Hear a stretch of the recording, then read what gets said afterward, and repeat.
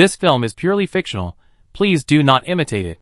Your like and subscribe are the motivation for me to update. Chapter 1. The A-Class Mech, the Celestial Soldier, uses a unique metallic material called steel crystal, found only on Longhorn Star.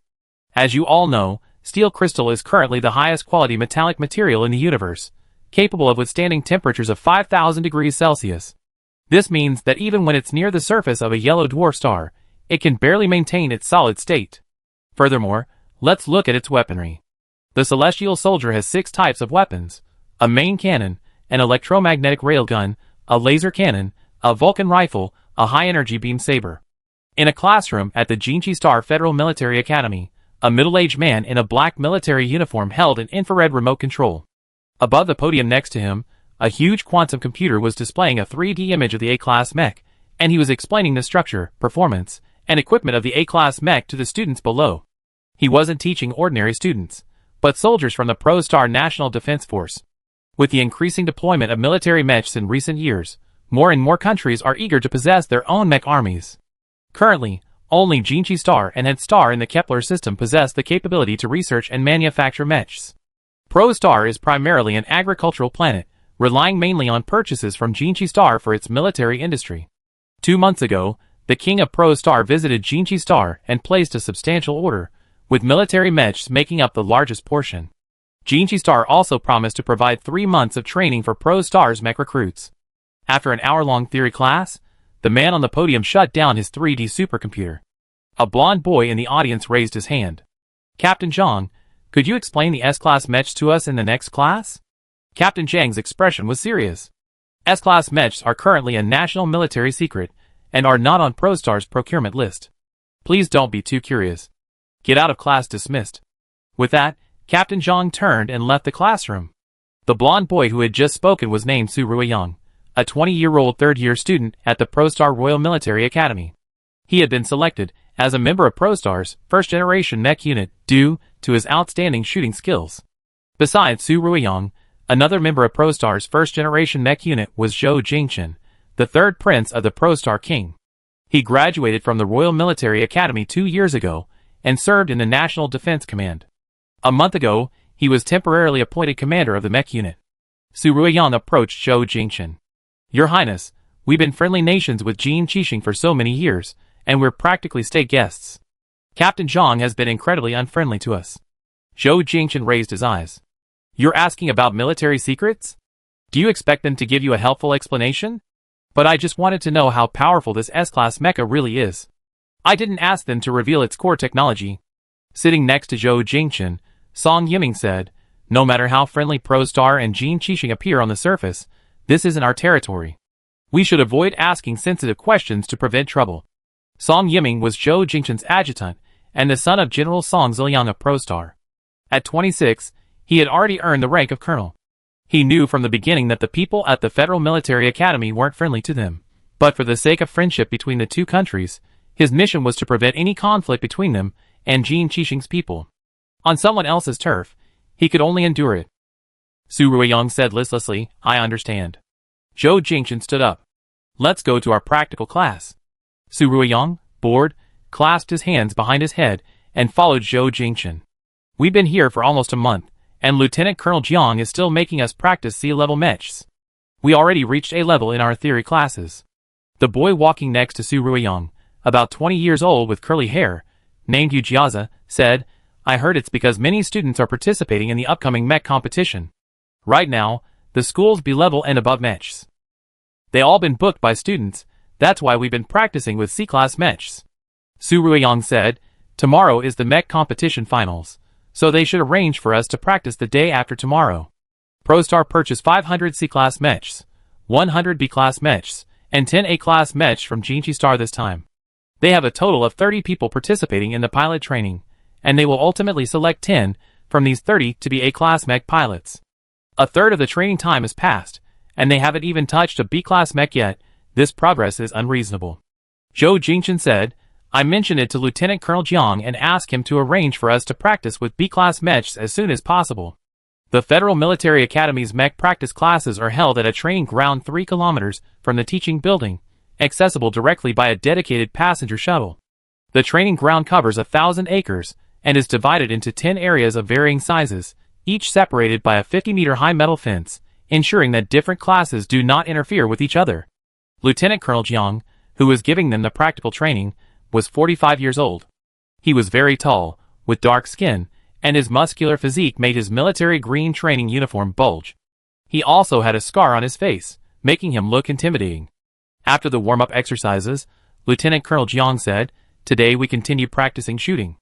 We be divided into 6 groups and take turns." There were a total of 5 Class C mechs at their training area. With 30 people, they could only practice in groups, and during the 2-hour practical training session, each person could only use the mech a maximum of 3 times. Zhou Jingchen raised his hand. "Lieutenant Colonel Jiang, I have a question." Lieutenant Colonel Jiang put his hands behind his back and looked at Zhou Jingchen. "Speak." Zhou Jingchen stood at attention, neither humble nor arrogant, and said, "I want to know Lieutenant Colonel Jiang's upcoming teaching plan. When do you plan to have us practice with B-class mechs?" Lieutenant Colonel Jiang chuckled, seemingly regarding his question as a child's unreasonable tantrum. "Your Highness, haste makes waste. Piloting a B-class mech is no joke.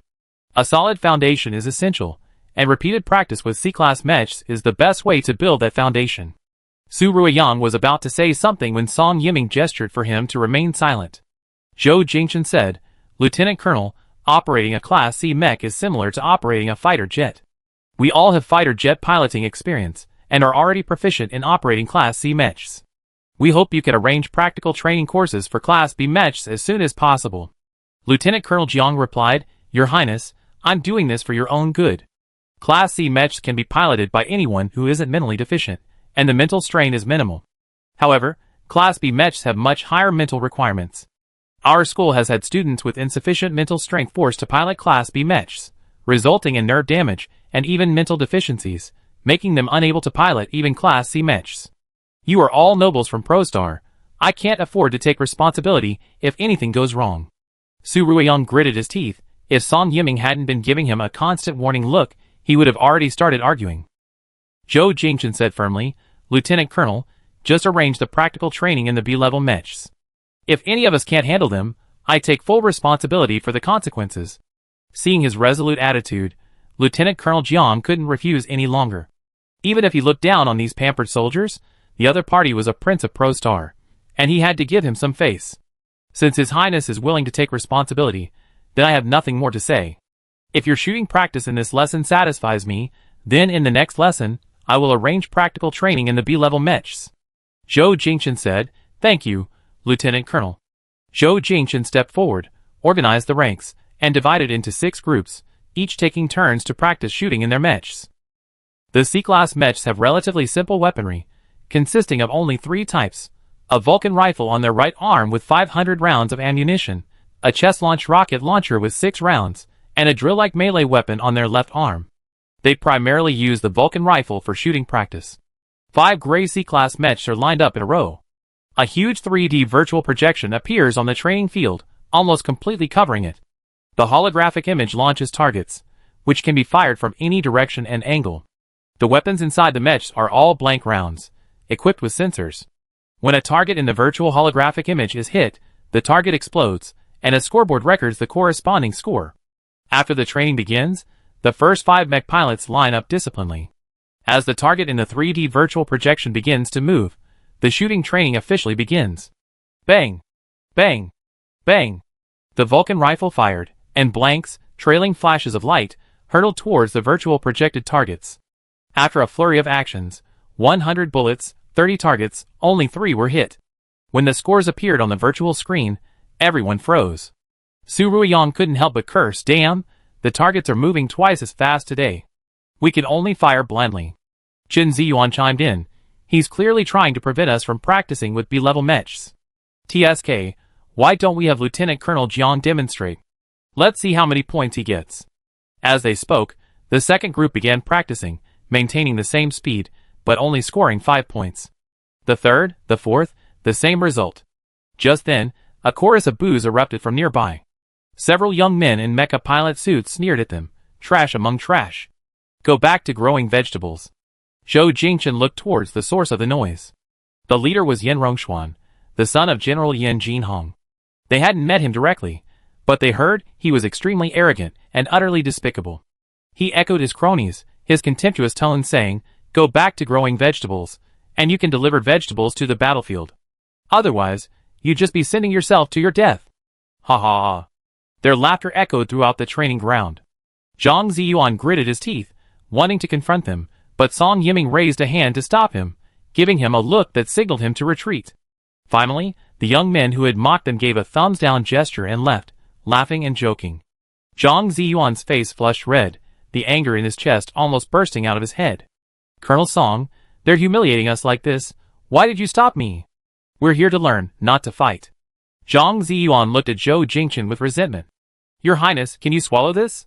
Zhou Jingchen's fist, clenched so tightly his knuckles turned white, relaxed.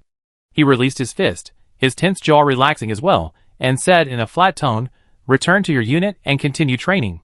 Zhang Ziyuan let out a heavy sigh and reluctantly returned to his unit. Zhou Jingchen looked at Lieutenant Colonel Jiang, who had been watching the whole thing unfold, and said, "As you can see, the first team shooting practice results weren't ideal. I imagine the others would be in similar situations. I hope you can demonstrate to us how a Class C mech can improve its accuracy when the target is moving at high speed." Lieutenant Colonel Jiang replied, "I only increased the training difficulty because you all said you were already familiar with Class C mechs." Zhou Jingchen didn't want to offend him yet, so he strategically backed down, saying, "We were overestimating ourselves. We have to trouble Lieutenant Colonel Jiang to demonstrate for us." At the mention of a demonstration, Lieutenant Colonel Jiang became a little embarrassed. He coughed lightly.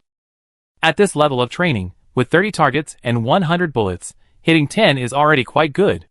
I saw some of you hit 6 just now, which is considered passing. Even an S-level pilot would probably only hit about half." "Oh, I see."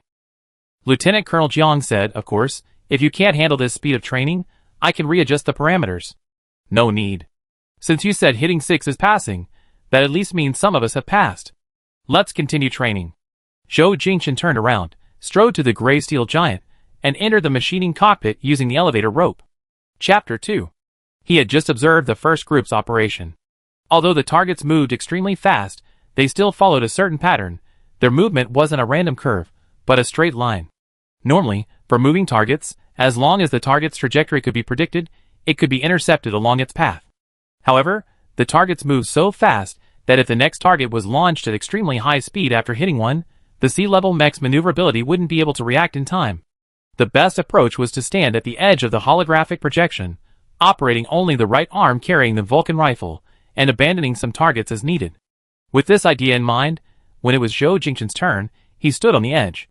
When the first target appeared from the right, he immediately aimed the Vulcan rifle along the target's trajectory and fired 3 bullets in quick succession. With a bang, the target emitted a brilliant spark. The second target appeared from above. He had no time to track its trajectory, so he decisively abandoned it, focusing his attention on the third target. The third target flew towards him from the opposite direction. He slightly raised his Vulcan rifle, and a bullet struck the oncoming target squarely, causing the virtual projection to explode in sparks once more.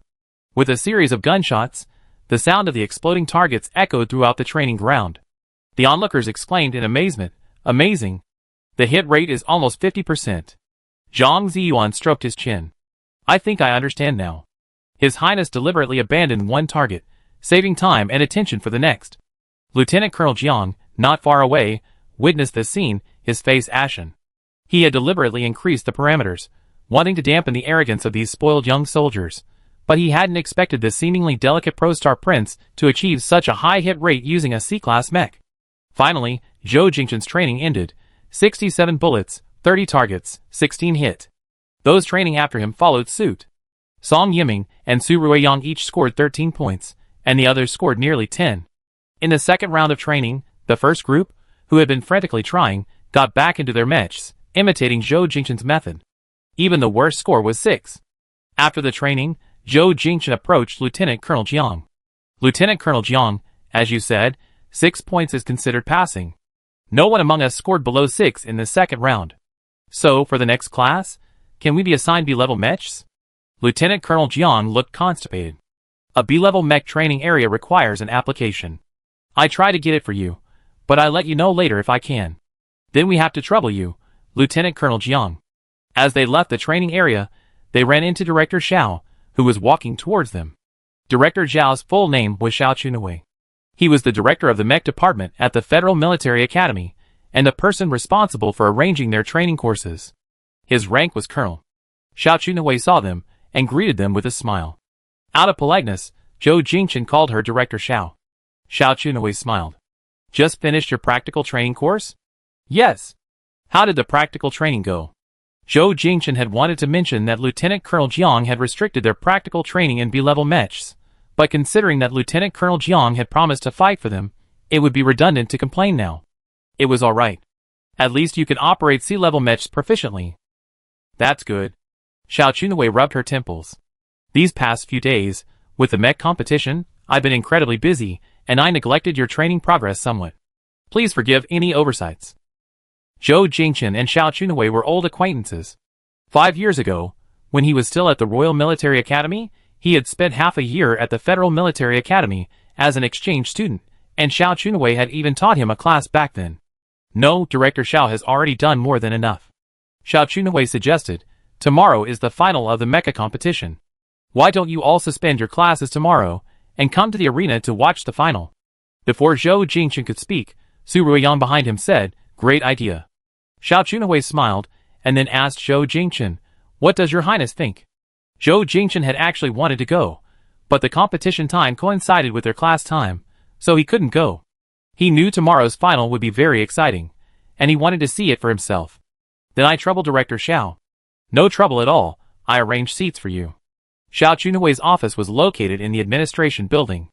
These days, she went to the mecha competition as a judge during the day, and only returned to her office to handle her regular work after her judging duties were finished. As the sun set, orange sunlight streamed through the window. Not far away stood a colossal skyscraper resembling the Eiffel Tower, its spire piercing the clouds. This was Jin Qixing's government building, the Jinshan building. Xiao Chunwei looked at the hovering personal terminal on her desk, while her assistant robot assisted her with her work. At that moment, a tall figure appeared in the spacious office doorway. Xiao Chunwei looked towards the entrance. The man was dressed in a sharp black military uniform and matching boots. His tall stature exuded a commanding presence, and his handsome, serious features held a hint of nonchalance.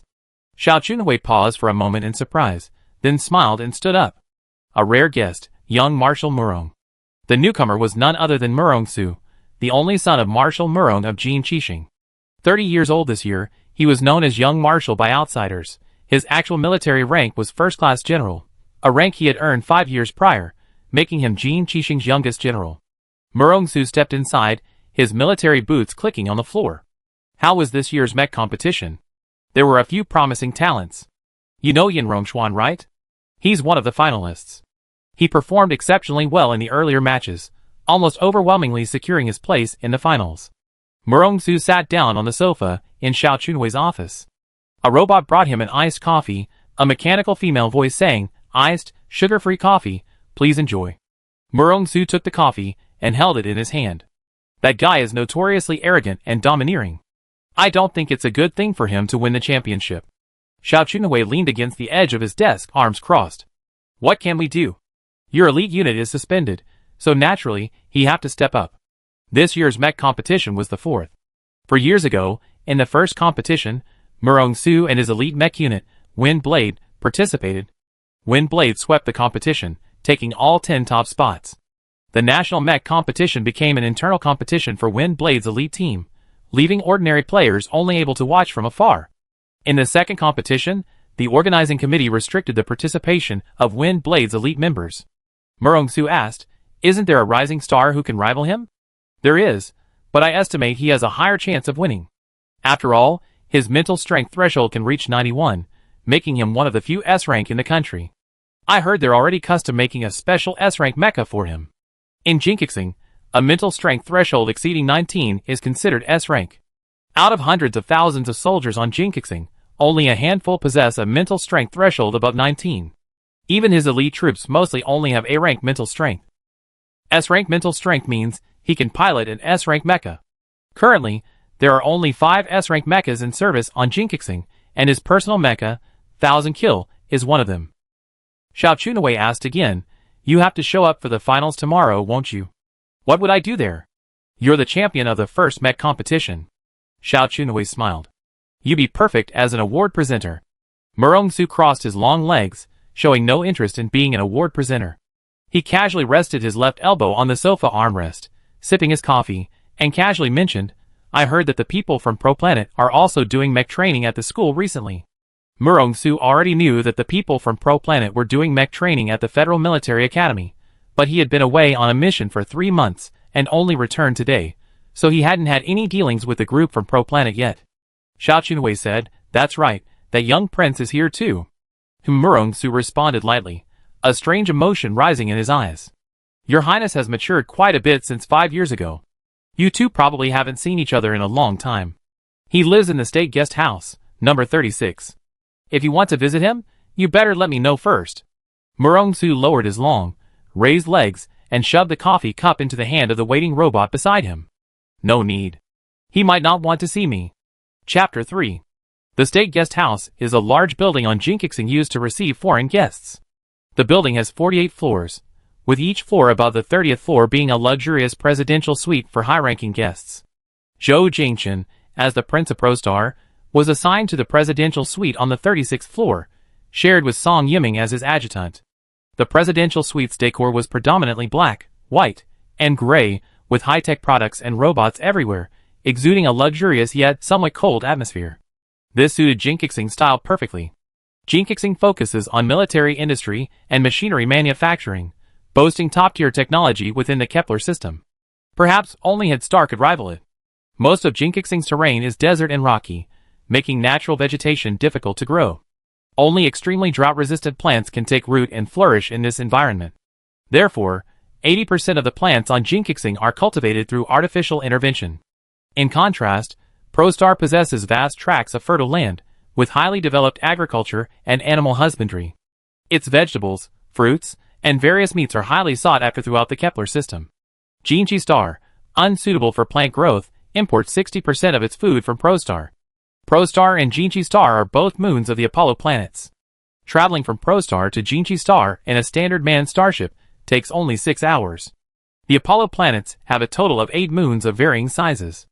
3 of them have been terraformed into habitable planets: Jinchi Star, ProStar, and Longhuan Star.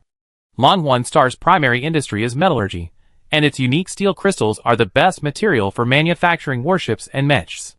For nearly a century, the 3 planets have maintained a mutually beneficial and friendly international relationship, known to the outside world as the Apollo Alliance. In the presidential suite on the 36th floor of the State Guest House, Zhou Jingchen, after taking a shower, stood before the suite's floor-to-ceiling window, gazing at the towering government building in the distance. At night, the government building resembled a sharp sword standing between heaven and earth. Around him, patrol shuttles hovered, flashing their warning lights like moving stars. "Your Highness, what are you thinking about?" Zhou Jingchen snapped out of his reverie and glanced at Song Yiming, who had come to his side. Now dressed in casual clothes, Song Yiming looked like a gentle older brother. 2 years older than Zhou Jingchen, Song Yiming had served as his personal bodyguard since graduating from Military Academy 5 years ago. "I clearly came to Jinkixing as an exchange student 5 years ago, but my memories of this place are very vague." Song Yiming paused. "After all, 5 years have passed. Although I don't remember many details, in my impression, the instructors and students at the Federal Military Academy back then seemed quite friendly. In contrast, the instructors they encountered this time during their training, apart from Xiao Chunhui, hadn't been friendly to them at all." Song Yiming said, "There are always some ungrateful people in this world. Your Highness needn't take it to heart." At 8 o'clock in the morning, a luxury shuttle was already waiting outside the State Guest House in Jinkixing. After a while, the automatic doors of the State Guest House opened, and Zhou Jingchen, dressed in a dark blue military uniform, walked out.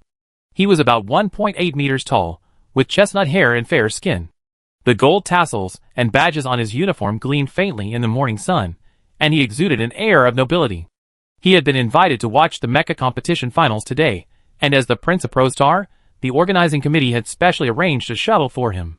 The luxurious shuttle flew through the skyscrapers of Jinchi Star, finally stopping in front of the Mecha competition venue. Zhou Jingchen and Song Yiming saw him off.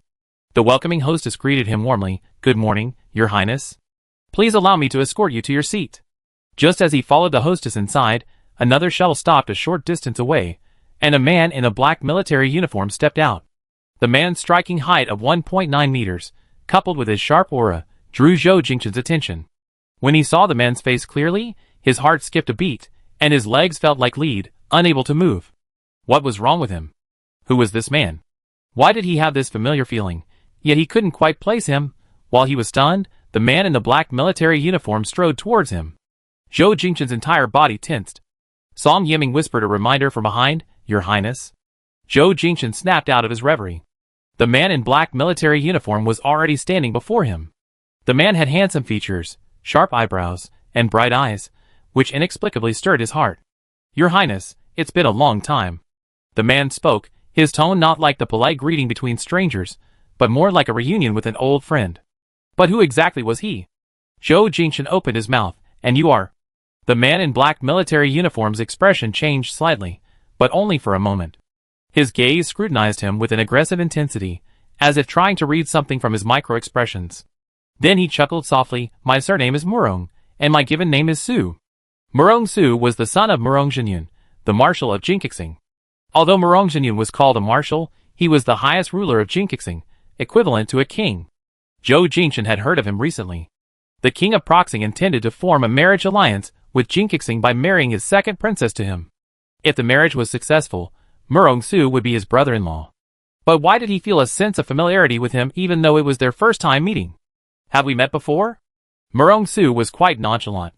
"If your highness says we know each other, then we know each other. If your highness says we don't know each other, then we don't know each other." Zhou Jingchen looked at the man before him. From afar, he appeared very imposing, but up close, he felt a touch of tenderness in his eyes. He couldn't explain why, but his heart had been pounding ever since he saw him. It wouldn't calm down for a long time. Song Yiming, standing beside him, reminded him, "Your Highness, the competition is about to begin. Let's go in." Zhou Jingchen nodded to Murong Su and turned to enter the venue under the guidance of the hostesses. The competition venue was the size of 20 football fields, shaped like a ring pillar, similar to the Colosseum in ancient Rome. The central area served as the competition field. To protect the spectators, high-strength transparent glass was used as a partition, separating the competition area from the audience seating. The audience area was divided into 3 levels, each capable of accommodating tens of thousands of people. The VIP seats were located on the 3rd level, the best viewing height. After being guided to his seat by the hostesses, Zhou Jingchen noticed that the judge's table was not far away. Xiao Chunwei, the head of the Mecha department of the Federal Military Academy, was one of the 5 judges. Murong Su, whom he had just met, was seated next to the judges' panel, where high-ranking military officials from Jinkixing were seated.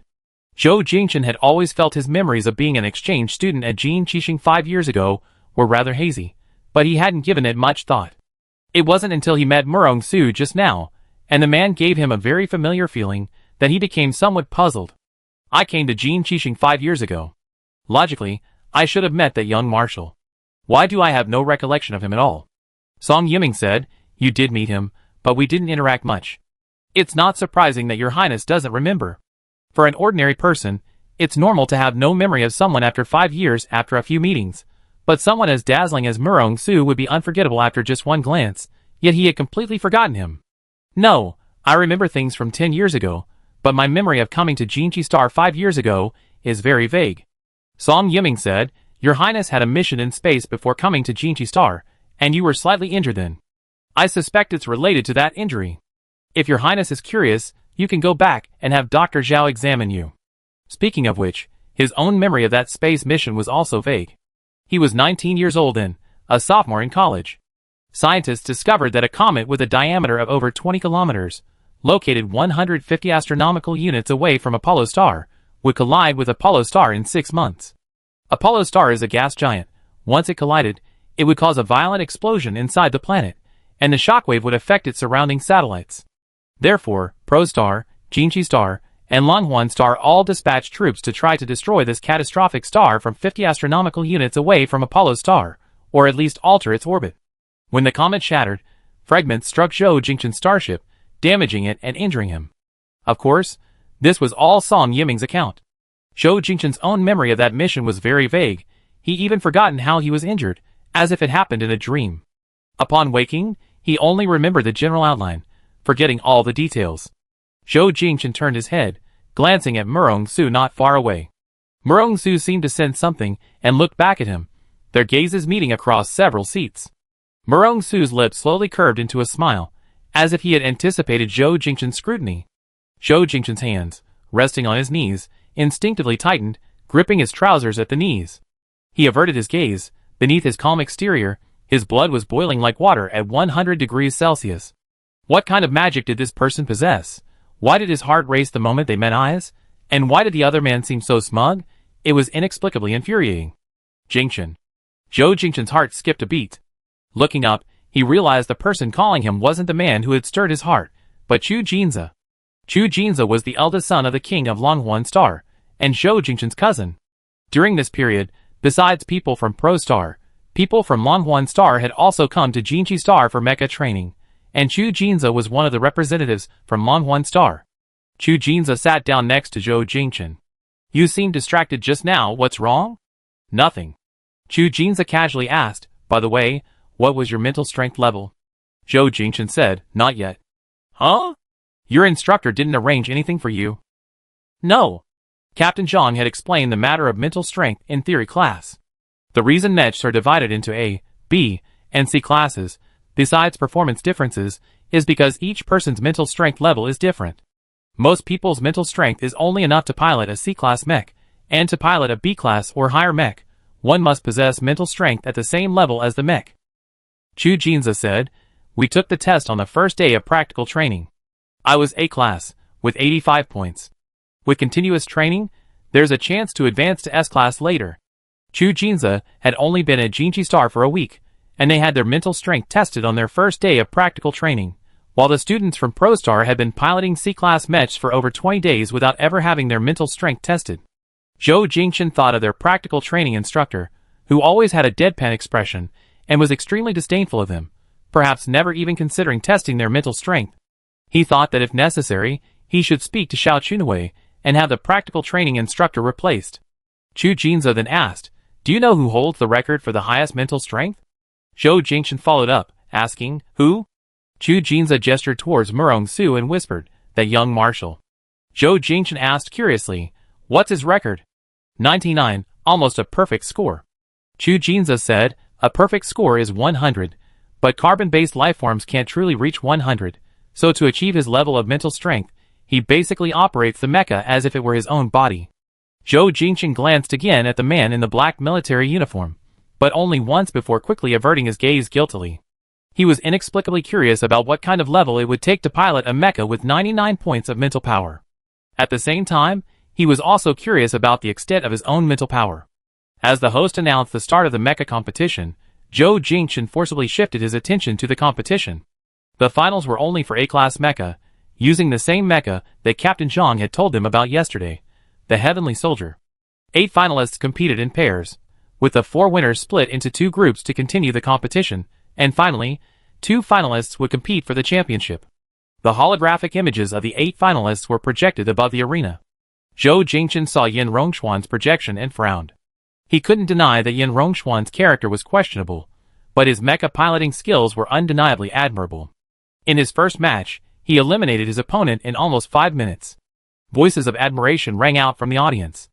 Zhou Jingchen didn't care who won or lost, his attention was entirely focused on the battle between the 2 mechs. The A-class mechs were far more complex than the C-class ones they were piloting, with significantly superior maneuverability.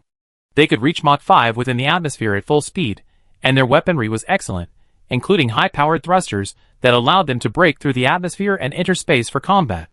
To distinguish their opponents, the 2 mechs were painted different colors, one red, the other blue, to make the competition easier for the audience to see. In the theory class, Captain Zhang had shown them holographic footage of A-class mech combat, but it was far less impressive than seeing it live. The nearly 30-meter-tall mechs clashing in the arena, their high-energy beam sabers creating dazzling flashes of light as they collided in midair, were truly breathtaking. The red mech used the momentum to bounce off, then swung its beam saber, intending to slash the blue mech in half. The blue mech activated its shoulder thrusters and quickly escaped. The red mech then fired a laser cannon from its head. The laser damaged the blue mech's chest thrusters, causing it to smoke and lose power. In a flash, just as the blue mech lost power, the red mech seized the opportunity to fire a railgun from its chest, striking the blue mech's cockpit squarely. With a deafening roar, the cockpit exploded in flames, and the mech pilot compatibility plummeted, causing the blue mech to fall vertically to the ground. Of course, the A-class mechs used in the competition had their weapons specially adjusted. Their actual power was only 1% of their real power. The mechs were equipped with sensors. When hit by a virtual cannon, the mech would register a virtual damage status, but the cockpit wouldn't actually explode. At this moment, the holographic image on the field showed the blue mech's thrusters were damaged, the cockpit exploded, and the pilot was incapacitated. The red team won. The red team was Yin Rongxuan. He won the championship in this mecha competition. Zhou Jingchen's face remained expressionless. He had watched Yin Rongxuan's entire competition intently. Yin Rongxuan's reaction speed was indeed exceptional, and his tactics were flawless, significantly stronger than his opponent. Therefore, his victory was almost effortless. However, Yin Rongxuan was a ruthless individual, fond of destroying cockpits. If it weren't for the competition arena, and if he hadn't used a calibrated virtual weapon, his opponent would have been reduced to dust. Chu Jinza, standing nearby, said, Yin Rongxuan's mental strength is S rank. I heard it's 91 points. Although it's not as good as Murong Xiaoshui, he's only 22 years old, he still has opportunities to improve his mental strength. So he also possesses S-level mental strength. Zhou Jingchen said, it's a bit of a waste to use it on him. Chu Jinza smiled, what, you don't like him? Zhou Jingchen didn't mention Yin Rongxuan and his cronies mocking them yesterday, only saying calmly, for someone like him, possessing power is a disaster. After the winner of today's mecha competition was announced, cheers erupted from the audience. Jin Qixing, the young Marshal Murong Su, was the award presenter for this mecha competition, going on stage to present the award. The arena was too spacious, making the stage seem extremely small. Zhou Jingchen looked at the holographic image magnified dozens of times on the arena. Murong Su's face, magnified in the holographic image, seemed as if it were right in front of him. His heart pounded uncontrollably. He turned his gaze away, feeling extremely displeased. Why did seeing this person make me feel like I was under a spell? After the award ceremony, Yin Rongxuan, the champion, gave his acceptance speech. His first words were a call to Murong Su, who was about to leave the stage. Young Marshal Murong, please wait. He was a senior at the Federal Military Academy, without any rank, yet he asked Murong Su, a first-class general, to stop. The spectators all cast curious glances towards the stage. Zhou Jingchen turned his gaze back, only to see Murong Su, who was about to leave the stage on the holographic projection, turn around, a slight smile playing on his lips, his tone somewhat nonchalant. What? Is the trophy too heavy? Want me to help you carry it back? Yin Rongxuan said, I'm very happy that young Marshal Murong can be a presenter. 3 years ago, also in this arena, I witnessed young Marshal Murong's triumphant victory. To be honest, I always wanted to have a match with young Marshal Murong. I wonder if I have that honor today. As soon as he finished speaking, the nearly 100,000 audience members began to cheer, chanting in unison, a match. A match. Chapter 4. The competition committee members on the platform whispered amongst themselves for a while. The committee chairman said, Yin Rongxuan, the mecha competition is over. If you want to compete with young Marshal Murong, we can arrange another time and place. Yin Rongxuan, however, showed no sign of compliance, his arrogance capable of burning down the entire arena. Chairman Liu, the competition is indeed over, but afterward, I think everyone here would be happy to have a more entertaining match. The committee chairman glanced at the jeering crowd. The entire arena echoed with shouts of let's have a match. The committee chairman glanced at Murong Su, about to say something, when Murong Su said, logically speaking, as an elder, I shouldn't bully a newcomer on the field, but since this champion wants some entertainment, I won't spoil the fun. I oblige. An even louder jeer erupted from the arena. Murong Su spoke first, and the chairman of the competition committee immediately changed his tune. Since both of you are willing to add to the excitement, then this match can be considered a bonus for this mecha competition. Get ready, in 10 minutes, the champion of this mecha competition, Yin Rongxuan, and the young Marshal Murong Su will compete. This match will not affect the determination of the champion. It's purely for entertainment. Chu Jinza wore an expression of anticipation. This Yin Rongxuan really knows how to court death, but I'm quite curious to see this young Marshal Murong take the stage. Zhou Jingchen was also somewhat expectant. A person with near-perfect mental strength and a perfect fit with mechas, what would the effect be? 10 minutes later, the stage lowered, and the arena resumed competition mode. 2 Class A mechs, heavenly soldiers, were ready and stood facing each other on the field. Yin Rongxuan piloted the red mech, while Murong-su piloted the blue one. The spectators in the viewing area seemed even more enthusiastic than before, resembling a massive fan meeting, with tens of thousands simultaneously chanting, "Young Marshall! Young Marshall!" It was clear that Murong-su was a superstar on Jinchi Star, with countless admirers and idols.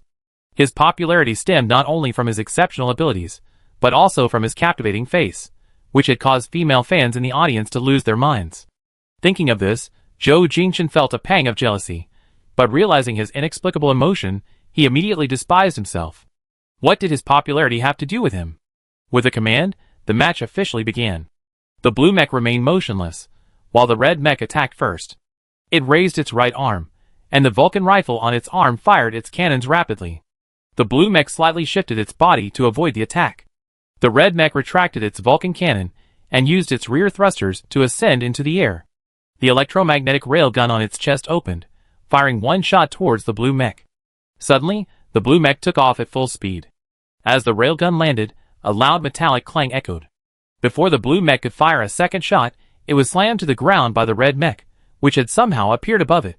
With a thunderous crash, the mech landed, kicking up a cloud of dust. Cheers erupted from the spectator area. Zhou Jingchen, still somewhat stunned, was trying to recall how the blue mech had taken off. The red mech, clearly above, and in a strategically advantageous position, should have been forced to flee with a barrage of shots. Yet, in an incredibly short time, with perfect precision and maximum thrust, he had precisely positioned himself above the red mech and slammed it down. Yin Rongxuan gritted his teeth on the ground, quickly rising to his feet. As he ascended at full speed, he drew his high-energy beam saber, a 20-meter-long weapon capable of cleaving a building in two.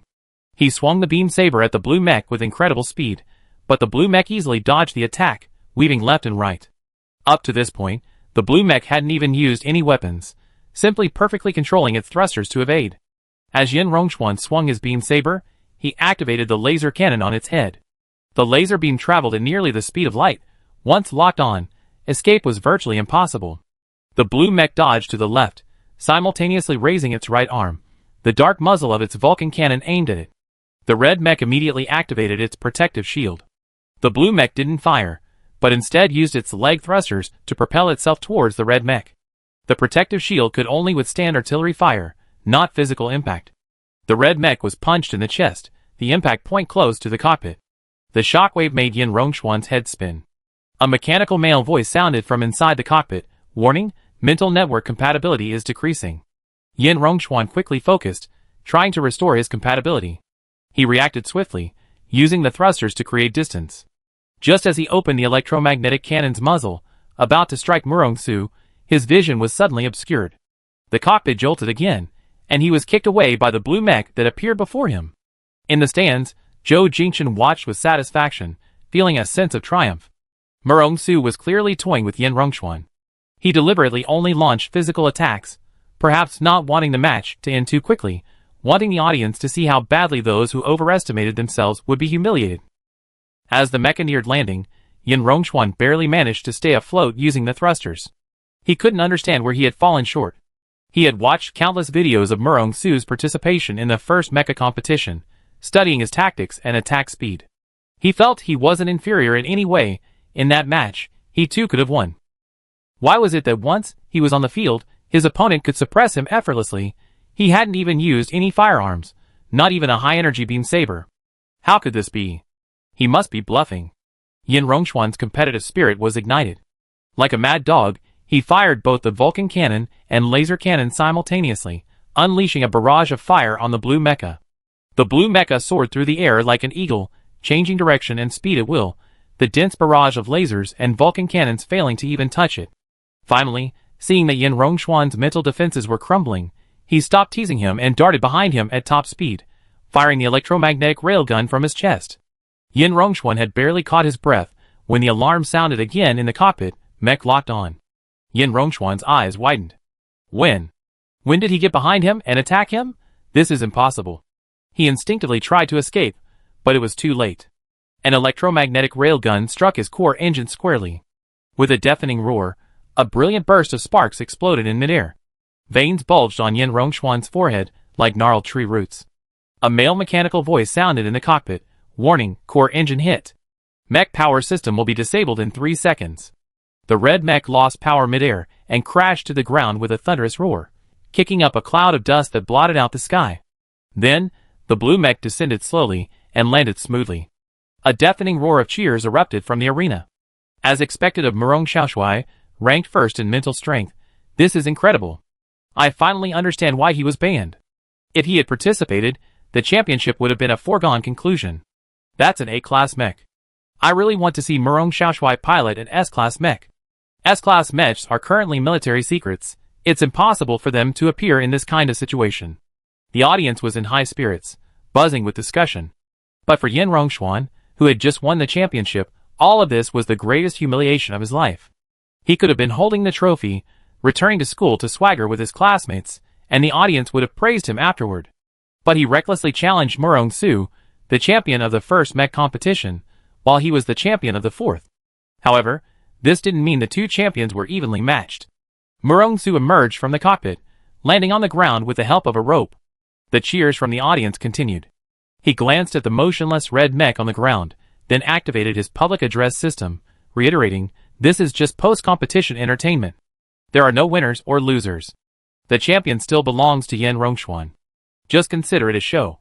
After he finished speaking, there was no movement in the red mech's cockpit. A professional medical team checked on him. A life detector scan showed the pilot's vital signs were stable, and he was not injured. However, the pilot didn't come out voluntarily. The medical team members exchanged glances. The person in charge of cleaning up the arena simply had a robot carry the mech back. Chu Jinza exclaimed, "No wonder he's a man with a near-perfect mental strength threshold. He hasn't even used his full power yet, and he's already knocked down today's champion. Imagine what he would be like if he used his full strength." Zhou Jingchen objectively commented, "With his strength, he could probably take down an entire fleet by himself. So, we should all be grateful that we're on his side." Chapter 5.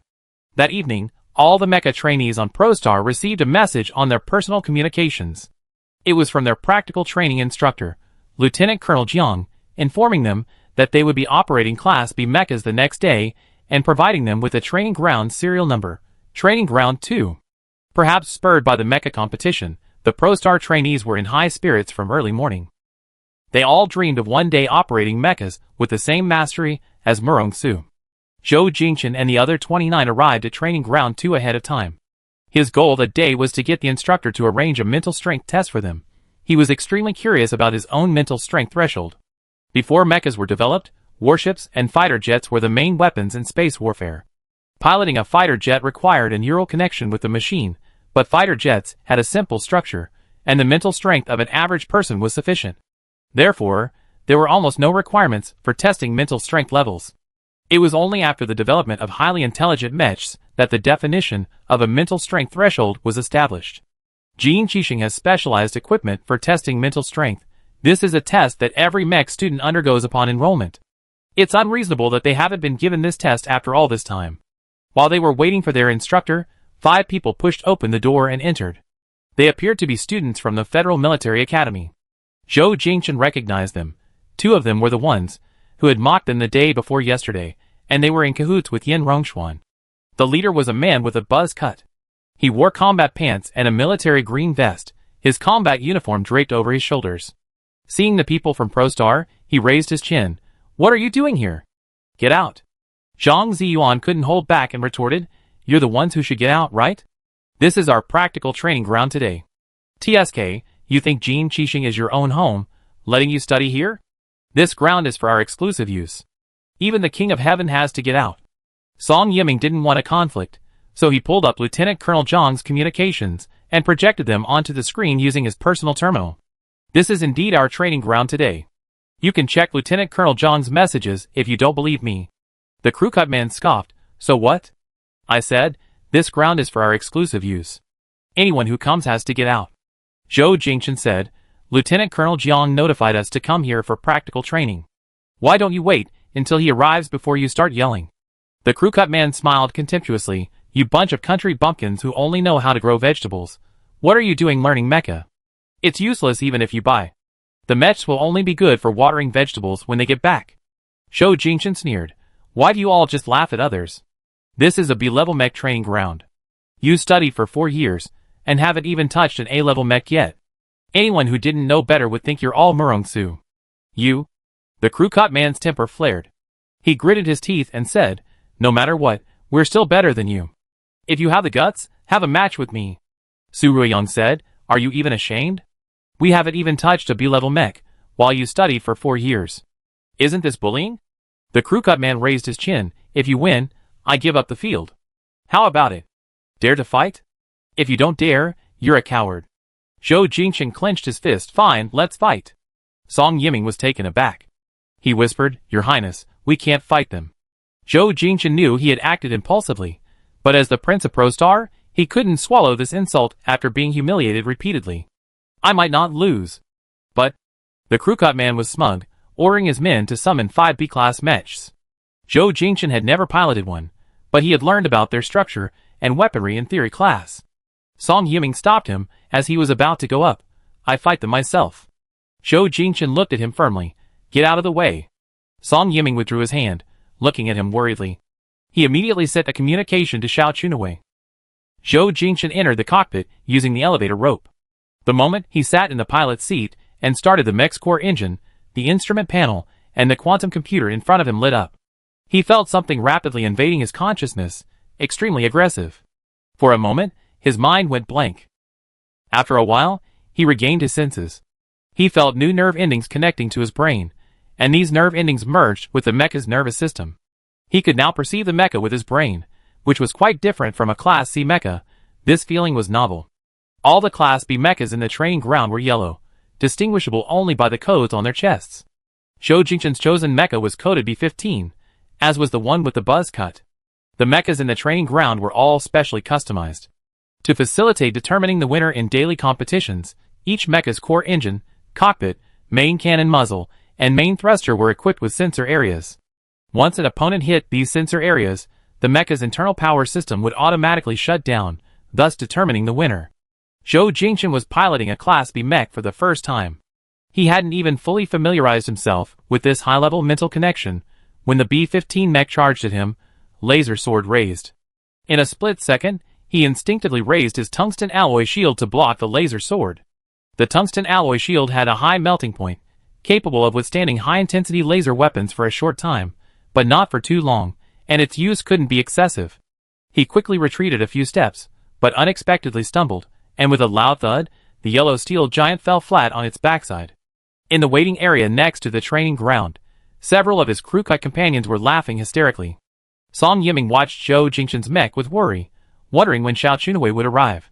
Su Ruiyang approached Song Yiming. Colonel Song, this is your Highness's first time piloting a Class B mech. How can you compete with these seasoned veterans? If this continues, I don't think you have a chance. Song Yiming was helpless. His position allowed him to discipline others, but Zhou Jingchen was his superior, and he couldn't control him even if he wanted to. I notified Director Xiao. She should be here soon. While they were talking, B-15 raised its laser sword, about to stab the cockpit of the B-15, who had fallen to the ground. Song Yiming's heart leaped into his throat. He mentally cried out, No! Even if the mechs in the training ground were calibrated, it was still a laser sword. Such a stab would definitely injure the pilot. But Song Yiming's fears didn't come true. Just as B-15's laser sword was about to strike, B-15 raised its right arm's Vulcan rifle and fired at B-15. B-15 was forced to retreat. Taking advantage of B-15's retreat, B-15 rose from the ground and continued firing at its opponent.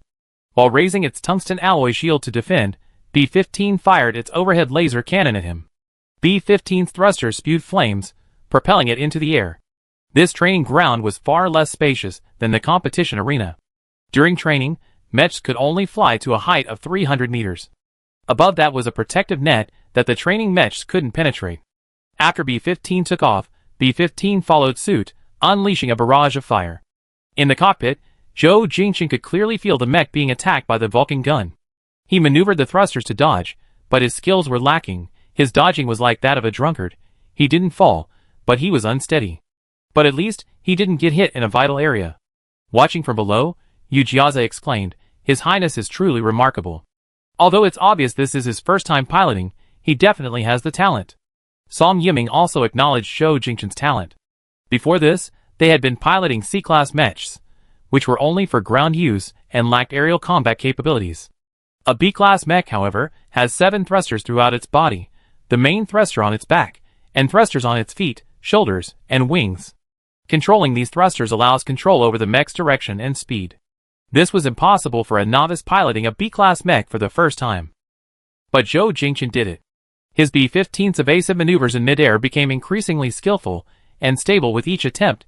He quickly mastered the secrets of thruster control.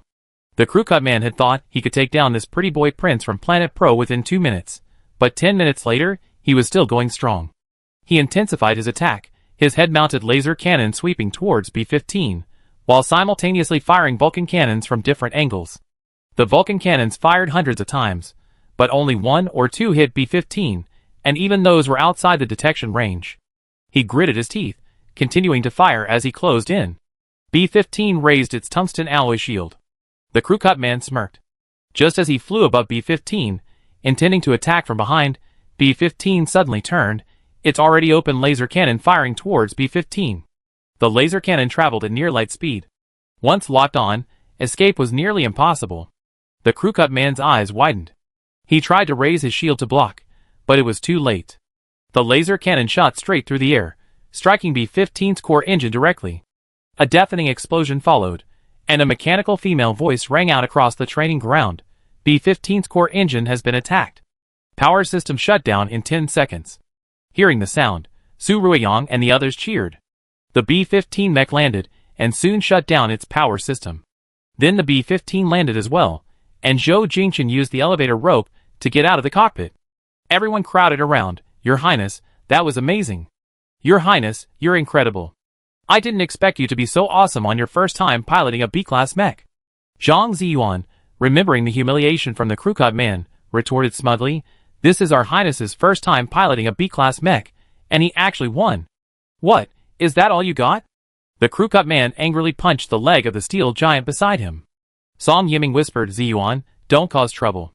After cursing, Zhang Ziyuan smiled and replied, all right, I won't stoop to their level.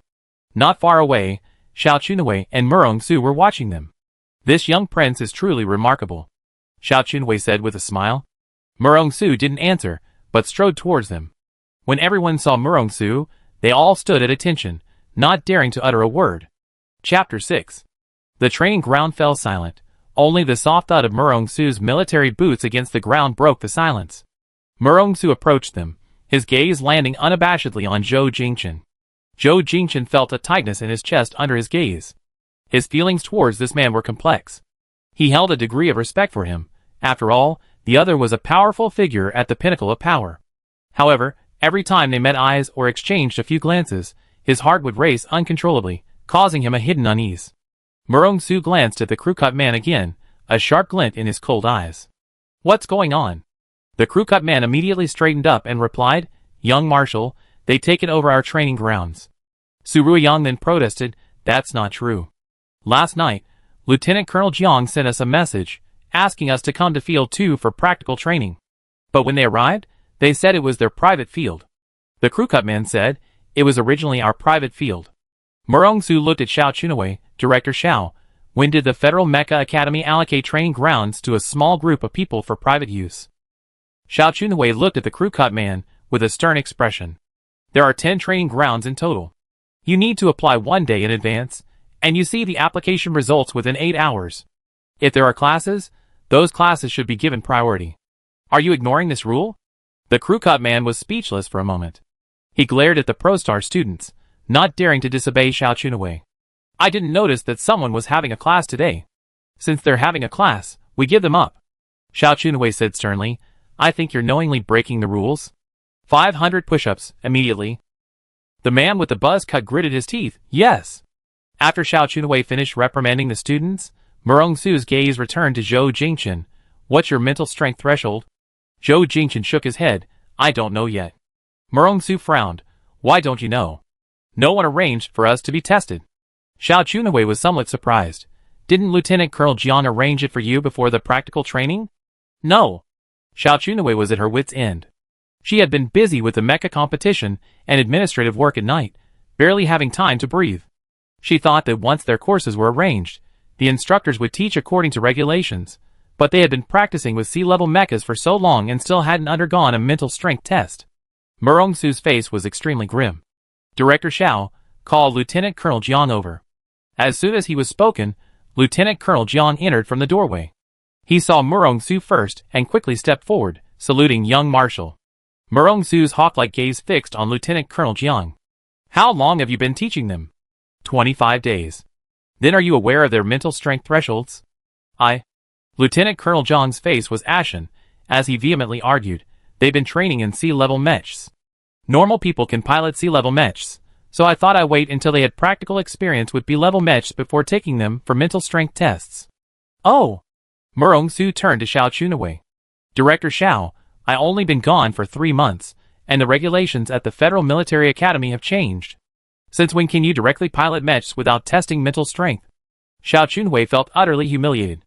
The Federal Military Academy has always adhered to the rule of determining mental strength thresholds before practical training. It's my poor management that has made the young marshal a laughingstock. Murong-su's expression was serious as he continued, ProStar and Jinchi-Star have always been friendly neighboring states, interdependent for centuries.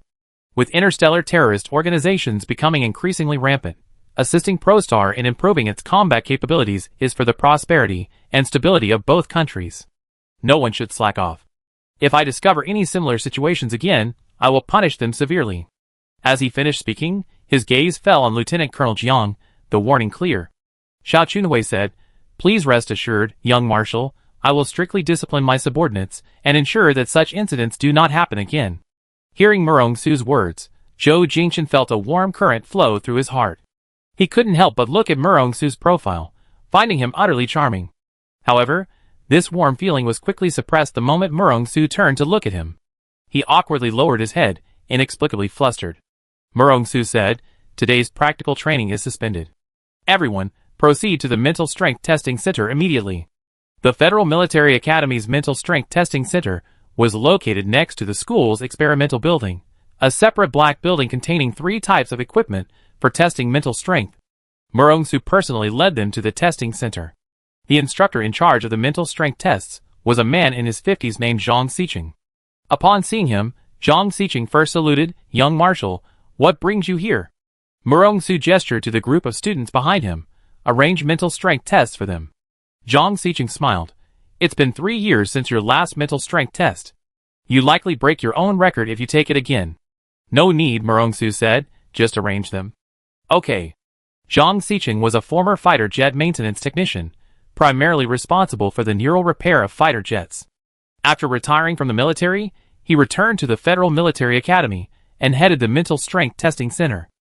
He had participated in the research and design of these mental strength testing devices. An assistant came and arranged everyone to wait in the first floor waiting area. Zhang Xiqing, with his hands behind his back, explained to the people waiting, Everyone, before you officially take the mental strength threshold test, let me give you some instructions. You will be undergoing 3 mental strength tests. Only one person is allowed to enter the equipment at a time. After completing one mental strength test, the corresponding score will be displayed. Our rule for defining the mental strength threshold is to take the average of these 3 mental strength tests. To avoid affecting the determination of the mental strength threshold, everyone must concentrate during the test. After a pause, Zhang Xiqing said, Now, please line up and enter the equipment one by one. Murong-su and Xiao Chunwei went into the adjacent monitoring room, where they could observe each student's mental strength test process through the monitors. Zhou Jingchen was the first student to be tested. The first test assessed control abilities. The trainee entered a 5 square meter enclosed space containing a chair connected by countless nerve pathways. Once the test began, 100 neatly arranged gray spheres appeared before them. The test taker's task was to use their mental power to control the glow of these gray spheres for 1 minute. Zhou Jingchen concentrated, but the system notified him that the test had begun. He watched the gray spheres in the void, and used his mental power to light them one by one. The gray spheres lit up like dominoes, initially smoothly, but gradually slowing down towards the end. Time was ticking down. 10 gray lights remained. Zhou Jingchen instinctively clenched his teeth. 19, 18, 17, 3, 2, 1.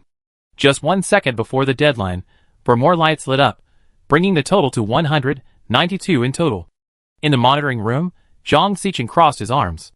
This must be the young prince of ProStar. I didn't expect his control to reach 92 points. Murong-su smiled. Arrange his next test. 5 minutes later, Zhou Jingchen entered a sealed space again. This step tested mental endurance. The instrument would apply mental pressure to the test subject, gradually increasing from 1 to 100. When the test subject reached their critical threshold, the mental pressure would stop. Zhou Jingchen sat down in the chair, and the hemispherical helmet above him descended. This was the mental pressure applicator. As the mental stress level rose, Zhou Jingchen felt every nerve in his body tighten. He began to experience difficulty breathing, his head feeling as if it were filled with lead, heavy and sluggish. As the mental stress level surpassed 80, he felt as if his head was about to explode, and his palms and back were covered in sweat. Then, the machine beeped, the mental pressure suddenly dissipated, and the hemispherical pressure device on his head retracted. A mechanical voice then announced, mental endurance test score, 89 points. Xiao Chunwei in the monitoring room had been watching Zhou Jingchen's test. She glanced at Murong-Su, whose gaze was focused on the 3D monitor screen, showing no expression. There's one last mental reaction test. If he gets 89 points, he'd be one of the few S-level mental power users. Murong-Su had just witnessed the entire process of him piloting a B-class mech to dodge attacks. His reaction speed can't be low. Xiao Chunwei said, on Jinchi Star, those with S-class mental strength undergo customized training. If his mental strength reaches S-class, how do you plan to arrange it? Murong-Su looked up at her. You're in charge, why are you asking me? Xiao Chunwei leaned against the edge of the table with her arms crossed. She and Murong-Su had known each other for many years. When Murong-Su was still in military academy, she was his homeroom teacher. After Murong-Su graduated, they had always maintained a friendship. Today, because of the people from ProStar, he had questioned her twice, and even took time out of his busy schedule to sit here and watch them conduct their mental strength tests. He cared deeply for the people of ProStar. No, he should say this young prince of ProStar. If you don't want to give any advice, that's fine. I just arrange a better instructor for them later. Murong-Su then said, I do have a recommendation. Xiao Chunwei knew he wanted to interfere. Okay, let's discuss it later. After resting for a few minutes, Zhou Jingchen immediately entered the final round of testing. This round tested reaction speed and accuracy. The test was simple. Wearing a mental energy transmission hat, he had to locate and eliminate targets on a 10 by 10 grid. Starting with the simplest single grid, if one of the 100 grids lit up for 1/100th of a second, the test taker had to locate it within 2 seconds using their mental energy. The beginning was very simple, anyone could do it. As the difficulty gradually increased, for example, 5 squares lit up simultaneously for 1/100th of a second, or even 10 squares lit up simultaneously, the final score was based on the number of squares correctly located. Zhou Jingchen concentrated intently on the final round of testing, with only 1 minute allotted. After the test, the mechanical voice in the enclosed space announced, mental reaction test complete. Result, 95 points. This result surprised even Zhang Xicheng. Young Marshal, this kid actually has S-level mental strength. Murong-Su's lips curled slightly. He didn't say anything more, only telling Xiao Chunwei, the rest is up to you. With that, he left. Xiao Chunwei smiled helplessly. She had indeed guessed correctly. He was only staying here specifically because of that young prince. Chapter 7. Zhou Jingchen's mental strength was measured at 92 points, and everyone gathered around. Your Highness, that's S rank, right? That's incredible. I heard that fewer than 100 people on the entire Jinchi Star have reached S rank mental strength. To reach S rank, you're definitely a super elite. Does that mean he can pilot an S rank mecha? Theoretically, yes, but Jinchi Star hasn't publicly sold S rank mechas yet. Maybe they'd be released in a few years. Like 3 years ago, Jinchi Star didn't even publicly sell B-rank mechas. Listening to their excited discussion, Zhou Jingchen learned his mental strength threshold. Afterwards, he was naturally very happy, but it was also quite noisy. He made a shushing gesture, everyone, please be quiet and don't disturb the others' tests. Xiao Chunwei walked over, smiling, and said, Your Highness, congratulations. Thank you, Director Xiao. Zhou Jingchen glanced behind Xiao Chunwei. No one was there. Had Murong-Su left? Had he seen his mental strength test threshold, or had he left without seeing it? Zhou Jingchen felt inexplicably empty, but quickly began to despise himself. What did it matter to him whether he knew or not? 2 hours later, the mental strength test results for the 30 people on ProStar were all out. Of the 30, only Zhou Jingchen had S-level mental strength, while Song Yiming's mental strength threshold reached 89 points, very close to S-level, and he might reach S-level in future training. In addition, Zhang Ziyuan and Yu Jiaza both had mental strength thresholds of 85, and Su Ruiyang's mental strength threshold was also 85, all belonging to the high level. Several others had thresholds between 80 and 84, all meeting the requirements for piloting A-level mechs. Most of the others had mental strength scores between 75 and 80, a threshold sufficient to pilot a Class B mech. Xiao Chunhui reviewed their mental strength threshold charts and said, I think everyone knows their mental strength threshold now. Starting tomorrow, we will conduct training in batches. Those with a mental strength threshold of 80 or higher will directly begin Class A mech training after a few days of familiarizing themselves with Class B mechs. The others will continue learning Class B mechs. Zhang Ziyuan asked, Director Xiao, will Lieutenant Colonel Jiang still be teaching us practical training? No, Lieutenant Colonel Jiang violated school regulations, and I will punish him. I will arrange other instructors tomorrow. Hearing this, everyone breathed a sigh of relief.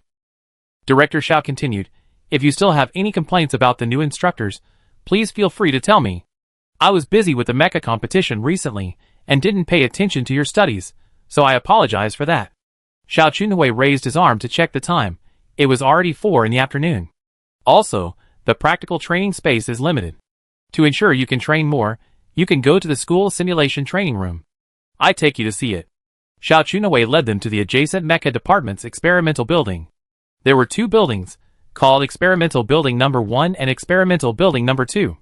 Experimental Building Number 1 was for fighter jet/warship/mecha simulation training, while Experimental Building Number 2 was the laboratory for mecha and fighter jet design and maintenance majors. They could assemble and design new mecha and fighter jets here, and also practice repairing broken mechas. From the outside, it looked like a large factory. Xiao Chunhui led them to the elevator in Experiment Building Number 1, directly to the 6th floor, which housed the mecha simulation training classrooms. Each classroom contained approximately 12 independent spherical training pods. These training pods can simulate the interior of a mecha, and the operation feels very similar to real-world operation. During the recent mecha competition, these pods were fully booked every day, but it's better recently. When you need to use them, just book them through the school system. Su Ruiyang asked, Director Xiao, are these simulation training pods also graded? Yes, I forgot to mention, your mental strength threshold data has been entered into the school system. You can only apply for training pods of the corresponding grade. There are mostly grade B and grade C pods here. There are only 12 grade A pods, so the competition will be quite fierce. Then, Xiao Chunhui's personal communicator on her wrist beeped. She opened it, and saw that she hadn't been in the office all afternoon. Someone had come looking for her, but couldn't find her, so they sent her this message.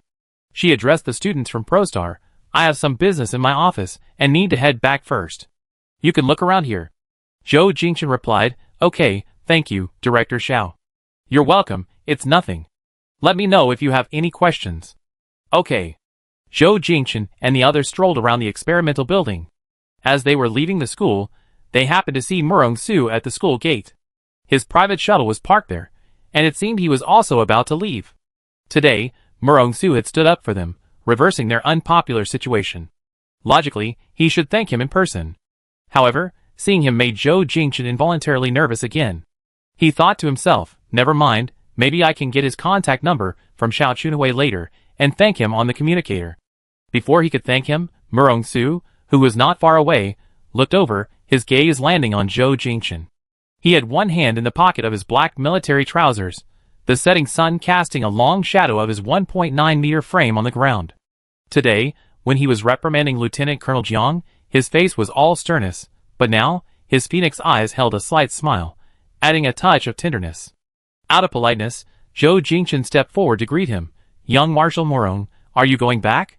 Yes, the test is over? Yes. How was the result?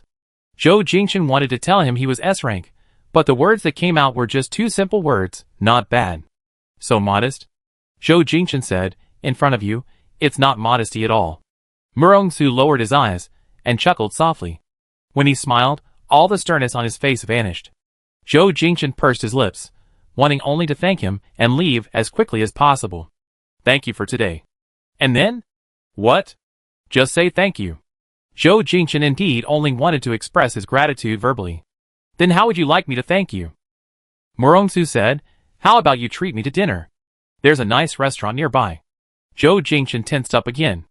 Out of politeness he said, sure, just tell me the address, and we meet you at the restaurant. Murong-su raised his hand and touched the sensor door of the shuttle. The door slowly opened. No need I take you there. Zhou Jingchen glanced at his shuttle. It would be impolite to refuse, so he turned to Song Yiming. Yiming, come with me. Yes, Your Highness. Murong-su's face clearly showed his refusal. Unfortunately, my shuttle is too small, 3 people can't fit. Song Yiming looked at Zhou Jingchen. Murong-su said, don't worry, I will protect Your Highness.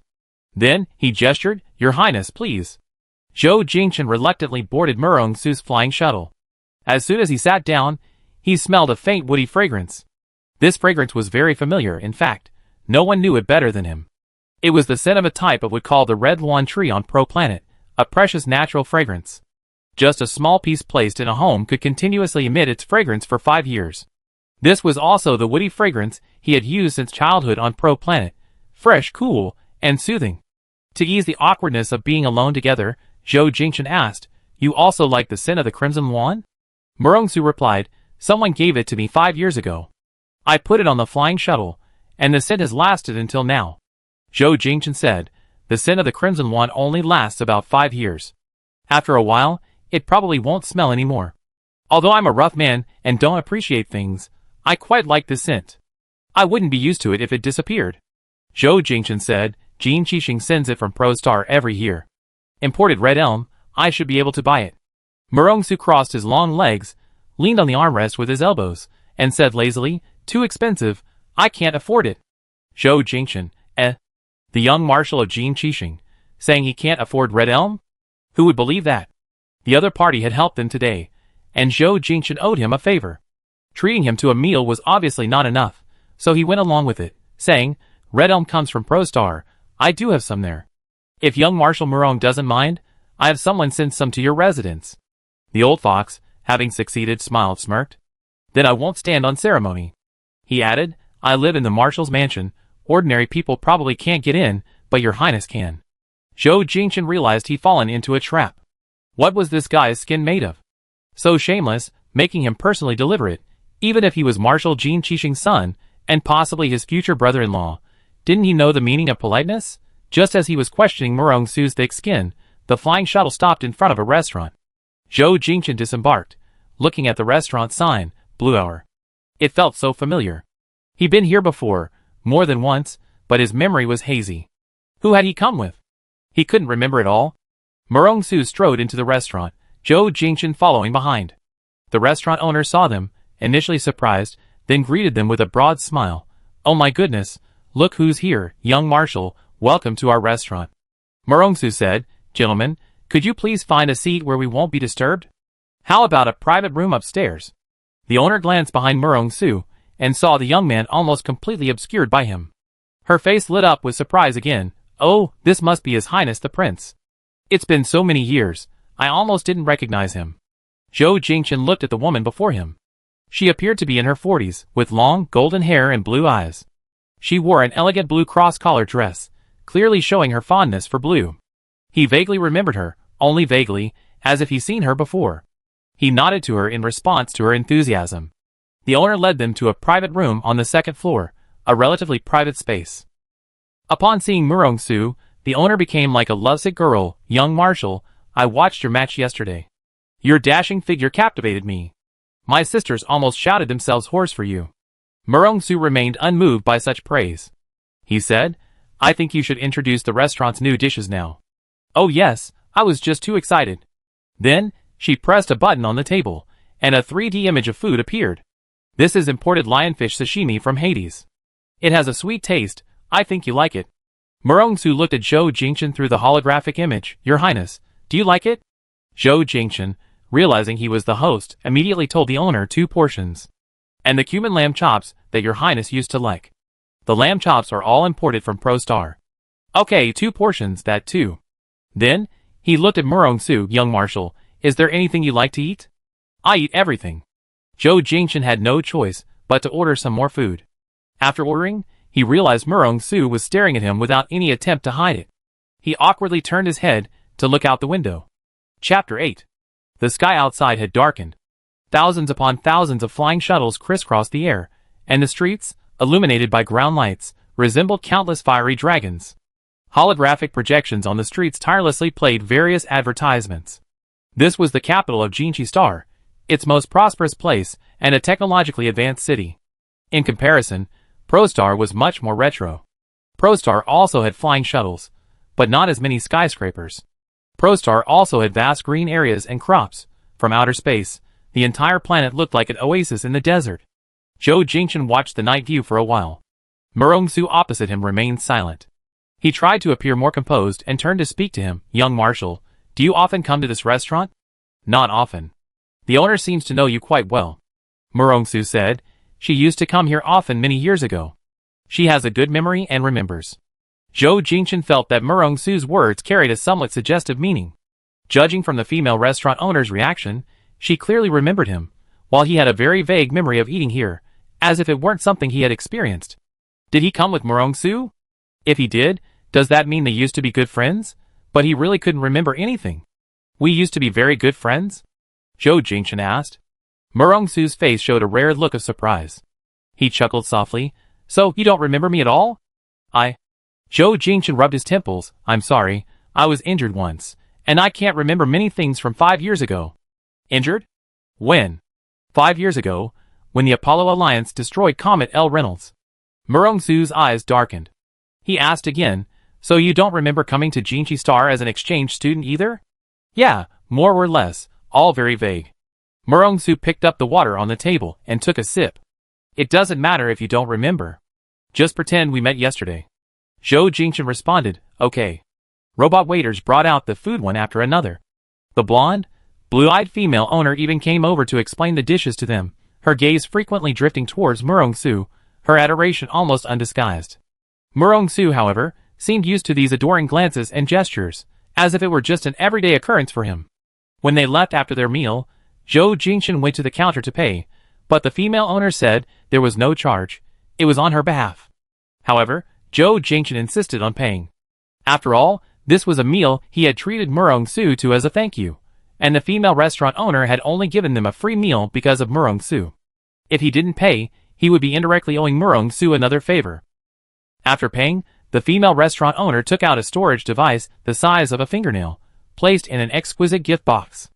This was a storage chip that could connect to a personal communicator, much like a USB flash drive from ancient Earth. Your Highness, these are some animated photos I took of you 5 years ago. I always hoped you would come and collect them, and today that wish has come true. Zhou Jingchen looked at the storage device in the gift box. These were animated photos of him from 5 years ago. Could he learn what exactly happened 5 years ago through these photos? He readily accepted, thank you. You're welcome. I hope you visit my restaurant again. I will. Zhou Jingchen, holding the storage device, glanced back at Murong-su and saw him talking to a man. The man had long, brownish-yellow hair tied in a small bun at the back of his head, and wore a charcoal gray shirt.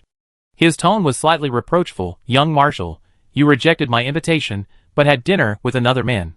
I'm going to be angry. Murong-su replied emotionlessly, I made an appointment with someone else. Isn't it normal to reject you? Then you have to tell me when you'll be able to make an appointment with me. Zhou Jingchen turned and walked quickly out of the restaurant, taking 3 steps at a time. Afterwards, watching the shuttles flying overhead, he thought he should take a flight back to the state guest house. Anyway, someone was flirting with someone else, so he didn't care about him. Your Highness, why are you running so fast? Murong-su's voice came from behind. Zhou Jingchen said, I just didn't want to disturb you flirting with someone else. TCH. Murong-su chuckled softly. Which eye of yours saw me flirting with someone else? Isn't that flirting? Then what would count? Murong-su used the communicator on his wrist to summon a flying shuttle, then asked Zhou Jingchen's opinion. It's still early. Want to go for a walk? No, I want to go back and rest. Okay. Zhou Jingchen got into the flying shuttle, turning his head to look out the window the whole way, not saying a word. The only sound in the shuttle was their breathing. He wondered, what kind of person is Murong-su? A man like him, with countless admirers on Jinchi Star, must have many people throwing themselves at him, right? Does he usually turn them all away, or does he accept them all? He looked every bit the playboy with countless lovers, a womanizer. The shuttle quickly arrived at the entrance of the state guest house. Zhou Jingchen disembarked, and Murong-su followed. He turned to look at him and said, I arrived. You can go back now. Murong-su looked at him. I'm waiting for your highness to send me the red sandalwood. Zhou Jingchen wasn't going to send it to the marshal's mansion. He asked, "When are you going to the Federal Military Academy next? I can give it to you there." "No plans for now." Murongsu said, "However, I can let you know if I go." "Alright." Murongsu gestured to his personal communicator on his wrist. "For easier communication, shouldn't your highness let me know your contact number?" Zhou Jingchen glanced at him, raised his wrist, and activated the contact entry function on his personal communicator. Both their communicators activated simultaneously, and with a beep, they automatically established contact information. A 10-inch long personal computer unfolded above the communicator, displaying a half-body photo of Murongsu and his contact information. He put the computer away. "Then I go in first. Good night." Zhou Jingchen turned and walked towards the state guest house. The security robot at the entrance scanned him, then eagerly opened the door for him and arranged an elevator directly to the 36th floor. Back at his residence, Zhou Jingchen was greeted by Song Yiming, his tone somewhat worried. "Your Highness, he didn't do anything to you, did he?" Zhou Jingchen was quite curious. "What could he possibly do to me?" "It's nothing, just asking." Zhou Jingchen changed into his slippers. "Yiming, do you know the restaurant Bluhour?" Song Yiming asked. "That sounds familiar, what's wrong?" "I just went there with Murongsu, the owner there knows me." Song Yiming said, "Then your highness should have been there before, but just forgot." Zhou Jingchen remembered the storage device the female boss had given him in his pocket.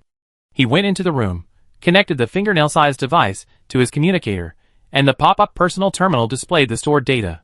It was an electronic photo album containing several animated photos. He clicked on one, and 5 years ago, at 19 years old, he appeared on the personal terminal. His face still had a touch of childishness. Chestnut brown bangs covered his forehead, making his eyes appear very clear. This was a solo photo of him, animated.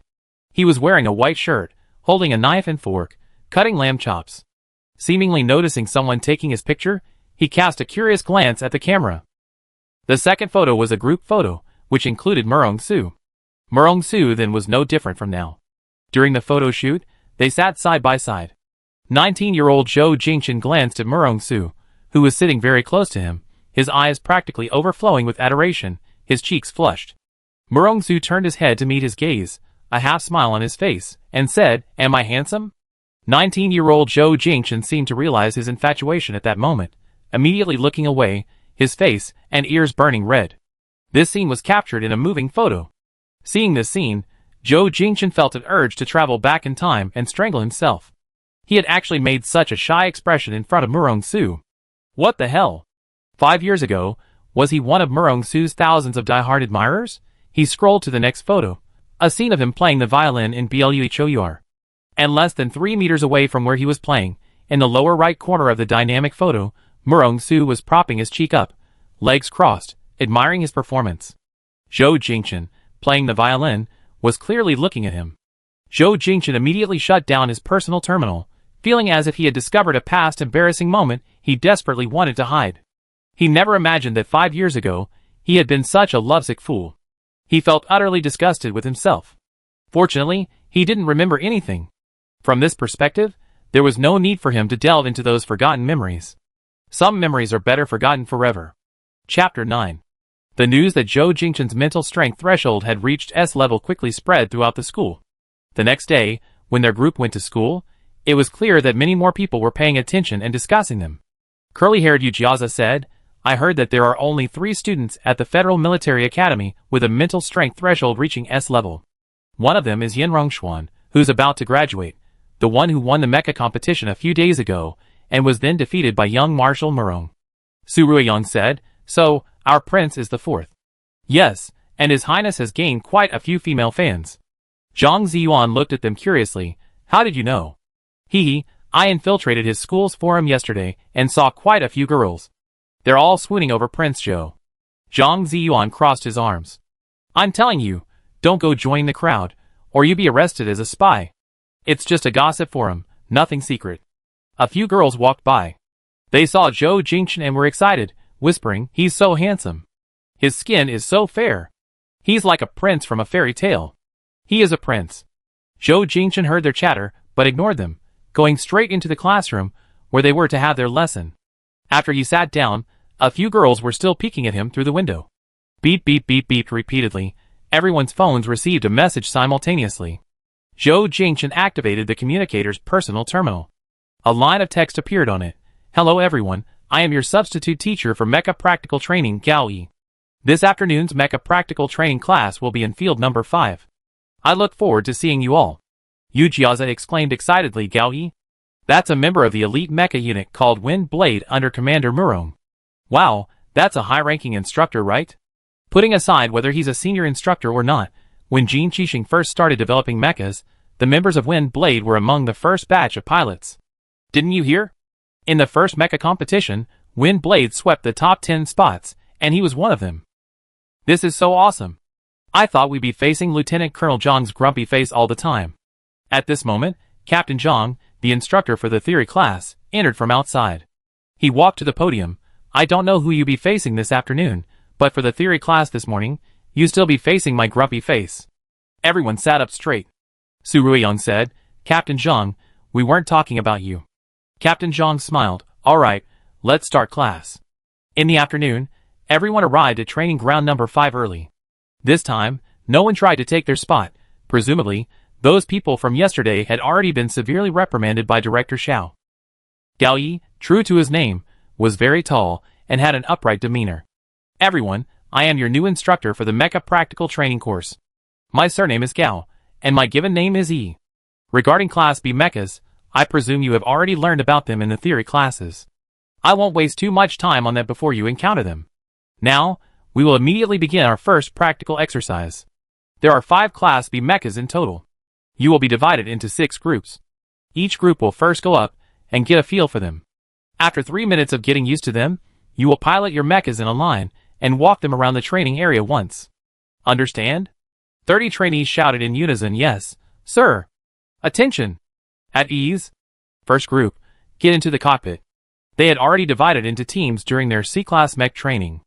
As Gao Yi finished speaking, the first group, well trained, approached their respective mechs and swiftly used the elevator ropes to climb into the cockpit. Operating a B-Class mech for the first time required adapting to the mental network connection between human and machine.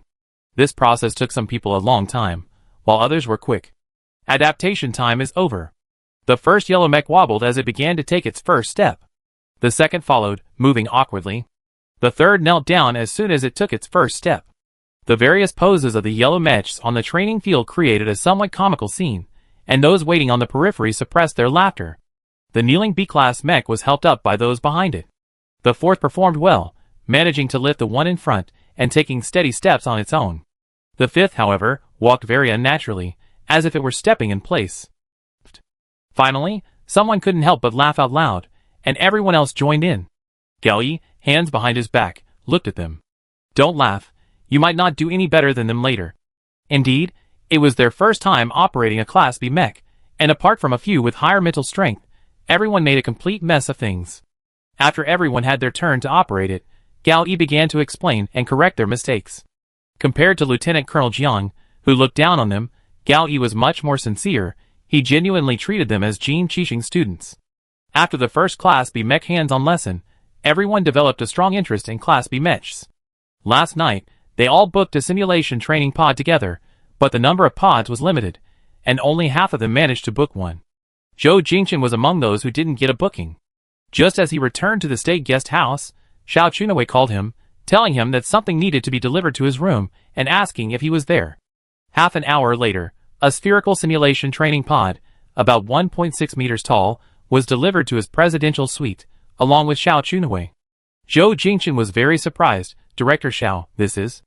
Xiao Chunwei said, logically speaking, your mental strength has reached S level, so you should be given special training. However, since special training is currently limited to soldiers of Jin Qixing, I could only secure this simulation training pod for you. Zhou Jingchen was flattered. His eyes lit up. Thank you, Director Xiao. Don't mention it. Consider it compensation for my previous negligence. Zhou Jingchen said, that wasn't your fault. Whether it's good or not, I feel bad for neglecting our young prince. Xiao Chunwei gestured to the simulation pod and said, this one is. The A+ level training pod is a level higher than the school's A-level simulation training pod.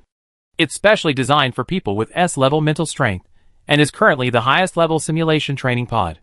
You can connect it to an A-level mecha training pod or an A+ level training pod for online battles. Zhou Jingchen's heart was practically floating. This was an A+ level pod, which meant it was close to an S-level training pod. Great. Xiao Chunwei smiled. However, you only just started learning B-level mecha and don't have much practical experience. The A-level training pod is connected to other training pods of the same level, so you can find a high-level mentor on the virtual network to guide you. Okay. After Xiao Chunwei left, Zhou Jingchen eagerly climbed into the simulation training pod. The system prompted him to verify his identity. He placed his hand on the sensor area, and the personal computer immediately displayed his personal information, including his mental strength level. System, use real information for simulation training? Zhou Jingchen, hide. A box popped up. Please fill in virtual information for identification. This is similar to a game. Zhou Jingchen gave himself a nickname, Star. As for his mental strength level, that couldn't be hidden. System, please select a mecha style. Zhou Jingchen glanced at it. Currently, there were only 3 styles of A-level mecha, Heavenly Soldier, Heavenly General, and Thor, but they came in different colors. He chose a blue Heavenly Soldier. After entering his information, Zhou Jingchen entered the training field.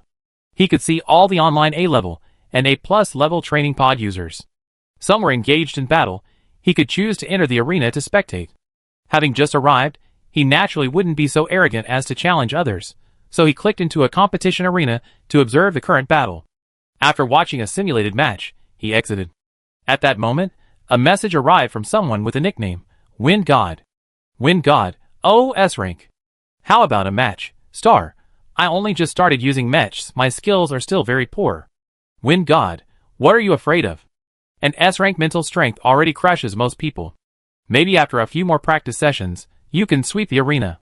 Zhou Jingchen glanced at the other person's mental strength level, also S-rank, with a mental strength threshold of exactly 19 points. He thought about it. Simulated matches could indeed help him improve. Although his combat experience was pitifully small, if he didn't take this step, would he have to wait until the training period ended to figure it out on his own? Xingchen, okay, I compete with you. Fengshen, don't worry, I'm very gentle with newcomers. Fengshen set up a virtual arena. Because it was virtual, the arena was vast, even featuring mountains, deserts, lakes, and various other terrains. The opponent's mech was a silver-gray A-class mech, styled Tianjiang. Upon entering the training ground, Fengshen didn't waste any time and immediately launched an attack. This was Zhou Jingchen's first time using the simulation training pod and connecting to the A-class mech's mental network. His limbs were still quite uncoordinated. As the opponent attacked, he could only frantically dodge, taking several hits from the Vulcan cannon in his hasty escape. When the opponent's offensive weakened, he drew his high-energy beam saber to counterattack. The opponent also drew a high-energy beam saber, and the two beams collided, emitting a blazing light. Then, Zhou Jingchen retreated rapidly and activated his electromagnetic rail gun. The opponent easily dodged the rail gun, and the Vulcan gun on his arm fired a barrage at his core engine. Even in the simulation training pod, Zhou Jingchen could feel the vibrations from the bombardment. System, Star Core energy damaged, match ended. Afterwards, Fengshen sent a voice message, want to play again? Zhou Jingchen had just lost a match, and lost badly at that. Although it was expected, he had an indomitable spirit. Let's go! The second match was predictable, Zhou Jingchen lost again, and the third time was the same. Fengshen comforted him in the voice channel. A newbie like you is doing well. Don't get discouraged. Don't worry, I'm not discouraged. Although Zhou Jingchen was unwilling to accept the loss, it had ignited his fighting spirit. During the battle, he clearly sensed Fengshen holding back. Fengshen would deliberately pause his attacks just when he had a decisive advantage, giving him a chance to counterattack. He asked, Fengshen, were you a student at the Federal Military Academy? I used to. So you're a soldier now. Fengshen smiled enigmatically. What, checking my background? No, just asking. Fengshen, interested in becoming my apprentice? I've been worried about not having any disciples lately. Zhou Jingchen's eyes lit up. Is that alright? Of course. Fengshen said, call me master and let me hear it. Zhou Jingchen was speechless. This guy seemed a bit shameless, but Xiao Chunwei had said he could learn from a senior with more combat experience. This Fengshen used to be a student at the Federal Military Academy, so he was a soldier now, and his mental strength threshold was S level. He must be a formidable character he couldn't find even with a lantern. How could he miss such an opportunity? Zhou Jingchen steeled himself and stammered, Master, Master. Good boy. Even through the personal terminal, Zhou Jingchen could hear the other's smugness. Good disciple, today I teach you a basic sword technique. Several black lines appeared on Zhou Jingchen's forehead. This master seemed a bit unreliable. Why do I need to teach sword techniques? Fengshen, the way you used the high-energy beam sword just now was completely chaotic. Anyone who didn't know better would think you were chopping down a tree. Zhou Jingchen's face turned pale. But Fengshen was right. He did feel awkward using the high-energy beam sword, just randomly slashing around. Zhou Jingchen's tone immediately became more humble. Then how should I use it better? High-energy beam sabers are incredibly sharp as melee weapons, but Class A and above mechs almost always have steel crystal shells. To damage a steel crystal shell, a high-energy beam saber needs to remain stationary for 10 seconds or more. Unless the opponent is a fool, it's easy to be counter-killed. Zhou Jingchen listened intently. So how do we solve this? It's simple, Fengshen said. Focus on the areas that can be cut. Zhou Jingchen realized joints? Smart, Fengshen said. Come on, let me demonstrate a few moves. Zhou Jingchen re-entered the arena. Fengshen drew his high-energy beam saber. Attack me with your high-energy beam saber. Okay. Zhou Jingchen gripped the high-energy beam saber and slashed at Fengshen's joints. Fengshen raised his beam saber to block, and the collision of the high-energy beam sabers produced intense sparks. Zhou Jingchen felt a force relentlessly pushing his beam saber away. The arm strength was astonishing. He was covered in sweat and finally couldn't withstand the attack, withdrawing his beam saber. In a flash, as he withdrew, Fengshen's beam saber slashed towards his elbow, precisely severing the arm holding the sword at the crucial point. Zhou Jingchen froze, watching helplessly as the mecha's arm flew off. The beam saber, deprived of energy transmission, vanished instantly, and the severed arm fell to the ground, sizzling and smoking. Zhou Jingchen thought to himself, so powerful. Did you see that clearly? Fengshen asked in the voice channel. Zhou Jingchen snapped out of his daze. Yes, I saw it clearly. Try it once. Okay. Zhou Jingchen became the defender. Fengshen swung his sword at him, and he mimicked Fengshen's parry, concentrating his power in his arm. The immense force deflected the opponent's sword, and then, with lightning speed, aimed at the opponent's elbow joint. Just as the high-energy beam saber was about to slice off the opponent's forearm, Fengshen dodged using his forward thrusters. Zhou Jingchen's beam saber missed. Why didn't you let me cut? Fengshen chuckled. Am I stupid? Standing there letting you cut me? Zhou Jingchen's facial muscles twitched. It's just a simulation. That's still not okay. Zhou Jingchen was almost laughing in exasperation. What a petty person. Chapter 10.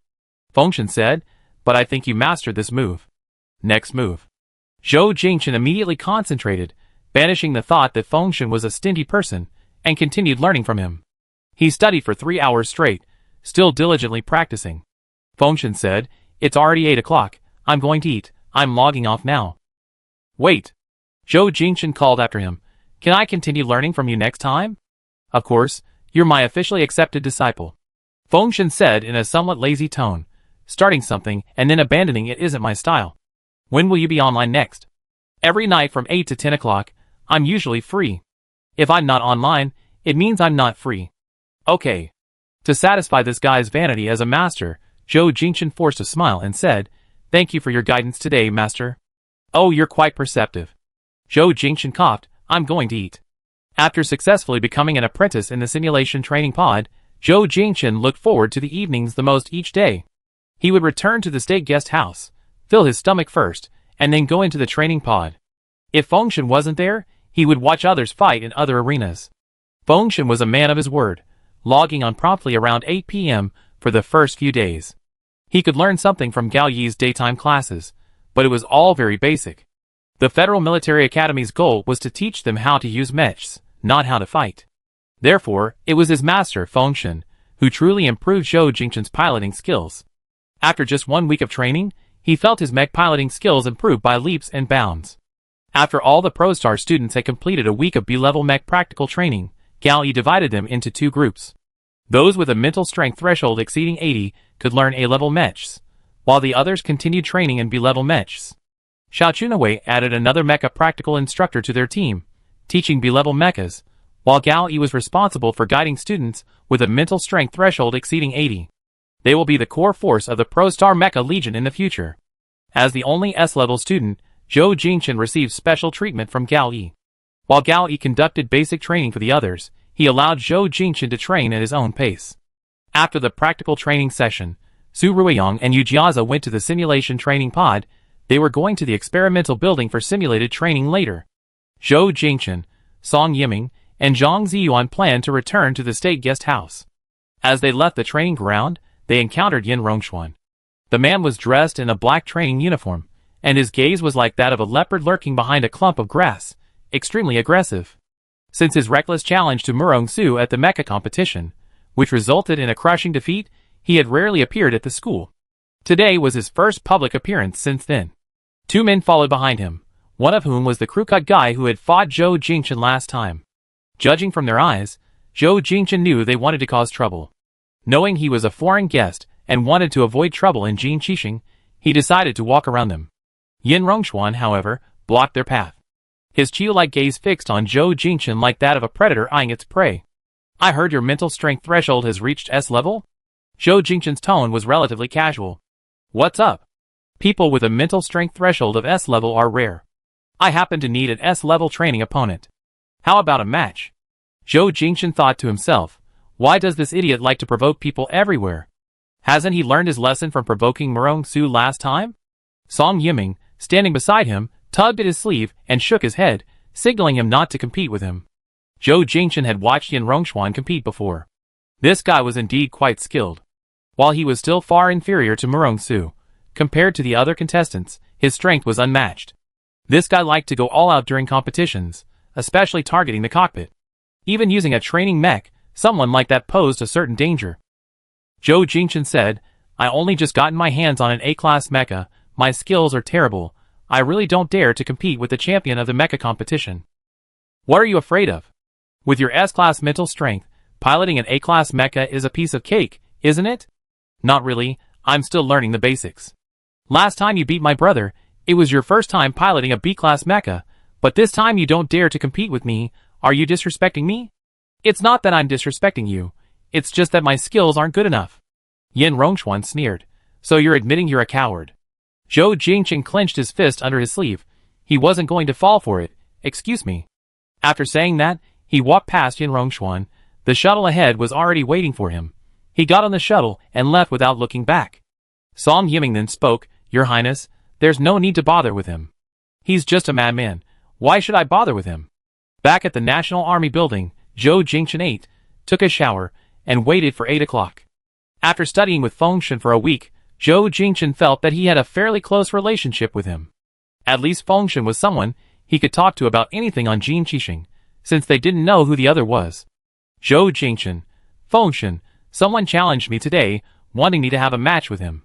Fengshen, so arrogant, beat him up. Zhou Jingchen, I forgot to mention, that guy is really strong, I reckon he's about as good as you.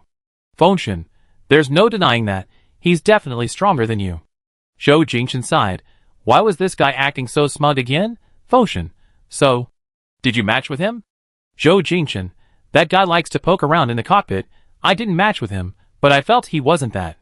You let me off easily. Fengshen, next time he provokes you, just fight him. Zhou Jingchen, I can't win. Fengshen, who says you have to win? Just treat it as training. But since he likes to poke the cockpit, just fight him in the training pod. Fengshen's words cheered Zhou Jingchen up considerably. Right, he was currently in a learning and improvement phase. Fighting others would enhance his practical experience. So what if he lost? In the simulation training pod, there are wins and losses. Zhou Jingchen thought that if he and Rongxuan provoked him again, he wouldn't mind fighting him, provided, of course, that the other was willing to use the simulation training pod. No more closed-door training today. Today, your teacher will take you to crush some newbies. His tone was casual and somewhat lazy. Zhou Jingchen said, is it possible that in their eyes, I'm also quite weak? Fengshen changed his mind, come on, your master will take you to crush your kind today. Zhou Jingchen, Fengshen led him into a 4-player arena, where one opponent was a heavenly soldier and the other was a thunder god. Zhou Jingchen thought Fengshen had brought him to the arena to watch him dominate, but it turned out he was there to be the boss. Throughout the match, Fengshen stayed behind him, casually pointing and giving advice. They're attacking you from both sides. You don't need to waste time with them. Run upwards, get a good position, and then fire at them. Ouch, you even missed. TSK, your swordsmanship isn't very accurate, my good disciple. You managed to cut his shoulder with such a big neck joint. Are you blind? Although it was supposed to be a 2-on-1 battle, it was really just Zhou Jingchen fighting alone. The people behind him were still making sarcastic remarks. Zhou Jingchen managed to retort, "Who told you not to let me cut him during training? And you're blaming me now?" Fengshen said, "It's over, you're locked onto by the positron cannon." Before Zhou Jingchen could react, the positron cannon hit his mech squarely. A crackling current spread across the armor, accompanied by incredibly realistic sparks. The system announced, "Mech star is damaged, match over." The pilot of Thor sent Zhou Jingchen a voice message on his personal channel, "Bro, your partner isn't very good, he just hides behind you." Zhou Jingchen simply smiled, "He's my master, he's quite skilled. He was just instructing me." "Well, your master isn't very good either. Why don't you become my apprentice?" "Thanks, but no need." At that moment, on the public chat, Wind God sent a few words, "How about another round?" "Thor, let's go!" The match officially began. Just as Zhou Jingchen was about to enter combat mode, Wind God beside him darted out like the wind. One of the opponents fired a Vulcan cannon at him, and the other fired a laser cannon. He skillfully dodged the hail of bullets, managing not to be burned by the lasers or hit by the Vulcan cannons. Thor, holy crap, that's fast. Celestial Soldier, he's here. Get out of the way. Zhou Jingchen hadn't expected Fengshen to take the match so seriously, so he went to meet him. But before he could even make a move, both Thor and the Celestial Soldier had one arm severed. Holy crap. Is that a high-energy beam saber he's using? How is it so powerful? Don't get distracted. Thor said, take this positron cannon. A beam of positron shot from Thor's chest. Fengshen flashed, and at the same time, a laser cannon shot towards the muzzle of the positron cannon. With a deafening roar, Thor's entire mech was engulfed by a powerful electric current and exploded in the air in a fiery red light. System, Mech Thor exploded. Match over. Zhou Jingchen was stunned. Fengshen said in the public chat, "Good disciple, did you see how your master crushed a noob?" Zhou Jingchen didn't dare reply. This guy was too arrogant, he wouldn't join him in mocking someone. Fengshen typed in the public chat again, "Next time you try to poach someone, check who I am first." Zhou Jingchen smiled helplessly upon seeing this. Lei Shen, who was playing against them, replied, "I was wrong, I shouldn't have poached someone." "Don't you know who the other team is?" Fengshen, "Isn't it written there, Fengshen?" Lei Shen, eh? Zhou Jingchen asked in the private chat, "Can you hear what Lei Shen and I are saying in the private chat?" Fengshen, "Your voice chat with me has been on the whole time, do you think I can hear you guys?" Xingchen, eh? Xingchen, "Master, don't worry, I absolutely have no intention of changing masters." Fengshen, "You're quite sensible." Xingchen, "Master, are we still going to fight them?" Fengshen, "No, let's not air our dirty laundry in public. I take you back to improve your skills before we fight them again." Zhou Jingchen's forehead creased with 3 black lines. Was this a sign that his skills were too bad and he was embarrassed? Chapter 11. Zhou Jingchen emerged from the simulation training pod, where Song Yiming greeted him, handing him an exquisitely crafted invitation. "Your Highness, the Marshal's mansion just delivered an invitation. Next Wednesday is Marshal Murong's 50th birthday, and they invite you to the birthday banquet." Zhou Jingchen glanced at the invitation. "Then I have to prepare a gift in advance." Song Yiming said, "The ceremonial pavilion prepares birthday gifts every year in advance. They will arrive on Jinchi Star the day after tomorrow." Zhou Jingchen seemed to remember something. "Is there a gift list?" "Yes." Song Yiming raised his wrist communicator, bringing up the personal terminal, which displayed the gift list sent by the ceremonial pavilion. Zhou Jingchen looked through it, but didn't see red lawnwood. "Have them add red lawnwood to the list." "Okay, I take care of it right away. Red lawnwood only grows on ProStar, and its growth conditions are extremely demanding. It grows very slowly, taking 30 years to reach the thickness of a wrist and the height of 2 meters. Red lawnwood over 50 years old is the best choice for making spices. ProStar's cultivation technology is among the best in the entire Kepler system. They once attempted to cultivate Coleoreteria paniculata in large quantities, but found that artificially cultivated Coleoreteria paniculata had a very faint fragrance and was unsuitable for use as a high-grade perfume. Currently, all Coleoreteria paniculata on the market is naturally grown, making it extremely valuable. Zhou Jingchen entered the room and opened a box on a cabinet. Inside were several pieces of Coleoreteria paniculata. Natural Coleoreteria paniculata has a red hardwood, the redder the wood, the stronger the fragrance. Since his dinner with Murong-su, he hadn't been seen much, so he hadn't had a chance to bring him the Coeriteria paniculata. He was going to the Marshal's mansion for a birthday banquet next Wednesday, so he could bring it to him there. Speaking of which, Fengshen has been guiding him all this time. Shouldn't he repay the favor and give him a gift? Would he like red sandalwood? Actually, he and Fengshen were just online friends. He didn't even know the other's real name, let alone his address, or even if he lived in the capital. Forget it, now is not the time to reveal himself. Jin Qixing is renowned in the Kepler system for its military industry and machinery manufacturing. Grand Marshal Murong-jin of Jin Qixing is the head of state and commander-in-chief of the 3 armed forces, possessing supreme military authority. Other countries in the Kepler system will also send representatives to his birthday banquet. Zhou Jingchen represents ProStar. On the day of the banquet, he wore a black tailcoat, a dark blue bow tie, and styled his hair with hairspray. The Marshal's mansion is equivalent to the palace of ProStar, covering a vast area and heavily guarded. Besides offering birthday wishes to Murong-jin, Zhou Jingchen also wanted to take this opportunity to get acquainted with Jin Qixing's government officials for future dealings. This was something his father, King Zhou Shaoqin, had specifically instructed him to do. Zhou Jingchen and Song Yiming entered the magnificent banquet hall. Many people had already arrived, chatting in small groups with their drinks. He subconsciously scanned the hall, trying to find a certain figure. Song Yiming whispered, "Your Highness, let's go offer birthday wishes to Marshal Murong first." "All right." Zhou Jingchen looked around and saw Murong-jin. He was tall, with a mustache, and his black hair was streaked with white, but his face remained cold and fierce, like an eagle. Beside him stood a woman in a red dress. She was beautiful and had an outstanding presence. Although over 55, she still looked like she was in her 30s. This was Gao Yanan, Murong-jin's wife and Murong-su's mother. A son resembles his mother, Zhou Jingchen thought. Murong-su's face probably came from his mother. Zhou Jingchen stepped forward to congratulate him. "Marshal Murong, Zhou Jingchen of ProStar wishes you health and longevity and a blessed life."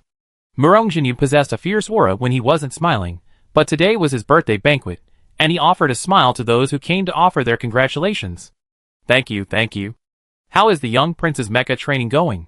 "Thank you for your concern, Marshal. Everything is going very well." Gao Yanan, standing beside Murong-jin, smiled. "The last time I saw the young prince was 5 years ago. He looks so much more mature today, I almost didn't recognize him." Zhou Jingchen politely replied, "Madam is getting younger and younger." Gao Yanan smiled. "It's even deeper," he said. "Your Highness has such a sweet tongue. By the way, have you seen Asu?" "Asu is Murong-su." Zhou Jingchen said, "Not yet. He was just here." Gao Yanan said, "You used to love clinging to him the most. These past few years, he's been busy with military affairs, so I guess you haven't seen each other much." Zhou Jingchen didn't tell Gao Yanan that he had actually forgotten Murong-su. He just smiled. "I did see him once at the Federal Military Academy." "Is that so?" Afterwards, many more people came to offer their birthday wishes in person. Zhou Jingchen and Song Yiming didn't disturb them anymore, each holding a glass of wine, chatting and exchanging pleasantries throughout the banquet hall. Zhou Jingchen finished his wine. He turned and took a glass from the bartender robot's tray. Out of the corner of his eye, he caught sight of a handsome face, and his expression paused for a moment. The other person also looked at him. In the inner pocket of Zhou Jingchen's tuxedo lay a beautifully packaged piece of red sandalwood, brought specifically for him. Now was the perfect opportunity. "Your Highness, the Minister of Foreign Affairs of Jin Qixing is over there. Let's go say hello," Song Yiming whispered beside him. Zhou Jingchen abandoned his plan to find Murong-su, and instead went to greet the Minister of Foreign Affairs. A few minutes later, after exchanging pleasantries, Zhou Jingchen looked back in the direction he had come from, but Murong-su was gone. The banquet hall was vast, with thousands of people attending. With people constantly moving around, it was difficult to find anyone.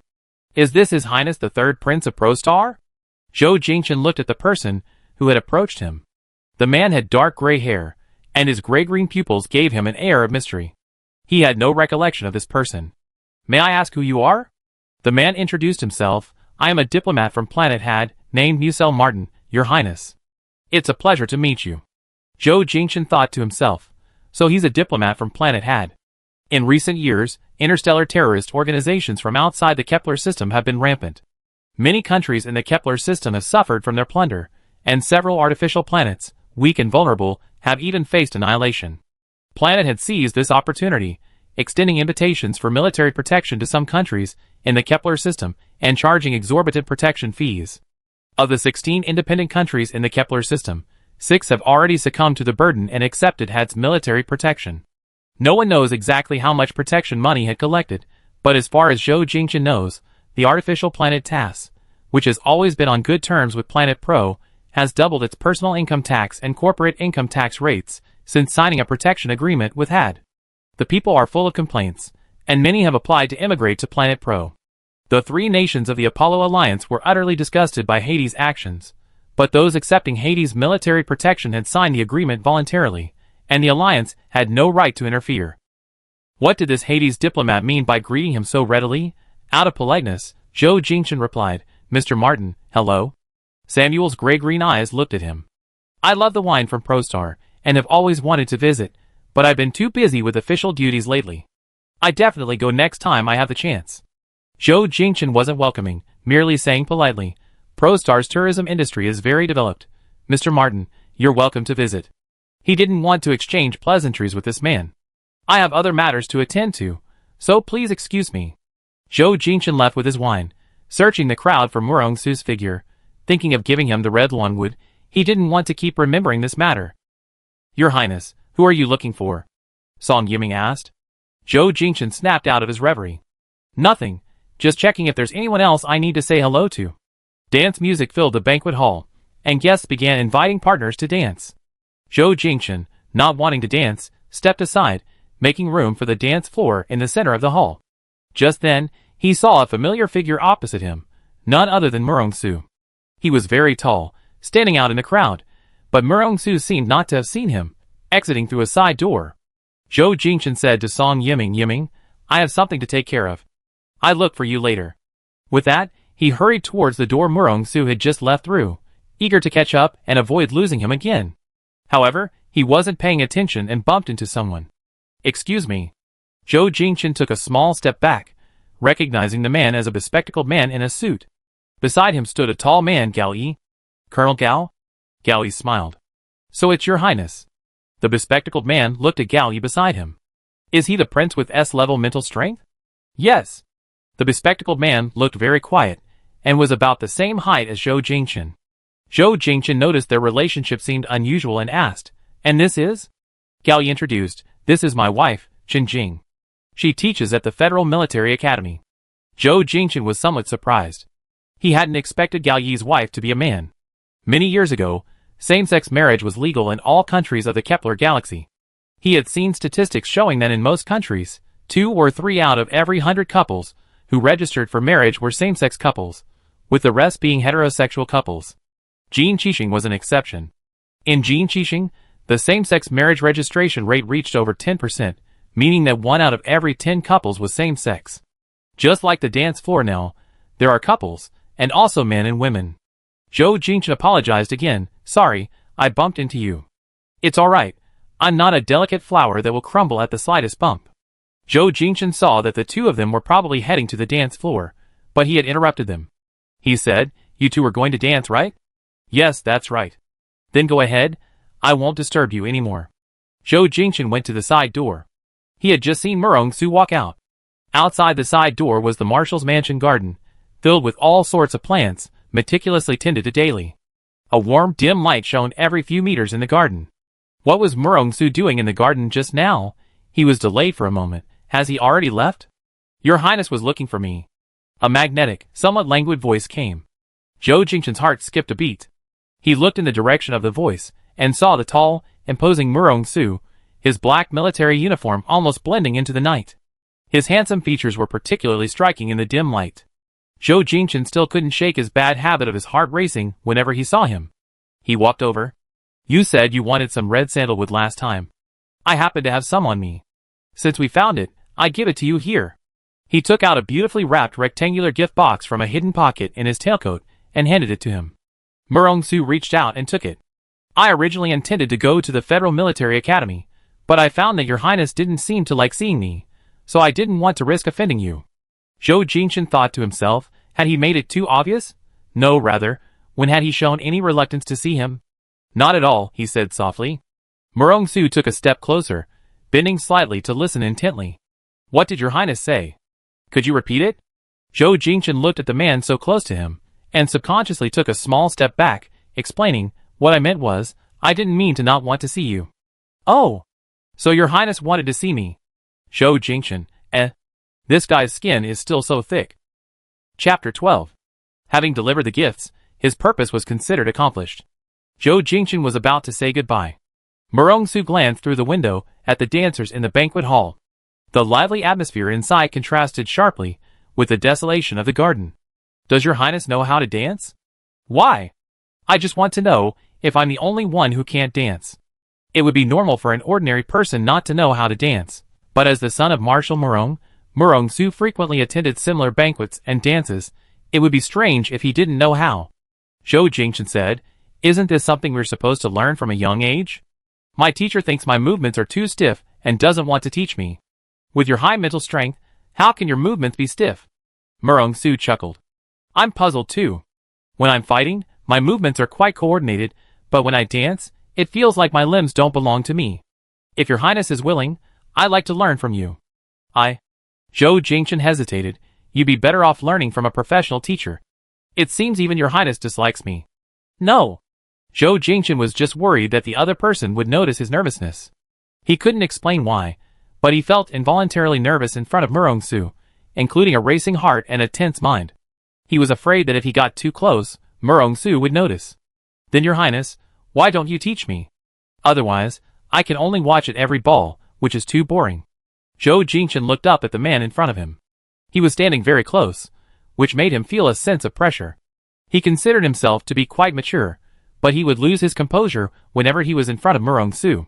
Finally, he didn't know how it happened, but inexplicably he started teaching Murong-su to dance. He felt his ears must be burning red, but the garden lights were dim, so the other probably couldn't see it. He concentrated on teaching him, right foot out, yes, the first 2 beats a little slower. The rest a little faster, for beats, slow, fast. Murong-su was half a head taller than him, his gaze slightly downwards, a smile playing on his brows, adding a touch of gentleness to his cold face. Zhou Jingchen looked up and met his gaze. His heart fluttered, and his feet followed suit, stepping on Murong-su's shiny military boots, leaving a shallow footprint, but Murong-su didn't frown. Zhou Jingchen didn't apologize, only saying, I think you danced quite well, so I stop here. Why don't you go in and dance a little? Your highness can then assess my learning progress. The young marshal of Jinchi Star, and the prince of Pro Star dancing, that would be huge news. Who knows how the gossip-loving reporters would report it? He firmly refused. Dancing is out of the question. Yiming is waiting for me. I'm going to find him. So, he hurriedly turned and left. Using the location-sharing function of his communicator, Zhou Jingchen quickly located Song Yiming. Song Yiming saw his flushed face. Your highness, did you drink a lot? Why is your face so red? Zhou Jingchen coughed. It's nothing. At this moment, Chu Jinza walked over, saw Zhou Jingchen, and asked, Jingchen, I was just looking for you. Zhou Jingchen asked, Brother Zhe, what's wrong? Chu Jinza looked around, then leaned close to Zhou Jingchen's ear and asked, Has that diplomat from Hades been looking for you? He greeted me, but I didn't want to talk to him, and didn't say anything. Zhou Jingchen countered, He contacted you? Yes, he said he wanted to visit Longhorn Star sometime, and that interstellar terrorist organizations are rampant now, and all countries in the Kepler system should unite. I have a feeling that person has ulterior motives. Suddenly, a piercing gunshot rang out in the banquet hall, and Song Yiming instinctively stepped forward to protect Zhou Jingchen.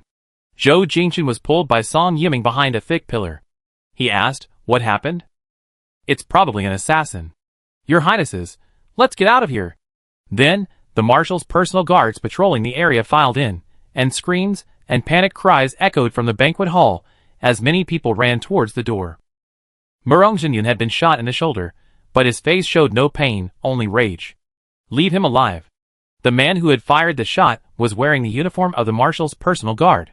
He was now being held down by several guards, his face flushed with blood, yet he continued to roar hysterically, Murong Jinyun, you are Jin Qixing's traitor. You are a national traitor.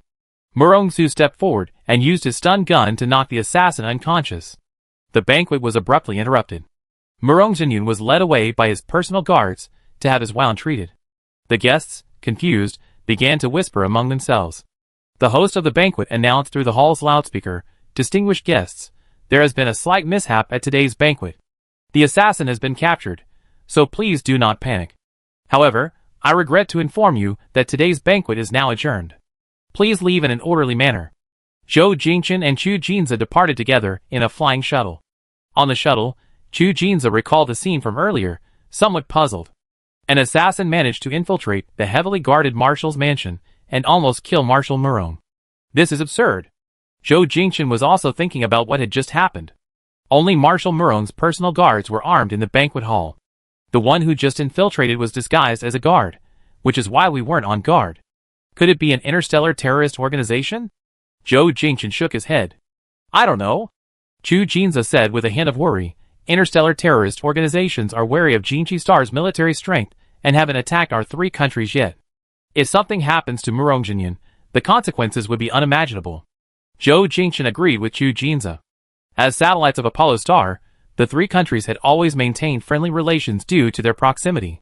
In the Kepler system, some militarily weaker countries had been attacked to varying degrees by interstellar terrorist organizations, while Pro-Star and Longhorn Star, whose military strength was not outstanding, had not been attacked because of Jinchi Star's protection. If those who attacked Murongjinyan today were indeed from an interstellar terrorist organization, then it means that the interstellar terrorist organization has begun targeting the Apollo Alliance. This year, given the increasingly frequent activities of the interstellar terrorist organization, Pro-Star and Longhorn Star have spent a large amount of money purchasing Mech from Jinchi Star to form Mech units, in order to enhance their armed forces and at least be able to withstand attacks from terrorist organizations.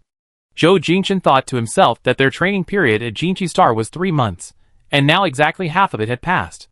If the terrorist organization started making moves, he might have to return to Pro-Star early.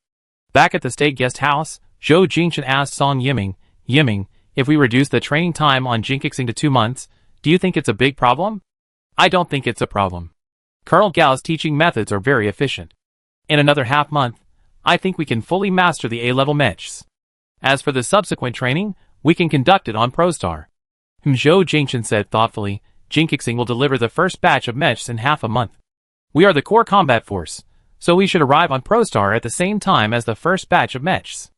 "I understand." Song Yiming said, "Everyone has been working very hard these days, booking simulation training pods almost every day. I think it shouldn't be a problem." Zhou Jingchen said, "In that case, I ask Father tomorrow." "Good." Despite the Marshal's mansion's best efforts to cover up the assassination attempt on Marshal Murong at his birthday banquet, the news spread like wildfire the next day. The Pro-Star cadets went to the Federal Military Academy for their usual classes, but Gao Yi couldn't attend the afternoon practical training session. Gao Yi wasn't originally an instructor at the Federal Military Academy, he just happened to be free for the past few months, so Xiao Chunwei temporarily assigned him to be the Pro-Star cadets' mecha practical training instructor. With Marshal Murong assassinated yesterday, Gao Yi, as a member of the Wind Blade team, would likely be very busy these next few days. They had already attended 10 days of A-level mecha practical training classes, and with the added simulation training after class, everyone's piloting skills had improved by leaps and bounds. With Gao Yi absent, Zhou Jingchen, as the team leader, arranged the training. For the past 2 weeks, he had been learning from Wind God every day, accumulating a considerable amount of combat knowledge, which he could now pass on to his team members. Zhou Jingchen eagerly logged into the simulation training pod, but after waiting for a long time, Fengshen still hadn't appeared. He glanced at the time. It was already 9 p.m. For the past 2 weeks, Fengshen had been online almost every day on time, so this was the first time he hadn't logged on by 9 p.m. Fengshen had said that if he wasn't online, it meant he was busy. Zhou Jingchen began to wonder, Gao Yi hadn't come today either. Could Fengshen also be a member of Wind Blade? He had a lot of combat experience, piloted A-class mechs with ease, knew a great deal about tactics, and his mental strength had reached S-class. If he were a member of Wind Blade, it wouldn't be surprising. Zhou Jingchen used his communicator to search for the Jin Qixing Wind Blade Mech Elite Combat Unit. This unit was established 8 years ago, with a total of 20 members, led by Murong Su. At that time, Jin Qixing had just begun developing its first generation of mechs, and they were the first generation of mech pilots. After 8 years, of the 20 members, 2 had died in the line of duty, 6 had been transferred to other fleets, and 12 remained under Murong Su's command. As for the photos of the 12 people, none were released online. Zhou Jingchen had only seen Murong Su and Gao Yi. Even if Fengshen wasn't part of the Wind Blade Mech Elite Combat Unit, he was likely a high-ranking officer. The assassination attempt on Marshal Murong would undoubtedly have put the military on high alert, so his absence was understandable. With Fengshen unavailable, Zhou Jingchen listed his account on the arena. He could challenge others, and others could challenge him. Soon, an account with a mental strength threshold of 88 points contacted him. The user, also piloting a celestial soldier, named Cheetah. The two exchanged brief greetings and began their battle. Thanks to Fengshen's tutelage, his piloting skills and reaction speed had improved significantly. He could now calmly plan tactics in battle, instead of simply dodging. 15 minutes later, the system notified, Cheetah's main cannon is damaged. Both arms are broken, match ended. Cheetah, wow, as expected of an S-rank, impressive. Zhou Jingchen looked at his text. Lately, Fengshen had labeled him countless times as noob and slow. He felt his skills weren't up to par, so being praised so highly felt unreal. Star, just lucky. Cheetah, no way, your tactics were pretty impressive. I didn't expect an S-rank player to be so humble, ha. Star, you're not bad either. Star, want to play another round? Cheetah, no, I can't win even if we play again. I need to find someone worse than me to beat up and regain some confidence. Star, Chapter 13. Zhou Jingchen had no choice but to keep his account logged into the arena again, waiting for the next opponent. He kept playing 6 matches that night, winning 5. His loss was due to carelessness. His core engine was destroyed. The next day, Gao Yi still hadn't shown up for the practical training session, nor had Fengshen. Zhou Jingchen even started to wonder if Fengshen was actually Gao Yi. But he quickly dismissed the idea. Gao Yi was more serious, unlike Fengshen, who was always spouting nonsense and shameless. On the 3rd day, Gao Yi finally appeared. After the practical training session, Zhou Jingchen entered the simulation training pod full of anticipation, but Fengshen still didn't appear. His time at Jin Qixing was running out. This simulation training pod was temporarily given to him by Xiao Chunwei, and he couldn't take it with him. His only connection to Fengshen was this simulation training pod. Without it, he would be completely cut off from Fengshen. The thought of losing contact with Fengshen made Zhou Jingchen a little reluctant. He wondered how much such a simulation training pod would cost, and whether he should try to talk to Xiao Chunwei about buying it.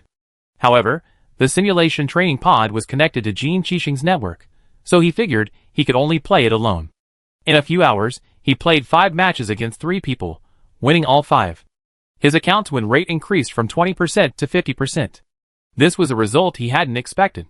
Against Fengshen, he was always the one getting crushed. Sometimes Fengshen would take him out for duo battles, but Fengshen would just hide in the back and give orders, rarely lifting a finger. So even in a 2-on-1 situation, his win rate wasn't high. He never expected his win rate to improve so quickly when playing solo. But he was never one to get cocky after a few simulated matches. His ultimate goal was to become a mecha warrior like Murong Su or Fengshen, capable of protecting the people and the land in times of national crisis. He needed to become stronger. For the past few days, Fengshen hadn't been online, and Zhou Jingchen hadn't messaged him either. On the 3rd day, after finishing his simulated match, he impulsively sent him a message before logging off. Xingchen, where is he? Afterward, he stared at the virtual screen for a long time, but Fengshen remained silent, so he logged off.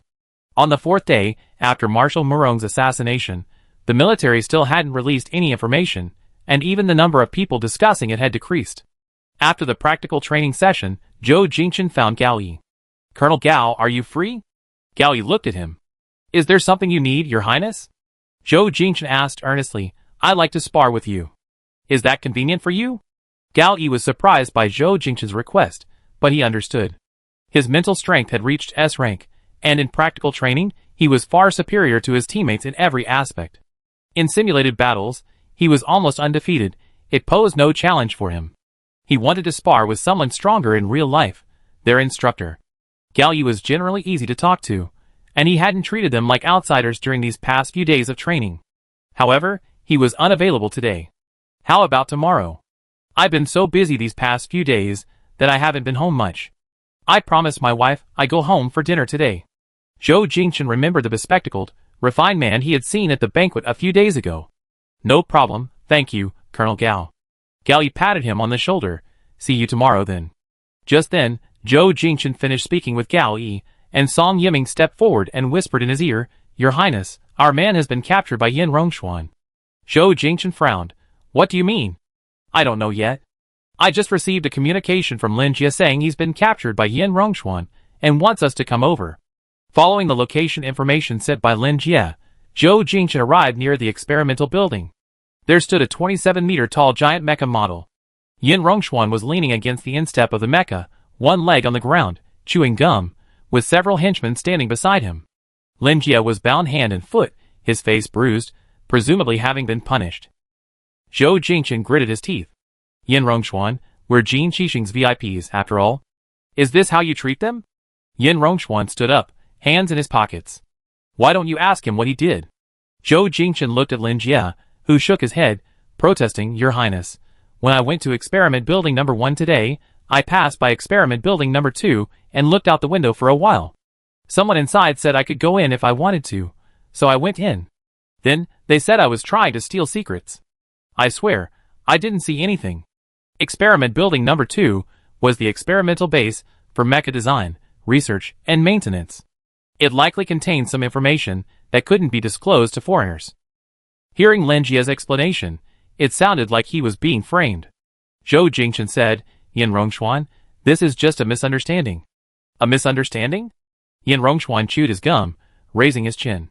"Those who want to steal secrets will all find various excuses, saying it's a misunderstanding. But if we let it go so easily, wouldn't everyone be able to use the excuse of a misunderstanding to steal our country's important military secrets?" Zhou Jingchen calmly considered the situation. Yin Rongxuan had deliberately framed Lin Jie, and even summoned him specifically. He must have had a purpose.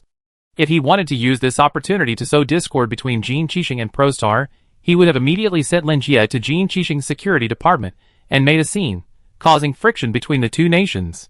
However, such a low-level framing wouldn't escape the security department's investigation. Therefore, his aim wasn't to provoke conflict between the two countries. He cut to the chase. "Why don't you tell me what you want? Although your man infiltrated our experimental department, he didn't succeed.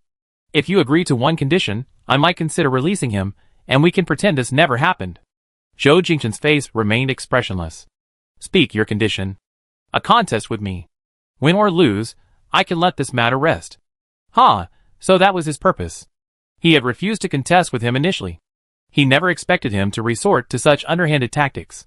This person is extremely competitive, as evidenced by his reckless challenge to Murong Su after winning the last mecha competition. His desire to challenge him this time stems from the fact that Murong Su's mental strength threshold is 92, while his own is only 91. His competitive spirit tells him he must defeat this person with a higher mental strength threshold to quell his jealousy. Zhou Jingchen is no longer someone who just touched an A-level mecha half a month ago. His win rate in the simulation training pod is steadily increasing, and he wants to engage in real combat with skilled opponents. That's why he proactively proposed a duel with Gao Yi today. If he could face the champion of the previous mecha competition, it would suit his desire perfectly. This guy had a habit of poking at the cockpit, so he had to be careful. "I can compete with you, but we use the school simulation training pod. TSK, that thing's just a toy. What's so fun about it? If you want to compete, go to the training ground with real mechs." Zhou Jingchen hesitated for a long time. The mechs in the training ground were calibrated, but for someone as ruthless as Yin Rongxuan, there was still some risk. Song Yiming whispered in his ear, "Your Highness, you can't agree to compete with him in the training ground." Yin Rongxuan sneered, "Are you afraid of dying?" Zhou Jingchen clenched his fists. Yin Rongxuan continued, "Are you this afraid of dying on the battlefield too? Ha ha, then you might as well not go." Yin Rongxuan's words reminded him that although he wanted to compete within a safe range, on the real battlefield, it would be real guns and cannons, both sides wanting to kill each other, and there was no escaping it. "Alright. Let's go to the training ground then." Zhou Jingchen's gaze was firm. "Don't forget what you just said." "Okay, deal." Yin Rongxuan had already reserved training ground number 1, his usual training ground, showing he had planned this all along. It's unclear who leaked the information, but a large crowd quickly gathered around the training ground. Everyone seemed eager to see just how powerful Zhou Jingchen, with his S-level mental strength, would be. Zhou Jingchen changed back into his training clothes. Song Yiming was worried that Yin Rongxuan might go all out. "Your Highness, there's no need to confront him head-on. If things don't go well, just admit defeat." Zhou Jingchen buttoned up the collar of his training clothes. "I know what I'm doing." On the training ground were two A-level Mechs, a gray-black Thor, and a matte-white Celestial Soldier. Zhou Jingchen was using the Celestial Soldier, which he was familiar with. Chapter 14. The match began. Thor raised his Vulcan rifle and began firing at the Celestial Soldiers. Zhou Jingchen reacted quickly, activating his protective shield and controlling his main thrusters to ascend. At a certain altitude, he fired his forehead laser cannon downwards. Thor appeared before him in a flash, his meteor hammer slamming down. Thor's meteor hammer carried a high current charge. A hit would cause a severe electric shock to the mech. If the current lasted longer than 10 seconds, it would cause irreversible damage to the mech's neural pathways. Zhou Jingchen used his front thrusters to deflect the attack, then fired an electromagnetic railgun from his chest. Thor dodged the railgun to the side and quickly closed in. Facing Thor's continuous and dense attacks, Zhou Jingchen clearly felt the pressure. He had to concentrate fully to dodge his opponent's attacks. Su Ruiyang and the others, who were training in the simulation training pod, heard that Zhou Jingchen and Yin Rongxuan were fighting in the training field and immediately rushed over. "Colonel Song, what happened? Why is His Highness fighting with that idiot?" Song Yiming glanced at the people beside him. The fewer people who knew about Lin Jia being falsely accused of stealing secrets, the better. Yin Rongxuan wanted to fight, and His Highness just agreed. Yu Jiaza watched the two Mechs fighting in the sky. The black-gray Thor was agile, and its attacks were very dense. But the white heavenly soldier was no less formidable, dodging all of Thor's attacks. "How long have they been fighting?" 15 minutes. Su Ruiyang said. Yin Rongxuan was the champion of the last mech competition. "His Highness is amazing to be able to fight him like this." Zhang Ziyuan sighed. "So, innate S-level mental strength is simply something that can't be caught up with through hard work." Just as Zhang Ziyuan spoke, the Celestial Soldier in the sky was struck in the shoulder by a meteor hammer, the powerful current from the hammer exploding into several visible bolts of lightning in midair. Inside the cockpit, Zhou Jingchen was covered in cold sweat. Although the cockpit was insulated, he could feel the power of the meteor hammer on his shoulder. The thrusters in his shoulder were damaged. In a flash, he escaped the meteor hammer's electric shock, simultaneously swinging his high-energy beam saber with all his might, aiming for Thor's wrist joint. The training ground's voice prompt announced, "Thor 1's right wrist is severed, meteor hammer is ineffective." All the onlookers gasped in astonishment. Yin Rongxuan, his hand severed, contorted in a ferocious expression. He unleashed the laser cannon on his forehead like a mad dog.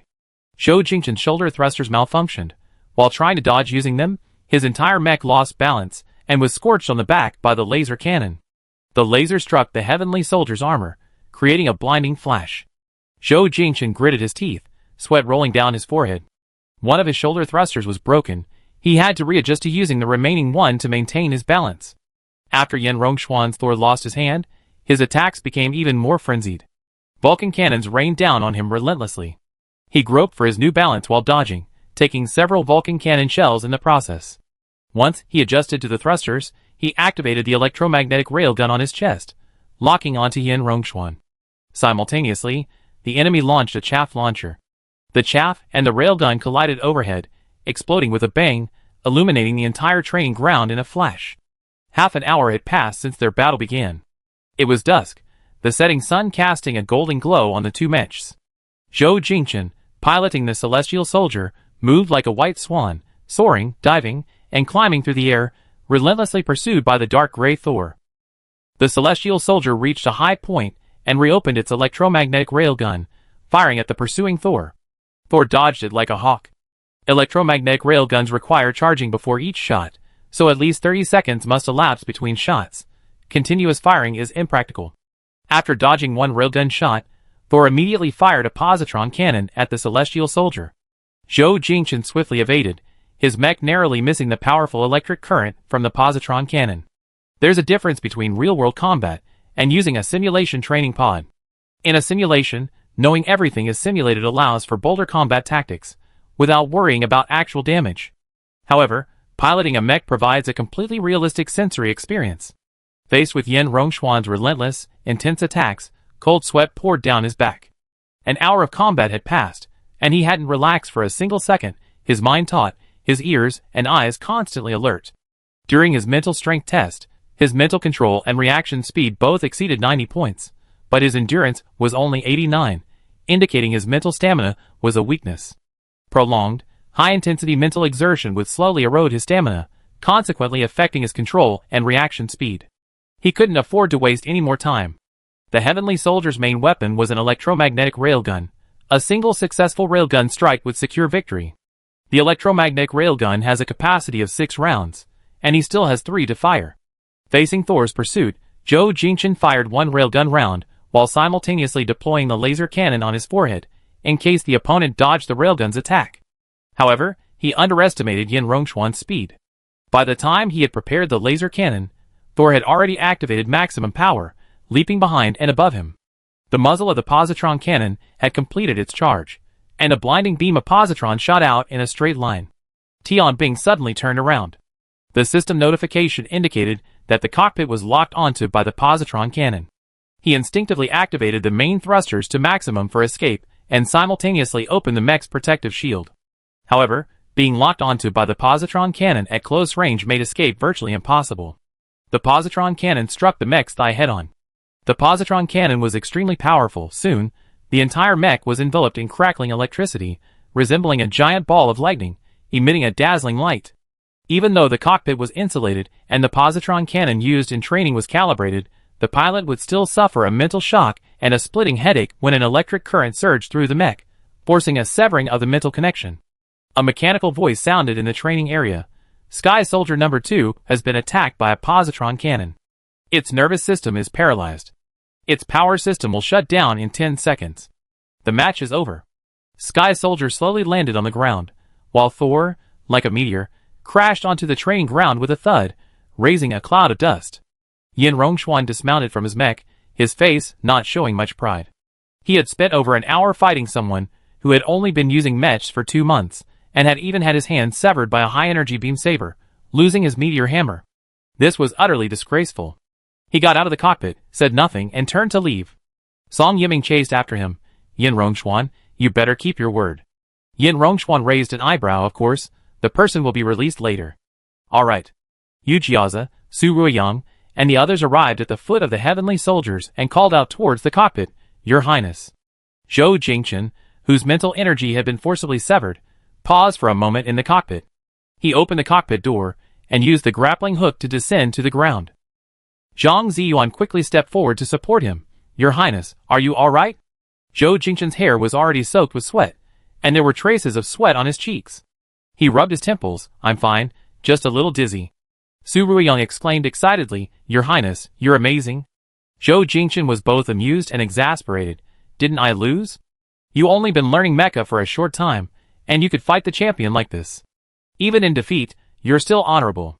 Yu Jiazi echoed, That's right. I was shocked when I watched the match. You are incredible. This is the difference between an S-class and an ordinary person. Zhou Jingchen thought that this was all thanks to Fengshen. He knew very well that if Fengshen hadn't taught him some valuable lessons, it would have been difficult for him to fight to this extent against the top-tier Yin Rongquan after only half a month of learning A-class mecha. Back at the state guest house, it was already dark. Zhou Jingchen didn't even eat dinner before going to his room to lie down. Song Yiming followed him in, and used a diagnostic instrument to scan his body. The scan showed that he was not injured. However, the accuracy of the diagnostic instrument was limited, and he was still worried. Your Highness, he said, I think it would be better to have a doctor examine him. Lying on the bed, Zhou Jingchen groggily said, I just have a bit of a headache from being forcibly disconnected from my mind. I'd be fine after a rest. Song Yiming put away the medical device. How's Linjia? He's been released. He's getting his wounds treated. Regarding this matter, as foreign guests, being falsely accused of stealing secrets was something they hoped could easily resolve by minimizing the damage. Otherwise, if things escalated, who knew what the consequences would be? They just have to swallow this bitter pill. That's good. With that, Zhou Jingchen closed his eyes. Song Yiming quietly left with the medical device. Someone rang the doorbell. Song Yiming opened the door, and Xiao Chunwei stood outside. How is your highness? Are you alright? I'm fine, just a little dizzy. I just fell asleep. Xiao Chunwei had received Song Yiming's message 2 hours earlier, but she wasn't at school at the time, and had just rushed back. I heard your highness, and Yin Rongquan played for over an hour. Yes, he's improving quickly. That's a good thing. Zhou Jingchen had a bizarre dream, and when he woke up, his memory of it was hazy. He glanced at the time. It was already 9 o'clock. He had slept for 3 hours. The green indicator light on his communicator was flashing. He looked at the screen. It read, "Missing me?" The sender was Fengshen. He sat up quickly, threw off the covers, and ran to the simulation training pod. He opened the pod and found that Fengshen was offline. The message had been sent at 8 o'clock, meaning he had logged on at 8. They hadn't been in contact for several days. Last night, Zhou Jingchen tried sending him messages, but he couldn't resist checking his training pod to see if Fengshen had replied. Later, he simply connected the training pod's communication to his personal communicator via the internet, so he would know immediately if Fengshen replied.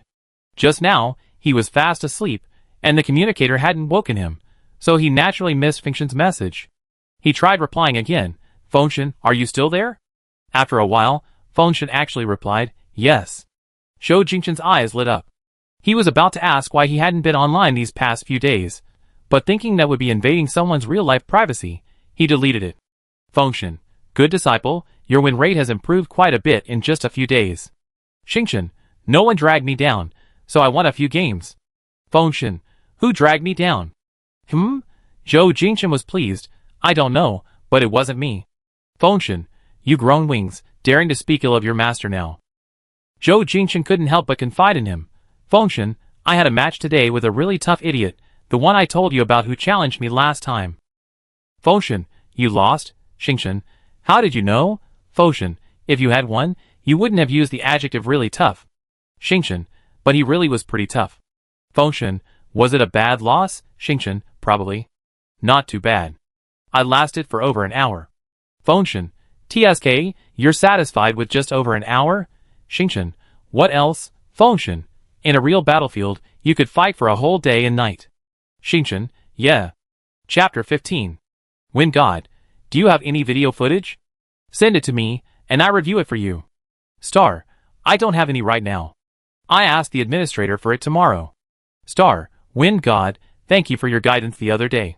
Fengshen initiated a voice call. What, is it time for another sentimental moment?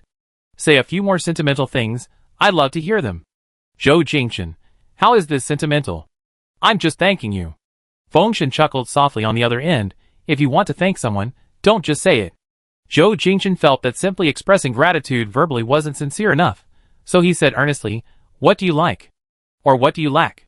If it's something I can give you, I give it to you. So generous. Your guidance deserves my repayment.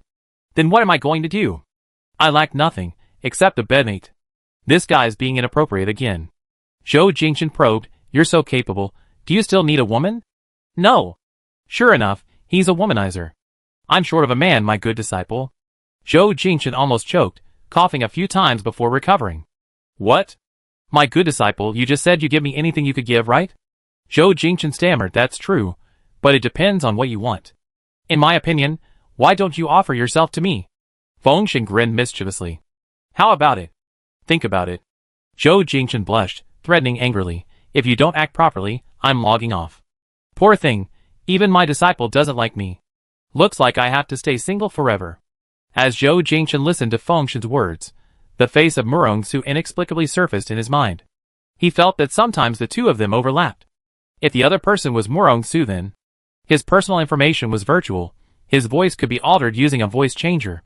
He glanced at Fengshen's mental strength threshold again, 19 points, while Murong Su's was 99 points.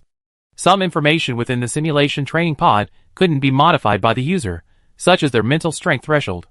If it really was Murong Su, as the young marshal of Jin Qixing, a general with the rank of first class, would he really spend 3 hours every day teaching him?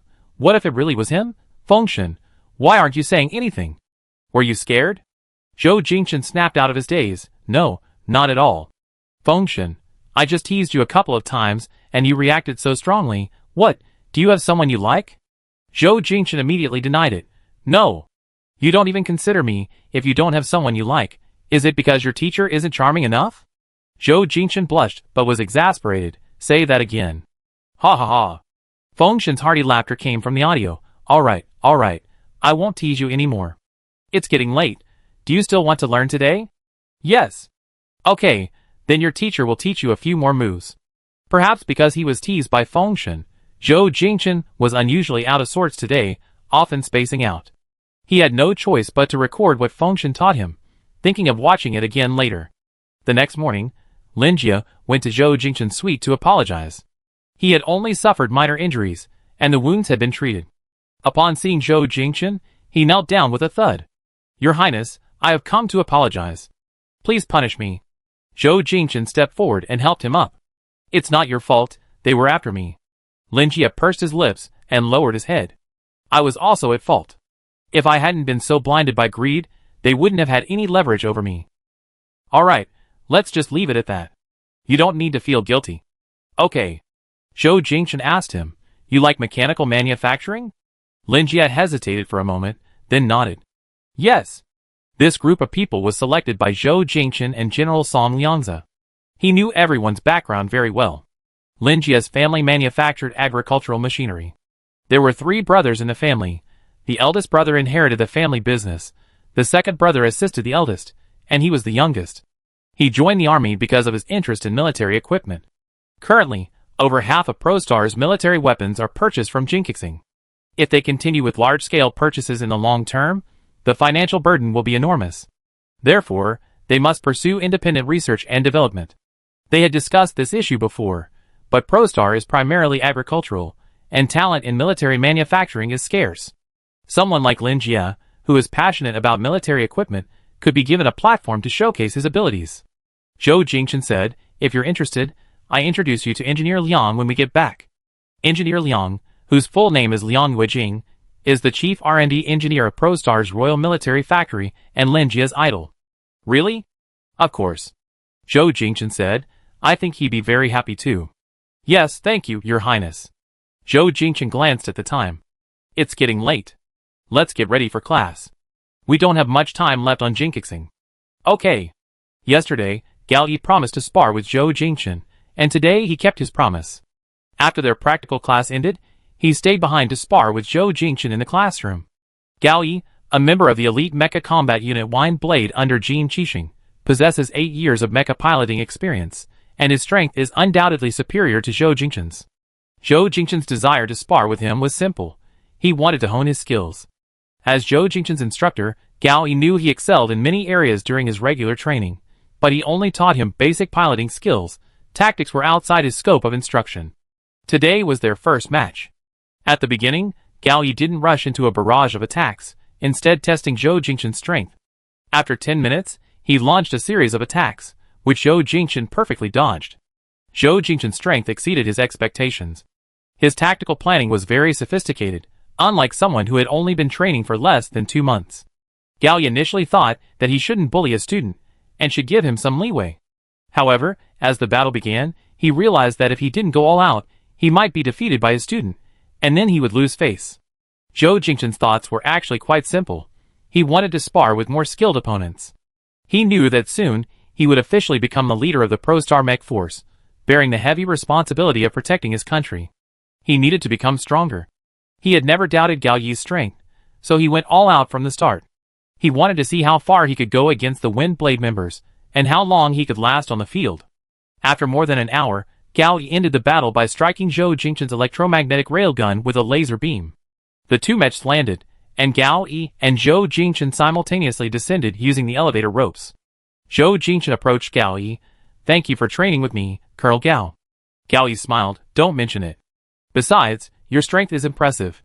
I think in a few months, I won't be able to beat you." Colonel Gao is too modest. "I still have a lot to learn." Gao Yi recalled the unexpected tactics Zhou Jingchen used during their earlier battle. "By the way, did you come up with all those tactics?" Zhou Jingchen shook his head. "No, actually, I had a master in the simulation training pod. He taught me." Gao Yi found it quite interesting.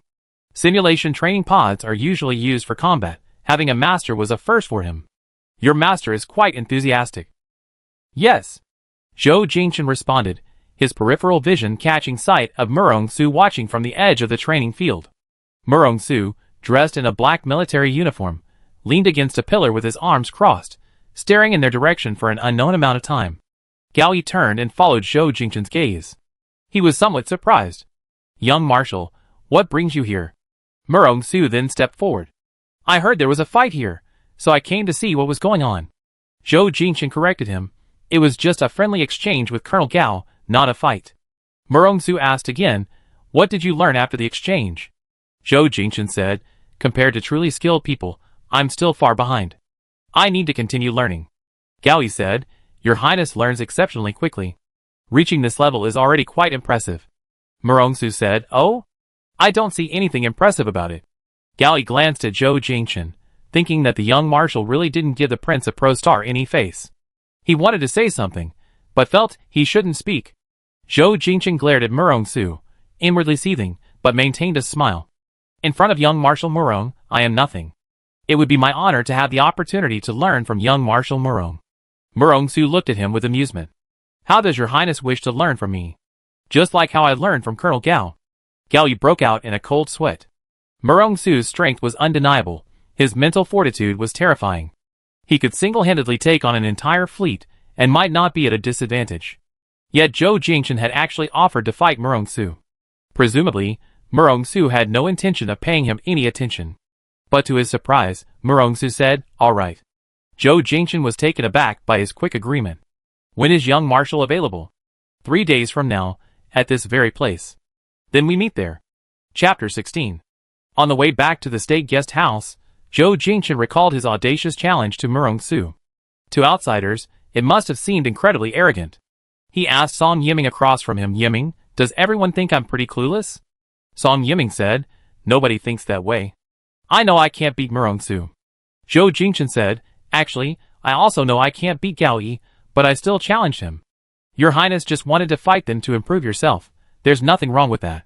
Song Yiming thought he must be thinking about the Mech competition, where Yin Rongxuan recklessly challenged Murongsu in front of 100,000 people, only to be soundly defeated and utterly humiliated. What you did is different from those arrogant and conceited people. The arrogant and conceited person was naturally Yin Rongxuan. Zhou Jingchen said, I'm facing Murongsu in 3 days. Get them all away from me. I don't want them to see me get utterly thrashed.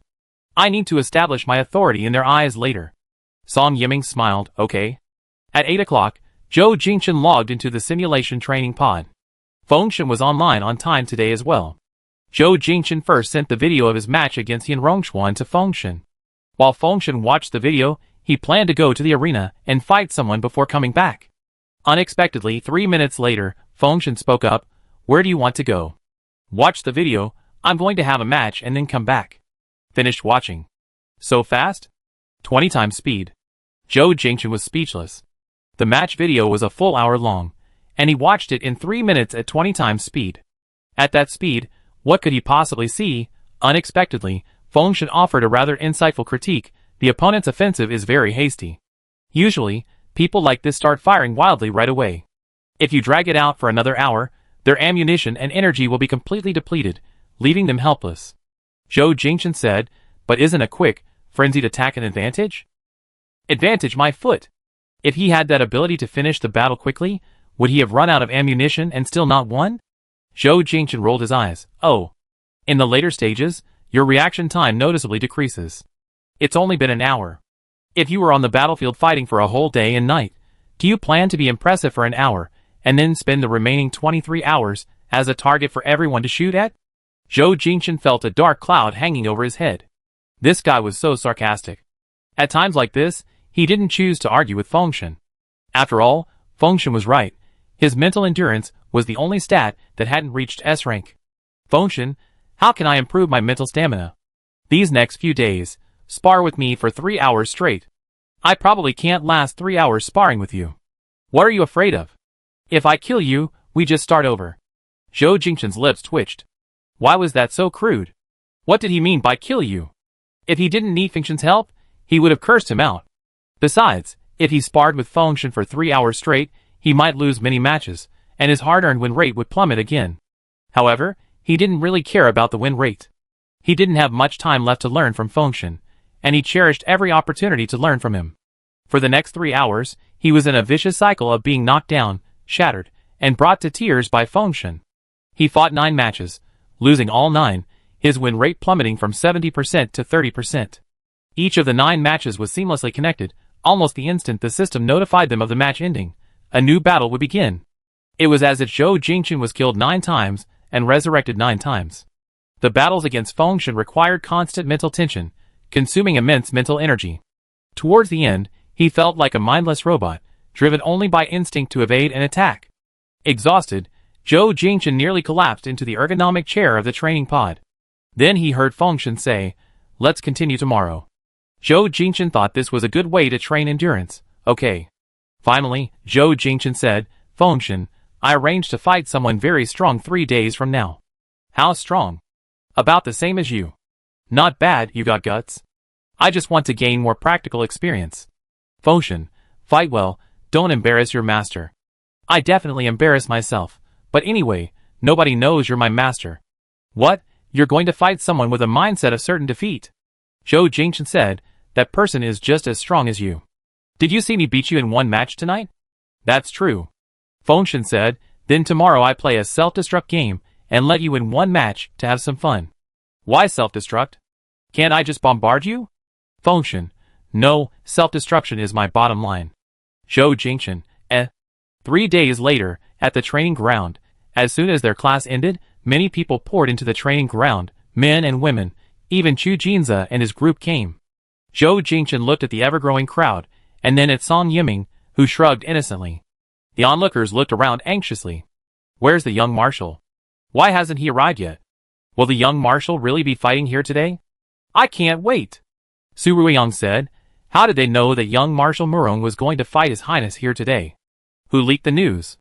No one spoke. Chu Jinze stepped forward and patted Zhou Jingchen on the shoulder. "Jingchen, impressive. You can even take on young Marshal Murong one-on-one." Zhou Jingchen gave a forced smile. He didn't want to be beaten by Murong Su in front of so many people. "Brothers A, how did you guys know? Didn't your teammates tell you?" The teammates looked around. Yu Jiaza scratched his curly hair and said, "Ah Jin asked me this morning if I had booked a simulation pod. He wanted to spar with me, and I said that His Highness was going to spar with young Marshal Murong, so I wouldn't be going. That's all I said," Chu Jinze said seriously.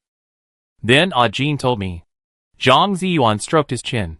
"Then, everyone at the Federal Military Academy knew." Su Ruiyang glanced at the crowd still pouring in. "Many people at the Federal Military Academy are fans of young Marshal Murong. I don't think they're leaving today." Zhou Jingchen only wanted to fight Murong Su privately, and didn't want to publicize the matter at all. He didn't even want his teammates to see it. The current situation was just like the Mech competition. In everyone's eyes, he was probably similar to Yan Rongxuan, who recklessly challenged Murong Su during the Mech competition. This was too embarrassing. 15 minutes passed, and Murong Su still hadn't appeared. Zhou Jingchen thought to himself, "It's better if they don't come. He's a prince of Prostar after all, and he doesn't want to be humiliated by their young commander in front of so many Jinchi Star people." Just then, his communicator beeped. He glanced at his wrist. It showed a message from Murong Su. "Come to Training Ground 1, quietly." Zhou Jingchen lowered his wrist, glanced at them casually, and simply said, "I'm going to the restroom." He then entered the restroom next to the training ground. This restroom had 2 doors. He walked through it, and quietly went to Training Ground 1. Compared to the bustling crowd at Training Ground 3, Training Ground 1 was deserted. After he entered, the training ground's main door automatically locked. He looked around. It was empty except for 5 A-rank mechs neatly arranged in a hangar, connected to energy transmission lines and being recharged. Footsteps sounded behind him. Zhou Jingchen turned around and met Murong Su's handsome phoenix eyes. People with phoenix eyes often give off an aloof and unapproachable vibe, but when those eyes stared at someone, they possessed an indescribable allure. Zhou Jingchen looked away, avoiding his gaze. Murong Su, his military boots clicking, stepped closer. "Too many people over there. It's quieter here." Zhou Jingchen thought to himself, "Isn't it you who's attracting attention? Then let's stay here. Please give me your guidance, young Marshal Murong." Murong Su's phoenix eyes held a playful smile. "I think training might be a more fitting description." Zhou Jingchen's ears turned red. "I thought young Marshal Murong was a respectable person. I didn't expect him to say such vulgar things." Murong Su raised his handsome eyebrows. "What's gotten into you? What's your mind, your highness?" Zhou Jingchen, He wasn't going to waste any more words on him. Zhou Jingchen pointed to the dark blue celestial soldier in the hangar. "I choose this mech. Which one will young Marshal Murong choose?" "I'm fine with either." "It's getting late, let's begin." Zhou Jingchen used the elevator rope to climb into the cockpit. At the same time, Murong Su climbed into the cockpit of the red mech next to him, also a celestial soldier. He had just started the engine when he received a voice communication request from Murong Su. Zhou Jingchen accepted the request. What's up? It's best to keep the voice communication on. Why? Murong Su's lazy voice came through. Don't you think that during a battle between two people, the sound can enhance the excitement? Zhou Jingchen's face turned even redder. He wanted to follow the communication signal and kill him. Wait, why did he understand instantly? Zhou Jingchen felt he couldn't continue talking to him. Stop talking nonsense, let's begin. As soon as he finished speaking, Zhou Jingchen launched the first attack. He drew his high-energy beam sword and unleashed a barrage of attacks. He was no longer slashing randomly, he had memorized all the moves the Wind God had taught him, and was now using them with ease. Murong Su wasn't in a hurry to retaliate. He skillfully used his mobility to dodge all of Zhou Jingchen's attacks, and even had time to tease him while dodging. Your Highness, your swordsmanship is quite good. Who taught you? None of your business. How is it none of my business? It's so powerful, I want to learn too. Chapter 17. Seeing that his swordsmanship was ineffective against Murong Su, Zhou Jingchen immediately sheathed his high-energy beam sword, raised the Vulcan cannon on his arm, and fired continuously at Murong Su. Murong Su maneuvered his mecha upwards to evade, and Zhou Jingchen used the main thrusters to give chase. Unexpectedly, the laser cannon on the red celestial soldier's head activated. Zhou Jingchen was startled. The laser cannon was extremely fast, almost a beam, and once targeted, escape would be difficult. He activated his protective shield, then used the thrusters on his back to move behind the red celestial soldier. The mecha, reaching Mach 5, came to a sudden stop behind the red mecha, then quickly opened the muzzle of its electromagnetic railgun, locking onto the red mecha. An electromagnetic railgun shot out. The red mecha turned its head, its laser cannon aiming at the electromagnetic railgun in the air. With a deafening roar, the electromagnetic railgun was intercepted mid-air, exploding into a fireball. Zhou Jingchen, of course, didn't think he could defeat Murong Su just because he fired the electromagnetic railgun. After firing the railgun, he simultaneously activated the Vulcan cannon on his arm. The red mech moved through the air like a ghost, precisely dodging all the Vulcan cannons. Murong Su's irritating voice came through the communication channel. Your Highness, it's my turn. Zhou Jingchen was startled. He hadn't noticed when the red mech had appeared above him. The Vulcan cannon already aimed at him. He quickly disengaged, using his thrusters to evade. But with the opponent attacking, simply defending would only lead to being slaughtered. He had to evade while simultaneously gaining a favorable position to counterattack. The spent casings from the Vulcan cannon struck the steel crystal shield of the A-type mech, producing a metallic clang. Zhou Jingchen used the shield for cover while firing at the opponent. The intense battle had lasted for an hour, and was still ongoing. Zhou Jingchen had only half his ammunition left, while Murong Su had only fired about 100 rounds from his Vulcan cannon, without even using his electromagnetic railgun. Zhou Jingchen knew his limitations. He wasn't strong enough to sustain a high-intensity, sustained battle with Murong Su for an hour.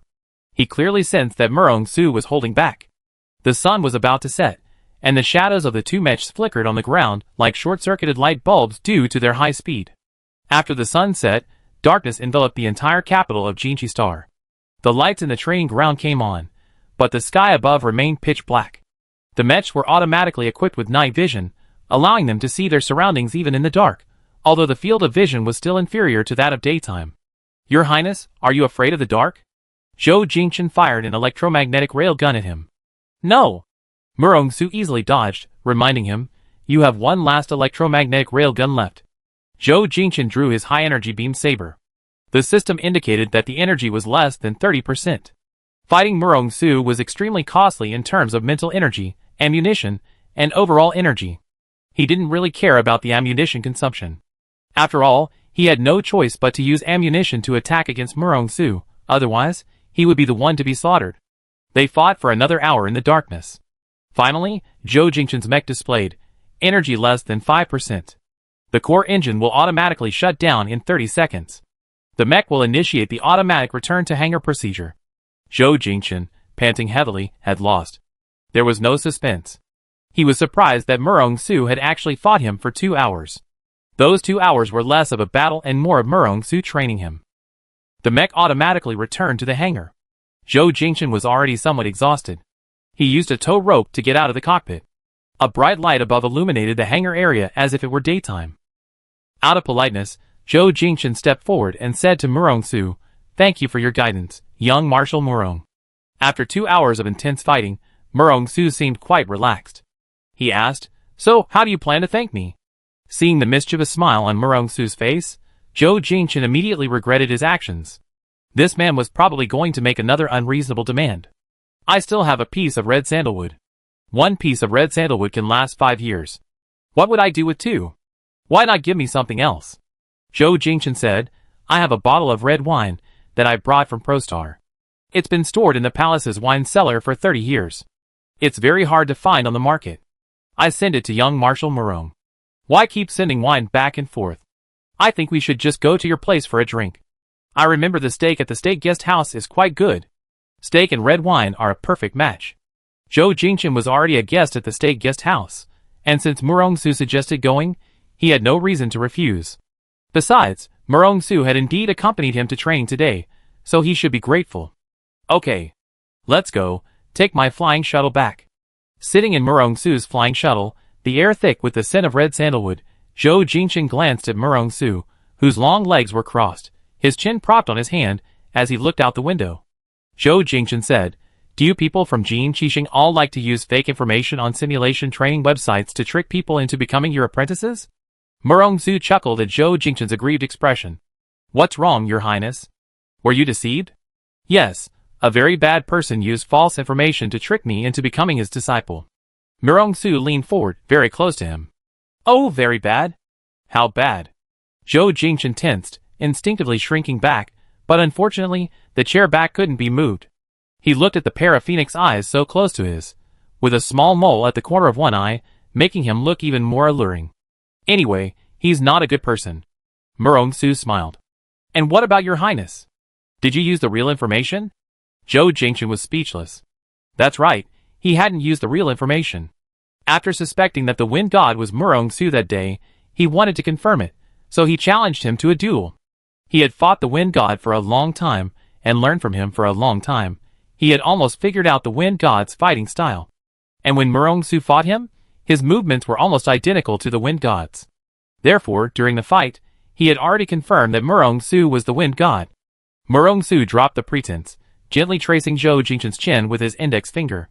"My good disciple, call me master to my face. How could he be so shameless?" Zhou Jingchen glared at him. You actually have the nerve? Why shouldn't I be ashamed? Did I force you to become my disciple?" It wasn't that. He had helped Zhou Jingchen improve his mecha piloting skills in a short time, and Zhou Jingchen's gratitude towards the Wind God was beyond words. He was just curious though. Given Murong-su's status and position, why would he go to a simulation training network to take on disciples? And why would he patiently teach him for almost a month? Zhou Jingchen asked, "Why did you go to a simulation training network?" "Of course it's training. What, can't I use it?" "No." Zhou Jingchen asked again, "When did you find out that Xingchen was mine?" "Guess?" Zhou Jingchen looked at his smug expression. How had he survived until now? Logically, even though Jinkixiang and Proxing were friendly federations, their militaries remained independent. The other side's commander wouldn't share all their tactics and skills. So even though they had replaced him with Gao Yi as their practical instructor, he was still teaching basic driving. Murong-su, however, had taught him tactics without reservation. "If you had known it was me from the beginning, you wouldn't have taught me, would you?" "How could I? If I had known it was His Highness from the start, I might have taught him even more meticulously." "Why?" Murong-su's fox-like eyes narrowed slightly. "His Highness is adored by everyone, and I'm human too." Zhou Jingchen pursed his lips, letting his heart pound wildly in his chest. He turned his face away, revealing a bright red ear. "Can't you be serious for once?" Murong-su chuckled. Teasing the little prince was one of his few hobbies. Looking at his flushed face and haughty expression, it was like teasing a kitten. "Isn't His Highness adorable?" Zhou Jingchen still turned his face away, pouting, and simply refused to speak to him. Murong-su asked, "What, you don't acknowledge me as your master anymore?" Zhou Jingchen glanced back at him. He wasn't an ungrateful person. No matter how wicked Murong-su was, the Wind God was indeed his mentor. "I didn't say I didn't acknowledge him." "That's good. Otherwise, I thought I was going to be used and then abandoned." "Is that how you use used and then abandoned?" Back at the State Guest House, the two first went to the rooftop restaurant, a lavish establishment for receiving important foreign guests. The restaurant's dome was an artificial sky that changed its scenery according to the time of day. Currently, it displayed a vast starry sky. Zhou Jingchen messaged Song Yiming, asking him to bring up the bottle of red wine. Song Yiming brought the wine up, glancing at Murong-su with a less than friendly look, seemingly carrying a warning. Zhou Jingchen said to Song Yiming, "Yiming, why don't you stay and eat with us?" Before Song Yiming could respond, Murong-su spoke first. "Your Highness, it's not easy for us, master and disciple, to get together. I'm used to being frank. Are you sure you want a third person to hear some of these things?" Zhou Jingchen thought of Murong-su's somewhat inappropriate remarks. If Song Yiming overheard, it would indeed be even more awkward. Song Yiming saw through Zhou Jingchen's thoughts. He bent down and whispered, "Your Highness, I'd be right outside the restaurant. Call me anytime if you need anything." Song Yiming left, and the restaurant's robot waiter brought up the prepared dishes. Having not eaten yet, Zhou Jingchen was actually quite hungry. He first opened the bottle of red wine, picked up the wine glass in front of Murong-su, poured half a glass, then poured half for himself. He raised his glass. "Thank you for your guidance these past few days. This glass is a toast to you." Murong-su clinked glasses with him, then took a sip. "I said it before, I prefer practical thanks to these formalities." Zhou Jingchen had discussed this with him last time, only to be teased by him.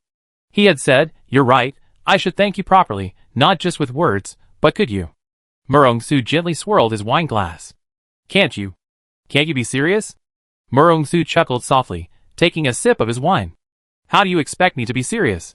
Zhou Jingchen said, "I will repay your kindness in teaching me. I said before, whatever you want, whatever I can give you, I can give you." Murong-su stopped teasing him. "Then how about we owe it to you for now? There's plenty of time. I ask you for it when I think of something, okay?" Zhou Jingchen nodded. "Okay." He thought of his father's proposed marriage to Jin Qixing. He had been in Jin Qixing for the past 2 months, and didn't know the progress of the marriage. If the marriage did happen, Murong-su would be his brother-in-law. But what was it like for a brother-in-law to subconsciously flirt with his brother-in-law? Moreover, Murong-su said that day that he didn't like women, but men. Did that mean his sexual orientation was male? In Jin Qixing, where same-sex marriages accounted for 1/10, liking someone of the same sex was common and not surprising. But if he were to marry his sister, what would become of her for the rest of her life? Zhou Jingchen glanced at him as he cut his steak.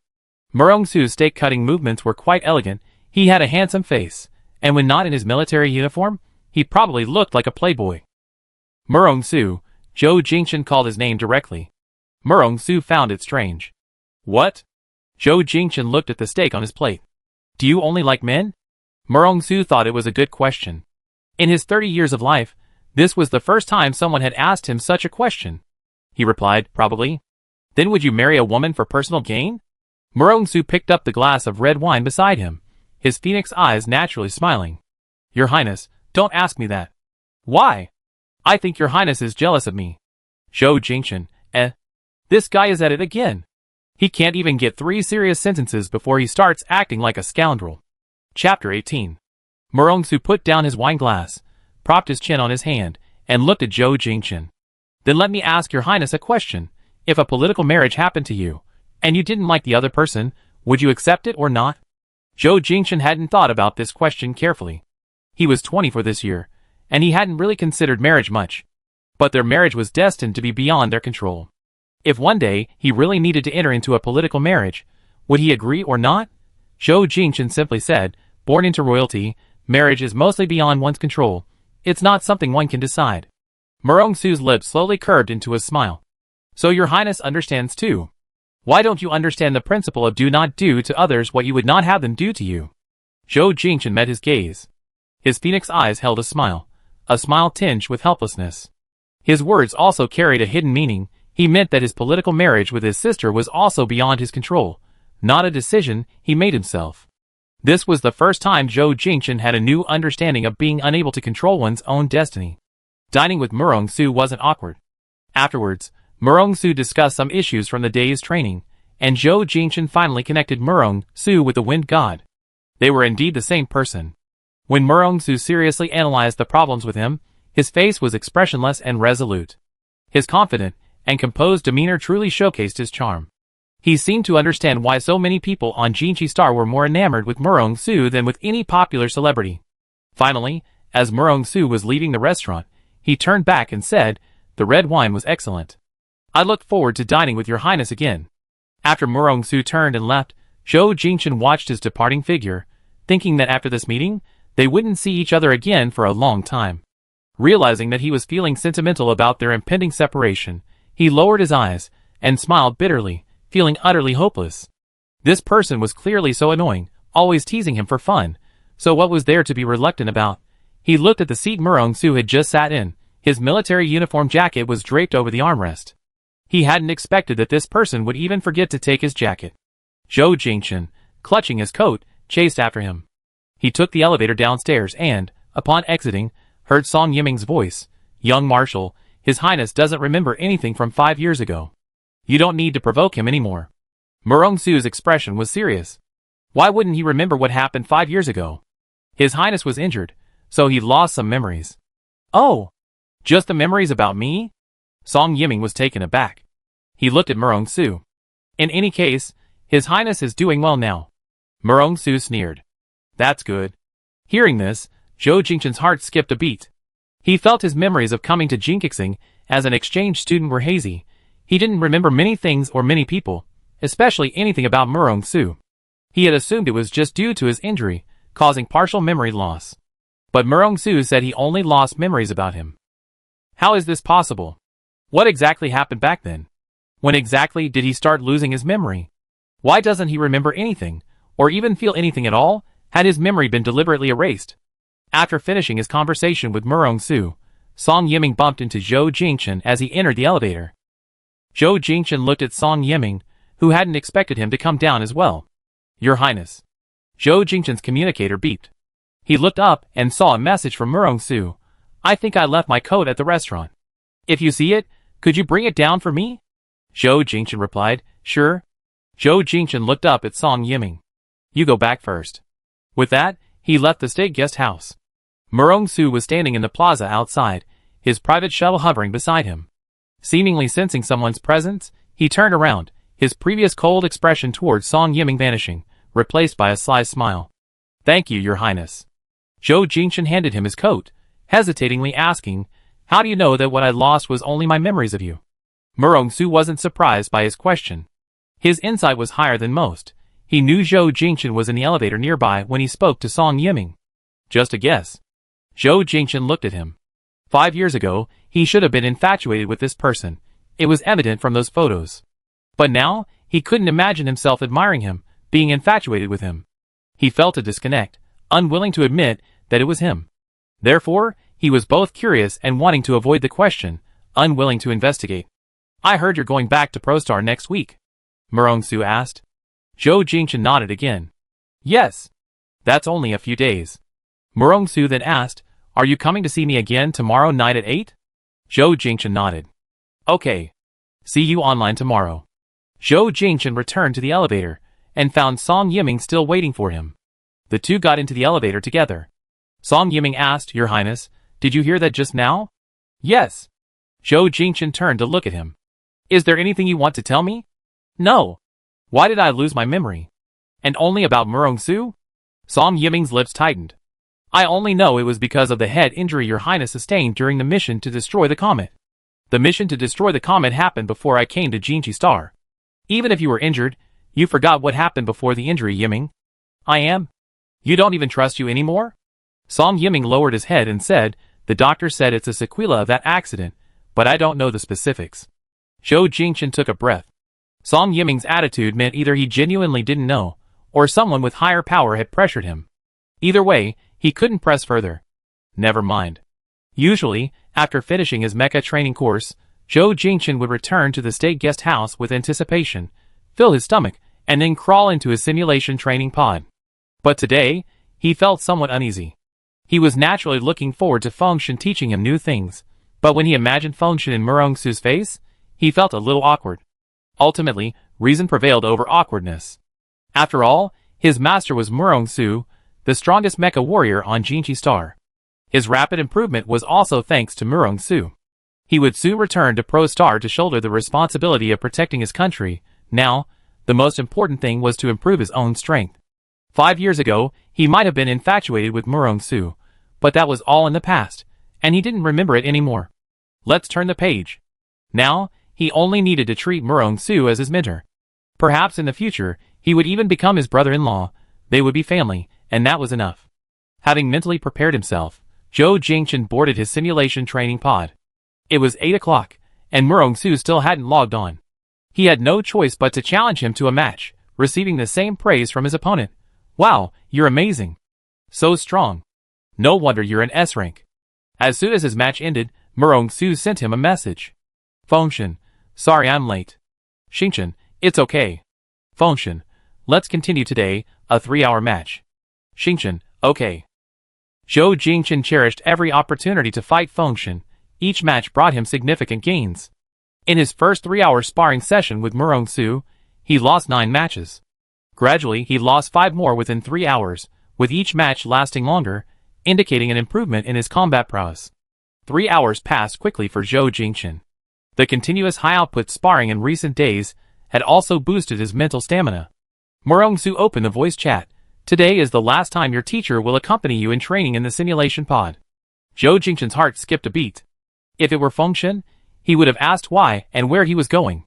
But since it was Murong-su, he simply replied, However, a teacher for a day is a father for life, Your Highness. You understand that principle, right? Zhou Jingchen asked, What, are you going to be my dad? If you're willing, I don't mind. I just have another son. A vein throbbed on Zhou Jingchen's forehead. He thought this guy would be a little more serious after losing his composure, but he was still so unserious. No need, I don't need a father. Chapter 19. After teasing her, Murong-su said, I have a mission. I'm leaving tomorrow. I won't be able to see you off when you leave Jinchi Star, but I have Gao escort you back. No need to trouble Colonel Gao. The interstellar terrorist organizations are becoming increasingly rampant. With him escorting us, I feel more at ease. This time, they're returning to Pro-Star with the first batch of Mechs purchased by Pro-Star. Jinchi Star usually arranges warships to escort them to prevent them from being hijacked en route. Zhou Jingchen suddenly remembered something. Young Marshal, have you ever fought against people from interstellar terrorist organizations? Why? Are they all very powerful? Murong-su chuckled softly. Powerful, I wouldn't say. My apprentices could easily take on 10 of them. Zhou Jingchen pursed his lips. Don't try to fool me. I'm not fooling you. With your current strength, you could hold your own on the battlefield. But remember to always be careful. Interstellar terrorist organizations have rookies and elites. Don't show them mercy, and don't be soft-hearted. Call me master again. This man couldn't be serious for more than 3 seconds. Zhou Jingchen could call him that to Fengshen, but to Murong-su, he felt like his mouth was glued shut. It's getting late, you should go and rest. It's only 11:30, what young person goes to bed this early? Zhou Jingchen said seriously, you're not young anymore. Are you implying I'm old? Zhou Jingchen, you're not young to begin with.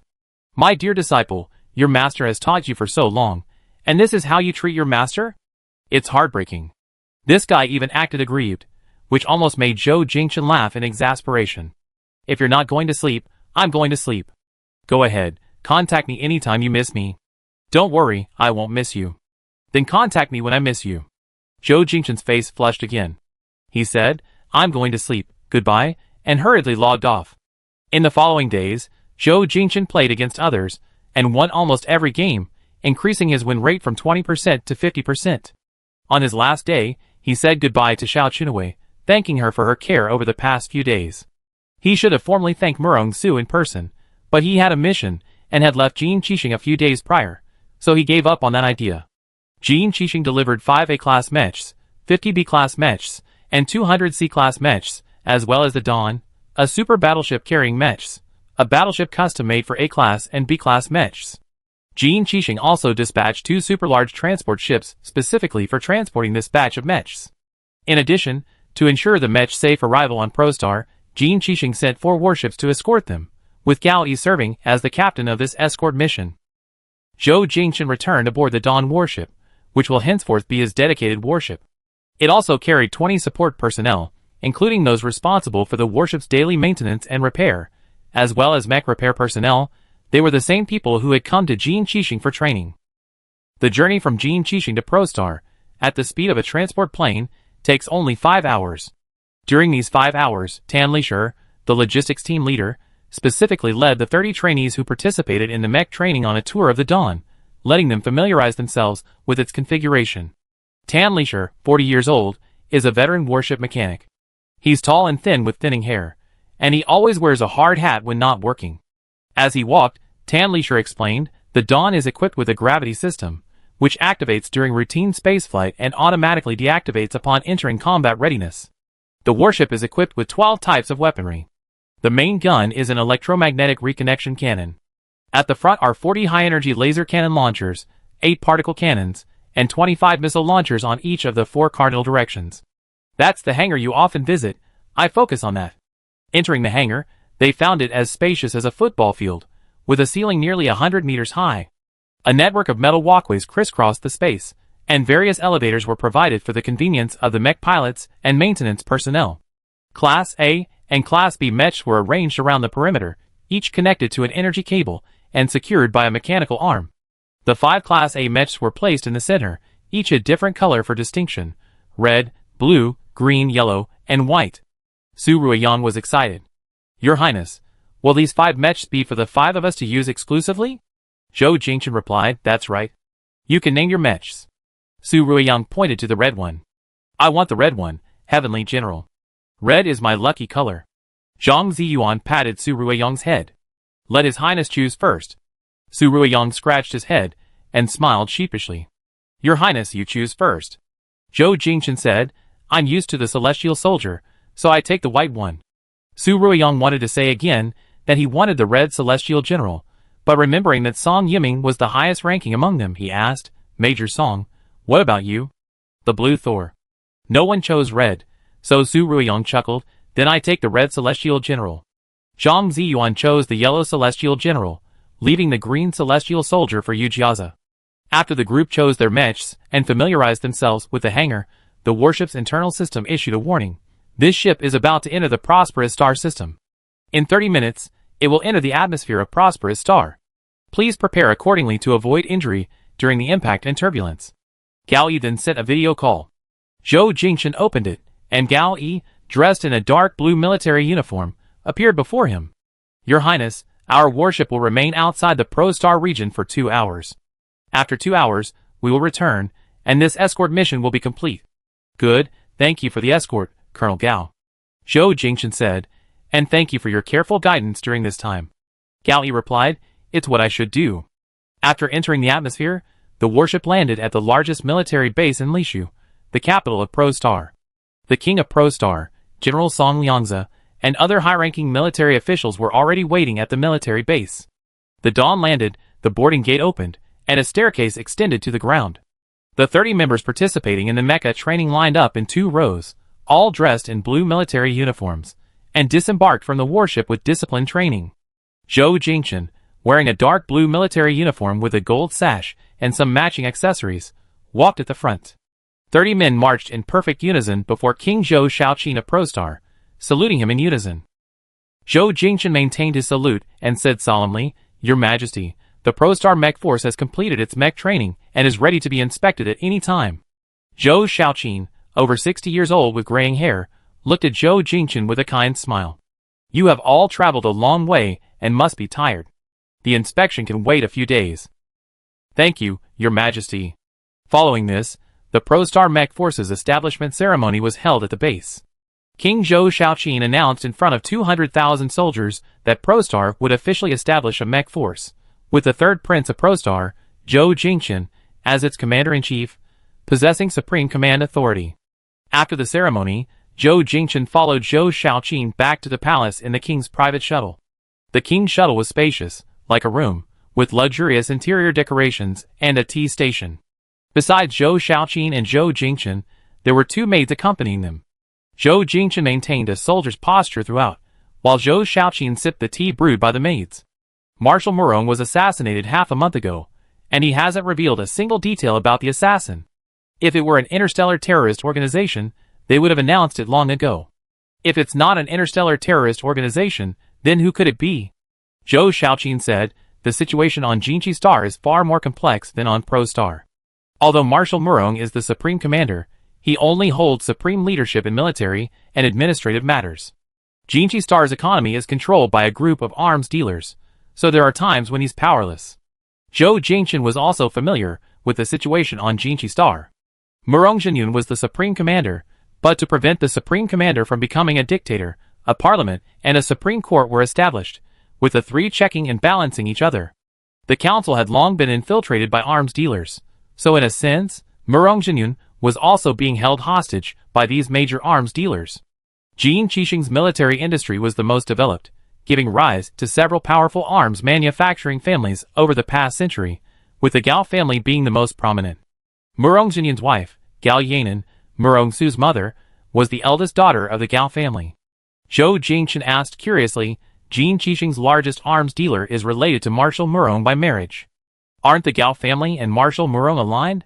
Whether they are aligned or not, only they know. However, people are driven by self-interest. If the Gao family becomes dominant, those below them will inevitably become restless. Zhou Jingchen suddenly understood. Zhou Shaoqin was right. The Gao family was Jin Qixing's largest arms dealer, and also related to Murongjinyun by marriage. Their powerful alliance made their position unshakable. It was precisely because of their invincibility that other arms dealers found it difficult to rise to prominence, thus causing discontent. But if Murongjinyun were dead, the Gao family would lose its sharpest claw, and its members would undoubtedly retaliate with all their might. If it was truly an inside job at Jin Qixing, then planting someone within the marshal's personal guard would make sense. Jin Qixing was renowned for its military industry. Arms dealers would love nothing more than constant warfare to make their fortunes. Murongjinyun, on the other hand, was popular because he advocated peace. A statement he made years ago still stuck with Zhou Jingchen. Weapons are for defending against invaders, for protecting our homeland, not for seizing and plundering. If arms dealers were to truly seize power at Jin Qixing, the impact on the entire Apollo alliance would be enormous, especially on neighboring planets like Pro Star and Longhorn Star. Thinking this through, Zhou Jingchen realized how lacking his political acumen was. He had been almost certain that Murongjinyun's assassination was carried out by an interstellar terrorist organization. After hearing Zhou Shaoqin's analysis, he finally understood the gravity of the situation. Fortunately, the assassination attempt failed, and Murongjinyun was unharmed. Chapter 20. Zhou Jingchen returned to the palace in the evening. Back in familiar surroundings, the fatigue from his journey eased somewhat. He still needed to pay his respects to his mother. On the way, he encountered the eldest prince, Zhou Jingxing, who had also just returned from outside. He was wearing a suit, his hair styled in a side part, looking quite refined. Zhou Jingxing greeted him first, brother. Zhou Jingxing sized him up. You've been away at Jinqi Star for 2 months, and you seem to have a different air about you now. Is that so? Yes. Zhou Jingxing said, I was supposed to go to the base with father to welcome you, but I had official duties to attend to and couldn't leave. It's alright, you go ahead with your work. Zhou Jingxing was 10 years older than Zhou Jingchen, and had been involved in politics for 12 years. They were half-brothers. Their relationship not exactly harmonious, but not tense either. They maintained a lukewarm brotherly relationship in public and private. After exchanging a few pleasantries, Zhou Jingchen went to pay his respects to his mother, while Zhou Jingxing had to report to Zhou Shaoqin. The two then departed in different directions. Zhou Jingchen's mother was Zhou Shaoqin's second queen. His first queen was Zhou Jingxing's biological mother, who died in an accident when he was 3 years old. 3 years later, Zhou Shaoqin remarried. This new queen was Shui Wanling. Shui Wanling was the eldest daughter of the Marquis of Qingyang, and her demeanor was that of a refined lady. After marrying King Zhou Shaoqin approaching, she gave birth to a son and a daughter. She was supposed to attend the ceremony with the king today, but she had caught a cold a couple of days ago and, not wanting to be exposed to the wind, had stayed in the palace. The royal physician, who had treated the queen, took his leave and turned to encounter Zhou Jingchen. He bowed slightly, Your Highness. Zhou Jingchen nodded in return. Then, he walked to Shui Wanling and greeted her mother. Even though she was ill, Shui Wanling hadn't forgotten her adornments. She wore a peacock blue off-the-shoulder dress, a sapphire necklace, and her hair was styled in an updo with a jeweled crown, looking extremely elegant. She gestured to the palace chair beside her, smiling, Jingchen, come and sit down. Zhou Jingchen sat down in the palace chair next to Shui Wanling. I heard you were ill. Are you feeling better now? Much better, but your father was worried about me, so he didn't let me go to the base. That's good. A maid in a blue dress brought in exquisitely made desserts, and placed them on the small round table in front of Zhou Jingchen. Shui Wanling said, I specially asked the pastry chef to make tiramisu. Try some? Okay. Zhou Jingchen picked up a small fork and ate some chocolate tiramisu. Shui Wanling picked up her cup of black tea, took a sip, and watched Zhou Jingchen nibble on his cake. Don't you love tiramisu? Is it that the pastry chef's version doesn't suit your taste? No, it's delicious. When Zhou Jingchen was little, he loved all kinds of desserts, with tiramisu being his favorite. But as he grew older, he gradually lost interest in them. How was your trip to Jinqixing? Zhou Jingchen didn't elaborate, only replying it was great. I learned a lot. Your father values the mecha forces highly. If you perform well, he might even hand over military power to you in the future. Zhou Jingchen was silent for a moment. He and Shuai Wenling had been relatively close when he was young. But when he was 12 or 13, Shuai Wenling began instilling in him the idea of vying for the throne. He had no intention of competing with Zhou Jingchen for the throne. Shuai Wenling resented his lack of ambition. The mother and son had differing views, and thus they grew increasingly distant. Zhou Jingchen knew he couldn't change Shuai Wenling's mindset. Behind her was the entire Shuai family. She valued her maternal family's interests above all else. He simply evaded the question, saying, "It's too early to talk about military power. Right now, I just want to establish the mecha force. I'm just saying, one step at a time. Your efforts will be seen by your father and the ministers." Shuai Wenling then asked, "By the way, did you have any contact with that young Marshal Murong during Jinqixing's trip?" Mentioning Murong Su, Zhou Jingchen's heart skipped a beat. "Why do you ask that?" Shuai Wenling said, "You should know that your father wants a marriage alliance with Jinqixing. If your sister can marry into the Murong family, it will help you gain power in the future." It all came down to power, and Zhou Jingchen was somewhat weary. "I met with the young Marshal Murong a few times, but we didn't have much contact. In the future, there's a chance." Zhou Jingchen said, "Mother, I'm a little tired. I go back and rest first." "You've been traveling all day. You really deserve a rest." She seemed to remember something and asked, "Are you free tomorrow afternoon?" "What's wrong?" "The Earl of Cinny's youngest daughter heard you were back, and was overjoyed. She said she wanted to make some pastries to bring over. She come over at 2 o'clock tomorrow afternoon. It's rare for her to be so thoughtful. If you're free, come over and have afternoon tea with us."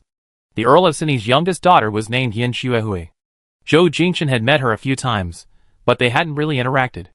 Shuai Wenling's mention of her now clearly indicated a desire to set them up. "Mother, the mecha unit has just been established, and there are still many things to arrange. I'd be staying at the base these days." Shuai Wenling said, "How about tonight? I invite her to dinner at the palace. I estimate she won't be back until late at night." Shuai Wenling's face darkened. "Chinner, you're 24 now. You should be thinking about your marriage. The City Earl's mansion is one of the wealthiest in Prostar, and now is precisely the time when they need funds. If you can marry the City Earl's youngest daughter, they will definitely support you wholeheartedly. With financial resources, you can go further. Besides, your mecha unit also requires a lot of money. Do you want me to explain the pros and cons in more detail?" Zhou Jingchen suddenly felt a heavy weight on his chest. Shuai Wenling's words made a lot of sense. Prostar had spent a huge amount of money to purchase this batch of mechas, putting a lot of financial pressure on them. On the other hand, the Yin group of the City Earl's mansion was very wealthy, operating Prostar's largest winery, as well as livestock and agriculture, with annual revenue reaching trillions of star coins. The family, which had lasted for a century, only held the title of Earl. Though noble, they always felt inferior. Becoming a member of the royal family would be a wonderful thing. From any perspective, this marriage was impeccable. But Zhou Jingchen's mind was filled with Murong Su's face. He was increasingly disgusted with himself. Why was he thinking about him? Not long ago, Murong Su had asked him if he would agree to a political marriage if it were to fall into his lap. He thought for a moment then, and said that being born into royalty meant that marriage was often beyond one's control, not something one could decide. Yes, he was born a chosen one, enjoying wealth and luxury. Everything he had was given to him by his status, and his status also destined him to be unable to do as he pleased. Seeing that he hadn't spoken for a while, Shuai Wenling made the decision, "Then tomorrow evening at 7 o'clock, I invite her to dinner. Military affairs are important, but this matter is equally important." Zhou Jingchen resignedly replied, "Okay."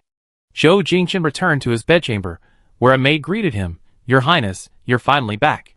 A white robot beside him turned its round head, seemingly very happy, and asked in a childish, mechanical voice, "Your Highness, welcome back. Would you like something to drink? Tea or coffee?" Zhou Jingchen sat down and said to the robot, "Just a glass of water." "Understood." The white robot happily rolled its wheels, and went to pour the water. Seeing his weary expression, the maid asked gently, "Your Highness, have you had dinner?" Zhou Jingchen shook his head.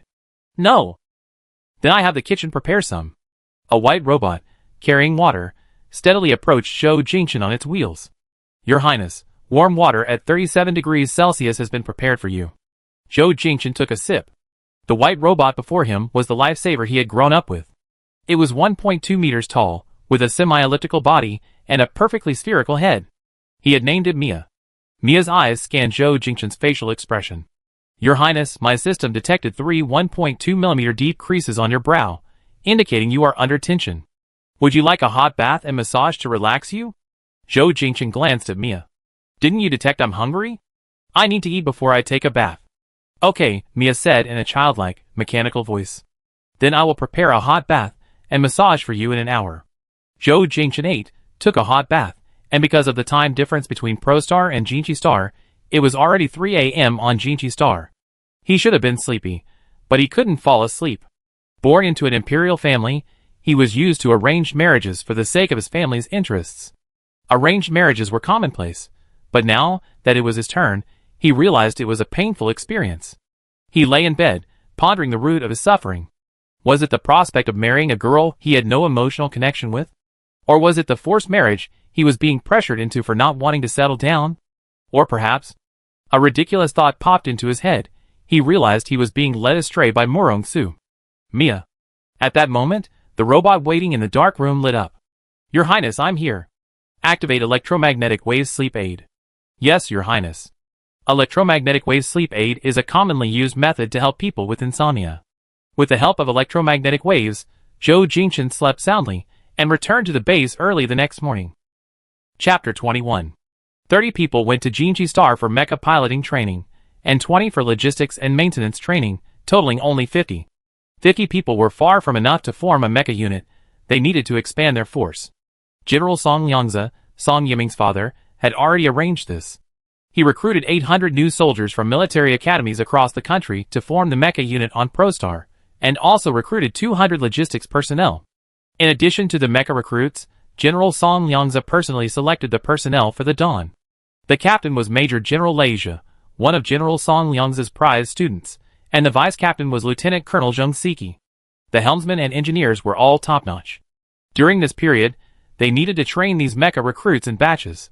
Before the training, all the recruits would undergo a mental strength test. The testing machine was brought back by Zhou Jingchen from Jin Qixing. While its accuracy and professionalism weren't as high as the specialized equipment at the Federal Military Academy, it was sufficient for screening pilots of A, B, and C level mechs.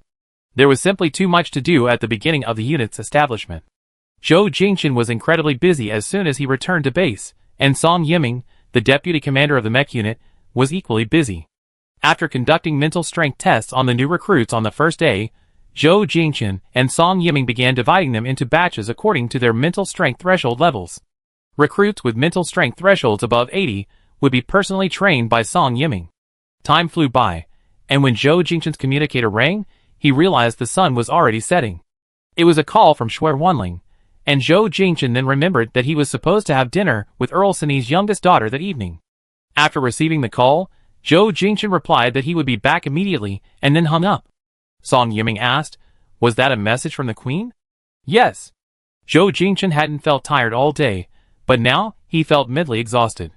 She wants me to marry the youngest daughter of the Earl of Sini. Song Yiming chuckled lightly. Your Highness is unwilling? Zhou Jingchen smiled bitterly.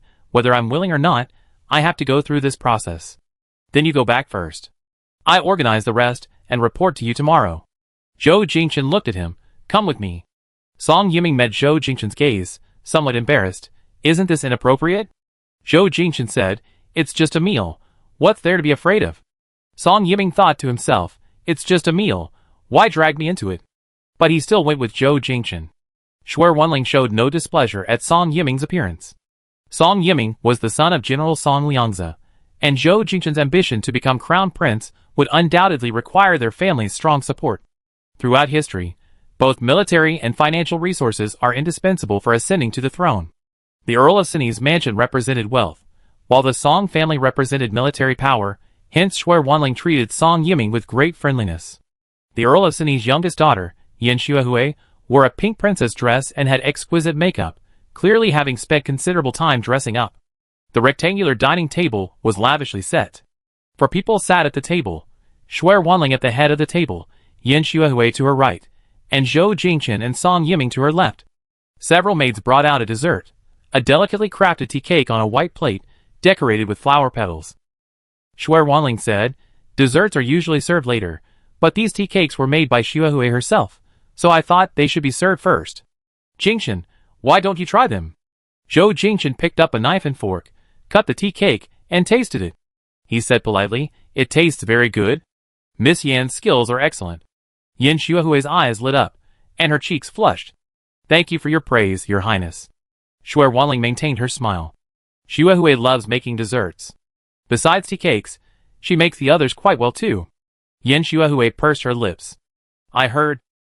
Your Highness likes tiramisu, and I can make it too. Next time, I make tiramisu for you. What flavor does Your Highness like?" Zhou Jingchen glanced at the girl opposite him, her face flushed, her eyes shining. She was clearly beautiful and from a good family, but why couldn't he muster any interest? If he was destined for a political marriage, why couldn't it be her? "I like all flavors. I can make several flavors too." Zhou Jingchen silently hoped this meal would end quickly. An hour later, dinner finally ended. Zhou Jingchen thought he could finally breathe a sigh of relief, but Shuai Wanling made a suggestion. "Xuehui, didn't you say you wanted to see the epiphyllum? I think it'd be blooming soon. Why don't you let Jingchen take you to see it?" Yin Xuehui glanced at Zhou Jingchen. "I don't know if that would be too much trouble for Your Highness." Shuai Wanling smiled. "Of course not, Jingchen. What do you think?" Zhou Jingchen paused for a moment, then said, "Then let's go see it." Shuai Wanling looked at Song Yiming. "Yiming, I got some sapphires a few days ago. I remember your mother likes them. Wait for me a moment, I get them for you, and you can take them back to her." This was clearly a hint that Song Yiming shouldn't go flower viewing. Zhou Jingchen had no choice but to take Yin Xuehui to the garden alone. The night was beautiful, the weather clear, and the stars were clearly visible. Prosperous planet, being an agriculturally advanced planet, had suitable temperatures and fertile soil. The flowers and plants in the garden only needed a little care from agricultural robots to thrive. Zhou Jingchen and Yin Xuehui walked side by side in the garden, neither of them speaking. Yin Xuehui started a conversation. "Your Highness, what do you usually like to do?" Zhou Jingchen replied, "I'm very busy every day. I don't have time for anything else. I heard from the Queen that Your Highness plays the violin." "Yes, but I've been busy with military affairs these past few years, so I become rusty. I learned the piano, and I hope I have the opportunity to play a duet with Your Highness someday." Zhou Jingchen responded with an and looked up to see a disc-shaped star, similar to how the moon appeared on ancient Earth, but it wasn't the moon, it was Jinchi star. Yin Xuehui, and he looked up at Jinchi star in the sky. "Your Highness, what kind of planet is Jinchi star? I never been there. Its technology is more advanced than ProStar's. The capital, Jinwu, is filled with skyscrapers, and there are many flying shuttles in the sky. I only seen it on videos. It must be very interesting." "It's alright. The cities are very prosperous, but most of the areas outside the cities are deserts." "I see. Then ProStar is more beautiful. ProStar has many forests." Zhou Jingchen said, "Each has its own merits." Yin Xuehui saw the epiphyllum blooming in the distance. She was pleasantly surprised. "Wow, Your Highness, the epiphyllum is blooming. It's so beautiful." Zhou Jingchen glanced at the blooming epiphyllum, then at Jin Qixing. He had only returned from there yesterday, yet it felt like he had been gone for a long time. Just then, Zhou Jingchen's communicator rang. It was a video call from Murong Su. He immediately hung up, not daring to answer any call from Murong Su in front of outsiders. Yin Xuehui seemed to realize someone was looking for him. "Your Highness, is someone looking for you?" Taking advantage of the opportunity to slip away, Zhou Jingchen said, "Yes, it's probably military business, so I have to go back and handle it." "Okay, let's go back then." Zhou Jingchen escorted Yin Xuehui to the palace gate, then quickly turned back towards his bedchamber. On his way back, he saw 2 people standing face to face next to the 3-meter-tall statue in the garden. He recognized them both, his sister, Zhou Wanqing, and his close friend, Song Yiming. What were they doing there? As he drew closer, he heard Zhou Wanqing's voice. "My father wants to marry me off to Murong Su. Is there anything you want to say to me about this?" Song Yiming kept his head down. Young Marshal Murong is handsome, capable, and a good man. Zhou Wanqing looked at him. "But I have someone in my heart, and there's no room for anyone else. Song Yiming looked up at her, his eyes slightly red. Then I can. He hesitated, and Zhou Wanqing pressed. What? Song Yiming choked up. Is there anything I can do for your highness? Zhou Wanqing asked, if I elope, will you help me? Song Yiming stood there like a child who had done something wrong, unsure how to answer her question. He had always been a well-behaved child in everyone's eyes, self-disciplined and respectful, never doing anything against his elders or the monarch. Assisting the princess in escaping her marriage was a grave crime. Zhou Wanqing seemed unwilling to make things difficult for him. It was just a joke. Given the current situation, ProStar needs to rely on Jin Qixing as a powerful backer. A political marriage is the best solution. Why would I run away for my own selfish reasons? Hearing this, Zhou Jingchen felt a pang of pain in his heart. Both he and his sister were suffering because of this arranged marriage, yet they had no power to resist, and could only accept it step by step. Not to mention them, even someone like Murong-su couldn't decide his own marriage. He dragged his weary body back to his bedchamber. Mia, turning her head, followed closely behind him. Your Highness, my system detected that you look worried. Would you like me to play some cheerful music to cheer you up? No need, Zhou Jingchen said. I need to be alone. Don't come with me. Mia immediately stopped and replied in a childish voice, Yes, Your Highness. Zhou Jingchen entered the room and turned on his communicator. Murong-su's sudden video call had startled him. Was there something important he wanted to discuss? Thinking this, Zhou Jingchen returned the video call. The other party answered quickly, and a 3D half-body image of Murong-su appeared in midair. It was daytime on his end, and the background suggested he was on a warship. Zhou Jingchen looked at him. They hadn't seen each other for about 6 days. You just called me? Murong-su looked at him with his handsome phoenix eyes. Your Highness hung up immediately as soon as I called. Were you secretly meeting with a beauty, feeling guilty? Zhou Jingchen was taken aback, wondering if this person had installed a surveillance device on him. What does my secret meeting with a beauty have to do with you? Murong-su said, Of course it's related. If your Highness were to secretly meet with a beauty behind my back, I'd be heartbroken. Zhou Jingchen's ears turned red, but he was inexplicably annoyed. You said a teacher for a day is a father for life. Are you trying to commit incest? Your Highness, please don't say that. Zhou Jingchen raised an eyebrow. So you do know about moral principles? Murong-su chuckled. No, it's just that when your Highness talks about incest, I get even more excited. Zhou Jingchen was about to explode with anger. Murong-su, are you a pervert? Murong-su enjoyed Zhou Jingchen's bristling expression. Isn't it just a bit of fun? Zhou Jingchen gritted his teeth in anger.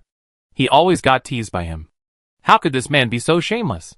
He was about to be married to his sister. Even if he liked men, shouldn't he settle down after the marriage was arranged? You call me just to talk nonsense? There is. It's important business. Speak. At the end of this month, I will be going to ProStar with my father for a state visit, and also to escort the second batch of Mechs. We expect to stay on ProStar for a few days. Murong Zhenyun and his son Murong-su are coming for a state visit, presumably to discuss the marriage alliance. He replied, Yes, I understand. Murong-su smiled. Actually, there's one more thing. What is it? I will send His Highness a gift, one that His Highness will surely like. Zhou Jingchen was curious. What gift? You find out when the time comes. Murong-su said, Before that, His Highness can think more about how to thank me. This guy is really something, expecting gratitude before even receiving the gift.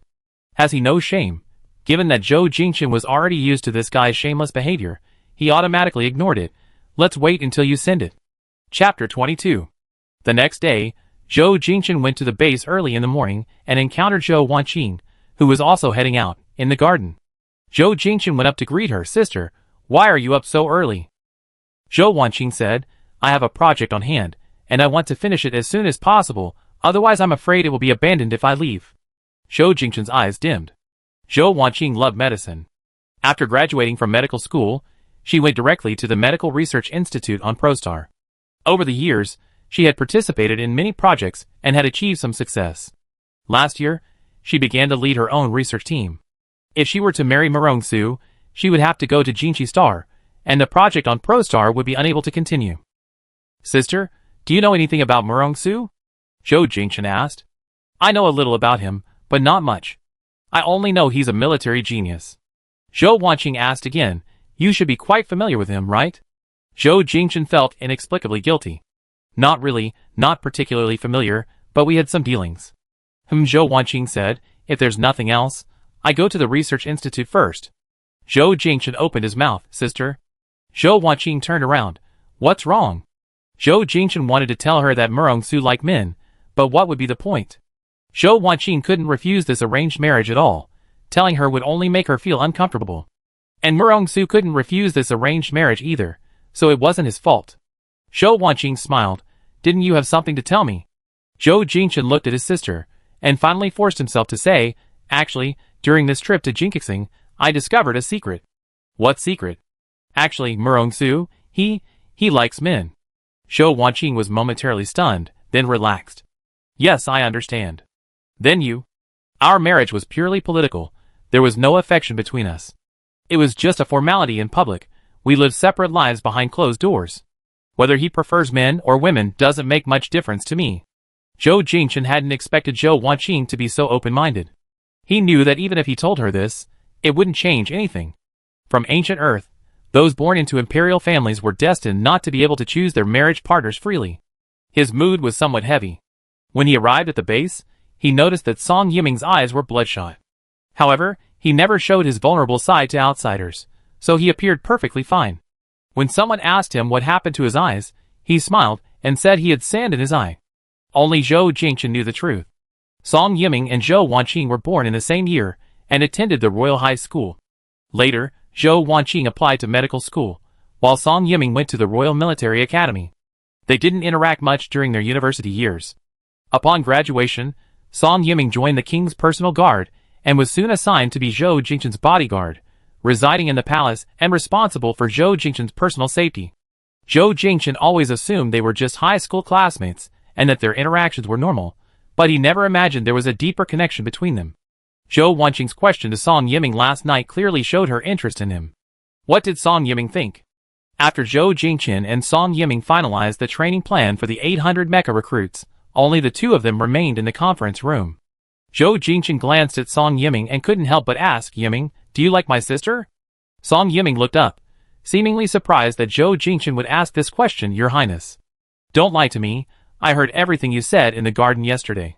Song Yiming tidied up the papers in front of him, saying as he did so, Her Highness the Princess will soon be engaged to Marshal Murong. Marshal Murong is top-notch in appearance, family background, and ability. Her Highness will be happy marrying him. I asked you if you like my sister, why are you bringing up Murong-su? Song Yiming put the papers into a file folder. Since Her Highness is going to be engaged, then Your Highness shouldn't ask me this question anymore. Zhou Jingchen bit his lip. Song Yiming, are you trying to drive me crazy? Zhou Jingchen scoffed, Your Highness, please don't ask anymore. Seeing Song Yiming's expression, Zhou Jingchen was furious, but he knew his temperament. When he was being self-disciplined and polite, he was more stubborn than an ox.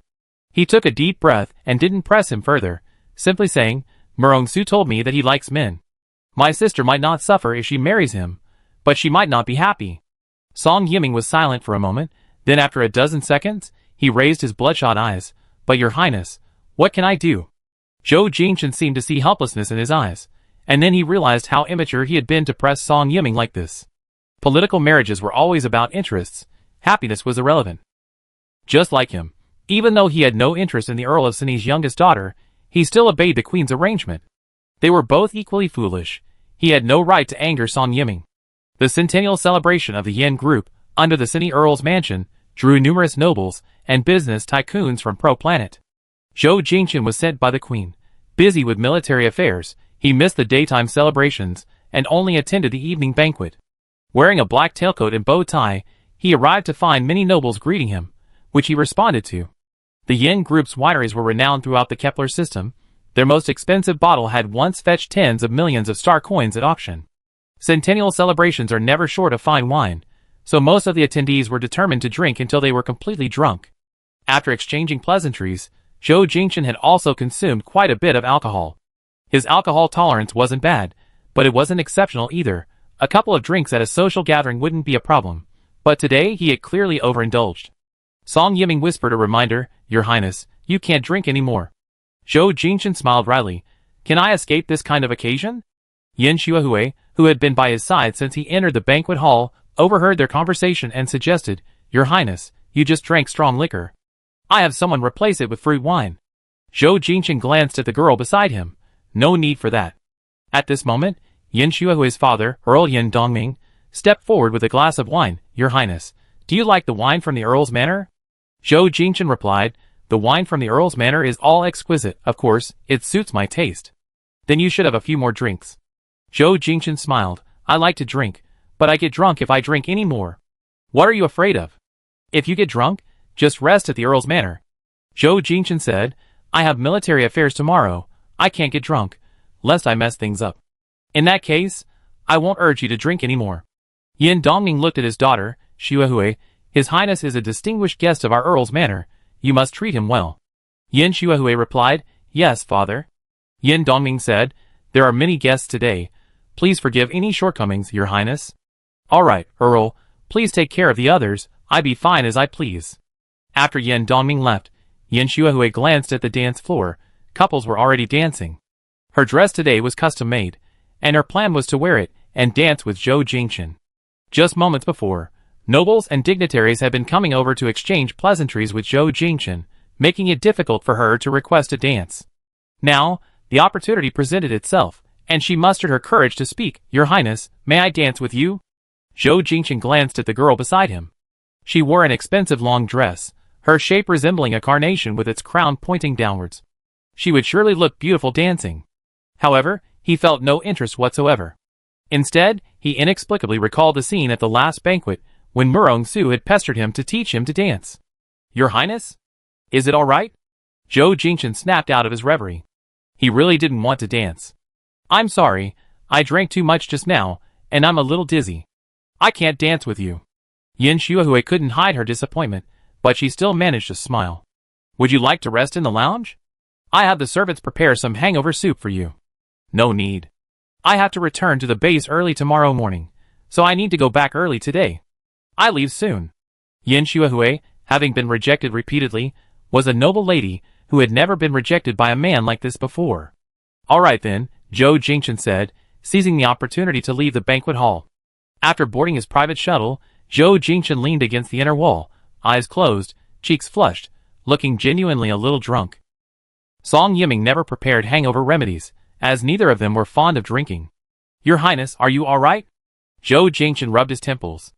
I drank a bit too much, and now the alcohol is kicking in, my head hurts a little. Song Yiming took out a portable diagnostic device from the shuttle, and scanned Zhou Jingchen from head to toe. The device showed, blood alcohol concentration 50 mg per 100 milliliters, mild intoxication, symptoms can be relieved by drinking water and resting appropriately. Song Yiming put down the medical equipment, and opened a bottle of water on the shuttle. Your Highness, have some water. Zhou Jingchen took the bottle and drank some water. He looked at Song Yiming with his watery eyes. Yiming, why do I feel so uncomfortable? Your Highness has drunk too much. It's normal to feel uncomfortable. You feel better after a nap. No. These past few days, Zhou Jingchen had accumulated a lot of resentment. He had nowhere to vent it, and could only silently digest it in his heart. But after drinking a little alcohol, the words that had been bottled up inside him were like a water-filled balloon with a hole poked in it, and the water kept pouring out. Yin Xuehui isn't annoying at all, but I just can't accept her. Every time I'm with her, I feel like there's a huge stone pressing on my chest. Song Yiming sat beside him listening to him. Then, Your Highness, do you want a marriage alliance? Of course I don't want to. Zhou Jingchen sneered. But is it something I can simply refuse to do just because I don't want to? Yiming, you like my sister too, don't you? Watching her marry Murong Su must be very painful for you. Song Yiming hadn't drunk much and was still sober, so he didn't want to discuss this with Zhou Jingchen. Your Highness, you're drunk. Why don't you close your eyes and rest? We be at the palace in a few minutes. Yiming, even you don't want to hear my true feelings anymore, is that it? No, Your Highness, I'm always willing to listen to what you say. Zhou Jingchen asked him again, do you know what's wrong with me? Song Yiming asked, what? I feel very strange. Murong Su's face keeps inexplicably appearing in my mind. He's such an annoying person. So bad, he's still my brother-in-law in the future, why do I always think about him? Song Yiming was silent for a moment, then comforted him. Murong Su is very powerful, and leaves a deep impression. It's normal to think about him occasionally, Your Highness, don't worry too much. Zhou Jingchen had been drinking, but not to the point of being unconscious. Yiming, you've been lying to me all along. You've been with me for 5 years, as my personal bodyguard. You should know that 5 years ago, I was infatuated with Murong-su. You should also know why I only lost my memories of Murong-su. You just didn't want to tell me. Song Yiming said gently, Your Highness, you have your own mission. Let bygones be bygones. Zhou Jingchen slumped against the inner wall, smiling weakly, You're right, I have my own mission. Chapter 23. The shuttle sped to the entrance of the bedchamber. Zhou Jingchen, supported by Song Yiming, entered the room, and a maid immediately prepared a hangover soup. After drinking the soup, Zhou Jingchen lay down. But he didn't actually feel very drunk. At most, his cerebral cortex was particularly excited today, and he wanted to release many emotions. After the maid and Song Yiming left, he tossed and turned, unable to sleep. He got up again, went to the cabinet, and took out the storage device he had obtained at the Jin Qixing Blue Hour restaurant. He connected the storage device to his communicator again and opened the file containing animated photos. He had already seen the first few. There were 2 more he hadn't seen. He clicked on the third one. It was a photo of many people. Behind them were many people, including Murong-su and his confidants, and Song Yiming was also among them. They were all surrounding him, and he, as the main figure, had a large cake in front of him. It was taken on his 19th birthday. Judging from the photo, it was a very lively day. The last photo showed everyone playing a game. Zhou Jingchen had apparently lost, and everyone was cheering, Kiss him! Kiss him! Zhou Jingchen stood before Murong-su, his face flushed, his head bowed low, almost burying itself in his neck. Murong-su lifted his chin with his long, slender fingers, and then bent down to place a kiss on his lips. Seeing this, Zhou Jingchen's drunken face turned even redder. He immediately turned off the holographic image, sat down on the floor leaning against the bed, and stared up at the ceiling. He remembered nothing of the scene in the holographic photo. That kiss must have been his first kiss. Just like that, Murong-su took it all away. Bastard. The key is, this kind of bastard, he still thinks about him all the time. He reopened Murong-su's communication page and, without much hesitation, made a video call. Soon, a half-body image of Murong-su appeared in midair. Zhou Jingchen recognized the background. It was on his private shuttle. When Murong-su's icy face was facing him, it always carried a hint of roguishness. Your Highness, did you miss me? Why did you think of making a video call? Zhou Jingchen looked at the guy's irritating expression, and felt very annoyed. Murong-su, you're a bastard. Murong-su chuckled. Then tell me, how am I a bastard? I didn't do anything. He still said he didn't do anything. Murong-su quickly noticed something was wrong with him. Your Highness, what's wrong? Have you been drinking? None of your business. TSK really? Murong-su smiled knowingly. What, are you going to tell me the truth while you're drunk? That's right. I don't usually dare to scold you, but today I'm making a special call to scold you. Murong-su wasn't annoyed at all. He found the cat's outstretched claws rather amusing. All right, scold me a few more times. I'd love to hear it. Zhou Jingchen looked at him with his watery eyes, his cheeks puffed up with anger. You're such a jerk. Why is that the only thing you can say? Your Highness, next time I have to teach you a few more insults. Zhou Jingchen felt even angrier, his eyes reddening. How can you be so annoying? Murong-su softened his tone. All right, I am annoying. Then tell me, why did you drink so much today? It's none of your business. The little cat was really aggressive. He was the one who made the video call while drunk, yet he was still attacking him. Murong-su said helplessly, You're all alone? Why isn't anyone taking care of you? I feel unwell. I want to be alone. Is that not allowed? Of course you can, but I'm here with you now. Murong-su stopped teasing him and asked seriously, What's wrong? Why do you feel unwell? Zhou Jingchen sniffed. He shouldn't have told Murong-su these things, but he drunk too much and his head was spinning. He just wanted to tell him his grievances. Father and mother want me to marry Earl Sini. Murong-su frowned. You agreed? Not yet, but it's only a matter of time. Zhou Jingchen said, Aren't you the same?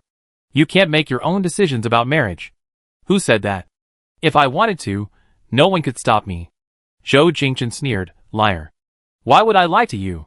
How much have you lied to me? Murong-su said, At least I won't lie to you about this. Zhou Jingchen met his gaze across the room, his usual foxy smile gone, speaking very seriously, leaving him bewildered. He hurriedly said, I'm not talking to you anymore and hung up. Then, he sat on the edge of the bed and slept through the night.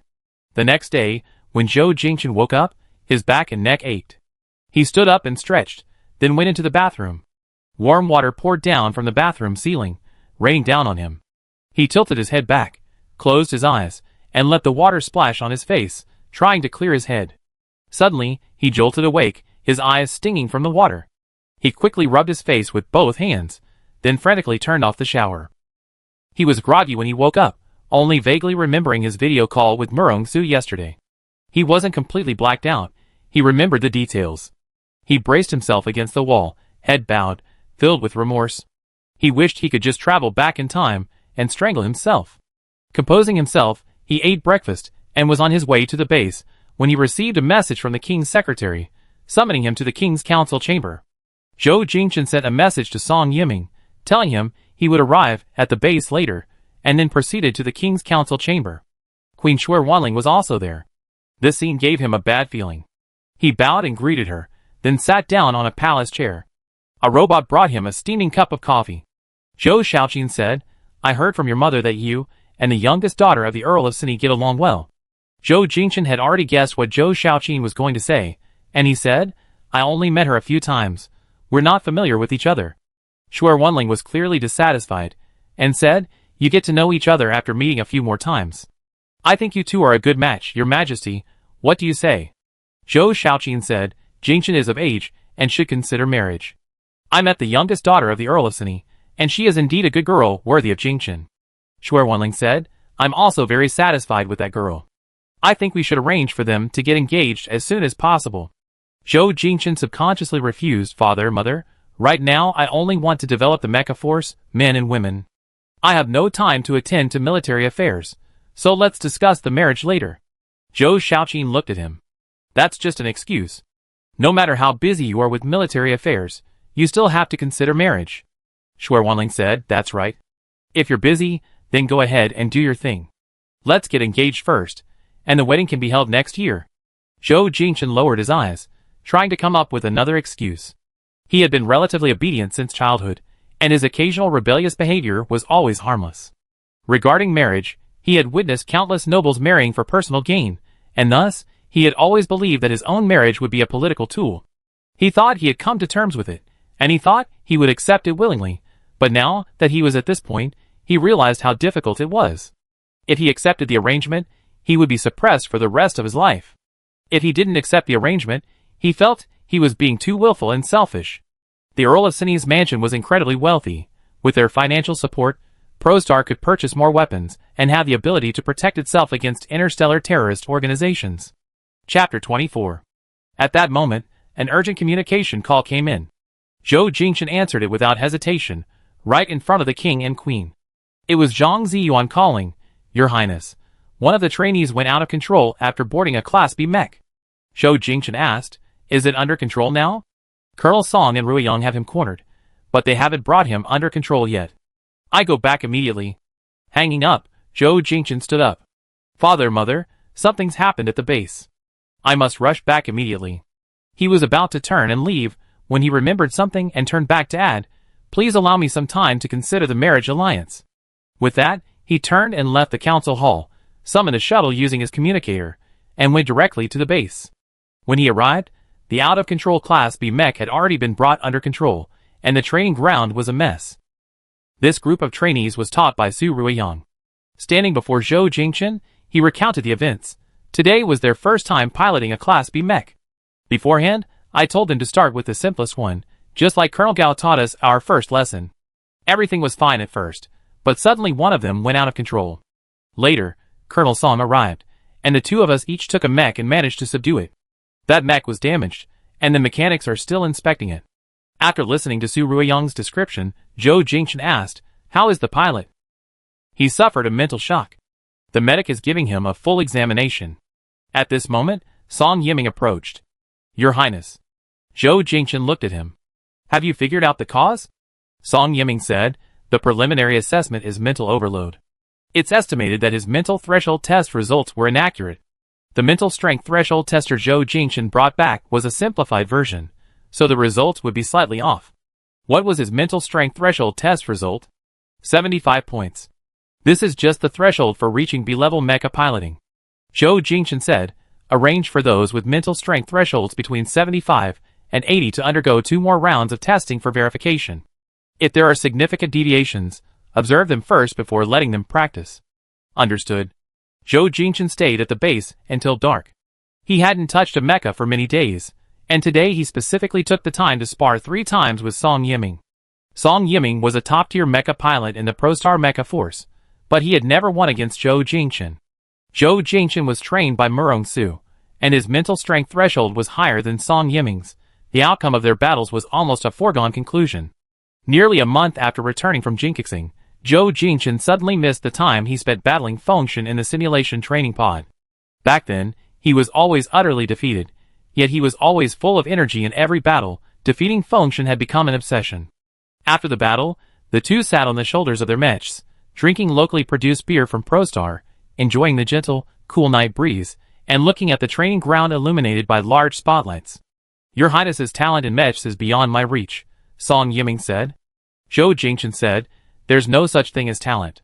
The reason I improve so quickly is because my master is Murong Su." Song Yiming was surprised. "He taught you?"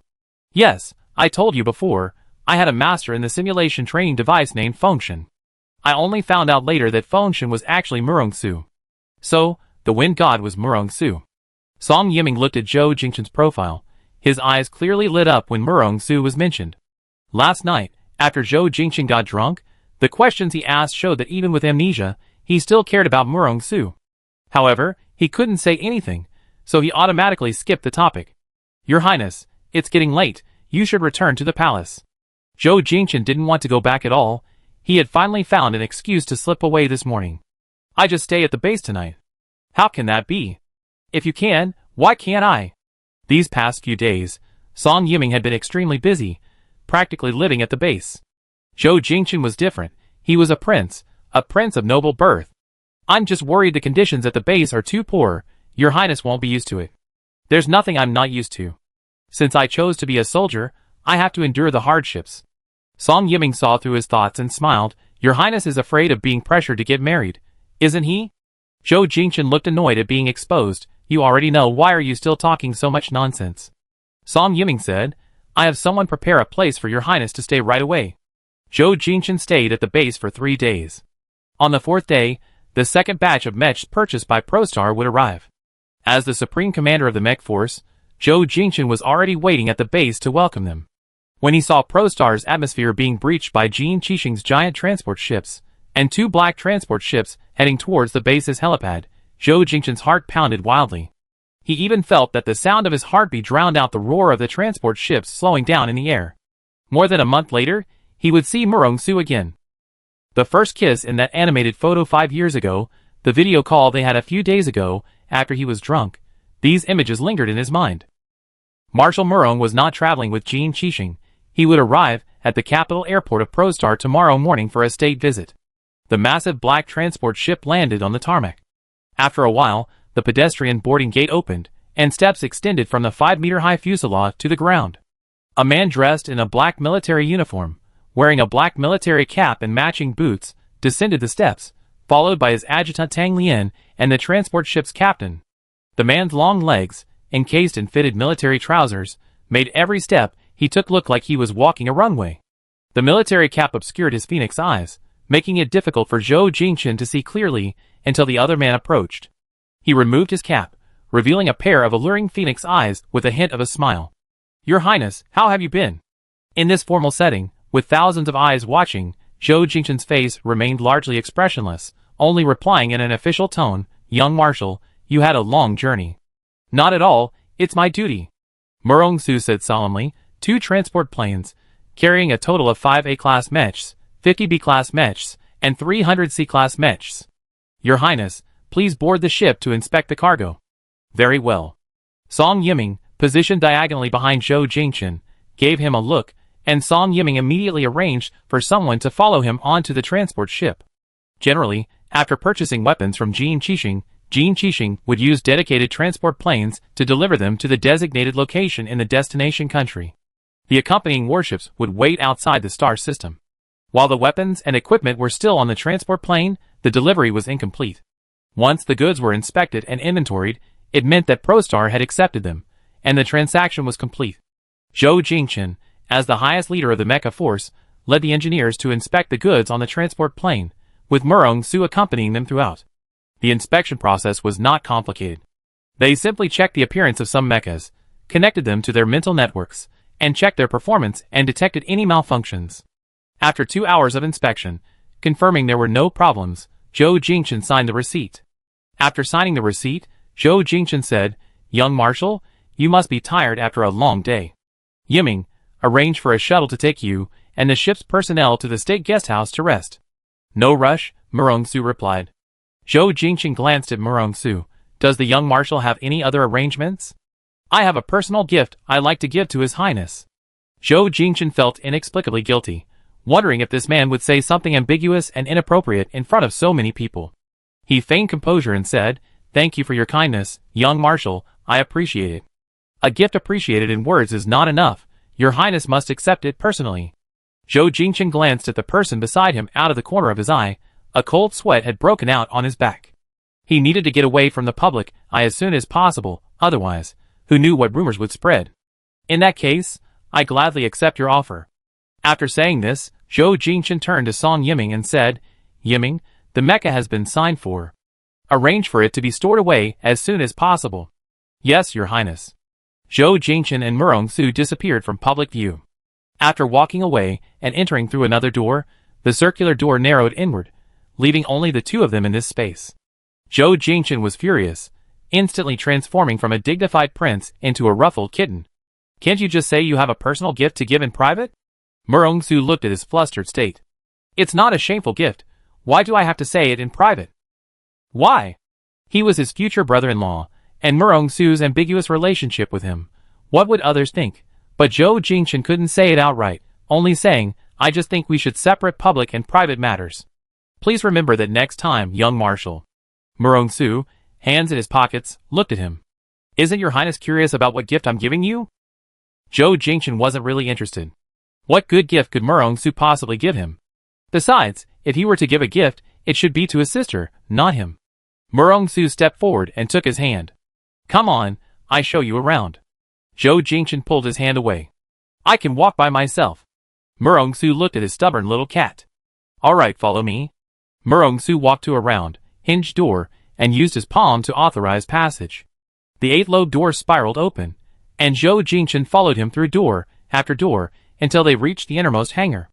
Upon entering, he was stunned by the sight before him.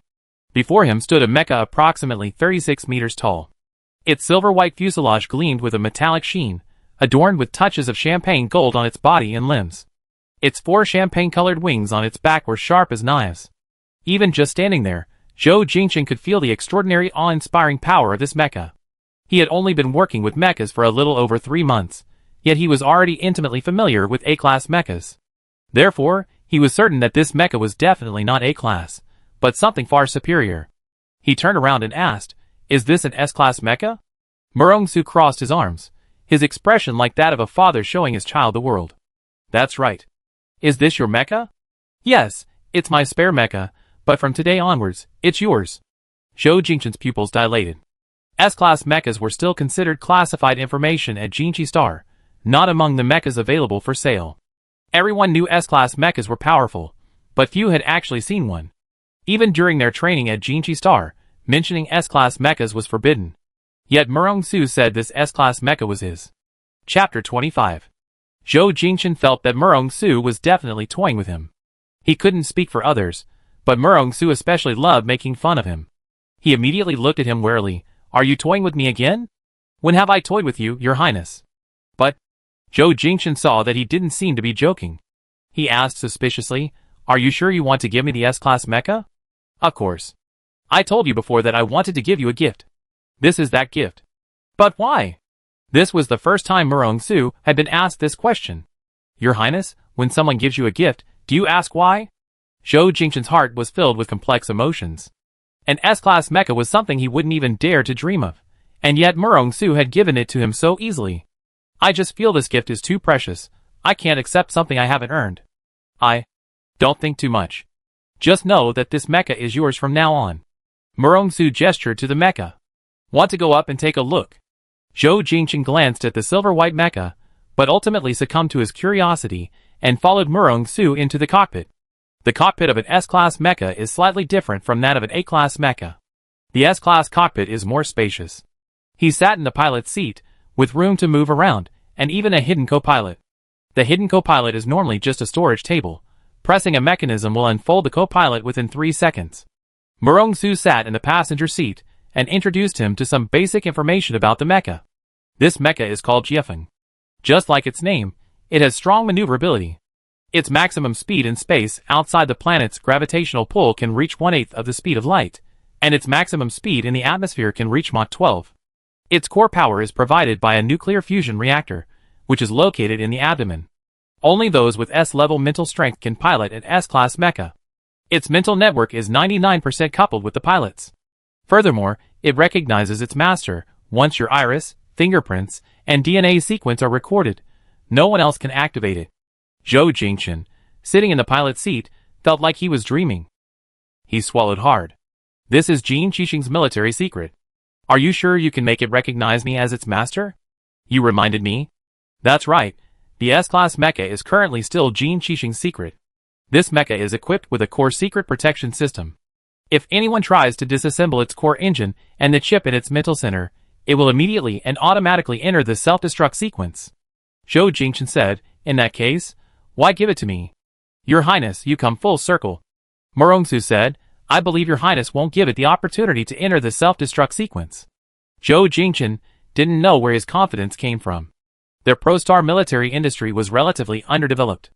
To independently research and manufacture mechs, they had already sent a Class B and a Class C mech to the military factory for disassembly and research. Class A mechs were too expensive, and disassembly and research hadn't been arranged yet, but it was only a matter of time. However, this Class S mech had a classified protection system, which dispelled his idea of disassembling and researching it. Murong-Su pointed to the central control panel. Your Highness, enter the identity registration process. After registration, you will officially become its owner. Zhou Jingchen's heart was pounding. He was even a little nervous. He raised his hand and placed it on the sensor area. The indicator light in the cockpit lit up, and a pleasant young mechanical voice sounded. You have initiated the identity authentication process. Confirm to enter the identity authentication process immediately? Zhou Jingchen said, confirmed. System, friendly reminder, during identity verification, please look straight ahead, maintain proper posture, and do not leave midway. Identity verification will officially begin in 10 seconds. Zhou Jingchen straightened his chest and looked straight ahead as the mecha scanner began a full scan. The entire process took about a minute.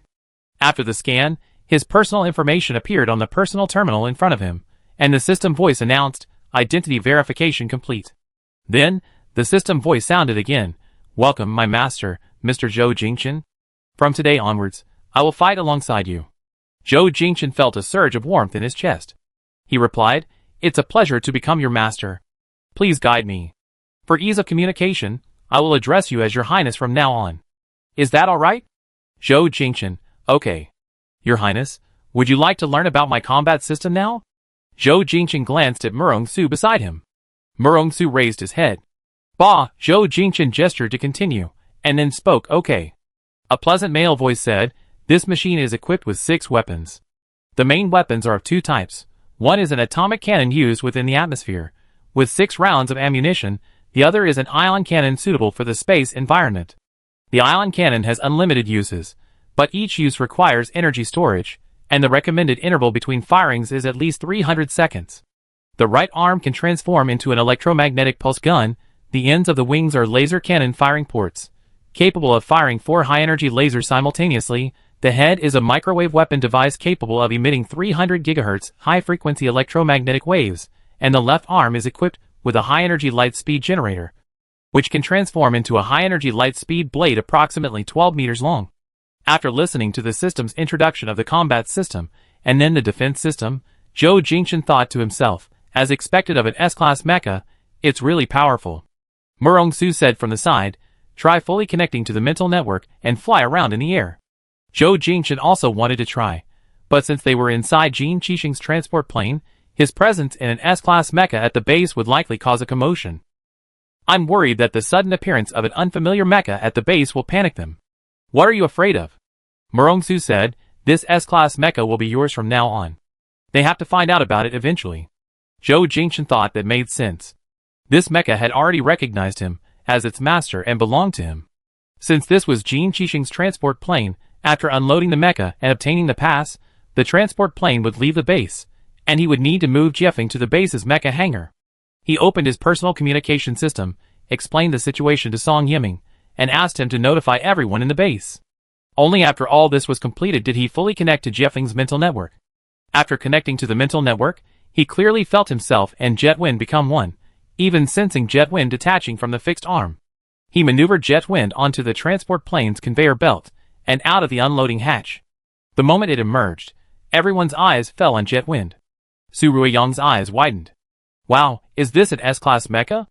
Yu Jiaza said, it looks so cool, kind of like a queen. Just as they were discussing this, Jetwind activated its thrusters and whooshed into the sky. Wow, so fast! This is amazing! Was it a freebie from Jin Qixing? Probably.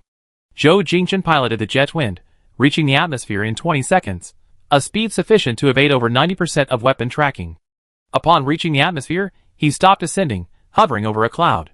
Then, with a flick of his left arm, his high-energy light-speed blade emitted a blue glow. Excited, he immediately practiced a set of sword techniques taught by Murong Su on the cloud. Afterward, he piloted the Jetwind towards even more distant and expansive places. He traversed the dense forests, verdant fields, and orchards laden with fruit on Prostar, finally stopping at a meadow beside a lake. Sitting in the driver's seat, Murong Su propped his chin on his hand, looking at Zhou Jingchen's profile. He was clearly overjoyed, yet maintained a haughty expression, which was quite endearing. Your Highness, do you like this gift? Zhou Jingchen heard his voice, and glanced at him. He was excited, but still wary. Such an expensive mecha, you just give it away like that? Are you all nouveau riche? Murong Su, still resting his chin on his hand, replied lazily, money is hard to say, but I have as many mechas as you want. Zhou Jingchen disliked owing people anything. This mecha was worth at least several billion star coins. He might not have the financial means personally, but since the mecha would belong to him, it belonged to the military of Prostar. He should explain this to the king, and then present Jin Qi Star with a gift of equivalent value. It's only fair to reciprocate. I will report this to my father, and then I will return the favor with a generous gift for the young marshal. I gave your highness a gift you desired. If I'm returning the favor, shouldn't I also give you a gift I desire? Of course, if the young marshal wants anything, just tell me, and I will do my utmost to get it for him. Alright, I remember that. Zhou Jingchen asked, the scenery outside is nice. Shall we go out and take a look? Sure. Zhou Jingchen opened the cockpit door, making it parallel to the ground to form a viewing platform. The two stood on the door. The weather was clear today, with blue skies and white clouds. A gentle breeze blew across the lake, and lush green grass surrounded them. Not far away, a herd of cattle and sheep grazed, unafraid of the enormous vehicle. Beside sheep, there were also horses on the grass. Several horses galloped across the grassland, their manes billowing in the wind. Jin Qixing would never see such a scene. Young marshal, can you ride a horse? Jin Qixing didn't have a horse. No. Murong Su looked at him. Your highness can? Of course. I used to love riding horses on this grassland. Riding a horse is slower than flying, but the feeling of riding against the wind is truly wonderful. It gives you a sense of freedom. Since your highness says so, I have to try it. This grassland belonged to Su Ruiyang's farm. He had been here many times, and was familiar with the farm's management. He led Murong Su to the farm's management office, and asked them for 2 horses, one reddish-brown and one black. Zhou Jingchen mounted first. Young marshal, would you like me to demonstrate? Murong Su followed his movements, mounting the horse with swift and decisive movements, showing no signs of being a first-time rider. No need, I follow you. Zhou Jingchen gestured to the reins. These reins are for controlling the horse's direction. Pull to the right, and it goes right. Pull to the left, and it goes left. Pull back to stop. All right. Zhou Jingchen said, let's go. Giddy up. Zhou Jingchen's brown-red horse galloped off, and Murong Su, imitating Zhou Jingchen, spurred his horse and shouted giddy up. His black horse followed the brown-red horse. As they moved forward, the rushing wind whipped their hair around, and the horse's tail seemed to float in the air. A cool breeze whistled past their ears, a feeling certainly different from riding a flying shuttle. Murong Su looked at Zhou Jingchen diagonally in front of him. He was still wearing his somewhat over-the-top military uniform, and as he rode, the sash and badges on his chest swayed wildly. They rode to an orchard, where there were all kinds of fresh fruit. Zhou Jingchen picked some for Murong Su to try, and Murong-su, who didn't eat much fruit, ate a year's worth with him. Afterwards, they returned to the farm management office, where the staff prepared traditional roast chicken and freshly baked dairy products. Unable to refuse their hospitality, the two enjoyed a hearty meal. They didn't return to the base until sunset. Murong-su said, "Prostar is indeed a wonderful place. Thank you, Your Highness, for showing me so many fun things." Zhou Jingchen had specifically brought Murong-su to the farm today. Jinchi Star was nothing but skyscrapers and desert. It was incredibly boring. Subconsciously, he wanted to show him the things of Prostar. Seeing how happy he was today, he was in a good mood too. Prostar has much more to offer.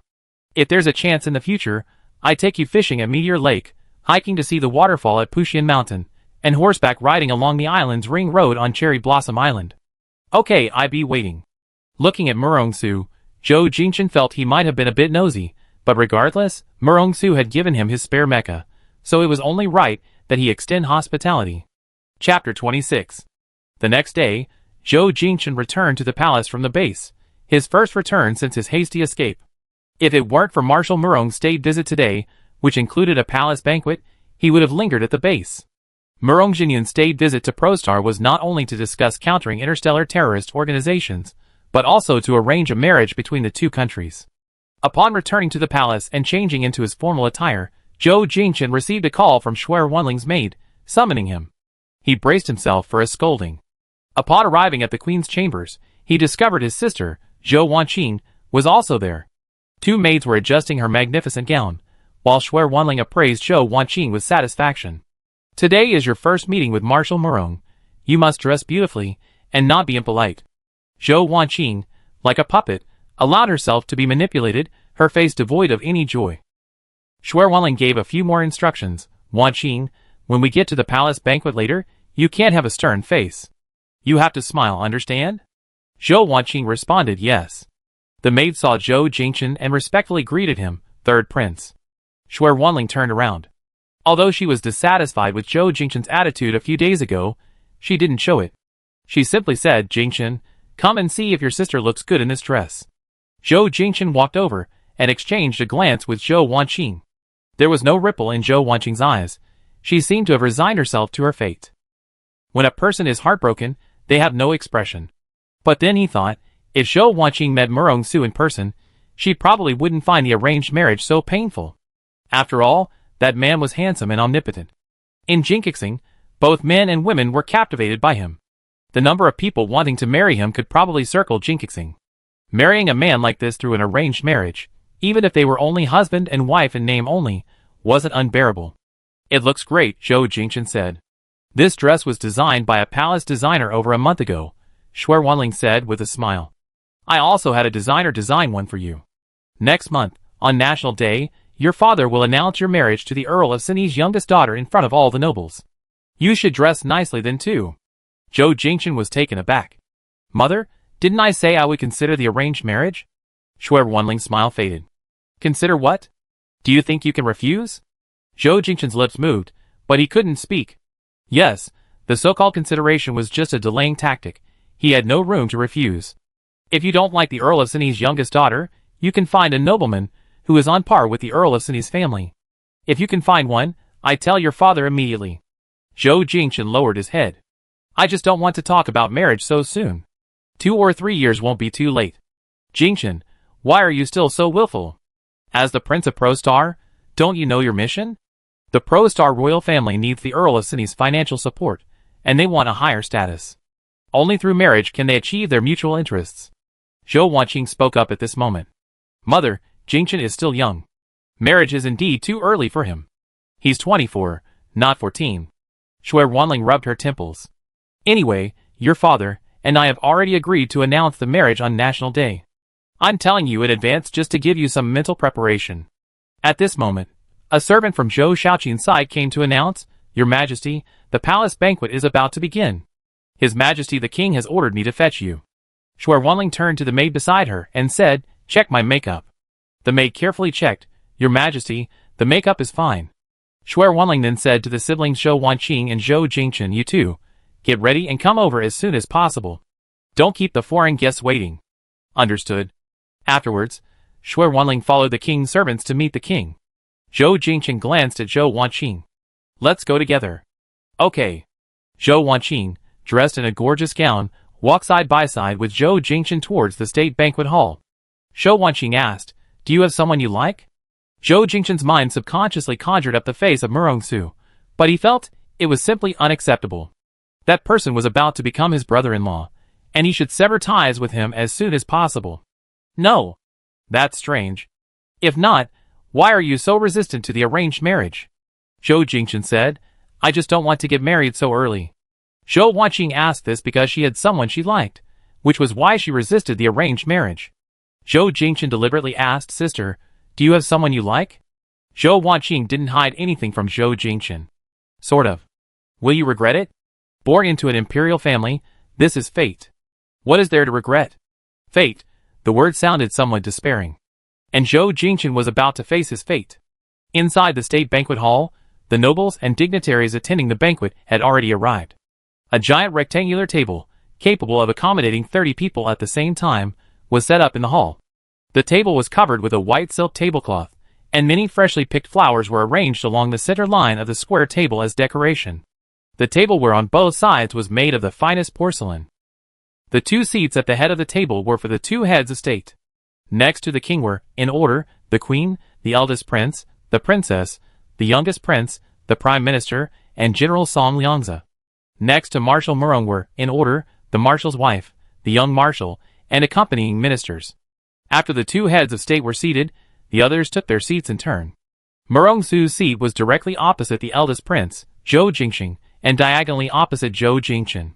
From the moment he sat down, Murongsu's gaze was openly fixed on Zhou Jingchen, but Zhou Jingchen never dared to look in his direction. When Zhou Wanqing looked up, she noticed Murongsu looking in her direction. She instinctively looked over and realized that Murongsu's gaze was fixed on Zhou Jingchen.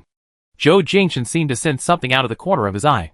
He glanced at Zhou Wanqing, then at Murongsu. Murongsu smiled at him with his phoenix eyes, and he quickly lowered his head guiltily. Zhou Wanqing was completely bewildered. After the banquet began, dishes were served one after another. For state banquets like this, the serving order was particularly meticulous. The first course was an appetizer, followed by a soup, then a small appetizer, and finally the main course. For the people of Jinkixing, the order of dishes served on Pro Planet was far too complicated. They didn't serve dishes in this sequential manner. Even at state banquets, dishes were served all at once, filling a large table within 3 minutes, and each portion was much larger than the delicate, small portions on Pro Planet, where each serving was eaten in a bite or two, and even 10 servings wouldn't leave you feeling full. However, they had to admit that Pro Planet, as one of the leading agricultural nations in the Kepler system, had far superior cuisine compared to other countries. On many artificial planets, 60% of the population primarily consumed artificial meat and nutritional blocks. Fresh vegetables, fruits, and fresh beef and mutton were only available to the upper classes every day. Murongzhenyan said, the saying eat in Pro is indeed true. I've been to every country in the Kepler system, but only the cuisine of Pro can leave me with such a lasting impression. Zhou Xiaoqin smiled. If the marshal wishes to sample Pro's cuisine, he can stay a few more days. I would like to, but I'm too busy with political and military affairs to spare the time. Zhou Xiaoqin said, that's easy. I can arrange for a few chefs to go to Jinqi Star to prepare Pro's cuisine specifically for the marshal. Murongzhenyan laughed heartily. I appreciate your majesty's kindness, but Pro's cuisine just doesn't feel quite right if it's not eaten in Pro. Zhou Xiaoqin smiled along with him. Then, if you have time in the future, the marshal should come often. There will definitely be an opportunity. Halfway through the meal, Zhou Xiaoqin looked at Murongsu. I heard from Jing Chen that young Marshal Murong gifted him an S-Class mecha. Murongsu replied, yes, your highness's spiritual power level is S-Class, so you should be equipped with an S-Class mecha. Zhou Xiaoqin said, this gift is far too precious, it makes me somewhat apprehensive. Murongzhenyan said, that mecha originally belonged to him. He was determined to give it to you, so your majesty should just accept it without hesitation. Hearing Murongsu's words, Zhou Xiaoqin felt somewhat relieved. S-Class mechas were Jin Qixing's military secret, even they couldn't buy them with money. To receive one for no apparent reason had indeed made him uneasy. He had suspected that Murongsu had given it to him without Murongzhenyan's knowledge. Since Murongzhenyan had tacitly approved of it, he could naturally accept it without feeling guilty. Zhou Xiaoqin said, Jingchen repeatedly told me to give the young marshal a gift in return, but I'm unsure what to give. Perhaps the young marshal could tell me what he desires, so I can prepare accordingly. Murongsu stood up and respectfully said to Zhou Shaoqin, Your Majesty, I do indeed have a gift I wish to receive. Zhou Shaoqin said, Please speak, young marshal. Murongsu glanced at Zhou Jingchen, then earnestly pleaded, I am devoted to the third prince and wish to marry him and spend the rest of my life with him. I beg your majesty's permission. Zhou Shaoqin's expression changed, and Shuai Wanling beside him turned pale instantly. They had planned to discuss Murongsu and Zhou Wanqing's marriage shortly, but Murongsu had preemptively asked for the third prince's gift. The other protagonist of this affair, Zhou Jingchen, was also stunned, speechless with shock. His heart was pounding so hard it felt like it would leap out of his throat. Every nerve in his body tensed. He'd known Murongsu was unreliable, but he hadn't expected him to be this unreliable, to declare his desire to spend the rest of his life with him at a state banquet, in front of both heads of state and so many ministers. What should he do? What should he do? Chapter 27. The deathly silence was broken by the words of Marshal Gao Yanan, the wife of the marshal. 5 years ago, when the third prince was studying at Jinkixing, he and Asu fell in love. If they could marry, Jinkixing and Proxing would be considered a successful marriage alliance. Zhou Shaoqin snapped out of his reverie. He glanced at Zhou Jingchen, momentarily speechless. His original plan was for Zhou Wanqing to marry Murongsu, and for Zhou Jingchen to marry the youngest daughter of the Earl of Sini. However, Murongsu's request had disrupted all his plans. Same-sex marriage was already legal on Proxing, though it was a minority, accounting for only 1 or 2% of the population. This marriage alliance was proposed by Proxing first. Proxing wanted to gain more protection from Jinkixing through the alliance, so whatever Jinkixing asked for, he should have complied. Murongsu's gift of an S-class mecha at this time was already illogical. If his intended marriage partner was Zhou Jingchen, it would make sense. Considering Murongxinyan's attitude towards the gift and Gao Yanan's recent statement, it's clear that Marshal Jin Qixing and his wife have tacitly accepted Zhou Jingchen as the intended marriage partner. Now that things have come to this, they can only play along. Zhou Shaoqin smiled. I mentioned the marriage to the marshal earlier. Since the young marshal and my son are mutually attracted, this is naturally a cause for celebration. Murongsu smiled. Thank you, your majesty. Zhou Jingchen's heart sank. He couldn't describe his current feelings. Why had it suddenly become a marriage alliance between him and Murongsu? He was unwilling to accept it, a tightness in his chest making him feel suffocated. It felt like a virtuous woman, harassed by a bully, being forced by her parents to marry the bully who had harassed her. How could he accept this? For the rest of the banquet, Zhou Jingchen's mind went blank. He didn't know what the people at the table were saying, nor did he care. After the banquet, he returned to his chambers in a daze. Zhou Wanqing, worried about him, followed him all the way back. Jingchen, are you alright? Zhou Jingchen shook his head. I'm fine. Zhou Wanqing looked at him, a pang of heartache. What happened between you and that young Marshal Murong? Why did he suddenly have father bestow a marriage upon you? Nothing. Then, are you in a lot of pain right now? Zhou Jingchen thought carefully about the question. In pain? He shook his head. I don't know. I'm just very confused right now. I'm not mentally prepared. Zhou Wanqing felt a pang of guilt. She, as his older sister, had to bear all of this. Jingchen, I'm sorry, I don't know either. The Tao has developed to this point. Sister, it's not your fault, it has nothing to do with you. Zhou Jingchen said, I want to be alone for a while to sort out my thoughts, I'm too confused right now. Okay, you should rest well and don't think too much. After Zhou Wanqing left, the robot Mia rolled its wheels around Zhou Jingchen. Your Highness, why are you looking so worried again? Ever since you came back from Jinkixing, you've been looking so worried. Is there anything Mia can do for you? Zhou Jingchen looked at the robot circling him. Just be quiet. The robot's childish voice carried a hint of grievance. Yes, Your Highness. Zhou Jingchen slumped onto the sofa, staring up at the ceiling. The light was too dazzling. He raised his right hand to his forehead, feeling as if all the meridians in his body were in disarray.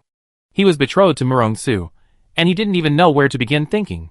Right now, all he wanted was to pin Murongsu down and beat him up to vent his anger. That jerk even called. Zhou Jingchen saw Murongsu's name, and that infuriating half-body photo on the communicator, and immediately got angry. He only accepted the voice message, you dare contact me? I just felt that His Highness must have something to say to me. So, did you guess I wanted to beat you up? Beat you up? Then we have to meet in person, Your Highness. You know ProStar well. Send me the coordinates, I come over. Zhou Jingchen gritted his teeth. He was in a mess, his thoughts like a tangled ball of yarn, impossible to unravel. His only thought right now was to meet him and beat him up. He sent the coordinates, the lakeside in Central Park. It wasn't far from the state guest house and the royal palace. At this time, there shouldn't be anyone there. When he arrived in his flying shuttle, he found Murong Su had already arrived. He was still wearing the black military uniform he wore to the banquet, but his jacket was unbuttoned, and 2 buttons on his shirt were undone, making him look very casual. Zhou Jingchen darted forward, fuming, and swung his fist directly at Murong Su's face. Murong Su didn't dodge, taking the punch head-on. He didn't even flinch. He looked at Zhou Jingchen. 1 punch enough? If not, throw a few more. Zhou Jingchen's chest heaved violently. He hadn't held back at all in that punch, leaving a red mark on Murong Su's face. He glared at him fiercely. So why did you give me an S-class mecha? Murong Su replied, Your Highness should have guessed by now. It was my betrothal gift to Your Highness. You? Zhou Jingchen couldn't exhale the anger simmering in his chest. He clenched his fists, wanting to punch him again, but reason prevailed. Why did you do this? I like men. I told you before. Do you want to see me marry your sister and leave her alone for the rest of her life? Or would you rather marry the Earl of Sinni's youngest daughter? Hearing this, Zhou Jingchen's heart sank. He already knew the answer, but he couldn't bring himself to say it. Murong Su asked again, Your Highness, answer me this question. Are you willing to marry the Earl of Sinni's youngest daughter? Zhou Jingchen hesitated for a long time before saying, I don't want to. He had been in great pain these past few days. The root of his pain was his unwillingness to marry the Earl of Sinni's youngest daughter, his unwillingness to see his sister marry someone she didn't love, and his even greater unwillingness for Murong Su to become his brother-in-law. All these sources of his pain had been uprooted by Murong Su's single decision. Murong Su said, Since that's the case, then if I marry you, your sister won't need to marry someone who doesn't love her, and you won't need to marry someone you don't love. So, Your Highness, what complaints do you have about our marriage? Zhou Jingchen felt that he was using a fallacy. The root of his pain these past few days had indeed been eradicated, but he was still somewhat saddened. Only the source of his sadness had shifted. I just hate you. Is that wrong? Oh! Murong Su stepped forward, raising an eyebrow. Hate me? How much do you hate me? Zhou Jingchen moved his lips, instantly losing his confidence, but his tone remained sharp. I just really hate you. Hate that you blush when you see me? Hate me so much that you miss me day and night when you can't see me? Who misses you day and night? Murong Su, you're such a jerk. Yes, I'm a jerk, I admit it. Murong Su grabbed his arm, staring into his eyes, not allowing him to look away any longer. You've seen the gifts Blair gave you, haven't you? Then you should know that 5 years ago, you liked me, and liked me terribly. Jingchen, I don't need you to remember everything from 5 years ago, but you can't even deny your feelings for me. Now, I secured the opportunity for us to be together legitimately. What are you still dissatisfied with? Tell me. Zhou Jingchen wondered, what was he dissatisfied with? Because subconsciously, he had never thought about spending his life with a man, nor had he ever thought he would marry. In other countries, he had just established his mecha forces, and as their commander, he was now in charge. The entire Kepler system was gripped by fear due to interstellar terrorist organizations, and he wanted to protect his home. Murong Su, what I want to do is protect my country, not be your devoted wife. Murong Su finally understood the reason for his awkwardness. He said, Who asked you to be a devoted wife? Even if you marry me, you still be you, the third prince of Pro-Planet, the commander of the Pro-Planet Mecha forces, Zhou Jingchen. What are you thinking? Do you think I want you to do my laundry and cook for me like women in ancient times? As he spoke, Murong Su flicked his forehead. Can't you be a little more open-minded? Feudal society perished back in ancient Earth. How can you still be thinking about being a devoted wife? You? Zhou Jingchen's chest heaved. He was so angry, so angry, so angry, an indescribable anger. He wanted to hit someone again. Murong Su chuckled at his pouty expression, then raised his long arm and pulled him into his embrace. The ruffled kitten, of course, resisted, struggling and brandishing his claws. What are you doing? What's wrong with me hugging my fiancée? Zhou Jingchen's strength was nowhere near Murong Su's. If the other wanted to restrain him, he could only obediently submit. Once he stopped struggling, he actually found Murong Su's embrace incredibly comfortable and reassuring. Chapter 28. Murong Su softened his voice. I promise you, Even if we marry, you still be you.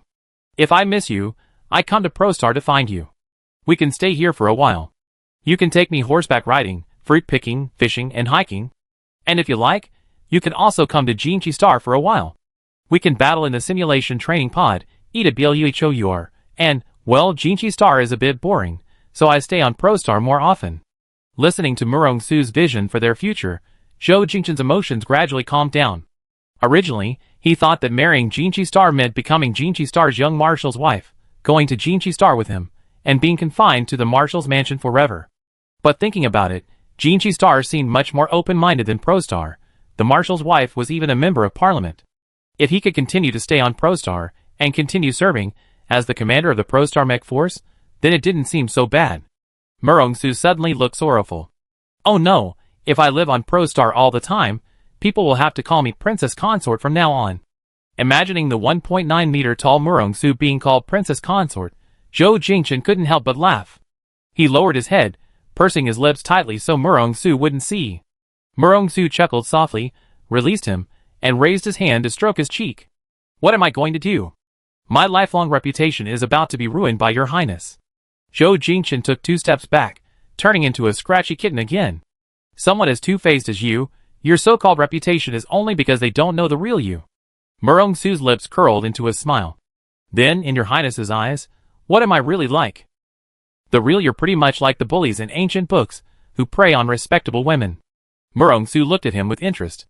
Who are these respectable women? Zhou Jingchen, who had just calmed down, was provoked like this, and his anger flared up again, his cheeks flushing red. In short, you're no good person. Murong Su said in a languid tone, family scandals shouldn't be aired in public, your highness.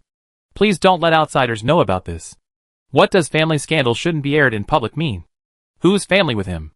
Murong Su said, it's getting late, I should talk to your highness about serious matters. What serious matters?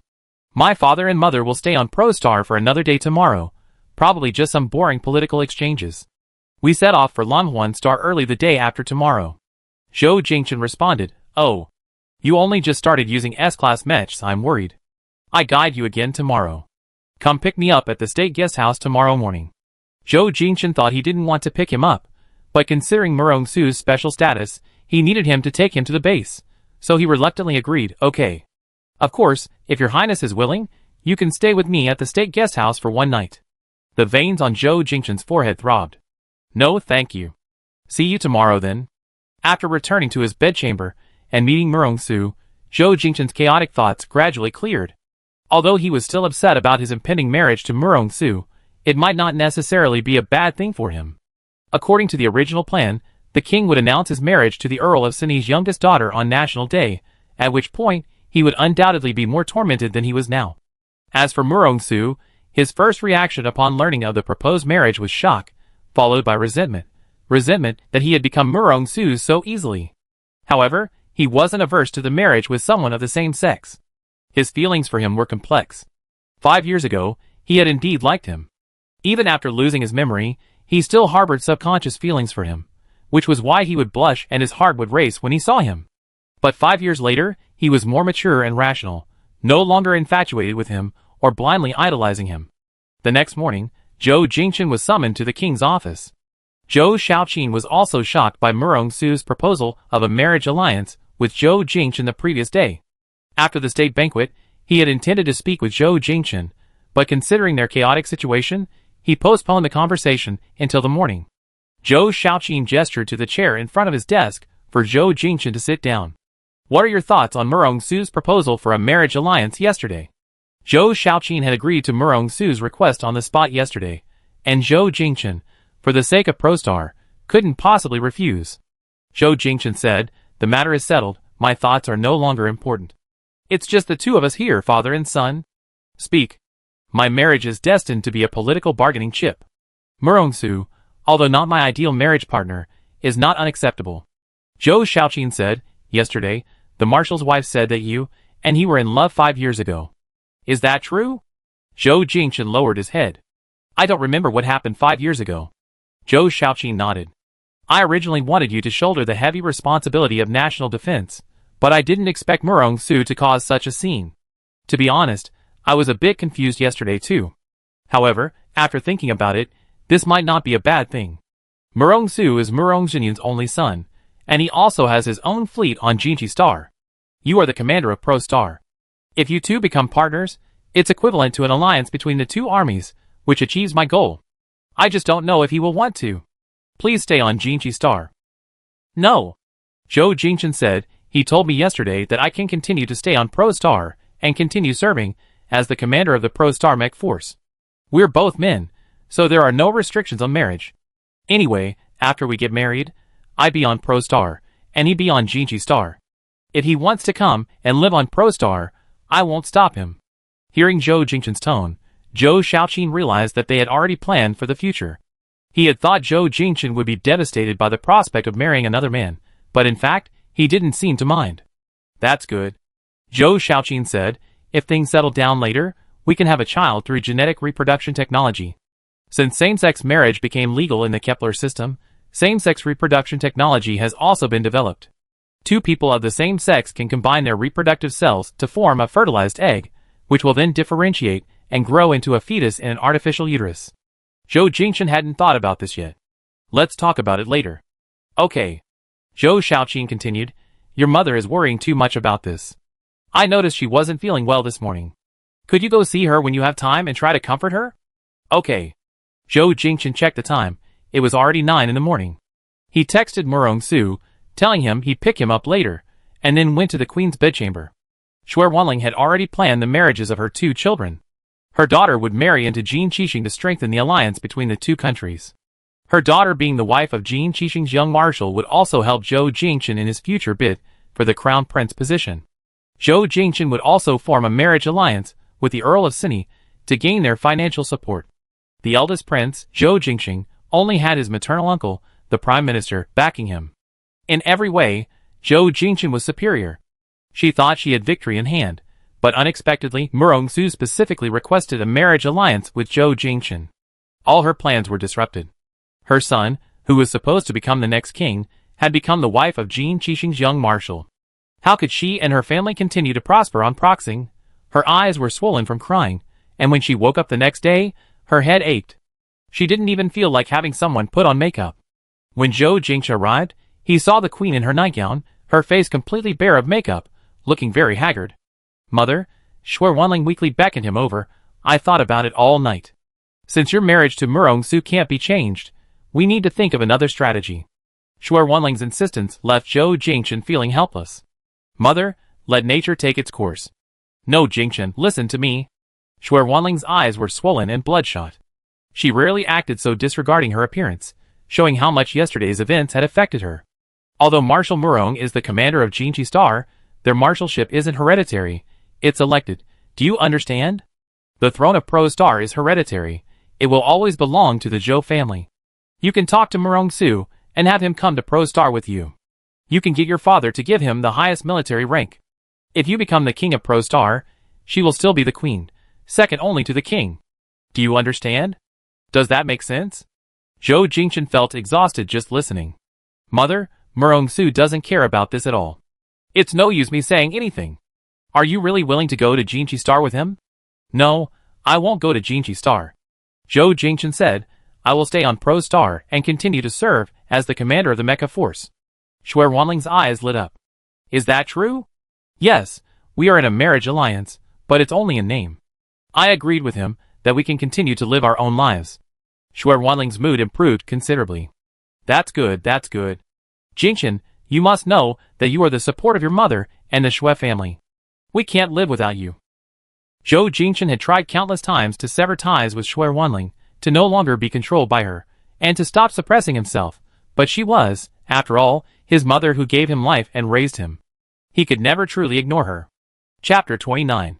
Zhou Jingchen left Shuai Wanling's place, and went straight to the state guest house to pick up Murong-su.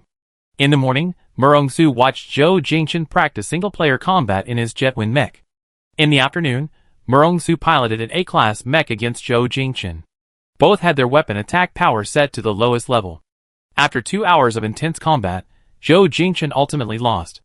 Afterwards, to reward Murong-su, Zhou Jingchen took him to a yacht restaurant for dinner. This yacht cruised along the city's canal, offering beautiful views of both banks while dining. Besides the restaurant staff, the two were the only guests on the yacht. Zhou Jingchen chose a table on the deck. While waiting for their food, the two leaned against the railing and watched the sunset over Prostar. At dusk, they could even see the golden star in the sky, though it was smaller than the sun.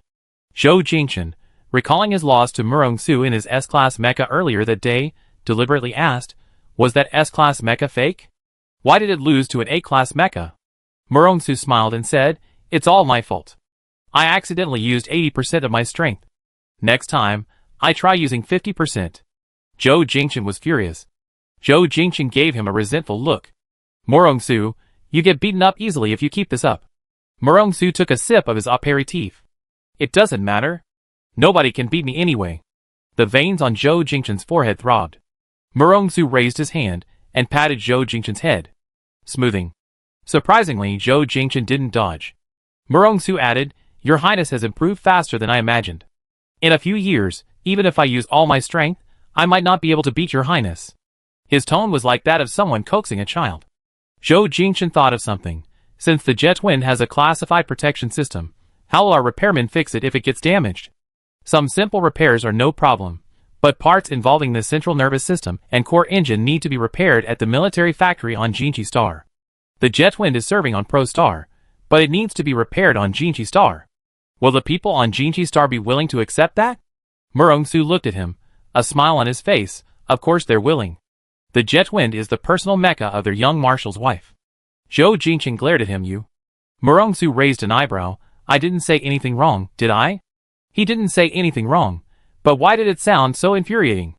"However, I hope your Highness's jet wind will never need to go to Jinchi Star for repairs." It was just a very ordinary sentence, but Zhou Jingchen felt a warmth in his heart. "Don't worry, I was just asking casually." A waiter in a suit and bow tie led over with a serving robot. "Your Highness, young marshal, the food is ready." Hearing this, the two turned and took their seats. As night fell, the scenery along the riverbanks transformed. Brilliant lights outlined the buildings, making the undulating structures on both sides resemble a dreamlike city built on a galaxy. Yachts glided through the water, creating the illusion of traversing space. After dinner, Murong-su and Zhou Jingchen stood on the deck admiring the night view. Murong-su said, "My itinerary has changed.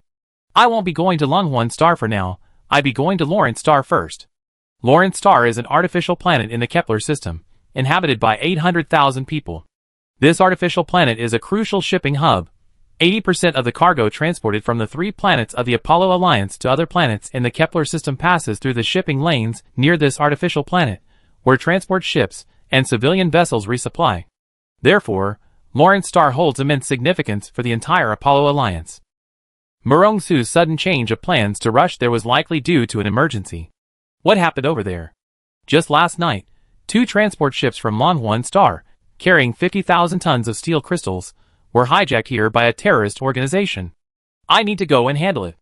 As a crucial hub, Lawrence Star, aside from its police force maintaining order, lacks its own armed forces. A century ago, Lawrence Star established a cooperative relationship with Jinchi Star, allowing Jinchi Star to station troops to protect Lawrence Star's defenses. In recent years, interstellar terrorist organizations, wary of Jinchi Star's military strength, have attacked Lawrence Star.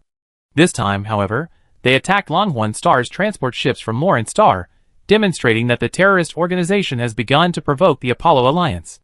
I feel that the influence of terrorist organizations has been expanding at an abnormal rate over the past 2 years. Don't just feel it, it's a fact. Zhou Jingchen had heard of interstellar terrorist organizations 5 years ago. Back then, they only hijacked merchant ships, appearing and disappearing without a trace.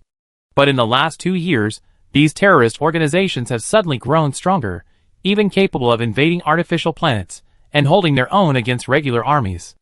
As a result, starting last year, some small planets or artificial planets in the Kepler system began seeking protection from Hader, the most powerful planet in the Kepler system. For example, TAS, which was on good terms with Pro-Planet, sought protection from Hader 6 months ago because it could no longer withstand the harassment from terrorist organizations. However, Hader, relying on its strong military, charges extremely high protection fees, leading to increased taxes and increasingly difficult lives for the people of TAS. As for these elusive terrorist organizations, ProStar still hasn't figured out their origins. Zhou Jingchen asked, I heard the terrorists come from a star system outside the Kepler system. Do you know exactly where? Bodo in the Anders system. Zhou Jingchen had heard of it. That's the only habitable planet in the Anders system. That's right. For nearly 100 years, Bodo has been plagued by constant war. Two regimes fought for over a century. Just 6 years ago, one regime was defeated and fled Bodo, becoming a group of homeless people.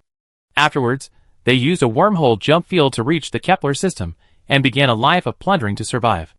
Zhou Jingchen said, but if they fled after a defeat, how could they acquire such strong weaponry in such a short time? Perhaps they have a powerful backer. Who could it be? It's not clear yet. I fought them twice, but I wasn't satisfied before they fled. He's boasting again. Zhou Jingchen asked, how long will you be gone to Lawrence Star this time? I'm not sure yet, but it won't be less than 2 months. Oh! Murongsu looked at his profile illuminated by the light. What? You're going to miss me? I never miss you. Video call me when you miss me. Zhou Jingchen rolled his eyes. Murongsu, don't flatter yourself. Murongsu raised his hand and put it around Zhou Jingchen's shoulder. It's me who's going to miss you. I video call you when I miss you. Zhou Jingchen tried to pull away from his embrace, but remembering how strong the man was, he gave up. I'm very busy, I might not have time to answer. He glanced at the ferry dock not far away. They had already swum a lap. We're ashore, let's go back. Once ashore, Zhou Jingchen used his communicator to summon his private shuttle. It was spacious, with 2 rows of seats, allowing the two to sit facing each other. Zhou Jingchen looked at Murongsu opposite him. Murongsu had his long legs crossed, his elbows resting on the nearby tea table, also looking at him. He had something on his mind, and had been looking for an opportunity to speak all day. Now was the perfect moment. Murongsu, I have something to tell you. Murongsu's eyes held an ambiguous smile.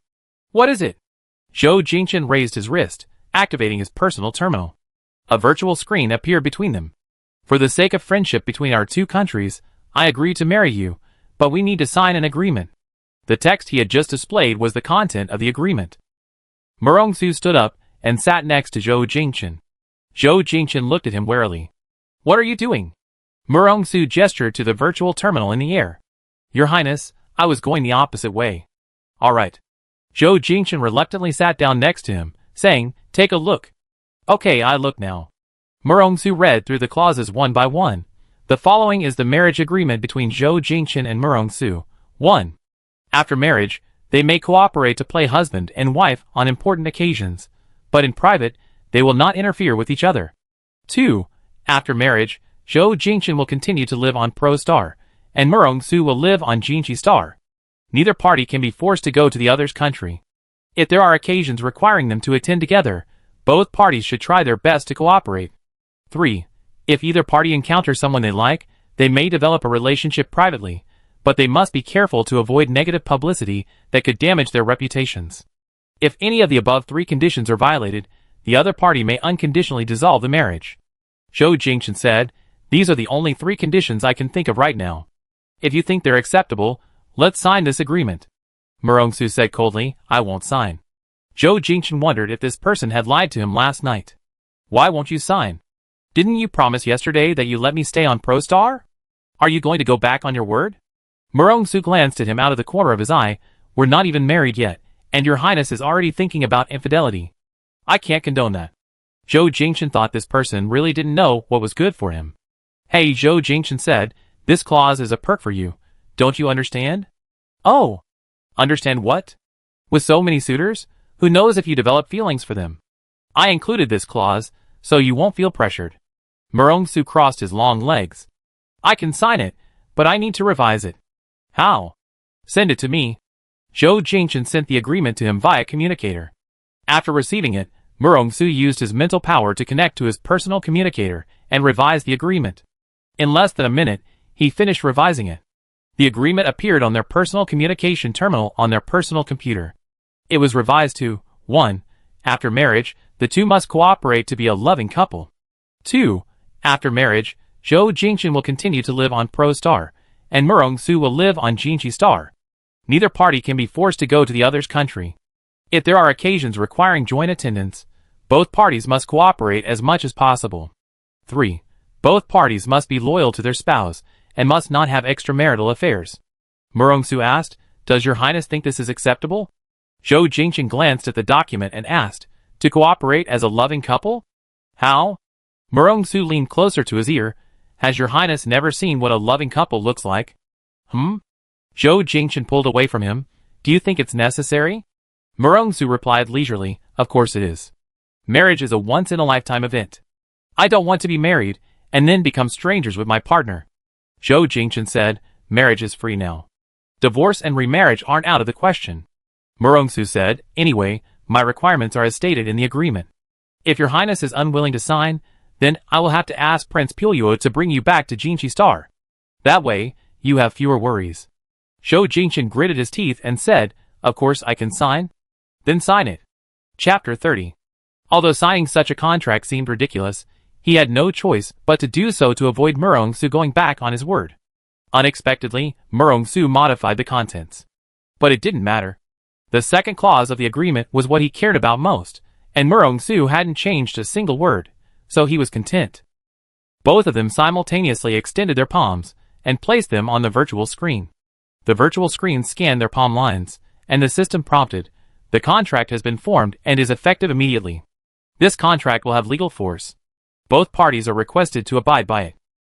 Afterwards, Zhou Jingchen discovered that his personal communication terminal also had a copy of the contract. The shuttle arrived above the state guest house. The system voice prompted, State guest house arrived. Do you wish to land immediately? Murong-su said, wait a moment. Okay. Zhou Jingchen looked at Murong-su, wanting to ask what else he wanted to do. The next moment, he saw Murong-su's face getting closer and closer, his lips wet, the warm touch making him freeze like a stone statue. Murong-su pulled away slightly, admiring Zhou Jingchen's rosy face and his large, watery, dark brown eyes. Still not enough, he kissed him again, deepening the kiss. Zhou Jingchen instinctively raised his hands and pressed them against Murong-su's chest. His body felt like it had been given a muscle relaxant. He couldn't muster any strength. The overwhelmingly masculine aura enveloped him, making his blood boil and his whole body heat up. After a while, Murong-su finally released him. Zhou Jingchen gasped for breath. What are you doing? Murong-su swallowed, his beautifully shaped Adam's apple visibly bobbing, a fox-like smile playing on his lips. This is called a farewell kiss, your highness. Zhou Jingchen's cheeks and ears burned. This was clearly his first kiss as far as he could remember, yet his body felt incredibly familiar with it. He had almost instinctively responded. He felt his face was burning hot, and he didn't bother arguing anymore. We're at the state guest house. Get off quickly. I pamper you properly when I get back from my mission. Zhou Jingchen was furious. He was about to kick him off the platform when he realized the man knew he was hated and had already gone down. At the ProStar Capital military base, on the training field, 2 Class B Mechs were engaged in simulated combat. Zhou Jingchen stood on the watchtower beside the training field. The watchtower, about 100 meters high, offered a panoramic view of everything on the training ground. After nearly 2 months of training, the ProStar Mech recruits were gradually becoming proficient and ready for combat. Song Yiming, the deputy commander of the Mecha Force, appeared behind Zhou Jingchen. Your Highness. Zhou Jingchen turned to look at him and asked, are you satisfied with their performance? Not exactly satisfied, but they weren't disappointing. Zhou Jingchen smiled. You're really demanding. Then, as if remembering something, he asked, by the way, how are things between you and my sister? Upon being asked this question, Song Yiming's expression clearly changed. How are things? She doesn't have to marry Murong-su. Shouldn't you seize this opportunity? Song Yiming paused. He knew that even if Zhou Wanqing didn't marry Murong-su, she would marry a noble from ProStar or another planet. It wasn't his turn. Her Highness is of noble birth. I'm not worthy of her. Zhou Jingchen was furious at his lack of self-respect. Song Yiming, you're the son of a great general. Who is General Song Liangza? He's the commander of the ProStar National Defense Force. Does he know you're so self-deprecating? Song Yiming hung his head, silent. Zhou Jingchen sighed helplessly. When you're managing me, you nag like a broken record, but when it comes to your own affairs, you're so hesitant? He simply gave up on reasoning with him. Just tell me, do you like my sister? Song Yiming said, actually, Her Highness hasn't spoken to me for over a month. That's normal. Your blockhead has broken everyone's hearts. It's no wonder she's ignoring you. Zhou Jingchen said, Song Yiming, I allow you to be my brother-in-law, but you have to fight for it yourself. My sister is quite strong-willed. You heard her like that last time. If you don't give her a way out, she won't back down. Song Yiming seemed to have a sudden realization. Thank you for the advice, Your Highness. At this moment, the king's secretary sent a message, instructing him to return to the palace immediately. The king would be receiving diplomats from Hades in an hour. Zhou Jingchen said, had Star sent an envoy? I have a feeling it's not good news. Are you going to see him? Yes, I'm going back to the palace now. Zhou Jingchen returned to the palace, just as the Hadstar envoy arrived. Besides him, the eldest prince, Zhou Jingxing, was also present for the meeting. He and Zhou Jingxing stood to Zhou Shaoqing's left and right, respectively. Hadstar and Prostar had maintained relatively frequent trade relations in recent years. Prostar exported wine, tea, dairy products, meat products, and fruits and vegetables to Hadstar, and imported machinery, ceramics, and textiles. However, Hadstar's policies in the past 2 years had been unfriendly, and relations between the two countries had become somewhat strained. Zhou Jingchen guessed that Hadstar sending an envoy at this time was most likely due to the matter of interstellar terrorist organizations. Hades is the largest inhabited planet in the Kepler system, with military strength comparable to Jinchi Star. Furthermore, Hades is a comprehensive superpower, boasting a highly developed economy in addition to its military, making its overall national strength superior to Jinchi Star. 2 years ago, Hades began using the pretext of uniting to resist terrorist organizations to court smaller planets. Militarily weaker planets, unable to withstand the plunder and attacks of terrorist organizations, sought Hades' protection. Hards profited handsomely from these protection fees. The Hades diplomat visiting today was the same one Zhou Jingchen had met at Murong Jinyun's birthday banquet, named Musel Martin. Musel first shook hands and greeted Zhou Shaoqing, then Zhou Jingxing, and finally Zhou Jingchen. Your Highness, we met on Jinchi Star. I hope you remember me, Musel said, trying to ingratiate himself. Zhou Jingchen's expression was indifferent. I do have a vague recollection. Muscle maintained his smile. That would be my honor. After exchanging greetings, the group entered the council chamber. Zhou Jingchen and Zhou Jingxing remained flanking Zhou Shaoqing, while Muscle and his secretary sat opposite them. Muscle began with a few polite words. Pro-Planet truly lives up to its reputation as the most beautiful planet in the Kepler system. I was captivated by its beauty even just looking down from the starship. Zhou Shaoqing replied, Pro-Planet has always welcomed visitors from other planets in the Kepler system. If there's an opportunity in the future, Mr. Martin is welcome to visit. This echoed Zhou Jingchen's words at the birthday banquet. That's true, but I have to wait until I retire to have that kind of leisure. After a few pleasantries, Musel got down to business. Your Majesty should be aware that interstellar terrorist organizations have been very active recently. To deal with them, Hades has invested heavily in troops and weapons, and the resulting economic burden is almost crushing us. Zhou Shaoqing calmly replied, interstellar terrorist organizations are indeed hateful. Not only Hades, but other planets, including Prostar, have also expended considerable resources to prepare for their countermeasures. Musel said, Your Majesty, we cannot win against them alone. Only by uniting can we unleash our greatest strength. I wonder if Your Majesty would consider forming an alliance with Hades to jointly resist these terrorist organizations.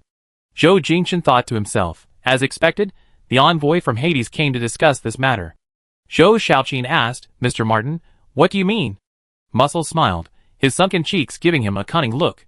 Your Majesty, you should know the old saying, unity of purpose can break metal. Our planet has invested heavily in military industry, and our latest mechs are unmatched. It's because of our powerful weaponry that interstellar terrorist organizations tremble in fear of HAD. Many smaller planets in the Kepler system are willing to support HAD and provide financial assistance in exchange for peace and prosperity. I just wonder if Your Majesty shares this intention to cooperate with HAD in resisting interstellar terrorist organizations. Hearing Muscle's words, Zhou Jingchen felt a pang of doubt. Just how advanced were HAD's mechs? Were they even more powerful than Jinchi Star's S-Class mechs? In this setting, with His Majesty the King present, Zhou Jingchen wouldn't normally need to speak. However, Musel kept spouting nonsense, and Zhou, disregarding etiquette, interjected, since Hades possesses such powerful weapons, why not just eliminate the terrorist organization? Musel paused for a moment, then smiled and said, Your Highness, that's an excellent question. Indeed, eliminating the terrorist organization would be a permanent solution.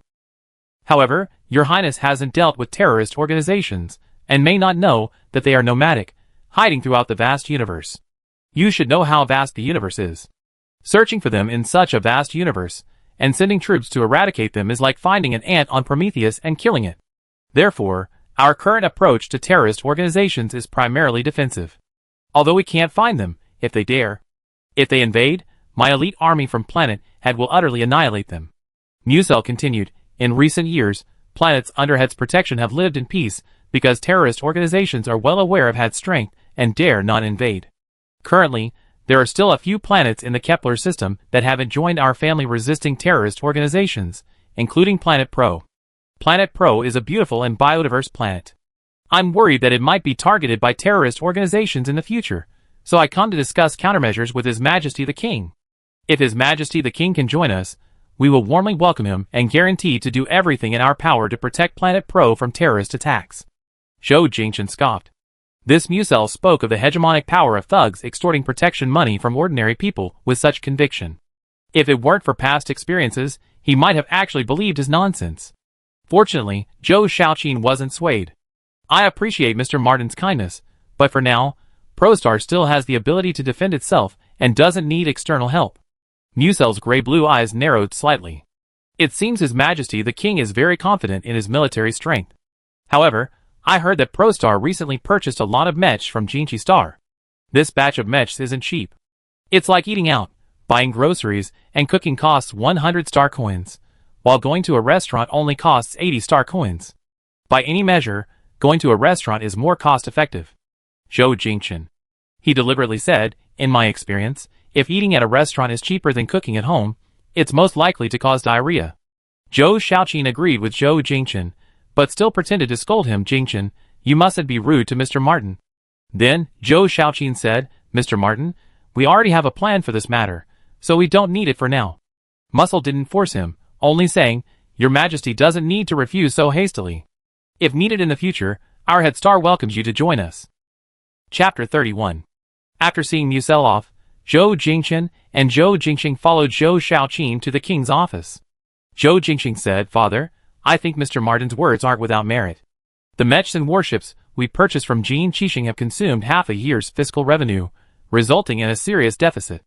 If the terrorist organization really attacks, we have to keep buying new weapons, which is an enormous expense. Zhou Jingchen completely disagreed. Brother, don't you know the situation on Star? They pay huge protection fees to Hadstar every year. The taxes are too heavy, and the people are suffering. Furthermore, they will never be able to escape Hadstar's exploitation. While we spent a lot of money on weapons, at least we have the ability to defend ourselves. Moreover, there are other countries in the Kepler system fighting against terrorist organizations. Once the terrorist organization is eliminated, we can reduce military spending. Zhou Jingxing didn't believe Zhou Jingchen could protect ProStar. ProStar hasn't participated in a war for nearly a century. Even General Song Yangzi hasn't been on the battlefield. Even if we buy Mechs, will we really be able to protect ourselves? If that's the case, what's the point of our army? Just for show? Zhou Jingchen retorted firmly, You're not wrong. Most soldiers on ProStar haven't experienced real combat, but that doesn't mean we should just sit and wait to die when the enemy comes. As soldiers, we will swear to defend our motherland to the death. Anyone can spout grand pronouncements. Enough. Zhou Xiaoqin, his head aching from their argument, snapped, Shut up. Seeing Zhou Xiaoqin's anger, Zhou Jingxing quickly apologized, I'm sorry, I was just worried about the safety of ProStar. That's why I said those things in anger. Jingchen, don't take it to heart. Although Shuai Wenling had been instilling in Zhou Jingchen the idea of competing with Zhou Jingxing for the throne, Zhou Jingchen actually had no such intention and didn't dislike Zhou Jingxing.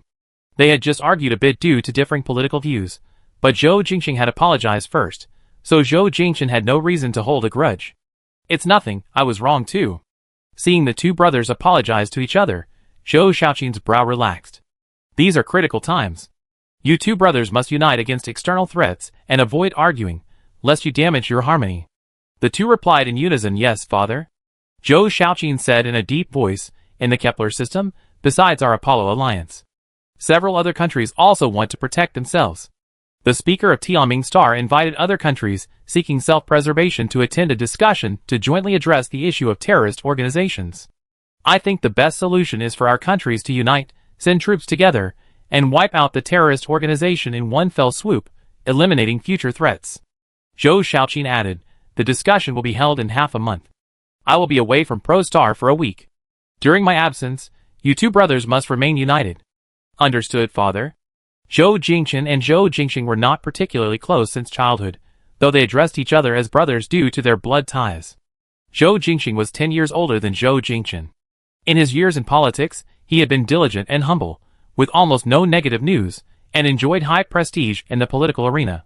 Zhou Jingchen joined the military after graduation, so he rarely interacted with Zhou Jingxing, and the two had always maintained a relatively harmonious relationship. They had never argued in all these years, and this argument in front of the king was the first time.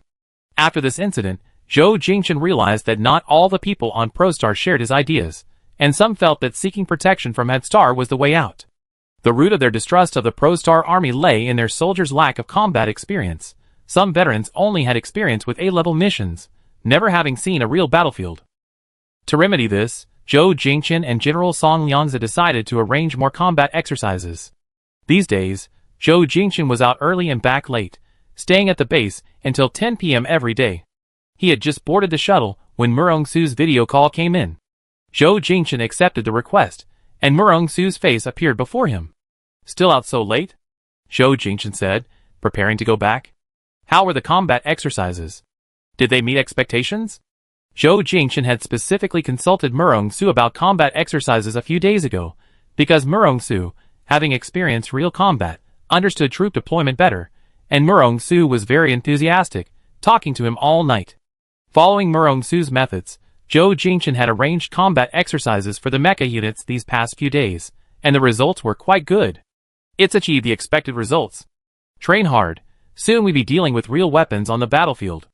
Zhou Jingchen subconsciously asked, "Why do you say that?" The 7 heads of state held a meeting on Tianming Star and reached a consensus.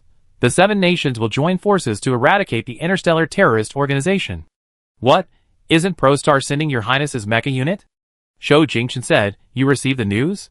It's almost finalized, but we're still discussing the details." Murong Su looked at Zhou Jingchen with amusement. "Your highness, are you afraid?" "Afraid of what?" New recruits are always scared on their first battlefield. Zhou Jingchen asked himself the same question. Was he scared? But he didn't want to back down in front of Murong Su, so he immediately denied it. "No." "Then I look forward to fighting alongside your highness." Zhou Jingchen was a little teased by his words, feeling like the man was being romantic, but he quickly became immune to it. "How much longer are you going to stay on Lawrence Star?" "Probably another week. We haven't found the interstellar terrorist organization, so we could only strengthen the defenses of Lawrence Star. I've been supervising the work these past few days." "Oh. Missing me?" "No." Murong Su looked at him ambiguously. "You're just saying that." Seeing that the man was about to start being sentimental again, Zhou Jingchen immediately said, "I arrived. Goodbye." Then, he quickly ended the video call, and the 3D projection of Murong Su's upper body in the shuttle instantly disappeared. Much quieter now. As the shuttle descended, Zhou Jingchen looked out the window, and spotted a man and a woman talking at an intersection near the palace. He recognized them both, his sister and Song Yiming. The light was dim, but their body language suggested it was a pleasant conversation. Song Yiming had left the base at 6 o'clock today, presumably to meet his sister. He inexplicably thought that a marriage alliance with Murong Su might not be such a bad thing after all. At least his sister and Song Yiming could finally get married. And him? Although Murong Su was indeed annoying, he didn't feel uncomfortable around him. In fact, he felt a strange sense of pleasure. Well, he was hopeless. He didn't know why he felt this pleasure. Chapter 32. The next day, General Song Liangzi convened a meeting of all senior officers. The meeting focused on summarizing and analyzing the recent combat exercises. Then, combat exercises would continue on ProStar. After the meeting, Zhou Jingchen and Song Yiming walked towards the mecha unit's training ground. "Yiming, things are going pretty well between you and my sister, right?" Zhou Jingchen suddenly asked. When asked this question, Song Yiming's earlobes flushed slightly. Then when father returns from Tianming Star, you can have the Grand General propose marriage to him." Song Yiming and Zhou Wanqing had indeed eased their previous displeasure, but discussing marriage seemed a bit premature. "Your Highness, Princess, and I have only recently reconciled. Isn't it too early to propose marriage?" "No." Zhou Jingchen said, "You should know that the 7 heads of state gathered on Tianming Star to discuss the eradication of the interstellar terrorist organization. Our ProStar Mech force must participate. Once the decision is made, you will be separated for a period of time. Do you want to see my sister marry someone else when you return next time?" Song Yiming was silent for a moment. Zhou Jingchen was right. If the 7 nations jointly launched an attack, ProStar's heavily invested mech force would have to participate. The interstellar terrorist organization was nomadic. They needed to prepare for a long-term war. Your Highness is right. I will discuss it with the princess first, and see what her wishes are. Zhou Jingchen then said very seriously, well, you should be prepared that even if you marry my sister, I won't change my address to brother-in-law. Song Yiming chuckled lightly, Your Highness, call me whatever you like. Song Yiming looked at him, wanting to say something, but hesitated.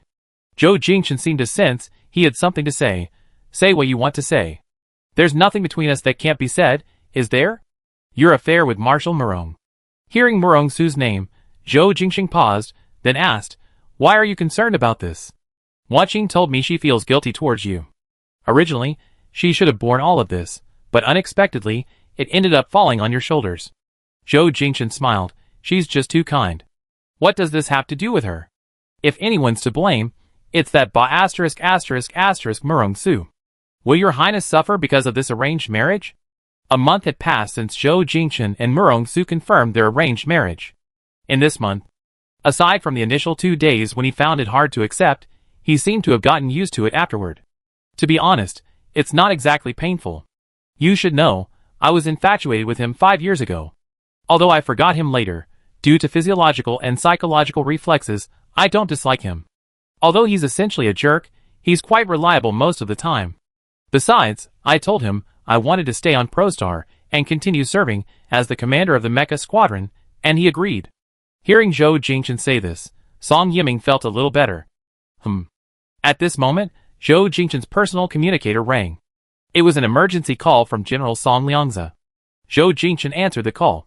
Song Liangzi's deep voice came through the portable earpiece. Your Highness, His Majesty the King's fleet has been attacked by an interstellar terrorist organization in a star system 2 astronomical units away.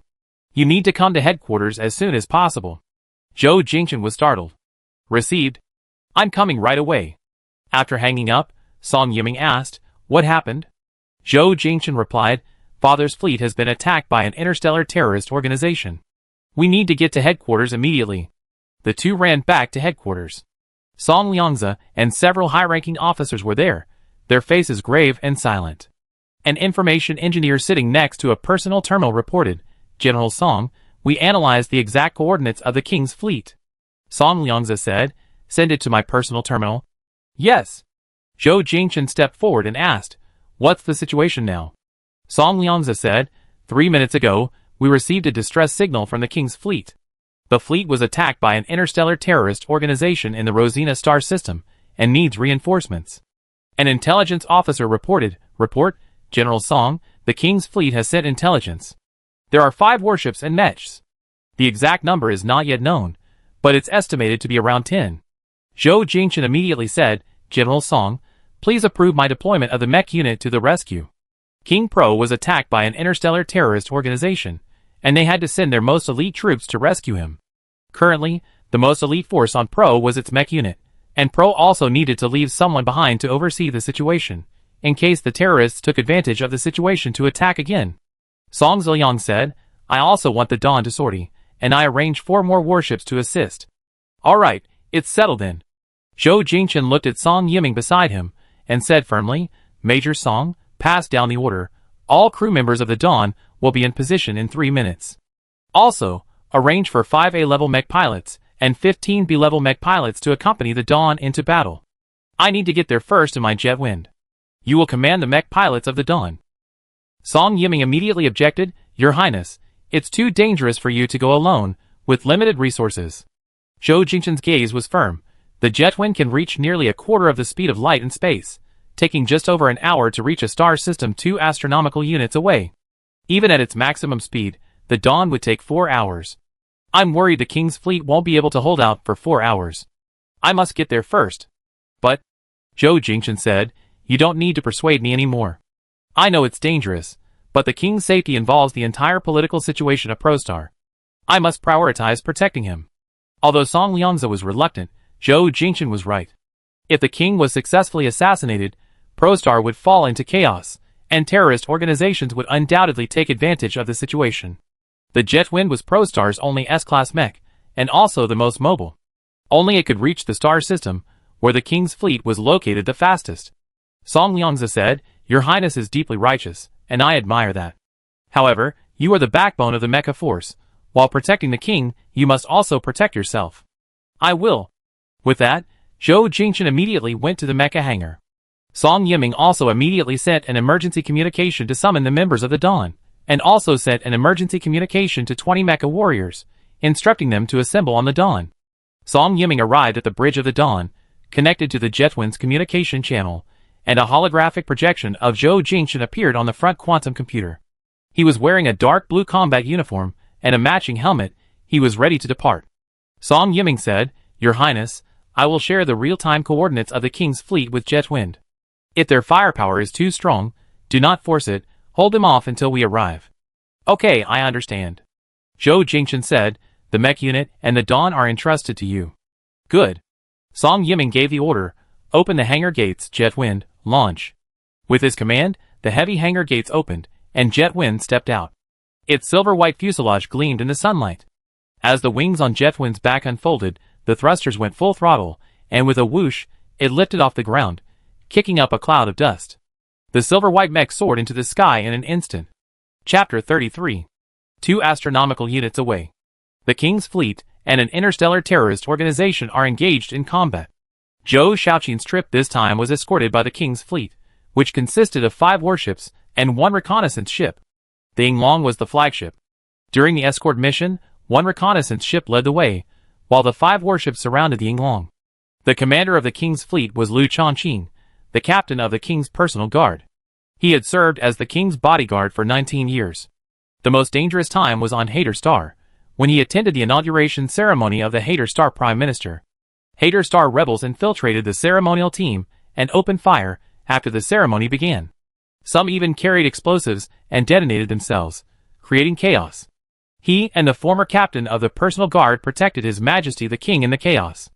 The former captain of the personal guard sacrificed himself in this mission, and Lu was subsequently promoted to captain of the personal guard.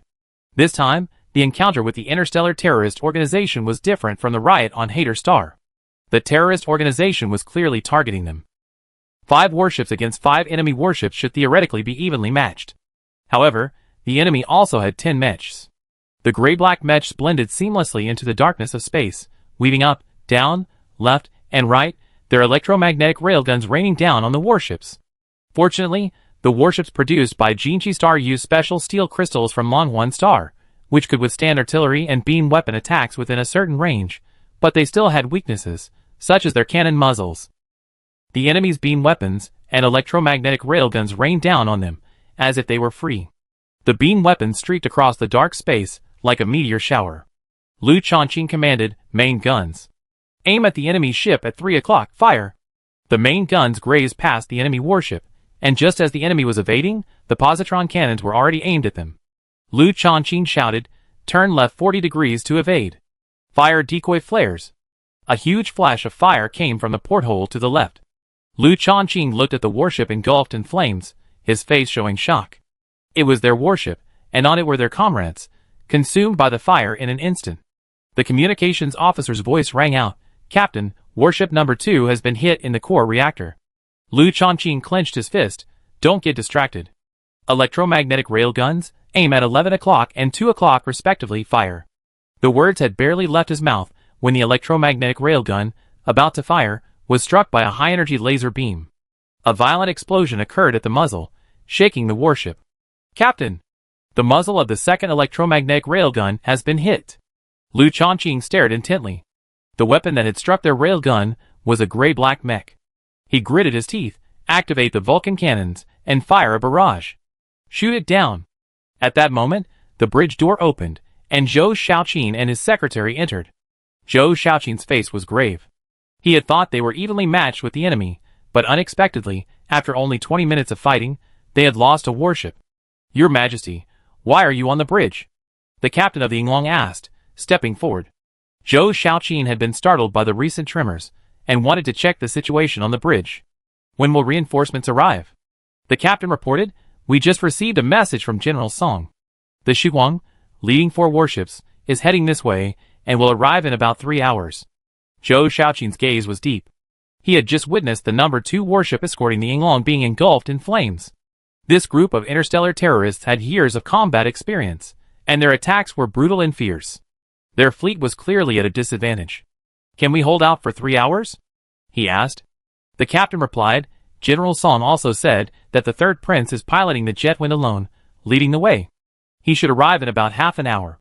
Zhou Xiaoqing's face was complicated. How could they allow him to come alone? He asked. It was the third prince's own request. Zhou Xiaoqing's expression was grave. He said, "We don't need to linger. If we seize the opportunity, we should leave this star system first." Just as he finished speaking, the Yinglong was hit by a heavy artillery barrage. The warship shook violently, and Zhou Xiaoqing almost fell, but was caught by his secretary. The communications officer reported, "Captain, the right-wing propulsion system has been hit, the thruster is damaged." Lu Chongqing announced over the ship's communication channel, "Shut down the left-wing thruster. All crew members of the Yinglong, prepare for battle. This ship will shut down its gravity system." 3 seconds later, the Yinglong's gravity system was deactivated. The unbalanced Yinglong tumbled several times in space, and Zhou Xiaoqing's body floated up.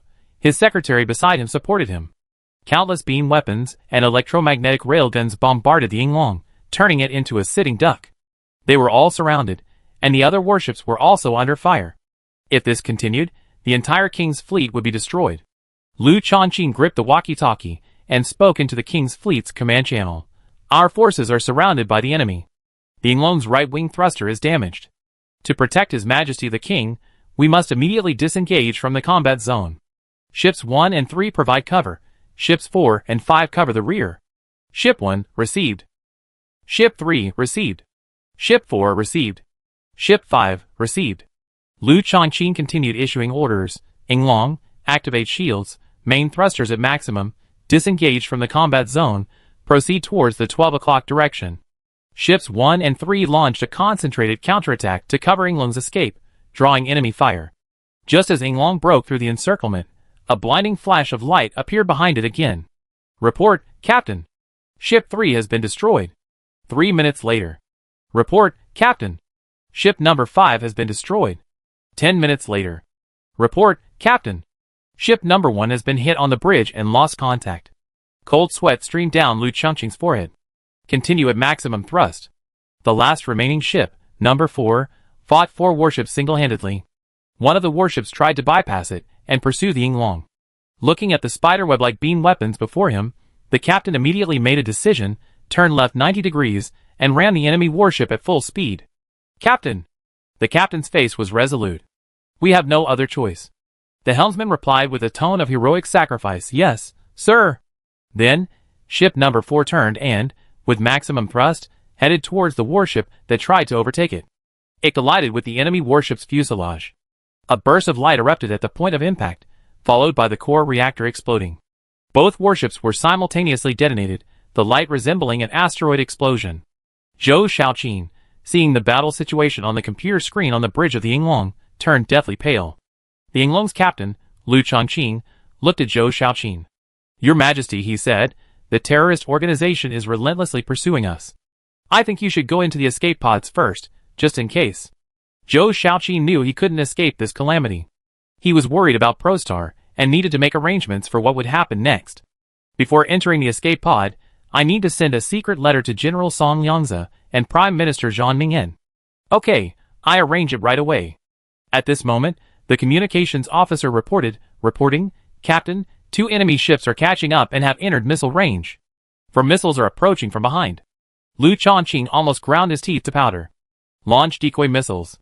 Maintain full speed." "Report, 3 Mechs are approaching." Lu Chongqing watched the Mechs getting closer and closer on his personal computer. The Mechs were faster than the warships.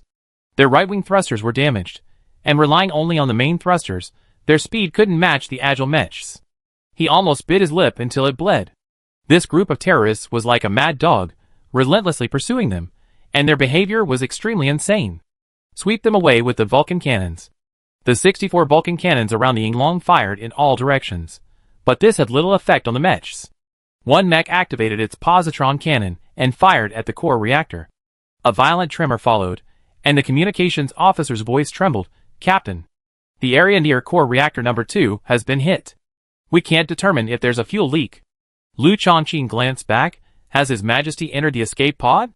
The captain of the Yinglong replied, he's already in the escape pod, but releasing it in this situation would be suicide. No, if the situation becomes urgent later, throw all the escape pods out at once, in different directions. That way, there might still be a chance of survival. That's the only way. He had barely finished speaking when the Yinglong shook violently again. Captain, the core reactor is under attack again.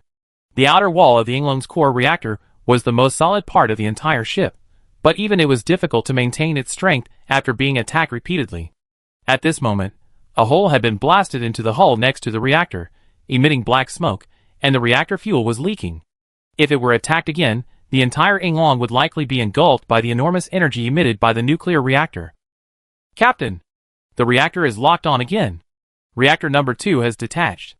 The Yinglong has 2 reactors. The leaking number 2 reactor had detached from the hull. Activate the left wing thrusters. After the Yinglong's left wing thrusters were activated, the ship lost its balance and tumbled violently in space. The locked number 2 reactor was hit by an electromagnetic railgun, causing a violent explosion. The nearby Yinglong was also thrown off by the powerful impact. Its stern was deformed by the blast, and the Yinglong spun rapidly in space like a top. Lu Chongqing felt as if his internal organs had shifted. He swallowed the blood in his throat. Shut down the left wing thruster. The Yinglong, having just regained its balance after violently rolling, saw its helmsman recover from his dizziness. His eyes widened as he looked ahead. A mech had appeared not far in front of the bridge. Lu Chongqing, of course, saw it too. He roared hysterically, "Fire the laser cannon!" After the laser cannon fired, an electromagnetic railgun landed near the bridge, the flash almost obscuring the view. Report. Laser cannon number 5's muzzle destroyed. At the same time, 2 other mechs aimed at the riddled core reactor again, an electromagnetic railgun about to fire. Report. Reactor number 1 locked on again. Lu Chongqing's scalp tingled. For a moment, his mind went blank. He thought, it's useless. No matter how much they resist, it's futile. They are at their last gasp. They can only silently accept their death. He said, prepare to launch the escape pods. A burst of fire exploded in space, and the mech that had just targeted the reactor disintegrated like fireworks in space. The communications officer's excited voice cried out, Captain, it's jet wind. Reinforcements have arrived. Lu Chongqing's heart, which had been pounding, relaxed again. Don't launch the escape pods yet. Connect to Jetwind's communication channel. Soon, the Yinglong connected to Jetwind's communication channel, and Zhou Jingchen's voice rang out across the bridge. Captain Lu, how is my father? His Majesty has entered the escape pod, and is temporarily safe. Good, you all leave first, I cover you. Your Highness, the enemy has not only these 3 mechs, but also 4 more warships on their way. Protecting His Majesty is the priority. You all retreat first. As the captain of the personal guard, Lu Chongqing knew very well the importance of the king to Prostar.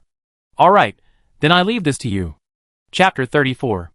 After the Yinglong separated, Jiefeng stood in front of the 2 mechs, activating the microwave weapon on his head, creating an invisible barrier in space.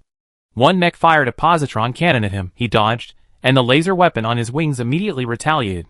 The other mech also fired a laser cannon at him, which he evaded with incredible speed. He inexplicably recalled his time on Jinchi Star, when he and Murong Su were fighting in the simulation training pod. Even though it was supposed to be a 4-on-4 battle, that Murong Su just watched, leaving him to fight too. It was then that he developed his 1-on-2 combat skills. Now, applying them in a real-world scenario, he was quite adept. An ion cannon shot out, instantly blasting one mech apart. Another mech, undeterred, charged forward. At close range, Zhou Jingchen drew his high-energy beam saber and slashed at the mech's neck, severing its entire gray-black head. The nerve endings at the cut emitted sparks like fine silk. Then, with a final burst of energy, he severed the mech's arm. The mech's missile launchers were exposed. Zhou Jingchen reacted quickly, disengaging and simultaneously firing a laser cannon. The missiles were intercepted and detonated at the same time. He didn't let his guard down. Another laser cannon shot towards the mech, instantly tearing it apart. Having dealt with 3 mechs, Jiefeng's system voice rang out, Your Highness, 4 warships and 6 mechs are approaching. Jiefeng's words had barely faded when a barrage of beam weapons rained down on him. He swiftly dodged, for enemy warships and 6 mechs surrounded him. The dense barrage of artillery fire was like a downpour. Even with his agility, Jetwind took several hits. Fortunately, he activated his shield, which mitigated some of the damage. But constant dodging wasn't a solution. The enemy outnumbered him, and if he didn't attack, he'd become a sitting duck. He deployed his shield and sped towards a warship. As he lowered his shield, the ion cannons were already ready. The warship's main guns were instantly reduced to dust by the ion cannon's impact. Then, with a burst of energy, he fired his electromagnetic pulse gun towards the bridge. Two mechs immediately rushed to reinforce him. Jetwind controlled his thrusters and quickly disengaged, leaving the two mechs staring at each other. Jetwind weaved through the dense fire with his superior maneuverability. 5 mechs attempted to encircle him, but he activated his microwave weapon. The nearest mech had its core engine damaged by the high-energy microwaves, rendering it immobile. The next instant, it was cleaved in two by Jetwind's high-energy beam saber. Zhou Jingchen had imagined real combat scenarios countless times. He wondered if he would feel fear, if he would cower. After all, a real battlefield wasn't like regular training with its protective measures, nor was it like a simulation training pod where even if a mech was blown to bits, it was just a special effect. On a real battlefield, every shell was extremely powerful, and every explosion meant a life was lost forever in that instant. But at this moment, he was facing a small fleet alone, armed and ready for battle. He had no time for fear or worry. He only wanted to defeat them all, only wanted to protect his father. Just as he was entangled with several mechs, one of the enemy ships pursued the Yinglong. Zhou Jingchen was about to intercept it when 3 mechs blocked his path. The Yinglong's core reactor was reduced to 1, and it was severely damaged. Its right-wing thruster was destroyed, meaning it was certainly slower than the other warships. If it were caught, it would be certain death. Zhou Jingchen opened the ion cannon's muzzle and fired at the 3 mechs in front of him. The 3 mechs immediately dispersed and opened fire on him. He raised his shield to defend himself, while simultaneously firing continuously from the laser cannons on his wings. He couldn't leave immediately. Jiefeng, pinpoint the distance to the Yinglong. Less than 2 seconds later, the personal computer in front of him displayed a star map. The male voice from the Jiefeng system said, "Your Highness, the Yinglong is 620,000 kilometers away. At the speed of a normal warship, we can catch up in about 10 minutes. How long until the Shuguang catches up?" The Shuguang is still 0.9 astronomical units away, heading in both directions with the Yinglong. They will rendezvous in about 50 minutes. No time. I must get there. I analyzed the enemy mech's power systems. Their power level is equivalent to Jin Qixing's A-class mechs. As long as we can find a breakthrough, they can't catch up with us. Okay, understood. Zhou Jingchen activated the electromagnetic pulse cannon on his arm, while simultaneously firing high-energy laser weapons from his wings. The powerful firepower and agile movements allowed him to fight his way through the encirclement. After breaking through the encirclement, Jiefeng chased after the Yinglong at maximum speed. Jiefeng's voice rang out, "Your Highness, the Yinglong has entered the main gun range of the enemy warships." Zhou Jingchen was taken aback. "How much longer until we catch up?" 1 minute and 20 seconds. Zhou Jingchen had a bad feeling, but he could only hope that he could make it. "Your Highness, the enemy warship has entered the range of my ion cannon." "Good." Zhou Jingchen opened the ion cannon's muzzle, about to charge and fire, when a blinding flash of light appeared ahead. He paused, slightly startled.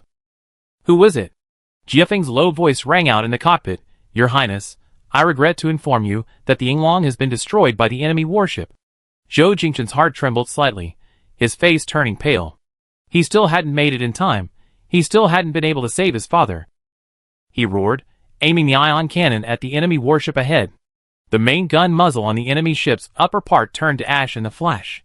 Still not satisfied, he charged through the dense barrage to the enemy ship's hull, where the core reactor was located. The microwave weapon above him went to maximum, causing one of the warship's engines to stop working, and the high-energy beam saber slashed a gash near the ship's core reactor. "Jiefeng, Your Highness, the explosion of the warship's core reactor is extremely powerful. I suggest you maintain a safe distance." Zhou Jingchen successfully cut through the thick metal plate at the bottom. He quickly retreated, his ion cannon charging up again, and fired at the core reactor. The hull, now with a gash, was impacted by the ion cannon's force, and high-energy particles entered the core reactor through the gap, triggering a series of explosions like firecrackers. He quickly retreated to a safe distance, his bloodthirsty eyes watching the warship be engulfed in flames. He gasped for breath, filled with immense regret. Why hadn't he been a step earlier? Just 1 step away, he could have saved the Yinglong, instead of watching it be destroyed. "Your Highness, a life pod has been detected nearby, from the Yinglong." Zhou Jingqing recalled Lu Chongqing saying that Zhou Shaoqin had already entered the escape pod. He said, "Capture him immediately." There are multiple escape pods, most without carbonyl bioreactions. Zhou Jingqing said, "Quickly scan for nearby carbon-based bioreactions." Roger. The Jiefeng quickly scanned the area, and Zhou Jingqing piloted his mecha to an escape pod with carbon-based bioreactions. The first thing he saw was a mangled corpse.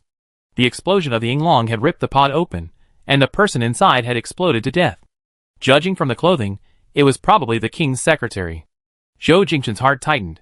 The Yinglong reactor explosion had generated a massive shockwave. Even if the escape pod had been deployed, it had been severely impacted and was extremely vulnerable to damage. If the escape pod was damaged, there would be almost no chance of survival in space. Then, he moved on to the next escape pod with carbonyl bioreactions. This one was even more horrific, only half of the corpse remained inside. After viewing several, Zhou Jingqing's heart pounded with fear each time. He flew towards another escape pod floating in space, and, through its glass, saw Zhou Shaoqin's face. Compared to the horrific escape pods he had just seen, Zhou Shaoqin's was intact, though he was coughing up a lot of blood, indicating internal organ damage. Jiefeng, stow the escape pod. Activate the temporary medical system. Jiefeng opened the hatch behind him, and stowed the escape pod inside. His medical system immediately scanned Zhou Shaoqin's body. "Your Highness, His Majesty's internal organs are ruptured, and his vital signs are very weak. My temporary medical system cannot treat him. A more specialized medical system is needed. However, I can sustain His Majesty's life, but only for a maximum of 2 hours." "All right. Your Highness, the enemy ships are still approaching. I think we must leave here first." Zhou Jingqing glanced at the life pods scattered in space, wondering if anyone had survived. But the most important thing now is to get back to the Dawn, which has the most professional medical equipment and doctors. He must prioritize Zhou Shaoqin. Rendezvous with the Dawn immediately. "Your Highness, I detected 10 Mechs approaching from another direction. Preliminary assessment indicates they are Mechs." Zhou Jingqing was taken aback. "Can you confirm their identities?" At this moment, a communication call came in, and Jiefeng immediately recognized it. "Your Highness, it's Major Song Yiming." Zhou Jingqing answered. Through the communications, Song Yiming's voice rang out, "Your Highness, we've broken away from the Dawn and gone ahead. Our plan was to rescue the Yinglong, but all communications with the Yinglong have been cut off." "Is that?" Zhou Jingqing's heart was heavy. "The Yinglong has been destroyed, but I found my father's escape pod. He's in critical condition, and I must return to the Dawn immediately." "What's the situation with the enemy?" "The enemy ships are still chasing us. They're like mad dogs."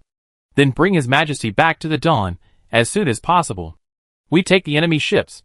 "All right. They're experienced in combat, so be careful. Once I get the escape pod into the Dawn, I come to support you." "Okay." Chapter 35. 1 minute later, the Jetwind, like a beam of light, met the 10 Mechs from Prostar. The 10 Mechs raised their arms in a military salute, which Zhou Jingqing returned, before passing them. 5 minutes later, the Jetwind entered the Dawn's boarding gate. Earlier on the way, Zhou Jingqing had already instructed the Dawn's medical team to prepare for emergency treatment.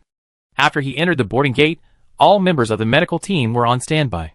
The escape pod slowly descended from the Jetwind's hatch, and the medical personnel immediately transferred Zhou Shaoqin to a higher-level medical pod. Rear Admiral Leisha, captain of the Dawn, approached. "Your Highness, Major Song led 10 Mech warriors to reinforce the Yinglong. Did they return with you?" Zhou Jingqing replied, "The enemy is hot on our heels. I brought back the escape pods first. They're probably engaged in combat with the enemy now. Should the Dawn continue on to provide support?" Zhou Jingqing pondered for a moment. The Dawn was originally intended to participate in the battle, but the situation had changed. Zhou Shaoqin was in grave danger.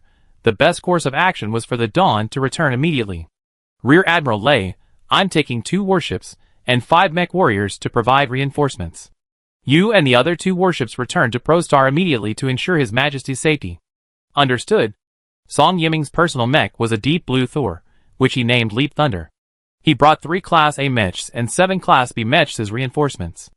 The Class A Mechs were piloted by Zhang Ziyuan and Su Ruiyang. Su Ruiyang's voice rang out on the channel, "Damn. Such dense firepower. I feel like I'm riddled with bullets. Holy crap, His Highness just took them all on by himself? Is he even human?"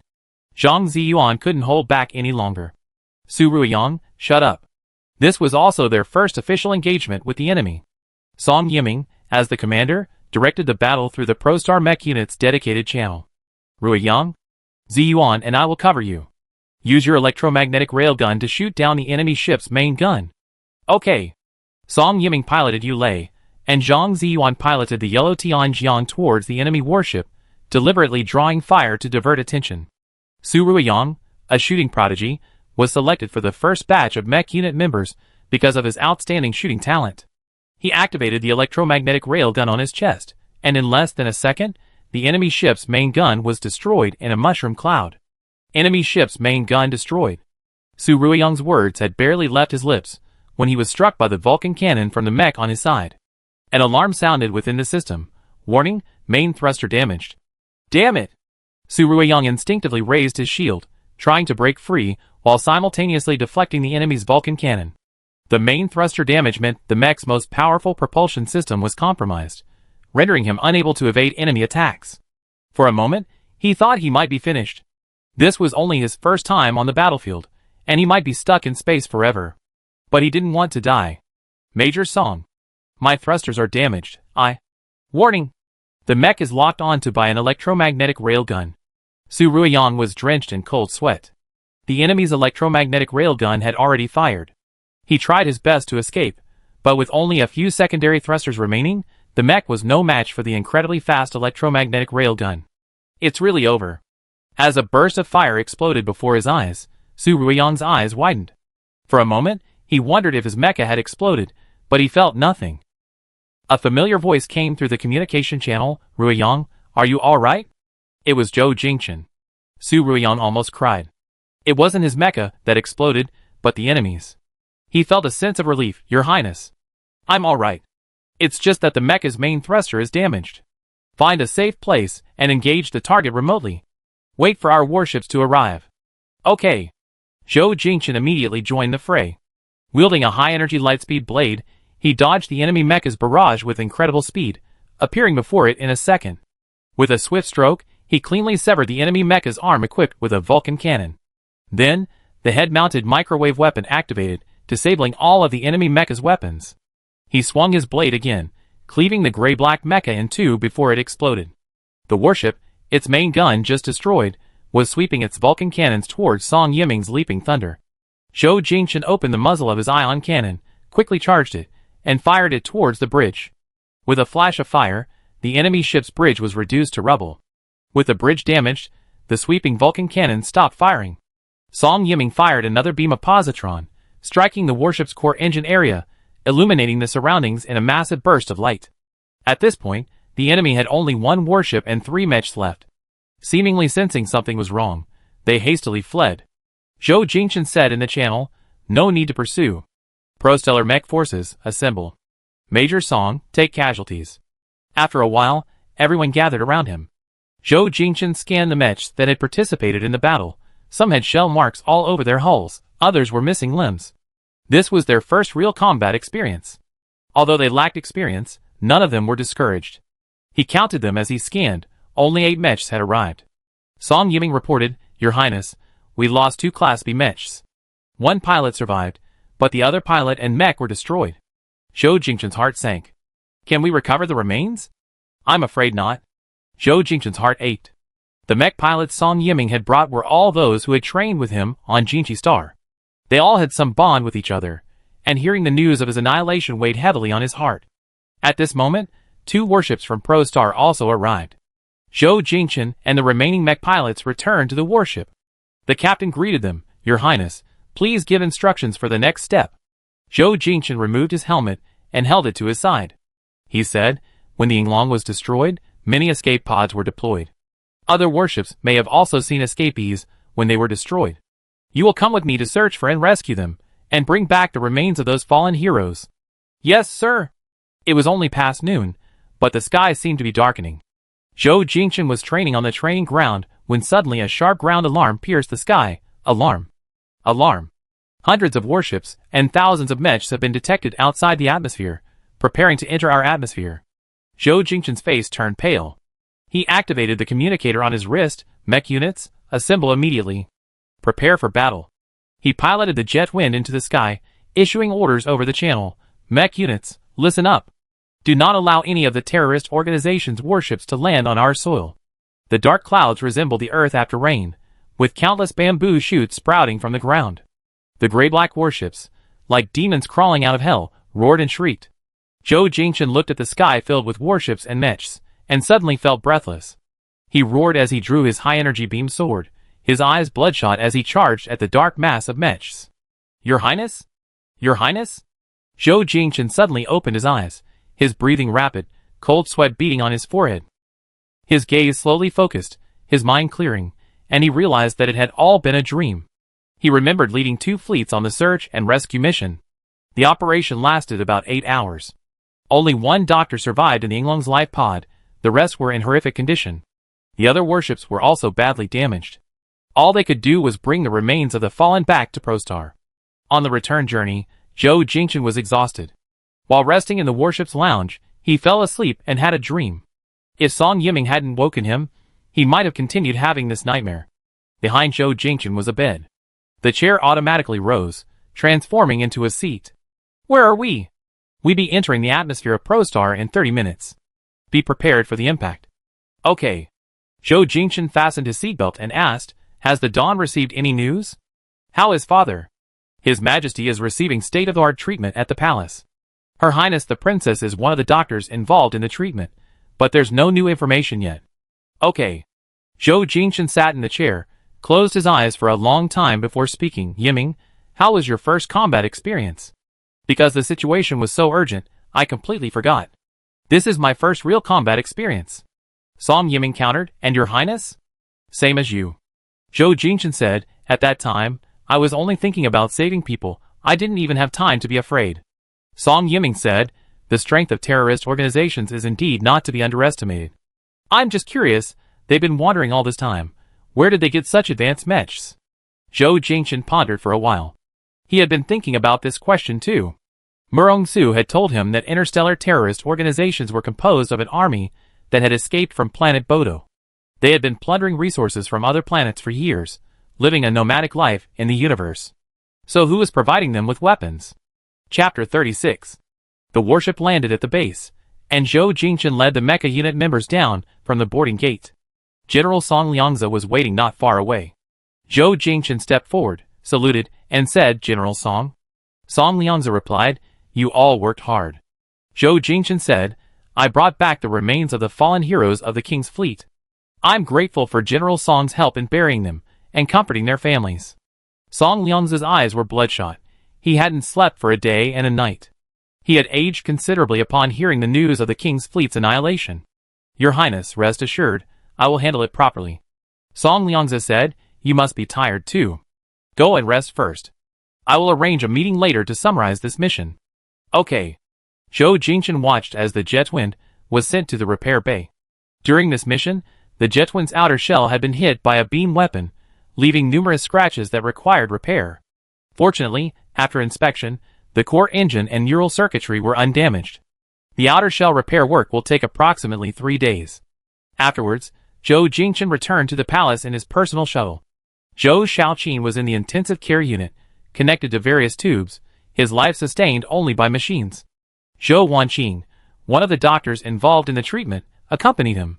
Father's internal organs have suffered varying degrees of damage. He'd likely be in the intensive care unit for the next few months. So he's out of danger? Zhou Wanqing paused for a moment, then gently shook her head.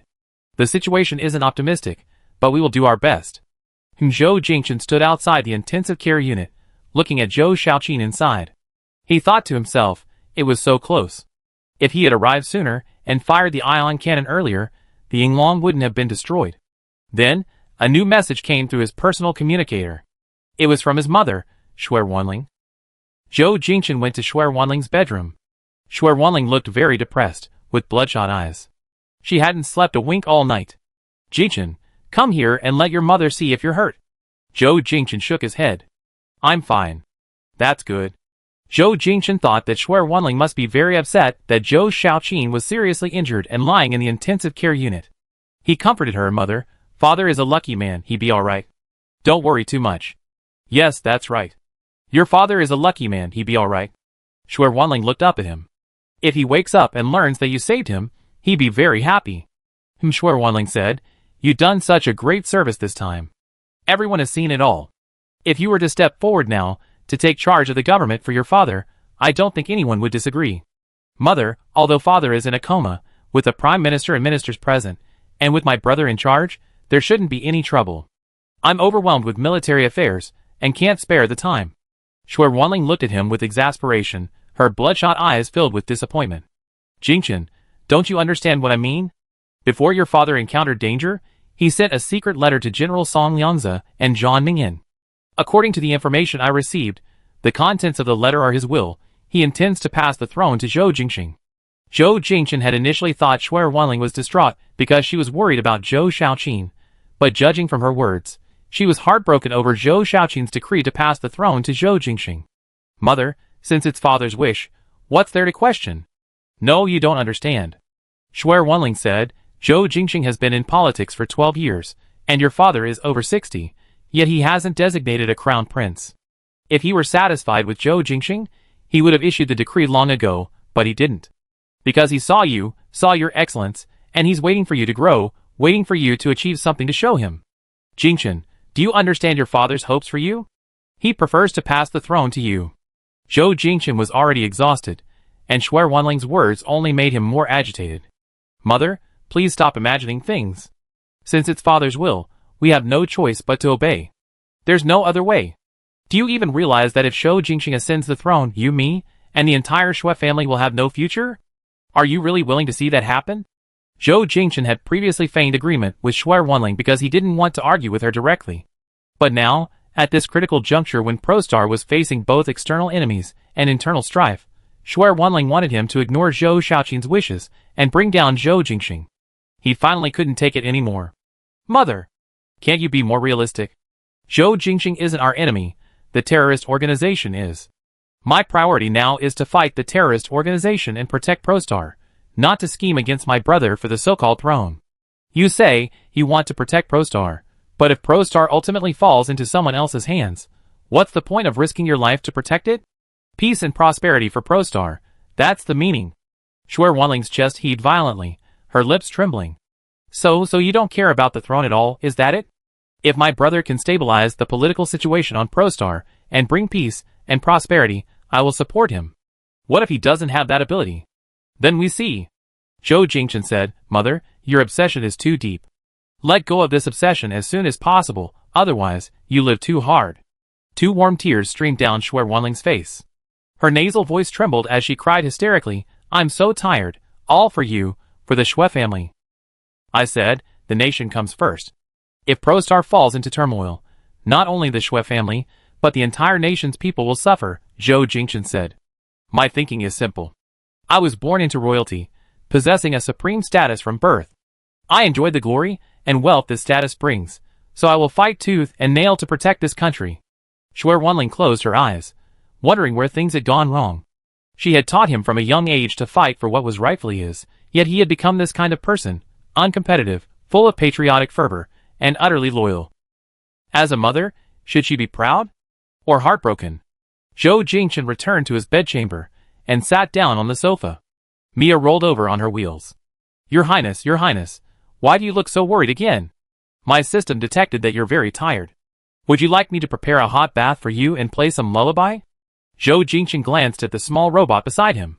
"Not needed for now. Then you can call me anytime you need me." Zhou Jingchen raised his wrist and tapped on the communicator.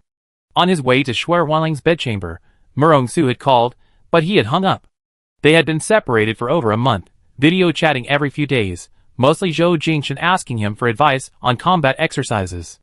Having experienced a real battle, Zhou Jingchen actually had a lot to say to him, but he was too exhausted and didn't know where to begin. Before he could call back, Murong-su's call came in again.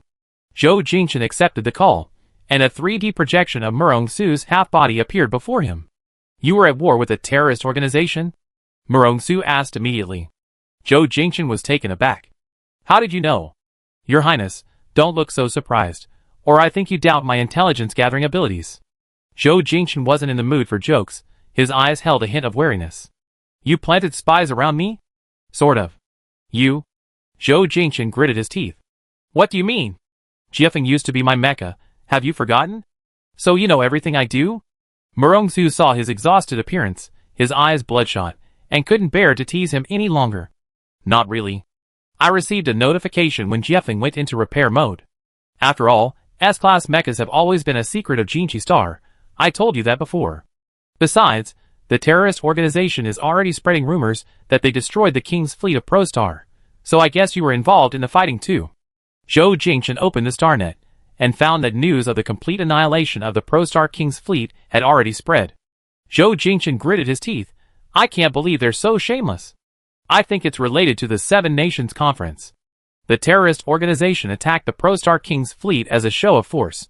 Murongsu then asked, how is His Majesty the King? Zhou Jingchen was about to tell the truth, but considering that Murongsu wasn't truly one of their own, if news of the King's unconsciousness spread, it would be detrimental to ProStar. He was slightly injured, but overall he's fine. Murongsu seemed to realize Zhou Jingchen was lying, but he didn't pursue the matter, simply saying, terrorist organizations are like mad dogs. They only grow stronger with each setback. What you need to do now is strengthen the defenses of ProStar. Zhou Jingchen's wariness lessened somewhat. I know. Also, keep an eye on Headstar. You mean? Murongsu said, I don't know if they've been to ProStar, but those countries attacked by interstellar terrorist organizations are their targets for recruitment and exploitation. I don't think they missed this opportunity. Zhou Jingchen said, he came to ProStar, but father has clearly refused. That's good. Murongsu said, in this chaos, Hades has been playing the role of savior, but many people don't know that the savior might be the one who released the demon. Zhou Jingchen thought of something and asked, do you know something? Murongsu countered, for example? For example, Hades is actually the backer of an interstellar terrorist organization. This time when I fought against the terrorist organization, they not only had the most advanced warships, but also very advanced mechs, no less advanced than our A-class mechs. They were everywhere. Who's supplying these advanced weapons to this wandering organization? If it's from Hades, then everything makes sense. Murongsu, in midair, looked at him with his arms crossed, saying seriously, that analysis makes sense. So it's true. Hades and the terrorist organization are in cahoots? No one has any evidence to prove it yet. The excitement in Zhou Jingchen's eyes slowly faded. He slumped his shoulders. He was just making wild guesses. Words without evidence are slander, and he couldn't even say that to anyone else. Your Highness, do you want to verify it? Zhou Jingchen looked up. What do you mean? I still have a week to get away. My next mission is to wipe out the interstellar terrorist organization. We face them head-on. I'm not afraid I won't be able to expose their true colors. The King's fleet had been destroyed, and Zhou Jingchen still dreamed of revenge one day. He replied, okay. Chapter 37. Zhou Jingchen agreed with Murongsu's assessment. He had dealt with terrorist organizations before. They were like mad dogs. He had to take preventative measures, and further strengthen ProStar's defenses. ProStar had enjoyed peace for over a century. The space fortress outside its atmosphere, built during the Interstellar War 100 years ago, was still in active service. The fortress, named the Sky Barrier, was equipped with thousands of gun emplacements, including hundreds of large-caliber anti-ship guns, capable of receiving 50 warships. It had a permanent garrison of 3,000 personnel, and served as ProStar's outermost layer of defense. On the ground, there were thousands of surface-to-air missile emplacements of various sizes, and thousands of high-energy laser emplacements, distributed across ProStar's military bases. The capital, Lishu, also housed 4 mobile, giant high-energy microwave weapon systems capable of shooting down fighter jets or mechs within a 10-kilometer radius. Zhou Jingchen also increased the number of air patrols, operating on a rotating shift basis. Before the Yinglong entered the life pod, Zhou Shaoqin sent secret letters to Prime Minister Zhang Mingyan and General Song Liangzi. The content of the letters was identical to theirs, bearing the king's palm print and iris imprint, making them impossible to forge. The letters essentially stated that if anything happened to him, the throne would pass to his eldest son, Zhou Jingxing, and Prime Minister Zhang Mingyan and General Song Liangzi should wholeheartedly assist him. The third son, Zhou Jingchen, was also granted the title of Duke of Anghua, second only to the king, with veto power in military matters. Zhou Shaoqin was injured and fell into a coma, so the will was naturally invalid.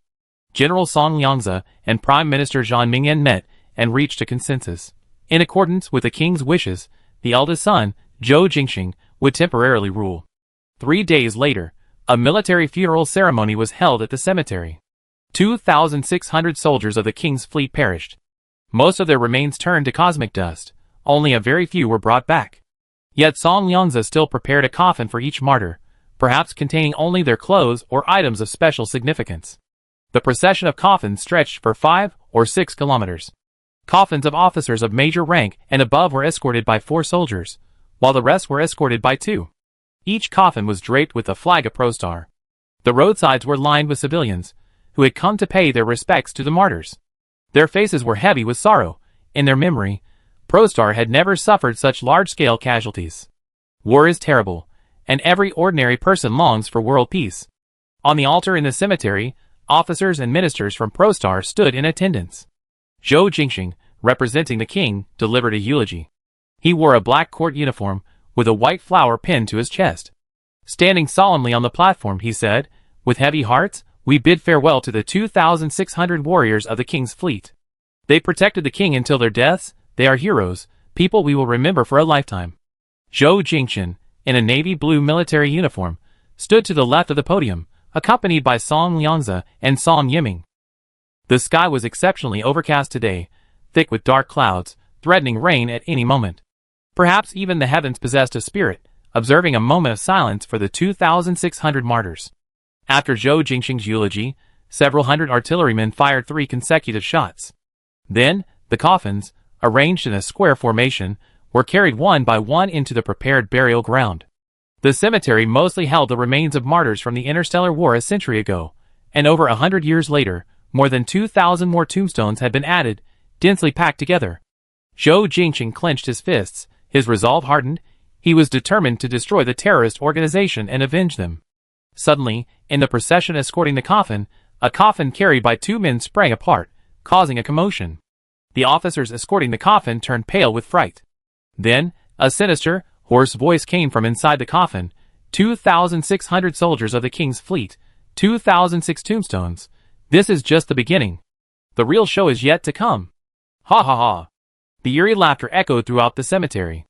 Zhou Jingxin drew his electromagnetic pulse gun and shouted at the soldiers carrying the coffin, "Put down the coffin and get out of the way."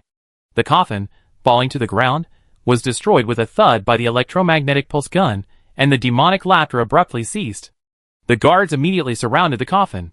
The captain inspected it and reported, "Your Highness, this coffin has been tampered with. There's a timed automatic broadcasting machine inside.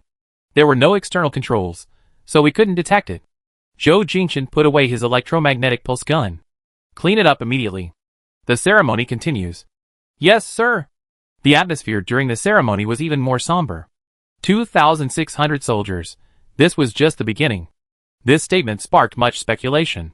After the ceremony, Zhou Jingxing summoned the Prime Minister, the Grand General, and Zhou Jingxin to the king's conference room. Zhou Jingxing entered the conference room and turned to face the others. That sound was definitely released by an interstellar terrorist organization. "They're provoking us." Zhang Ningyan said, "Your Highness, since the interstellar terrorist organization dared to provoke us at the military funeral, they must have a plan to invade Prostar. We must come up with a countermeasure." Zhou Jingxing echoed Zhang Ningyan, "The Prime Minister is right. The interstellar terrorist organization has provoked us. We must have a countermeasure. We cannot allow any more casualties to occur." Zhou Jingxin spoke up, "Brother, General Song and I have reinforced Prostar's defenses these past few days." Zhou Jingxing didn't believe Prostar's defenses could withstand the terrorist organization. "I know about this, but the King's fleet is considered Prostar's most elite fleet. They fought the terrorist organization in the Rosina starfield, and ultimately suffered total annihilation. Jingxin, do you really think our army can contend with them?" Zhou Jingxin looked up at him, then, "Brother, do you have a better countermeasure? Is that right?" Zhou Jingxing voiced his thoughts. "I think Mr. Martin is right. Our Kepler system should unite. Had Star possesses the strongest military force and the most advanced weapons. Only they can contend with the interstellar terrorist organization. Our best strategy is to seek protection." Zhou Jingxin thought this matter was long over, but Zhou Jingxing brought it up again. "Brother, Father has already clearly refused regarding this matter. At this 7 Nations conference, the 7 nations have reached a consensus to form an alliance to resist the terrorist organization and jointly send troops to eradicate it. We cannot go back on our word at this time." "You're wrong," Zhou Jingxing said. "Perhaps you've been busy with military affairs these past few days and don't know. But I received news last night that Lottie Star, a member of the Seven Nations Alliance, has announced its withdrawal from the Seven Nations Alliance and is seeking protection from Head Star instead. Zhou Jingchen was taken aback. Both Lottie Star and Hyo Star were small planets. He guessed that news of Zhou Shaoqing's assassination attempt had spread, or perhaps they had received threats from terrorist organizations, which was why they had changed their minds at the last minute. However, Zhou Jingchen still felt they shouldn't fall for Head Star's trick. If they sought Head Star's protection, Pro Star would become Head Star's puppet. Even if the Seven Nations Alliance disbands, as long as the Apollo Alliance is of one mind, we will absolutely not fear terrorist organizations. Jingchen, you're still too young, too naive. Zhou Jingchen said, what makes you think the Apollo Alliance is necessarily a permanent ally? Jinchi Star has a strong military, they have the ability to protect themselves, but why would they protect Pro Star? They just watch Pro Star be eroded by war, and then wait for Pro Star to continuously send large amounts of Earth currency to Jinchi Star. We exchange them for weapons to defend ourselves. Zhou Jingchen said. We did purchase a large amount of weaponry from Jinchi Star, but it's precisely because of these powerful weapons that we have the ability to resist foreign enemies and protect our autonomy. However, if we choose to hand over a large amount of star currency to Head Star, we will become Head Star's puppet, and Pro Star will forever be controlled by Head Star. We might even lose our dignity. But by doing this, at least our soldiers won't have to go to the battlefield to die. Zhou Jingchen raised his voice. Then tell me, why do we soldiers exist? Zhou Jingchen was stunned by a shout. Zhou Jingchen's gaze was firm, and he said, word by word, we chose to become soldiers not to be mascots, but to protect our motherland. More than death, we fear failing to protect our motherland. Zhou Jingchen pursed his lips, meeting Zhou Jingchen's gaze. His heart was momentarily shaken. After a while he said, I just want to find a better solution. Even if we cooperate with Hades, I won't let them act recklessly, and we only accept protection temporarily. But haven't you understood all those previous examples? Hades will only intensify its exploitation step by step. Eventually, Pro Star will be like a bird without wings, completely powerless to resist, only capable of being exploited and humiliated. Jingchen, you're being too pessimistic. At this moment, Song Liangzi spoke up, Your Highnesses, now is not the time to argue. Zhou Jingchen looked at Song Liangzi. General Song, what are your thoughts? Song Liangzi said, Pro Star has always followed the king's lead. His Majesty's attitude towards Head Star is very clear, and His Highness was present that day, so he must be well aware of it as well. Zhou Jingchen said, things are different now. Back then, my father strongly opposed cooperating with Head Star because he hadn't witnessed the power of terrorist organizations. Now that he's seriously injured and unconscious, he might change his mind after he wakes up. That's after His Majesty wakes up. Until then, I suggest we follow His Majesty's wishes. Zhou Jingchen wanted to say something more, but hesitated. Zhang Mingyan, standing beside him, gave him a look, signaling him not to continue. The meeting ended just like that. Chapter 38. Zhou Jingchen and Song Liangzi left the king's conference room. He was somewhat worried about Zhou Jingchen's ideas. When Musel Martin visited Pro Star, Zhou Jingchen had advocated seeking protection from Head Star, but Zhou Shaoqing disagreed, so he kept quiet. Now, Zhou Shaoqing was seriously injured and unconscious, his life hanging in the balance. He had also left a will bequeathing the throne to Zhou Jingchen. If Zhou Shaoqing didn't survive, could he still stop Zhou Jingchen from officially ascending the throne? Clearly, Zhang Mingyan was in league with Zhou Jingchen today. Besides them, how many other nobles and ministers shared Zhou Jingchen's views? If they ultimately decided to seek protection from Head Star, their army and purchased mechs would become useless. And once Pro Star accepted Head Star's protection, they would be endlessly exploited and might even slowly lose their autonomy. On the way back to base, Zhou Jingchen spoke up, General Song, I'm wondering what we should do if my brother and the ministers both advocate seeking protection from Hades. Song Liangzi looked up at him. Before His Majesty was attacked, he sent me and Zhang Mingyan a secret letter. Besides the matter of passing the throne to the Crown Prince, there was another matter, to bestow upon you the title of Duke of Anhua, with veto power in military matters. I think he considered the Crown Prince's lack of military expertise, so he entrusted military power to you. Zhou Jingchen's hand, resting on his knees, tightened its grip. I will never let him act recklessly. Back at base, Song Yiming also returned. After the incident at the military funeral, Zhou Jingchen had instructed him to investigate the source as soon as possible. How's the investigation going? Song Yiming followed Zhou Jingchen diagonally behind, walking with him towards the Mecha Force headquarters. The martyr whose coffin was tampered with has no family. Someone impersonated the martyr's friend and prepared items for him. I already arranged for someone to investigate that person's identity and whereabouts. Zhou Jingchen said, the terrorist organization is very likely lurking on ProStar. The situation is serious. A thorough investigation is necessary. Understood. Zhou Jingchen returned to his office, contacted the Tianjin Fortress Command Center, inquired about the situation, and instructed them to maintain high vigilance.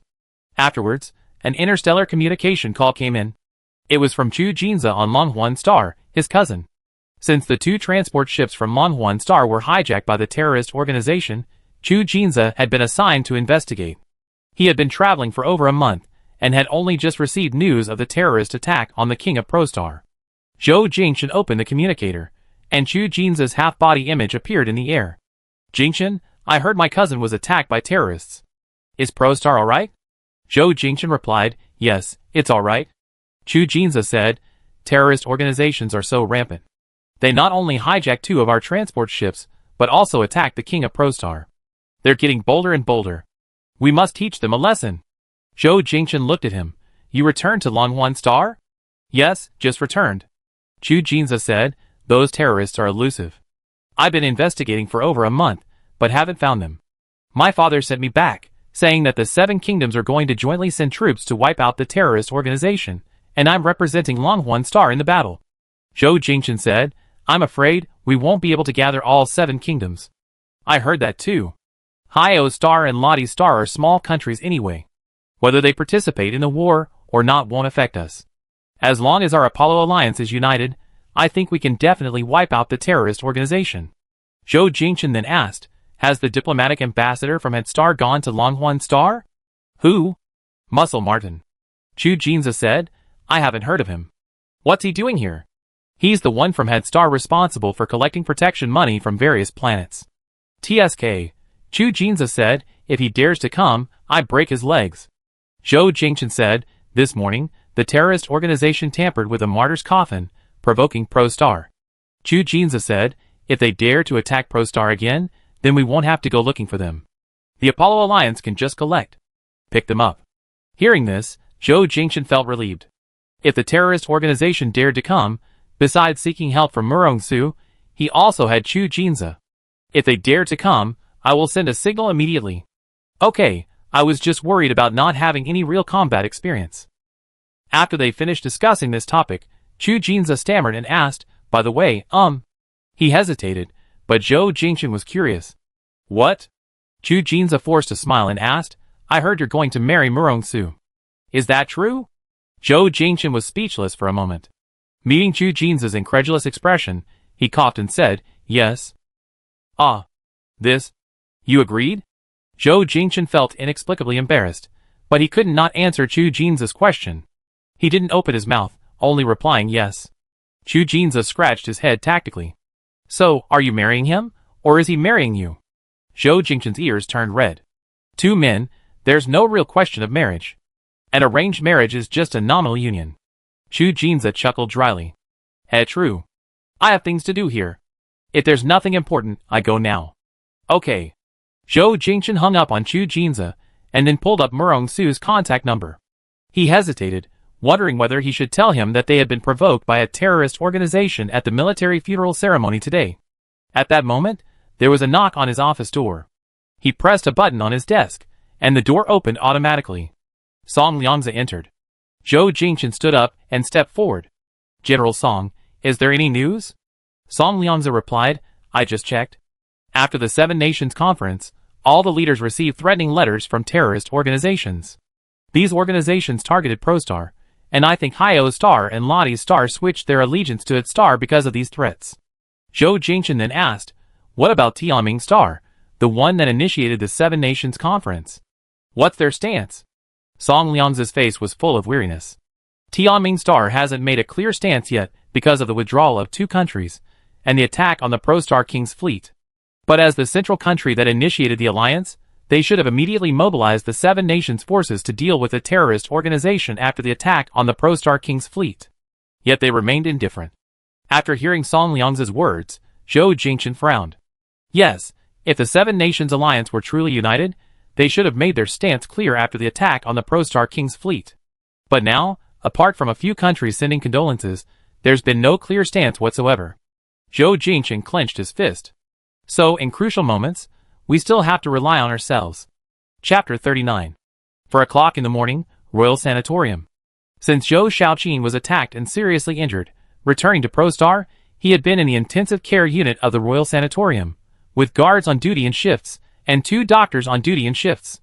Although Prostar's medical equipment was quite advanced, and some simple injuries and illnesses could be treated in the intensive care unit, doctors still played a crucial role in treating some difficult and complicated cases. The 2 doctors on duty today graduated from the same school as Zhou Wanqing, and had also participated in research together after graduation. The 2 sat in an office about 20 meters away from the intensive care unit, checking the data of various instruments every 2 hours. The male doctor on duty checked the time, and said to the female doctor opposite him, "I go check the data." "Okay." The male doctor in the white coat got up. He first went to the changing room. Before entering the intensive care unit, he needed to undergo full-body disinfection, and wash his hands thoroughly to avoid bringing germs into the intensive care unit. As he stood on the sterilizer for full-body disinfection, he suddenly noticed someone else beside him. The person was also wearing a white coat and a mask, looking almost exactly like him. Startled, before he could ask who it was, he received an electric shock to the abdomen and quickly lost consciousness. The masked man dragged the man into the inner changing room, then covered him with a white sheet before mimicking his actions and leaving the changing room. Zhou Wanqing entered the duty room carrying a food box. The female doctor saw her and was somewhat surprised. "Wanqing, why are you here so early? Isn't your shift at 8 o'clock? "I couldn't sleep, so I came to check on you." Zhou Wanqing gestured to the food box. "I brought you some food. Where's Lao Luo?" "He went to check the data. He should be back soon." Zhou Wanqing had just passed by the ICU and looked through the glass. There was no one inside. "How long has he been gone?" "About 7 or 8 minutes." Zhou Wanqing looked again at the monitor in the duty room and saw a man in a white coat come to the ICU door, say something to the guard, and have the guard open the door for him. The on-duty doctors had their iris and fingerprints recorded for the ICU to facilitate data checks, allowing them to enter and exit at any time. She had a bad feeling. She ran out of the duty room, rushed to the ICU door, and used her iris scanner to open it. She confronted the man in the white coat, who was about to add medication to the 4 drip, and demanded, "Who are you?" The man's hand trembled, and the medication fell to the ground. Zhou Wanqing was shocked. "What are you doing?" The man shoved her aside quickly. The guards at the door heard the commotion and rushed in. The man was swift and agile, wielding a stun gun, and attacked 2 of the guards. Zhou Wanqing shouted, "Guards! Guards! Catch that man in the white coat!" The guards outside heard the commotion, and gave chase to the man who had just escaped. Zhou Wanqing immediately checked the data in the intensive care unit. The data was normal, consistent with what she had checked that morning. Thankfully, he hadn't succeeded. She picked up the medicine from the ground, still feeling a lingering fear. Luckily, she had discovered it, otherwise, the consequences would have been unimaginable. A medium-sized warship bearing a yellow flag with a red emblem landed at Lishu Airport, the capital of Prostar. This was a warship belonging to Hadstar. A man with gray-black hair and gray-blue eyes disembarked and boarded the VIP shuttle prepared by Prostar that morning, heading towards the royal palace. Zhou Jingxing and his ministers were already waiting in the royal conference room. As soon as the gray-haired man arrived, Zhou Jingxing immediately went to shake his hand. "Mr. Martin, hello." Musel Martin smiled. "Your Highness, I'm delighted to receive your invitation." Zhou Jingxing gestured for him to sit. "Mr. Martin, please have a seat." Musel Martin sat down, glancing at Zhou Jingxing opposite him, then at the ministers beside him and present. "I heard His Majesty the King was attacked. Is the Crown Prince currently in charge of the government?" "That's right," Zhou Jingxing said. "My father needs to rest and recuperate during this time. I'm merely acting as regent. So, the Crown Prince summoned me here this time because he has decided to cooperate with our Hadstar to unite against the terrorist organization." "Is that all?" Zhou Jingxing said. "Of course, I hope to cooperate with Hades, but Mr. Martin left in a hurry last time, and we haven't discussed the terms of cooperation yet. That's why I especially invited Mr. Martin over this time to discuss this matter in detail." Muscle gestured to his blonde-haired assistant, who then took out an agreement. This type of paper was not ordinary wood pulp paper, but was made of special materials and processes. It was tough, heat-resistant, and not easily torn or burned. It was commonly used for signing agreements. Once the text on it was printed, it could never be modified. The censor area at the bottom could permanently leave fingerprints. In addition to signing the agreement, fingerprints were also required to leave fingerprints in the censor area. Agreements signed in this way were not easy to forge. Musel handed over the agreement. Actually, I should have shown you this agreement during my last visit to ProStar, but the talks didn't go well then, so we didn't go into detail. Zhou Jingxing's assistant took the agreement and placed it in front of him. Zhou Jingxing glanced at it. The agreement was indeed quite harsh. To accept Headstar's military protection, they would have to pay Headstar 2 trillion star coins annually. In addition, there was a long list of supplies, including alcohol, meat, grains, fruits, and vegetables, which, when converted, would amount to roughly 1 trillion star coins. ProStar's annual revenue was about 5 to 6 trillion star coins. If 2 trillion were given to Headstar, plus 1 trillion more in supplies, it meant that more than half of ProStar's revenue would be sacrificed. Zhou Jingxing's palms were sweating. Mr. Martin, this condition is too harsh. Muscle leaned back in his chair and explained, Your Highness, you should know that a single A-class mech costs hundreds of millions to build, not to mention larger warships, which typically start at tens of billions. This time, the Pro-Planet's King's fleet lost 6 warships, which must have cost at least hundreds of billions, not counting the precious lives lost on board. Pro-Planet is a medium-sized planet. Our head planet can't possibly protect it with just 1 or 2 warships. Even sending a fleet would be incredibly expensive. Pro-Planet wouldn't want head planet to pay for protection, would it? Zhou Jingxing was caught in a dilemma. He said, Pro-Planet also has an army.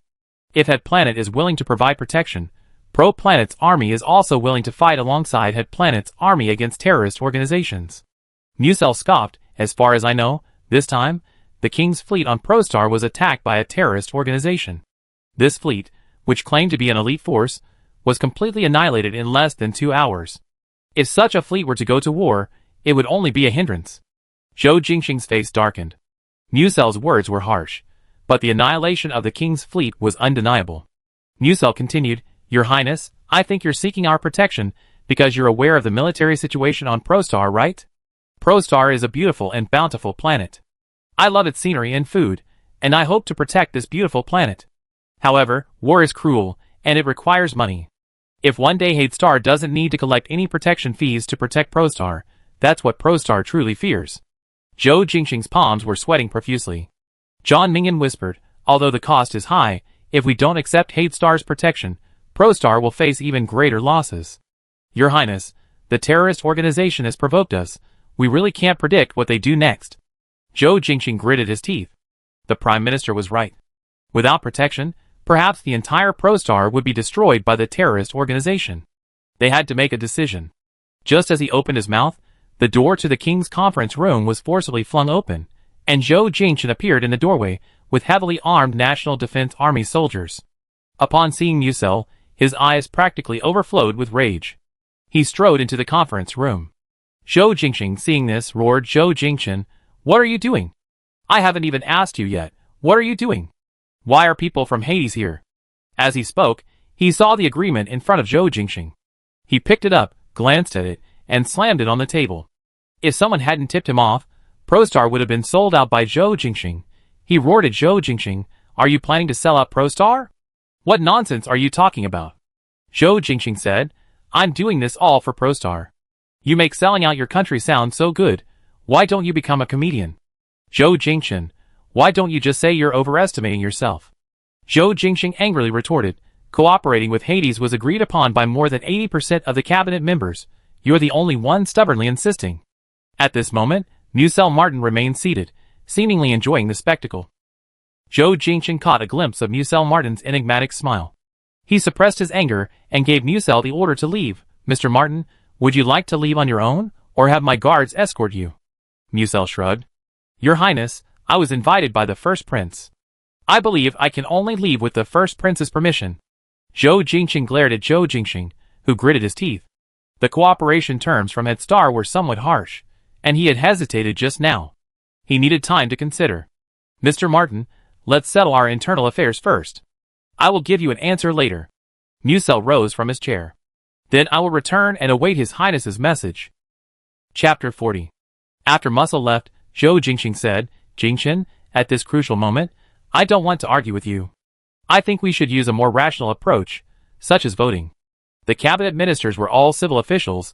They were more inclined to seek protection, and if it came to voting, they would undoubtedly favor Zhou Jingxing. But how could a country only listen to its civil officials? Zhou Jingxing said, I only know that the king of Prostar's orders are ironclad. At this moment, a group of people stormed in through the door. The leader, dressed in a magnificent court dress, was Queen Shuer Wanling. She shouted, Take his highness away. Zhou Jingxing looked at Shuer Wanling, somewhat surprised by her appearance. The guards beside the queen obeyed her orders, grabbing Zhou Jingxing on either side. Zhou Jingxing didn't struggle, but he didn't understand why she was doing this. Mother, what do you mean by this? Don't call me mother. I don't have a son like you. Zhang Mingyan stepped forward and said, Your Majesty, what wrong has His Highness done that you treat him like this? Shuer Wanling said coldly, Last night, someone infiltrated the royal sanatorium, intending to harm the unconscious His Majesty. Fortunately, the princess discovered it in time, saving His Majesty from harm. After the guards investigated all night, we discovered that this person's iris information matched that of Zhang Tianqi, a guard by His Highness's side. Everyone present cast shocked glances at Zhou Jingxing. The queen's words made everyone understand what had happened. Shuer Wanling glanced at Zhou Jingxing meaningfully. Some people are eager to ascend the throne, so they tried to assassinate His Majesty. As a queen, I will absolutely not tolerate treacherous officials who attempt to assassinate His Majesty. Zhou Jingxing was unaware of this matter and vehemently denied it. No, there must be a misunderstanding. I would never instruct anyone to harm my father. Whether it's a misunderstanding or not, we know once everything is investigated. Shuer Wanling ordered, Take the crown prince away and hand him over to the royal court of justice. Zhou Jingxing glanced at Shuer Wanling, a hint of doubt rising in his eyes. Was this a deliberate fabrication by Shuer Wanling to frame him, or was it true? He had gone to the Tianjin fortress yesterday and wasn't in the palace, so he didn't know about Zhou Shaoqing's assassination attempt.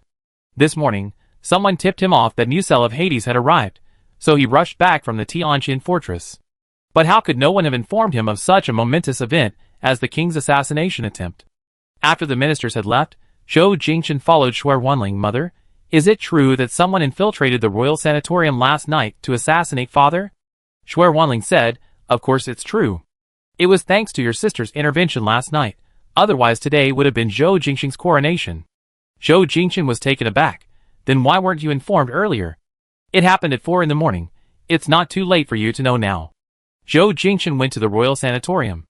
Zhou Wanqing was also in the intensive care unit at that time. Since discovering someone's plot against Zhou Shaoqing that morning, she had hardly left. Zhou Shaoqing entered the ward. Looking at Zhou Shaoqing through the curved canopy of the intensive care unit, How is father? Zhou Wanqing, her hands in the pockets of her white coat, said, Vital signs are stable. That person didn't succeed. Zhou Jingxing glanced at the intensive care unit again. What are the chances that father will wake up? Zhou Wanqing said, Father is old, and his organ repair ability has declined. We can only extract stem cells now to cultivate new internal organs in vitro. After successful cultivation, we transplant them into his body. If everything goes smoothly, I think it will take about 6 months. That long? 6 months is the time for a one-time success. The light in Zhou Jingxing's eyes dimmed. Zhou Wanqing looked at him. What's wrong? The person who arranged the assassination of father was Zhou Jingxing. Did you know? Zhou Wanqing was taken aback. Has the investigation been completed? It was mother who investigated. Zhou Jingxing was skeptical of this matter. If the guards had found out it was Zhou Jingxing's men who did it, he would firmly believe that Zhou Jingxing wanted the throne, which was why he did it. But since Shuer Wanling came forward, he felt there might be more to it than met the eye. He then checked the surveillance footage and iris scans. When the assailant entered the intensive care unit, the iris scanner on the door recorded his iris, which, after comparison, confirmed he was indeed Zhou Jingxing's bodyguard. This morning, Zhou Jingxing was taken away by guards and imprisoned in the temporary cell of the Royal Court of Justice, a place typically used to hold convicted nobles or ministers. The cell was surrounded by iron walls, but the daily necessities and supplies inside were complete. The white lights cast a stark white glow on everything. Led by the warden, Zhou Jingxing arrived at the cell. Looking through the glass door, he saw Zhou Jingxing wasn't acting erratically or causing a disturbance. He was simply sitting quietly in a chair. His feet were shackled. These shackles didn't interfere with his daily life, but if he left the cell, the sensors on the shackles would trigger an alarm, and the chains would retract until the two shackles were pressed together. Zhou Jingchen gestured for the warden to open the door, and he went in alone. When Zhou Jingchen saw Zhou Jingchen inside, a flicker of emotion finally appeared in his eyes, followed by a bitter smile. The victor is king, the loser is villain. I lost. Zhou Jingchen didn't feel like he had won. I only ask you one question. Did you arrange for someone to assassinate my father? Zhou Jingchen found it laughable. Didn't you and the queen already fabricate all the evidence to condemn me to death? Asking me now seems rather hypocritical. Zhou Jingchen grabbed his collar, his gaze fierce. I only ask you one question. Did you intend to assassinate my father? Zhou Jingchen's eyes were full of mockery. What, is the evidence you fabricated insufficient, and you want to force me to confess? Zhou Jingchen glared at him. I checked. The iris of the person who wanted to assassinate my father matches your guards. That's enough. You fabricated such perfect evidence. Why are you still asking me? Zhou Jingchen looked at his indifferent expression, released his collar, and shoved him. Zhou Jingchen slammed his back against the chair, slumping into it without any intention of resisting. After a moment of silence, Zhou Jingchen sneered. Zhou Jingchen, do you really think you and your mecha unit can protect Prostar? Zhou Jingchen replied, I said, as soldiers, we will defend our motherland at all costs. When those 2,600 soldiers of the king's fleet turned to ashes in space, didn't you feel sorry for them? 2,600 lives, gone just like that. What use is a grand military funeral to those who have died? They can't see it. Do you think there is reincarnation in this world? No, never again. Zhou Jingchen said, if you see your closest loved ones dying one after another in battle, would your heart be at peace? Would you be able to accept that their deaths were glorious? Zhou Jingchen was in charge of the follow-up search and rescue operations for the king's fleet.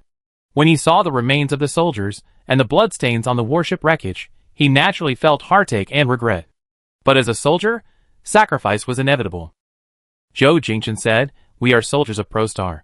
We exist to protect Prostar, not just for its safety, but also for its dignity. You've seen the agreement with Headstar yourself. Don't you know how harsh the terms are? They are humiliating and disgraceful terms. How can we sign them? Even if we sign them now, Prostar will be completely controlled by Headstar. As long as the terrorist organization exists, they can escalate their actions. Will Prostar still have any autonomy? Will it still have any dignity? When I saw the king's fleet destroyed, I was more heartbroken than anyone else, but I was also proud of them. They fought to the last moment. They are heroes who protected Prostar. The enemy is indeed powerful, but as soldiers, we will never back down. Zhou Jingchen remained unmoved. You say cooperating with Headstar is humiliating and disgraceful, but isn't cooperating with Jinchi Star also humiliating? We're buying large quantities of weapons from them. What's the difference between that and giving away star coins? Besides, Marongsu said. So you marry him as a man just for that? You willingly become his young marshal's wife? Don't you think that's a huge disgrace? Zhou Jingchen replied, same-sex marriage has been legal for hundreds of years. How can it be a disgrace? Besides, how do you know I wouldn't be willing? Zhou Jingchen seemed to have heard some earth-shattering gossip. The shock in his eyes lingered for a long time. Then he smiled helplessly. You have your thoughts, and I have mine. What makes you think you're necessarily right? Zhou Jingchen, I always believed my actions were correct, and the cabinet ministers also agree with me. So whose idea is correct? I'm not arguing with you about right or wrong. The most important thing now is to protect Prostar. Zhou Jingchen said, I will also investigate your matter thoroughly. If it turns out you're innocent, I will clear your name. If it really is you, then you deserve to die. With that, Zhou Jingchen left the prison. Chapter 41. After Zhou Jingchen was imprisoned in the Royal Court of Justice, the burden of state affairs naturally fell on Zhou Jingchen. Zhou Jingchen was not yet very familiar with state affairs, and coupled with his need to oversee military matters, he had to delegate these tasks to the cabinet. He only needed to review their plans, and if there were no major problems, he would follow their instructions. Prime Minister Zhang Ningyan took leave on the day Zhou Jingchen was arrested, claiming he had contracted a virus and needed to recuperate. Zhou Jingchen didn't bother with him. Zhang Ningyan was Zhou Jingchen's uncle, and the two were usually in cahoots. With Zhou Jingchen imprisoned, he naturally wanted to avoid his wrath. The most pleased person was Shui Wanling. She had been heartbroken because Zhou Shaoqin wanted to pass the throne to Zhou Jingchen, and disheartened because Zhou Jingchen had no interest in vying for the crown prince position. Unexpectedly, fate had presented her with such a perfect opportunity. Now Zhou Jingchen, the biggest obstacle, had been removed, and Zhou Jingchen would become the crown prince even if he didn't want to. In this way, her and her family's honor would be preserved.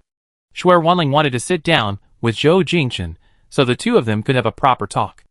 A few days ago, they had a falling out over the succession dispute and hadn't spoken to each other since. Now that things had changed, they should talk. She had her maid send a message to Zhou Jingchen. He was at the base and wouldn't return until that evening. At the Prostar Sky Barrier Fortress, a small patrol boat is on a patrol mission in space. A few days ago, the third prince issued an order to strengthen the defenses. The Sky Barrier Fortress sends out hundreds of patrol boats every day to patrol and guard the star field belonging to Prostar. There were 5 soldiers on the patrol boat, one of whom, a slightly older man, was the captain, a lieutenant. It was 6 a.m. on Prostar time, and they were all drowsy after a night patrol. Suddenly, a faint red dot appeared on the radar. This faint heat source was within a 3,000-kilometer range. The patrolman zoomed in on the image several times, but saw nothing. "Captain, something's approaching on the radar, but there's nothing in the image." "Let me see." The captain went to examine it. The dot on the radar was extremely faint, with a very low heat source energy value. A large warship wouldn't react this way, only a very small vessel would. Logically, if it were a small vessel, their image tracking device should have been able to detect it, but there was nothing in the image. Strange. Just as he was debating whether to report it, the entire ship suddenly lost signal, and the control panel screen was filled with speckled dots. "What's going on?" "Captain, we seem to be blocked." A soldier said. "Could there be some kind of special magnetic field around here?" The captain cursed. "Idiot. We're only 20,000 kilometers from the fortress. If there were a special magnetic field, we would have announced it already." He realized something was wrong and shouted, "Quick, send out a warning signal." But it was too late. Their patrol boat seemed to be restrained by something, dragged into a hole. The soldiers on the patrol boat were terrified and at a loss. Communication was cut off. They couldn't even send out a warning signal. The captain realized, it's a stealth warship. Stealth warships conceal their heat sources, emitting very limited heat. Even the most advanced radar can only detect a faint energy when it's very close. Furthermore, the entire hull of the warship is covered in optical camouflage, making it invisible to the naked eye and images. Then, a group of armed men surrounded them and quickly pulled the man from the patrol boat. Less than a minute later, the patrol boat was released again by the stealth warship, but the crew had changed. Communication was restored, and the fortress liaison officer's voice came through the communicator. "Patrol boat number 3, please report the anomaly immediately. Reply upon receipt." The man, now dressed in Prosperity military uniform, replied using a voice changer. "Patrol boat number 3 just encountered a meteorite. The signal was jammed. It has been restored and is preparing to return." "Okay, received." The patrol boat returned to the Sky Barrier Fortress without any obstacles. 10 minutes later, an anomaly occurred in the Sky Barrier Fortress's hangar. 2 Class A Mechs and 3 Class B Mechs were forcibly activated. The hangar's piercing alarm sounded. Colonel Huang Yaohai, commander of the Tianjin Fortress, was still asleep when he heard the alarm and rushed out, grabbing his adjutant, who had come to report the situation and demanding, "What's going on?" "Colonel, several Mechs have been forcibly activated." Huang Yaohai was taken aback. "Who?" "I don't know." "Quickly. Report to General Song and the third prince." With that, he immediately ran to headquarters. The 5 forcibly activated Mechs burst out of the hangar and scattered in all directions. Their objective was clear: to destroy the defensive equipment on the Tianjin Fortress. One by one, the defensive emplacements on the fortress were destroyed by the Mech's firepower.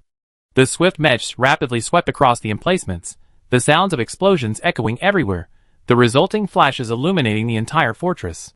The Tianjin Fortress's fighter jets swarmed out like bees, concentrating their firepower on the Mechs destroying the emplacements. Thus, a battle began. At 7 in the morning on Prostar, Zhou Jingchen woke up in his palace. He had only returned at midnight the night before, and this morning he planned to see the queen and then go to the Tianjin Fortress. For some reason, he had a feeling that something was about to happen. He dressed in his military uniform, preparing to go to the queen's palace, when his communicator lit up red, an emergency call. He opened it, and the deputy commander of the Tianjin Fortress reported urgently, "Your Highness, someone has broken into the fortress and launched an attack on the fortress's defensive artillery in our Mechs." Zhou Jingchen's expression changed drastically, but he didn't panic. He immediately issued the order, annihilate the enemy at all costs and preserve as much of the Tianjin Fortress's defensive equipment as possible. "I'm heading there immediately." Zhou Jingchen didn't even bother going to the Queen's palace, he took his private shuttle to the base. In the few minutes he spent on the shuttle, he spoke with the base command, requesting the mech units and the 1st to 5th fleets of the National Defense Force to immediately assemble and go to the Tianjin fortress for support. Upon arriving at the base, he jumped off the shuttle before it had even fully landed, quickly entering the hangar and landing in Jetwin's cockpit.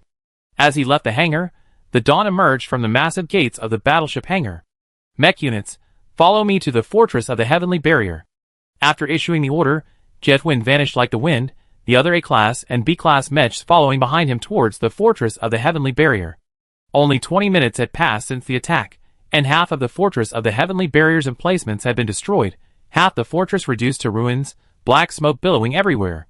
B-like fighters weaved through the gunfire, and of the 5 stolen mechs, 2 B-class mechs had already been destroyed. Suddenly, the pilots in the fighter jets sensed a silvery white blur flash past. Upon closer inspection, they saw that the A-class mech they were fighting had lost an arm. That silvery white blur was none other than their prince's mech, Jetwind. Recognizing Jetwind, the fighter jets in the sky scrambled to avoid it. The mech that had just lost an arm opened its positron cannon and fired at Jetwind. Jetwind quickly dodged, and then its wing-mounted laser cannons accurately struck the enemy's muzzle. The positron cannons, having been hit, crackled with electricity. Jetwind seized the opportunity to dive down, pinning the enemy down, and crashed to the ground with a thud. The A-class mech Thor, billowing black smoke, was pinned to the ground and tried to struggle. Zhou Jingchen activated his head-mounted microwave weapon, and the mech on the ground quickly came to a halt. Soldiers, beam rifles in hand, quickly surrounded the cockpit. The cockpit was forcibly opened from the outside, revealing a man with medium-length curly hair and a fierce gaze. His hands and feet were shackled. The other mechs had been destroyed by Song Yiming and his team. The mechs were too expensive, no one had gone all out, as they still needed to be recovered. Zhou Jingchen, seeing all the spies subdued, disembarked from the Jetwind. The curly-haired man was escorted from the cockpit by soldiers. Upon seeing Zhou Jingchen, he grinned maliciously, "Your Highness, I didn't expect to see you so soon." Zhou Jingchen looked at the man before him, trying to recall when they had met. The man replied, "You probably don't remember. 10 days ago, in the Rosina star system, we clashed." Zhou Jingchen was slightly taken aback, then realized that this man was one of the mech pilots he had fought last time. "Now that you mention it, I remember." "What, are you here to die?" The man laughed a few times. "Wrong. You killed so many of our brothers in the Rosina star system. I'm here for revenge. I admit you're powerful, but we have someone even more powerful. You will eventually become a ghost under his claws." Zhou Jingchen gritted his teeth. "Take him away and interrogate him severely. Let him taste the bitterness of torture." "Yes, sir." At this moment, Zhou Jingchen's communicator rang again. It was Huang Yaohai, the commander of the Tianjin fortress. "Your Highness, radar has detected a large number of warships gathering in a star system 80,000 kilometers away, heading towards our position. The enemy deliberately infiltrated the Tianjin fortress to destroy the defensive emplacements, their purpose being to pave the way for their invasion." Zhou Jingchen said decisively, "Connect my communications to the main command channel." "Yes, sir." 5 seconds later, Huang Yaohai reported, "Your Highness, the main command channel has been connected." Zhou Jingchen's expression was serious, and his powerful voice transmitted through the main command channel to the communication channels of all fighter jets and warships. "All Prostar soldiers, listen up. The enemy is approaching Prostar. Immediately activate Level 1 combat readiness. We must not allow the interstellar terrorist organization to cross Prostar's atmosphere." Afterwards, he issued another order on the main command channel, mech units, and the 1st, 2nd, 3rd, and 4th fleets of the National Defense Force, follow me to intercept the enemy, with the Dawn as the flagship. The 5th fleet will remain to cooperate with the soldiers of the Tianjin fortress, and repair the fortress's defensive equipment as soon as possible. Chapter 42. He issued the order, and Song Yiming came to his side. "Your Highness, 5 spies infiltrated the Tianjin fortress. 3 have been confirmed dead, and 2 have been captured alive." Zhou Jingchen said, I understand. Immediately summon the mech units back to the Dawn." "Yes, sir." Zhou Jingchen piloted the Jetwind into the Dawn's boarding gate. As the flagship, the Dawn was surrounded by 4 fleets.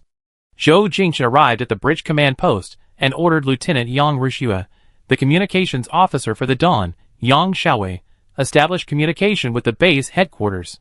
"Yes, sir." The communication was quickly established, and a 3D bust of General Song Liangzi appeared above the star chart. Zhou Jingchen said, General Song, the terrorist organization is approaching ProStar. I lead 4 fleets to intercept them. Song Liangzi replied, good. According to our previous plan, I remain in the atmosphere as the last line of defense. Good. Zhou Jingchen said, as long as I have a breath left, I will never let them set foot in ProStar's atmosphere. Song Liangzi looked at Zhou Jingchen. He was clearly only 24 years old. It seemed like only yesterday he was watching him, barely taller than a chair, holding a cake, cream on his lips, looking up and saying, Uncle Song, your cakes are so delicious. Can I take some back to the palace? But he had clearly grown up, becoming a young general capable of standing alone. Song Liangzi said, Your Highness, I await your good news. After ending the communication with Song Liangzi, Zhou Jingchen continued to Yang Rushua, Lieutenant Yang, send a request for reinforcements to Jin Qixing and Lang Wangxing. Yang Rushua replied, received. Intelligence Agent Zheng Siki reported, report. Enemy forces have entered the ProStar region.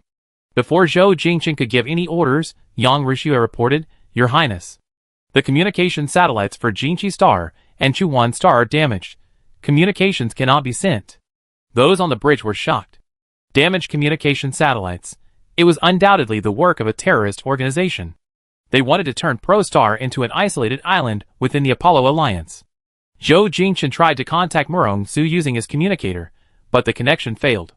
The communication satellite was indeed destroyed. He clenched his fists. He had only experienced one war before, when, in an emergency, he piloted the Jetwind, focused solely on saving lives, and hadn't had time to think much. Now, he was leading half of ProStar's army to the front lines, everyone waiting for his orders. Even with numerous difficulties, he couldn't afford to lose his composure. The countless live-fire exercises over the past few months had instilled in him a calm and collected demeanor. He immediately ordered, send orders to the Tianjin fortress, instructing the 5th Fleet of the National Defense Force to immediately dispatch engineers to rebuild the communication satellites for Jinqi Star and Longhuan Star. Yes, sir. Yang Xiaowei, activate public broadcast. Received. Public broadcast can connect all starships within a certain range. It's an internationally shared channel. Once connected, all enemy warships will be able to hear Zhou Jingchen's voice. Zhou Jingchen announced over the public broadcast, This is the ProStar National Defense Force Command. You have entered our controlled star system. Please leave immediately, or our military will use force to expel you. After a while, a deep, hoarse voice rang out, Prosper destroyed 3 of our warships, and killed thousands of our brothers. This blood debt will be repaid today. The voice said, fire. Rear Admiral Rise, Captain of the Dawn, ordered, activate the shields. The enemy opened fire, and the battle officially began. Zhou Jingchen said, Major General Lei, I lead the Mech unit into attack. Fleet command is now in your hands. Okay. Zhou Jingchen opened the communication channel and issued the order, Mech unit, prepare to attack. The Mech unit members immediately went to the hangar. Zhou Jingchen boarded the Jetwind cockpit and started it up. Jetwind, can you establish contact with Murong Su? Jetwind, Your Highness, young Marshal Murong's planet, Lawrence, is 5 astronomical units away from Pro Planet, and Jinqi Planet is 1.5 astronomical units away. My personal communicator can only capture communication satellite signals within 0.5 astronomical units. My system detected that all communication satellites beyond 1 astronomical unit of Pro Planet are damaged, so long-distance communication is impossible. Is there any other way to contact him? I'm sorry, Your Highness, not at the moment. Therefore, the terrorist organization clearly understood that the Apollo Alliance was a unified entity. Their first step in attacking Pro Planet was to sever its connection with the other 2 planets. Damn it! Song Yiming's voice came through the communicator, Your Highness, all 100 Mech warriors in the Mech unit are boarded. Requesting instructions. Zhou Jingchen replied on the Mech unit's communication channel, Gentlemen, we are now facing a real enemy. The enemy is powerful. We cannot be careless, but we also cannot be afraid of them. Following our usual training pattern, at least 2 mechs per group, cooperating and fighting together. Avoid solo combat unless absolutely necessary. On the screen in front of him, 100 mech warriors simultaneously sent text messages. Understood. Zhou Jingchen commanded firmly, Prosperous Star Mech Force, attack. 100 mechs flew out of the hatches on the side of the Dawn, then immediately dispersed. At the same time, the enemy's mech squadron swarmed out of their warships. The two armies clashed, dozens of warships firing simultaneously, beam weapons raining down on the enemy ships like a meteor shower. In space warfare, even the largest explosions are silent, only a massive flash of light and shattered debris are visible. Zhou Jingchen dodged the enemy's dense fire, and fired an ion cannon shot at the enemy ship. The ion cannon struck the front of the enemy ship, exploding into an orange-yellow flower. Then, he drew his high-energy lightspeed blade and sliced an approaching enemy fighter in half. His twin-winged high-energy laser cannons fired at the enemy mechs. He was like an eagle soaring through the sky, invincible and unstoppable. However, most of the soldiers on ProStar lacked combat experience. Compared to the battle-hardened terrorist organization, they were more or less inexperienced. During the battle, the ProStar fleet was forced to retreat step by the enemy's dense and rapid attacks. Zhou Jingchen recalled the precedent of the King's fleet. They couldn't fight a protracted war, because once the battle dragged on, their lack of combat experience would become glaringly obvious.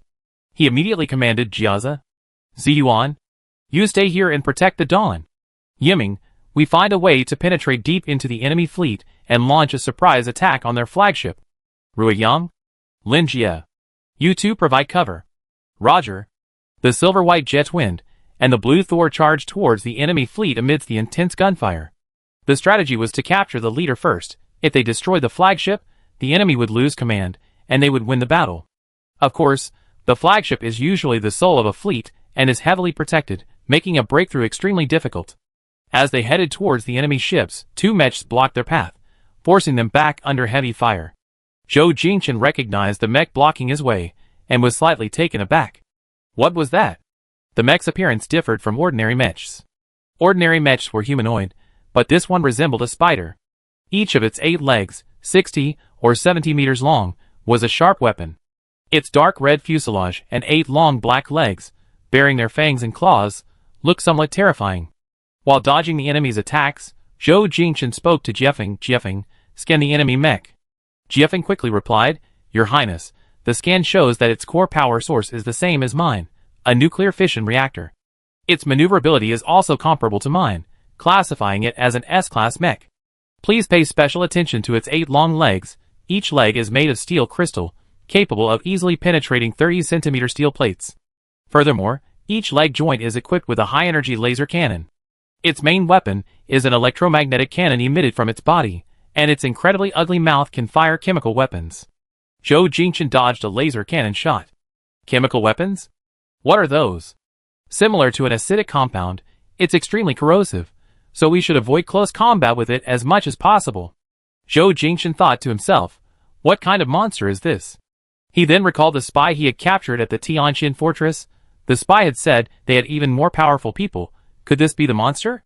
Suddenly, the cockpit shook. Jetwind was hit by Red Spider's laser cannon. He quickly dodged, firing his electromagnetic pulse gun at Red Spider repeatedly. Although the creature resembled a spider, with 8 legs that seemed to lash out, it moved incredibly fast, and the continuous fire had no effect on it. Meanwhile, Song Yiming, who was fighting alongside him, was also held back by an enemy mech, preventing them from infiltrating the enemy flagship. At this critical moment, an unknown communication call came in. "Jiefeng," said Red Spider, "it's a communication from that ugly spider."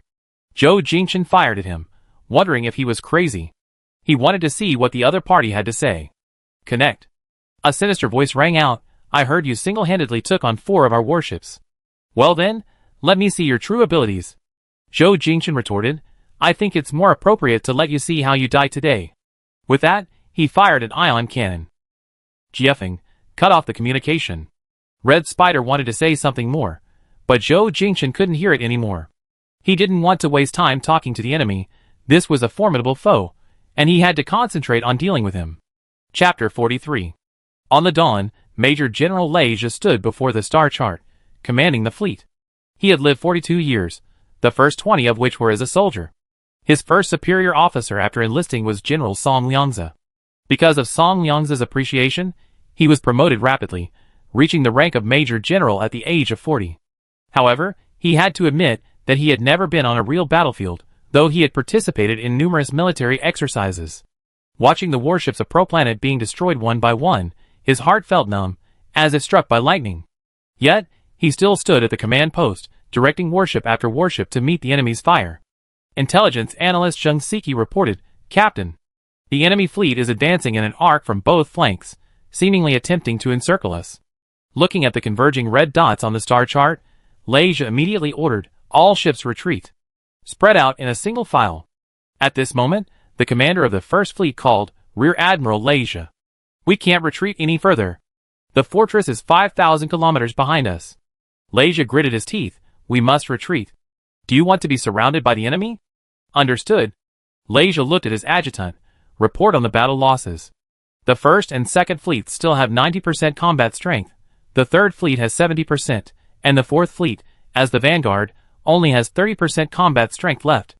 Leisha clenched his fist. "What is the repair status of the fortress?" "Too many gun emplacements. We only recovered 30% so far," the adjutant said. "Captain, the enemy's offensive is too fierce. If we could use the fortress's defensive weapons, we might have a chance of winning, but now, we're just at their mercy." Rai's lips tightened, every nerve in his body tense. Should they retreat to the fortress? If they did, the fortress, as ProStar's trump card defensive stronghold, could lend them a helping hand. But if they continued to retreat, and still couldn't repel the enemy, then the enemy might break through ProStar's atmosphere. It was a difficult decision. No one could guarantee success. After a while, Rise asked, "What's the situation with the Mech force?" The adjutant replied, 100 Mechs. 17 are currently out of contact, and 26 have been damaged and returned to base. Rise gritted his teeth. If they all perished here, the fortress's forces wouldn't be enough to resist, and ProStar's safety would still be threatened. It was better to concentrate firepower and fight to the death. He immediately ordered all ships retreat to the fortress. ProStar Prime Minister's residence. Since Zhou Jingxing's arrest, Prime Minister Zhang Mingyan has remained out of the public eye and has not participated in government affairs. He has been waiting for an opportunity. And this moment is exactly the opportunity he has been waiting for. An assistant in a suit entered. "Your Excellency, everything is arranged." Standing before the floor-to-ceiling window, gazing at the bamboo forest outside, Zhang Mingyan turned. "Let's go!" At the ProStar Media headquarters, the global live broadcast studio was already prepared. Today, the Prime Minister of ProStar would announce a momentous event to the world. Zhang Mingyan stood before the cameras, his face solemn. "Citizens of ProStar, I am Prime Minister Zhang Mingyan. The war between ProStar and terrorist organizations has begun. I know every citizen must be worried and afraid right now. At this time, I should say something to boost morale, but for the future of ProStar, I am about to announce something that will affect the fate of ProStar. As everyone knows, His Majesty the King was attacked and seriously injured 10 days ago, and remains unconscious. Before his injury, His Majesty sent me a secret letter stating that if he were to die, the throne would pass to His Highness the eldest prince, Zhou Jingxing. The eldest prince has served in government for 12 years, always selfless and devoted to his duties, deeply concerned for the country and its people, a fact witnessed by all officials. 3 days ago, the Queen and the third prince imprisoned the eldest prince and publicly claimed that he attempted to assassinate His Majesty the King. As the Prime Minister of ProStar, I have been investigating the truth behind this matter. Finally, last night, we tracked down the assassin who attempted to assassinate His Majesty the King. I will have him recount the truth of the assassination attempt before the entire ProStar. Soon, a man in handcuffs and shackles was pushed in front of the screen. This man was the assassin previously announced, the eldest prince's bodyguard. His eyes were bloodshot, his face haggard. I was originally a guard to the first prince. 5 days ago, the third prince and the queen's men approached me, offering me 50 million star coins to stage an assassination attempt on His Majesty the King and frame the first prince. I was blinded by greed and agreed. But I never imagined that framing the first prince would trigger this war on ProStar. I regret it so much now. He finished speaking and broke down in tears in front of the camera. ProStar Royal Palace. Shui Wanling watched the live stream, trembling with anger. She threw the teacup beside her at the virtual screen in the air. Someone! Summon Captain Yu Liang. Soon, a group of people rushed into Shui Wanling's palace. But it wasn't the palace guards who arrived, it was people from the Court of Judgment. The leader was Zhu Wenyan, the Dean of the Court of Judgment, the highest-ranking official of the court. The Court of Judgment is the highest legislative body on ProPlanet. With conclusive evidence, it can arrest royalty and nobles directly without the king's approval. Zhu Wenyan, over 50 years old, spoke calmly and steadily, "Your Majesty, someone has accused you of conspiring with the third prince to frame the first prince. Please come with us for investigation. Shuai Wanling had never suffered such humiliation and immediately flew into a rage. Have you people in the court of judgment lost your minds? You believe so easily with just a few words from them, and you dare to arrest me. I think you're plotting a rebellion. If your majesty is innocent, the court of judgment will absolutely not allow your majesty to suffer injustice. Zhu Wenyan said to the two female constables beside him, take your majesty away. Your majesty is of noble birth. Please treat her with respect. The two female constables stepped forward, intending to handcuff Shuai Wanling's hands. Your majesty, please forgive any offense. Shuai Wanling struggled, her voice sharp and stern. Who gave you the audacity? But the two constables were trained. She couldn't break free and was ultimately handcuffed. Zhu Wenyan, aren't you afraid that once I clear my name, the first thing I do is chop off your head? Zhu Wenyan ignored Shuai Wanling's vicious words and took her away. Meanwhile, Zhou Jingxing, who had been imprisoned for 3 days, was released. His assistant drove him back to the palace in a flying shuttle. Looking down from the shuttle, they saw Shuai Wanling being taken away by the court officials. The tables had turned. Zhou Jingxing first went back to his palace to change his clothes, and then held an emergency meeting with cabinet officials to discuss war strategies. After the meeting concluded, the global live broadcast equipment set up in the king's conference room was in place, and the media gathered there. Zhou Jingxing, dressed in formal attire, appeared in the conference room and addressed the media. Citizens of Prostar, I am very sorry to inform you that Prostar has entered a state of emergency. Half of the fortress we rely on has been reduced to ruins, and terrorist organizations are eyeing Prostar from outside the atmosphere. I respect every warrior who defends Prostar, and express my awe for their sacrifice in protecting Prostar. However, for centuries, Prostar has prioritized agriculture, making military strength our weakness. 10 days ago, the king's fleet was completely annihilated, and now our once proud fortress has suffered heavy damage. We must admit that we lack the combat power to resist a powerful enemy, a truly despairing situation. But Prostar absolutely cannot fall into the hands of terrorist organizations, nor can our citizens be subjected to their humiliation. The most urgent task is to protect Prostar and all our citizens. Therefore, the best course of action at present is to request foreign aid. And Hades, as the most powerful planet in the Kepler system, is willing to offer assistance. This is a godsend for ProPlanet, so I decided to establish military cooperation with Hades and request their aid. Citizens across ProPlanet anxiously watched their screens. Since the start of the war, they had been nervously refreshing their feeds with news of the conflict. Seeing the Tianjin fortress reduced to ruins and their warships exploding under enemy fire, everyone feared the next barrage would fall on their heads. Tension and fear gripped the hearts of every ProPlanet citizen. They all prayed for stronger aid, whether from Jinchi Star or Hades. So when they heard the eldest prince say in the live stream that he would request aid from Hades, the anxious and fearful populace cheered unanimously. This news was like a ray of hope for them. After the live stream ended, Zhou Jingxing emerged from the king's conference room and said to Zhang Mingyan, who was walking towards him, Uncle, thank you so much for everything this time. You worked so hard. It's nothing. I already informed Mr. Martin, Zhang Mingyan said. He's leading the fleet from Hades from the closest base to Pro. However, their fleet can't enter our star system until an agreement is signed. We need to go into space to sign the agreement with them. Okay, I go meet them immediately. Lishu Military Base Headquarters. General Song Liangzi was speaking with the commander of the Tianjin Fortress Base, checking on the progress of the fortress's repairs. He had dispatched an elite force and a group of engineers to the fortress to assist with the repairs. The goal was to restore the fortress to at least 80% of its defensive capabilities. He had just finished speaking with the fortress commander when his adjutant reported, General, Chief Justice Zhu from the trial court has arrived. Song Liangzi had no time to pay attention to anyone. Tell him to leave. I don't have time to receive him. However, Zhu Wenyan had already entered the headquarters without authorization. General Song, do you really believe our army can stop the terrorist organization? Song Liangzi glared at him and replied without hesitation, of course. The army of Prostar isn't the strongest in the universe, but they are the strongest on Prostar. They are the pillars of Prostar. Without them, Prostar will perish. Zhu Wenyan looked at the general, now in his 50s, moved by his imposing manner. But war isn't won by mere bravado. General, you must admit that military strength is Prostar's weakness. The most important thing now is to protect Prostar. Prostar cannot be allowed to be tainted by war. So you also believe that Prostar should accept Headstar's protection and send them our star currency and large quantities of supplies? General, there's no other choice. Song Liang's gaze was firm. How do you know until the very end? General, this is a gamble with very little chance of winning. Some things, once lost, are lost forever, but the 80 million citizens of Prostar cannot afford to lose. Now is the time to boost morale, and Song Liangza didn't want to hear his discouraging words.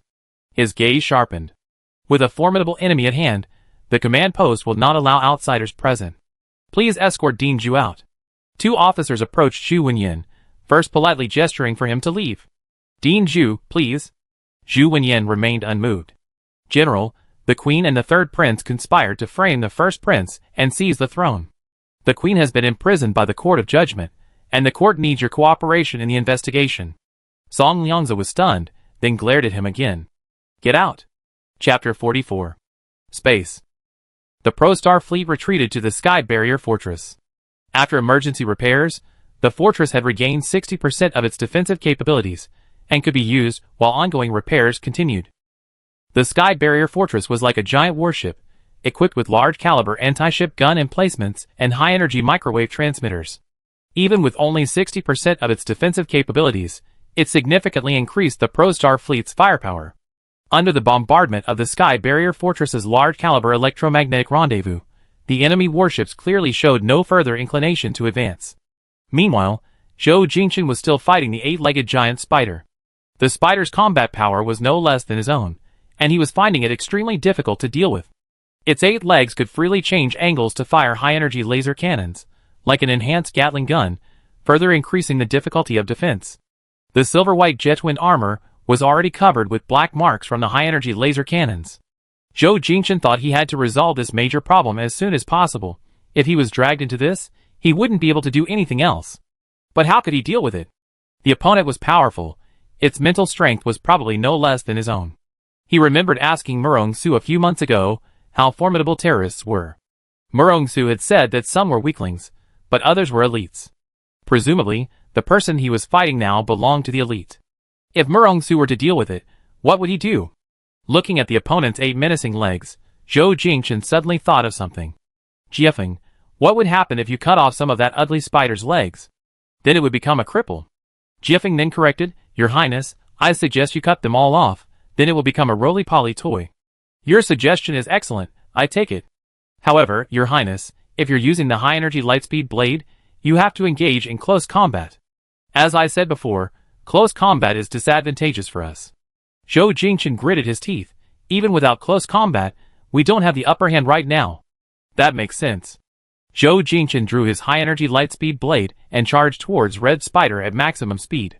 Red Spider dodged to the side, and Jetwind turned and charged at him again. A dazzling flash of sparks appeared as Jetwind's high-energy lightspeed blade collided violently with one of Red Spider's legs, igniting a burst of light. Red Spider's leg was made of steel crystal, the hardest metal material currently available. The high-energy lightspeed blade would need at least 10 seconds to damage it. The only way was to strike at the joints. This was something Murong Su had taught him. Joints are the most vulnerable parts of a mech. Attacking the joints increases the success rate. The Red Spider's 8 legs were each divided into 3 segments. The first segment, connected to the main body, was the thickest. The second segment was slightly thinner, and also served as the launch tube for a high-energy laser cannon. The third segment was as sharp as a bayonet. Zhou Jingchen used the Jetwind's superior maneuverability to weave around the Red Spider, confusing it before striking it with his blade. With a flash of lightning, a sharp claw flew out. Zhou Jingchen's lips curled into a smile. He had finally severed one of its legs. The Fortress of Natural Barriers, as the weapon of maximum firepower, unleashed a barrage of super-large caliber heavy artillery shells at the enemy ship, forcing it to adjust its angle to evade. However, to Leija's surprise, the enemy ship suddenly parted to create a path, and a dark, whale-like warship appeared in front. Rear Admiral Leija stared at the holographic image on the virtual screen and asked, "What's that?"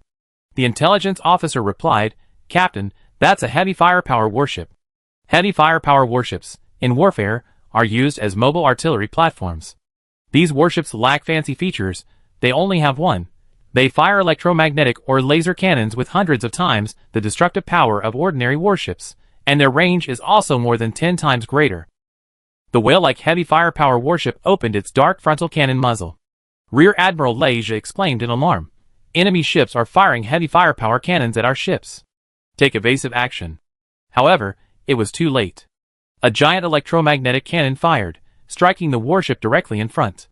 The massive warship was pierced through the middle by the electromagnetic cannon, and in less than a second, it was reduced to fragments under the onslaught of the electromagnetic cannon, the flash illuminating the surrounding space. Everyone on the Dawn was stunned. The power was terrifying. Rear Admiral Leja gritted his teeth, determined not to let that heavily armed warship fire a second electromagnetic cannon shot. He shouted into the command channel, "Concentrate fire on the enemy's heavily armed warship." Upon hearing Rear Admiral Leja's order, all warships, including those on the Tianqian fortress, opened fire on the heavily armed warship. The heavily armed warship retreated rapidly, back to the rear. Rear Admiral Leja initially thought it had hidden itself, but when he saw its cannons open again, he froze for a moment, then realized that its cannons were aimed at the atmosphere of Prostar. In that instant, Rear Admiral Leja almost shouted himself hoarse, "Fire high-energy laser cannons to intercept the enemy's heavy armored warship's fire." But it was too late.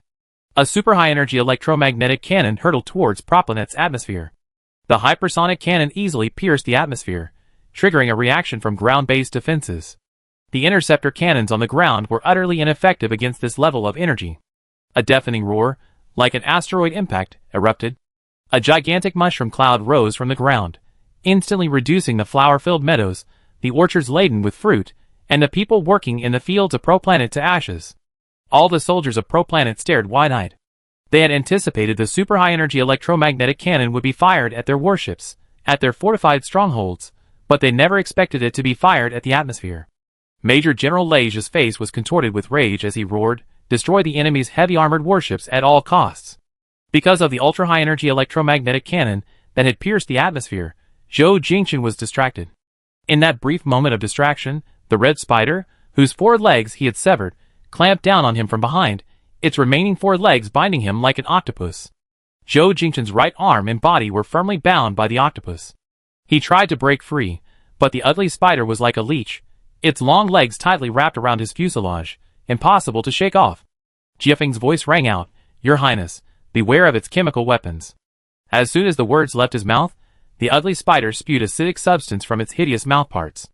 The acid landed on Jiefeng's silver-white shell, instantly turning it black and emitting black smoke.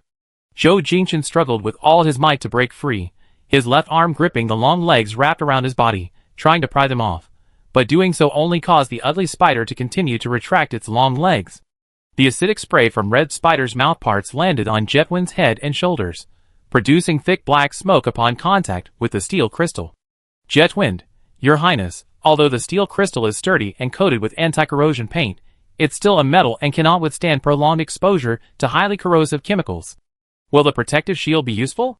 "No, the protective shield can't stop the chemicals. If this continues, the entire mech will be corroded, and he himself will be turned into a humanoid charcoal by the highly corrosive chemicals." Zhou Jingchen reported, "Report on the mech's condition." 1/3 of the head is corroded, microwave weapons are ineffective. 1/3 of the left wing is corroded, left wing laser cannon is ineffective, left shoulder armor thickness reduced by 80%. Zhou Jingchen connected with Song Yiming's communicator. "Yiming, where are you?" Song Yiming sounded like he was caught in a fierce battle. "Your Highness, I'm entangled with a mech. I can't break free." Zhou Jingchen thought. He could only rely on himself. He looked at the enemy ship not far away, and without thinking, rammed into it. The violent impact made Zhou Jingchen feel like his internal organs were about to be shaken out, but Red Spider behind him still didn't let go. The enemy ship was dented by the violent impact. Zhou Jingchen used all his thrusters again, ramming into another warship. Jiefeng, like a cricket, crashed into the enemy warship group, each time hitting its back, each time feeling like its internal organs were about to burst. He refused to believe he couldn't smash this monster to death. Jiefeng's sinister voice rang out, "Your Highness, your method will kill 1,000 enemies, but also lose 800 of your own." Zhou Jingchen gritted his teeth. "What other way is there? Actually, you can self-destruct." "What a terrible idea." "Right, this idea kills 1,000 enemies, but also injures 1,000 of your own, so you should continue." With another violent impact, the red spider behind him seemed to finally give in. The chemical weapons in its mouthparts stopped spraying out, and the claws binding his right arm seemed to loosen slightly. "Now's the time." Zhou Jingchen used brute force with his right arm to push aside the spider's long arm, then drew his high-energy lightspeed blade and stabbed it backwards above his left shoulder, hitting the red spider's mouthparts squarely. The intricate neural network of the mouthparts was destroyed, emitting steel wool-like sparks. Zhou Jingchen pulled out the high-energy lightspeed blade and forcefully flung the red spider away. The four-legged red spider was clearly no longer as powerful as before.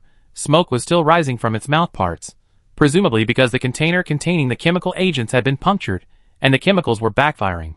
Zhou Jingchen unleashed a powerful ion cannon shot, forcing the four-legged spider to dodge. Even with its limp leg, it could still fire laser cannons. While the red spider was crippled, Jetwind was also severely damaged.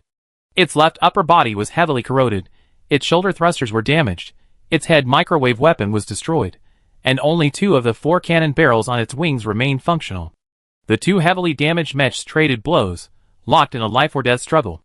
Chapter 45. Pro-Stellar Lishu Military Base. An intelligence officer entered the command center. General, the ultra-high-energy electromagnetic cannon that pierced the atmosphere landed in Mingchang City, specifically a farm. The impact was immense, creating a crater 2 kilometers in diameter. An area within a 30-kilometer radius has been completely leveled. Casualties are currently unknown. Song Liang's expression was serious and grave. This high-energy electromagnetic cannon had already had half its energy consumed by the defense system's laser cannon. If it had landed directly on Prostellar's surface, an area within 100 kilometers would likely have been reduced to ruins. Since ancient Earth thousands of years ago, rules have been established between nations. War cannot harm civilians. But their enemies are terrorist organizations, ruthless and vicious villains, bandits, a cancer on this universe. If Prostellar falls into their hands, what will become of its 80 million citizens? He dared not even imagine. Song Liangza issued orders over the command channel. 6th and 7th fleets, all non-essential personnel evacuate ships. All warships take to the air and hover at an altitude of 30,000 meters. He paused, then added, if the enemy launches a second ultra-high-energy electromagnetic railgun into the atmosphere, the fire must not fall to the ground. His adjutant hesitated. Song Liang's intention was clear. Their interception system couldn't completely intercept ultra-high-energy electromagnetic railguns. Even if it did, it would only reduce their power, not prevent them from falling. The only solution was to use the massive warships as targets and buffers. The 6th and 7th fleets, which had been on standby, deployed all 30-odd warships, hovering at 30,000 meters, forming a protective net. The fortress was a natural barrier. The battle raged for 5 hours, with both sides' warships still firing relentlessly. On Proplanet's side, almost every warship was battered and bruised, and every crew member was exhausted. But they dared not relax. Their homeland lay behind them, and any lapse in vigilance would mean losing it. On the dawn, the intelligence officer reported, Captain, the enemy's heavy artillery warships have opened fire again. Rise, still shaken by the previous high-energy electromagnetic railgun that had entered Proplanet's atmosphere, said in the command channel, the enemy ships may continue firing high-energy electromagnetic railguns into the atmosphere. We absolutely cannot allow a second railgun to land on Proplanet's soil. The Proplanet Defense Force's warships converged, forming an impenetrable wall that completely blocked Proplanet's atmosphere. Zhou Jingchen's eyes stung with tears as he watched. He couldn't let Red Spider drag him on any longer. He had more important things to do. With a roar, something seemed to burst forth from his body. He propelled the Jetwind to its maximum speed towards Red Spider, almost invisible. With a flash of light, Red Spider's 2 legs detached and flew off, leaving only 2 legs on the same side. Red Spider was practically a human pig. It was at its last gasp, clinging to life with a single breath. Having lost its legs, it immediately activated maximum speed and fled the war zone. On the terrorist organization's flagship, a man in a gray military uniform stood before a star chart. Mechanical hands were attached to his arms below the shoulders, and the metal cap pressed against his scalp resembled some kind of sophisticated instrument, now an integral part of him.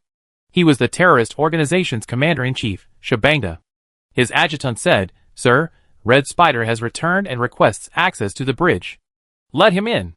A man with medium-length curly hair entered the bridge. He wore a dark red battle suit and had a scar running across his right cheek. His nickname was Red Spider. Red Spider approached Shabanda. Sir, that S-Class mech from ProStar is very powerful.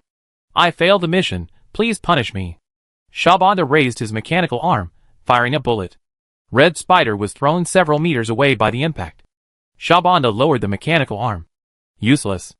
Red Spider got up from the ground, enduring his internal injuries, and knelt on one knee. I deserve to die. Then, someone reported, Sir, the heavy artillery battleship has completed its charging. Shabanda looked at the star chart. The metal cap on his head flashed red. Their gravity artillery battleship's cannons were aimed directly at the ProStar fleet. To protect ProStar, they had formed a barrier. If a single high-energy electromagnetic railgun were fired, this entire fleet of warships would be reduced to rubble. A ferocious smile spread across his face. They want to commit mass suicide? Then so be it. Fire! With that command, the electromagnetic railguns of the heavy armored warships were poised to fire.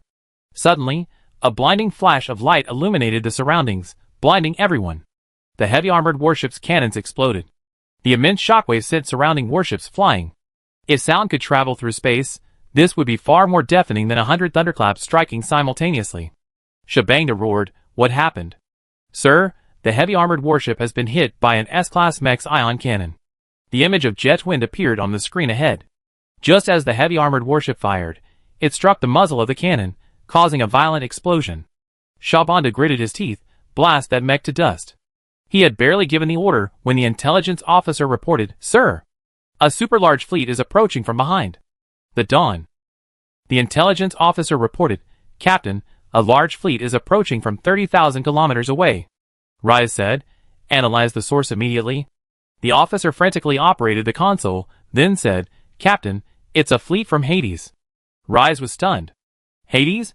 How could it be them? At the same time, Zhou Jingchen, still fighting fiercely, received a warning from Jiefeng, Your Highness, a large fleet is approaching our forces.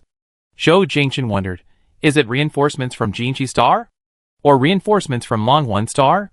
But then, he realized he was being too optimistic, as it could also be reinforcements from a terrorist organization. Analyze the source. Your Highness, I regret to inform you, it's Hades. Zhou Jingchen's heart sank. What are they doing here? Just watching the show? That possibility cannot be ruled out. The Hades fleet, advancing at full speed, quickly arrived in the ProStar star system. Once within firing range, their warships opened fire collectively. Dense artillery fire rained down on the terrorist organization's warships. The terrorist fleet was surrounded, attacked from both sides. Having been on Hades for only 5 minutes, the terrorist fleet retreated from the flank like stray dogs. The intelligence officer reported, Captain, the terrorists have retreated.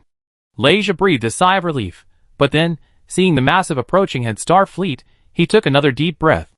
Communications officer Yang Rishua reported, Captain, the Head Star fleet has sent a communication request. Connect. After the communication was established, Musel Martin's voice rang out from the bridge. I am Musel Martin, a diplomat from Head Star. I have been sent to assist ProStar at the request of His Highness. From today onwards, Head Star's military will be on a protection mission for ProStar. I request your guidance, officers. Zhou Jingchen, who had just disembarked from the jet wind, strode onto the bridge. Hearing this, he stormed to the command platform. Mr. Martin, I think you made a mistake. We ProStar have never. Dexing requested assistance, but there's a misunderstanding. You better leave quickly, otherwise the ProStar army will forcibly expel the Head Star fleet. Martin laughed a few times. Third Prince, I heard you colluded with the Queen to frame the first Prince, trying to seize the throne. Is the law of ProStar just for show? How can you still be on the command post at the front? Nonsense. Zhou Jingchen threatened, I'm giving you 3 minutes to immediately withdraw from the ProStar star system, or our warships will open fire. Zhou Jingchen, haven't you caused enough trouble? It was Zhou Jingchen who said this. Upon hearing his voice, Zhou Jingchen finally understood what was going on. It was Zhou Jingchen who had brought the fleet from Hades. He angrily cursed, you traitor. Even at this point, you're still insisting?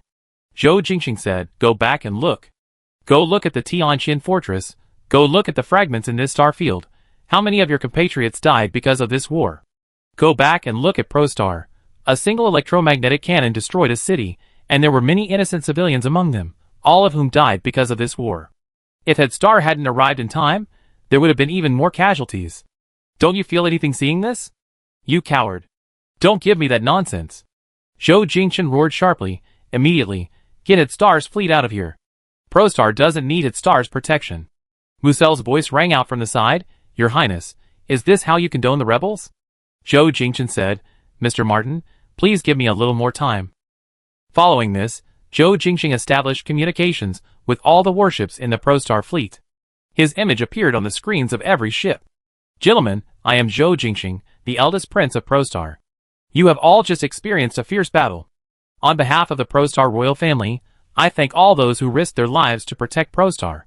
The Tianjin fortress was destroyed, our army suffered more than half its casualties, and the bones of our ProStar warriors float throughout the universe. That uninterruptible ultra-high-energy electromagnetic cannon landed on ProStar's land, instantly killing tens of thousands of ProStar citizens. Among them may be your family members. No one wants to see such a scene again. Terrorist organizations are barbaric, irrational, and even inhuman. Our army is brave, but bravery alone cannot guarantee the safety of ProStar. Therefore, in desperation, I sought help from Headstar. I believe that as long as the people of the entire Kepler system unite, one day, we will be able to eliminate terrorist organizations and return to peaceful and stable days. The people on the warship, upon hearing Zhou Jingxing's speech, were shaken. After the recent battle, they deeply realized that their fighting strength was no match for the terrorist organization. Half of their compatriots had perished, and despite their best efforts, they had failed to stop the electromagnetic cannon that had landed on ProStar, killing tens of thousands of civilians. They desperately needed external assistance, that was a fact. Zhou Jingxing, his chest pounding with rage, roared into the communication channel, "Do you even know what you're saying? Our army has clearly already blunted the enemy's momentum. If we continued fighting, our chances of victory would be very high. Why? Why would you sell out ProStar to Headstar at a time like this?" Zhou Jingxing said. "Zhou Jingxing, look at the debris and corpses all around. Is this what you call victory? You always say it's because I insisted on seeking cooperation from Headstar. So today I let you hear the voice of the people of ProStar."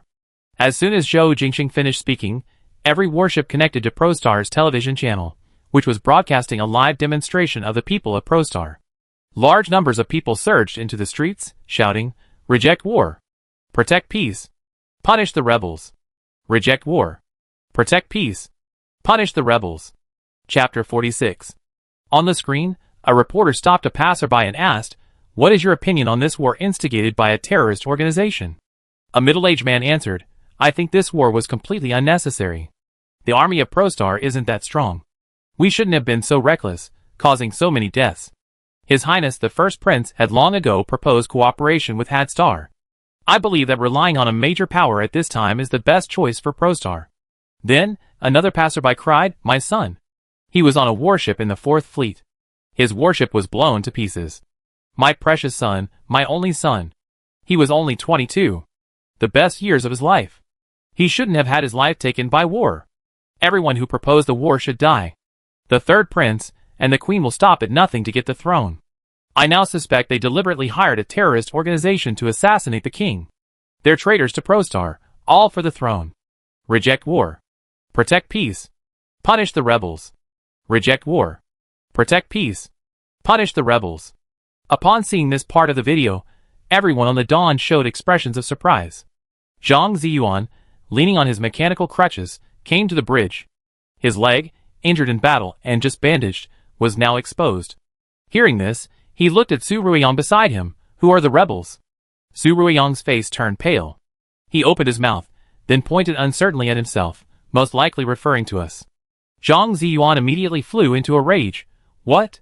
We risked our lives on the battlefield to protect ProStar. How did we become rebels?" Zhou Jingxing stood before the screen, watching the situation on ProStar's surface, his entire body numb. His only desire was to protect ProStar and its people. He was willing to sacrifice his life to safeguard this planet. He didn't aspire to be a hero in the eyes of the ProStar people, but unexpectedly, he was branded a traitor. Even though he wanted to publicly denounce Zhou Jingxing as a traitor, he couldn't bring himself to do it. He had already fallen to the weaker side, he had lost the hearts of the people, lost the trust of the ProStar inhabitants. A starship with dark blue and white stripes approached. This was a starship from the ProStar Judgment Court, specifically used to apprehend criminals who had escaped into space. The voice of Zhu Wenyan, the Chief Justice of the Court of Judicial Review, rang out across all warships on ProStar via the public channel. The 3rd prince, Zhou Jingxing, colluded with the queen to bribe a guard serving the 1st prince, feigning an assassination attempt on the unconscious king, and then framing the 1st prince. The Court of Judicial Review has obtained witness testimonies and physical evidence. The third prince is requested to return to the Court of Judicial Review for investigation. Upon hearing this, Zhou Jingchen thought to himself, absurd. This is all a trap. And I already fallen into it. He had never imagined things would develop to this point. He said, Chief Justice Zhu, words are not enough. What evidence do you have? Show it to me. The Chief Justice of the Court of Judicial Review pulled up a video of the guard recounting the bribery, and attached a secret letter sent to him by Queen Shuer Wanling, bearing Shuer Wanling's fingerprint authentication. The letter read, If you are willing to testify against Zhou Jingchen, I can guarantee your life and give you 50 million star coins, ensuring your future security. Encrypted messages with fingerprint authentication are generally impossible to forge. Zhou Jingchen's heart sank again, his resolve wavering. He certainly wouldn't do such things, nor would he stoop to them, but he knew very well that Shuer Wanling was the kind of person capable of such actions. Zhu Wenyan asked, Third Prince, can we leave with us now? Yang Rishua said, Your Highness, Captain, the tribunal starship has sent a boarding request. Zhou Jingchen immediately said, Deny the request. He couldn't be taken away by the tribunal yet. He had fallen into a trap. They had already prepared a series of charges against him. If he went in, he might not get out. Zhou Jingchen wouldn't give him a chance to get out either. He had to live to uncover the truth. He had to save Pro-Planet. At this moment, General Song Liang's communication came in. It was an encrypted private communication. Zhou Jingchen pressed the receiver on his ear, and Song Liang's voice came through, audible only to him. Your Highness, the Court of Judgment has come to see me, and I suspect I'd be taken away soon. The situation is urgent, so I keep it brief. The entire political arena and populace of ProStar are questioning the ProStar military. We're caught in a media storm, unable to defend ourselves, and it's too early to clear things up. Your Highness has already signed an agreement with Headstar, granting Headstar legitimate access to ProStar's atmosphere and participation in ProStar's military defense. If we unilaterally oppose this, we only be labeled as rebels. ProStar is hampered by Headstar, and the road ahead will undoubtedly be difficult. ProStar is about to enter a harsh winter, but we cannot be without a spark, and that spark is leaders like Your Highness, who are dedicated to the nation and its people. Therefore, I suggest Your Highness leave with the dawn first. One day, the people of ProStar will surely be waiting for your return. Zhou Jingchen listened to Song Liang's suggestion. He believed it was the best option at present. The Dawn was ProStar's most advanced warship, and the only one capable of carrying 200 Mechs. With the Dawn, he could go to Longhuan Star or Jinchi Star and fight alongside them against Headstar. After ending the communication with Song Liangza, Zhou Jingchen immediately broadcast over the Dawn's internal system. Gentlemen, I am innocent. I know many may not believe me, but I will definitely investigate the truth in the future. His Highness has signed a protection agreement with Headstar, and ProStar's army will be under Headstar's control. However, as everyone knows, those planets protected by Headstar are now suffering. ProStar may fall into a similar situation in the future. I currently lack the ability to drive Headstar away, and I am even struggling to protect myself. But I hope that in the future I will be able to return to ProStar to protect our country and our home. I'm leaving with the Dawn now. If anyone is willing to stay and protect ProStar with me, then stay. If anyone doesn't want to come with me, please leave the ship in the backup shuttle within 5 minutes. After Zhou Jingchen finished speaking, he didn't dare look behind him, afraid that if he turned around, he would see the people leaving in a panic. Song Yiming came to Zhou Jingchen's side. He had a head injury, with a bandage wrapped around his head to stop the bleeding. He was the first to step forward. Your Highness, I go with you. Zhang Ziyuan said, I go with you too. Su Ruiyang said, Me too. Me too.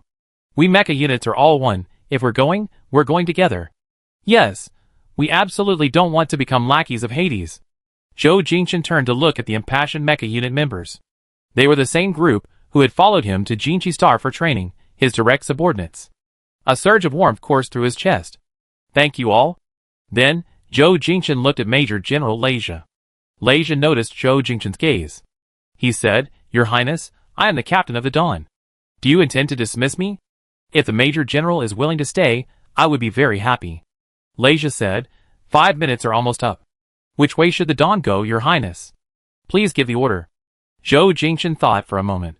Jinchi Star was a heavily fortified planet. Even if he and Murong Su were to marry, their warships couldn't just enter Jinchi Star casually. Besides, he had already been labeled a traitor. His marriage to Murong Su might also fall through. After much deliberation, His best option now was to go to Longhorn Star. Star had conquered Pro Star, and Longhorn Star might be next. He could join forces with Longhorn Star to deal with its star. Head towards Longhorn Star. Yes, sir. Leisha announced over the internal broadcast of the Dawn. This ship will depart in 3 minutes. Those who need to disembark should leave as soon as possible, otherwise it will be considered as consent to stay. The intelligence officer said, Your Highness, 5 minutes have long passed, and no one has left the Dawn. At this moment, a half-body image of Tan Leisure, the logistics team leader, appeared on the large screen. Captain, he said, everyone is busy repairing the recently damaged mechs. There's no time to run around. No one's even touched the spare shuttle. I don't think anyone wants to leave. Don't waste time, just depart immediately. Leisha looked at Zhou Jingchen. Your Highness? Zhou Jingchen shouted, Dawn. Set sail immediately. Then, Zhou Jingchen said to the mecha unit members on the bridge, the people of Hades won't let us leave easily. Those mecha units still capable of fighting, come with me to the hangar. We cover the Dawn's departure. Yes, sir. On the flagship of the Hades fleet. Musel was disgusted by Zhou Jingchen's indecisive style. He couldn't help but urge, Your Highness, I think you should be more decisive. Let us assist you in forcibly boarding the ship and arresting them. I'm worried that things might get complicated if we delay. Zhou Jingchen clenched his fist and gave the order to the Dean of the Court of Judgment, Dean Zhu, forcibly board the ship and arrest them. Yes, sir. At Musel's command, 4 warships moved forward, attempting to surround the Dawn and forcibly board it. The intelligence analyst reported, Mr. Martin, the Dawn's core engine has reached maximum power. It looks like they're trying to escape. Muscle snarled, if they dare to escape, open fire. Yes, sir. Zhou Jingchen immediately stopped him. Mr. Martin, the Dawn is a Pro-Star warship. You can't fire. Muscle glanced at Zhou Jingchen. Your Highness, I think you're mistaken. The Dawn is clearly a Pro-Star rebel warship. Do you really want the Dawn to fire at a Had-Star warship? Zhou Jingchen was speechless. He pursed his lips and remained silent. Mr. Martin, the Dawn has reached maximum speed. Fire! The Had-Star warships simultaneously opened fire, targeting the Dawn. The Dawn activated its protective shields, and at the same time, over 20 mechs flew out of their hatches, blocking the Had-Star fleet that was trying to pursue them. Zhou Jingchen, piloting the heavily damaged Jetwind, dodged and fired at the Hadesian warships. Jetwind's microwave weapon, 2 laser cannon muzzles, and left wing thruster were all damaged, reducing its combat effectiveness by about 60%. Song Yiming said, Your Highness, you go first, we cover the rear. Zhou Jingchen refused to leave. To stop the warships, we need S-class mechs. Jetwind's voice rang out, Your Highness, I think Major Song is right. My combat strength is greatly reduced now, and I'm clearly at a disadvantage against the Hadesian warship group. As the leader, you should prioritize your own safety. Zhou Jingchen gritted his teeth. He was the only one piloting an S-class mech. If he left first, the losses of the other mechs would increase. I can still hold on. Zhou Jingchen drew his high-energy lightspeed blade and charged at the leading Hadesian warship at incredible speed. A flash of silver-white light cleaved through the air, and a section of the warship's main cannon was severed. Then, a dense barrage of laser cannons fired at him from around the main gun, blasting him away with several shots. As he flew, he quickly raised his shield to defend himself. Your Highness! We're locked onto by enemy missiles. 3 in total. Jiefeng cried. Zhou Jingchen froze, but it was too late. The 3 missiles had already been launched, hurtling towards him at speeds invisible to the naked eye. He tried to dodge to the right, but his left shoulder thruster malfunctioned. Then, Jiefeng was thrown out by something. The cockpit shook violently, and for a moment, his mind went blank. Was he hit? Would he die? Your Highness, Qiansha has arrived. Jiefeng explained joyfully. Jiefeng's voice pulled Zhou Jingchen back to reality. Zhou Jingchen instinctively asked, Who is Qiansha? Young Marshal Murong's personal mecha. Zhou Jingchen was stunned. Murong Su? He had just been locked onto by 3 missiles, narrowly escaping death, when Qiansha appeared and kidnapped him at nearly a quarter the speed of light, incidentally intercepting the missiles with a high-energy laser cannon. Your Highness, Qiansha requests communication. Bring it in. The next instant, Murong Su's familiar voice rang out in Jiefeng's cockpit. Are you all right? Zhou Jingchen said, still alive? Then I made it in time. Why are you here? I tell you later. Let's deal with the immediate trouble first. Chapter 47. The gun-gray-clad Thousand Killer released Jetwind and swiftly joined the battle. He moved like a ghost, weaving through the several warships of Hades, his speed so fast that even his shadow was difficult to catch. A fiery mushroom cloud exploded, and the Hades warships instantly turned to fragments. Seeing this, Muscle gritted his teeth and broadcast to Murong-Su over the public broadcast channel. Murong-Su. Hades has signed a protection agreement with Prostar, and Prostar is under Hades' protection. We are assisting Prostar in hunting down the rebels. And you're helping the rebels attack us? Are you trying to provoke a war between Hades and Jinchi Star? His voice was clearly audible to everyone, and Murong-Su's voice echoed in every warship as well. His arrogant tone was, I don't know anything about rebels. I only know that whoever dares to bully my fiancée, I will make sure they die a horrible death. With that, Qian Sha, like a rapidly spinning top, charged towards the Hades mechs. With a single swing of his high-energy beam saber, 2 Hades mechs were cleaved in 2, then exploded into fireworks. Musel trembled with rage. Zhou Jingchen, watching Qian Sha wreak havoc, was shocked by Murong-Su's strength. He recalled hearing during his training on Jinchi Star that Murong-Su could single-handedly take on an entire fleet. Judging by this, it was definitely not a lie. Because of his appearance, the Had Star fleet did not advance any further. Zhou Jingchen checked the Dawn's location. It had entered a safe distance. He said in the Mech Unit channel, Mech Unit, listen to my command, return to the Dawn immediately. Song Yiming asked, Your Highness, what about you? My speed is faster, I catch up later. Alright. The mecha team piloted their mechas back to base. Zhou Jingchen didn't want to provoke a war between Had Star and Jinchi Star because of him.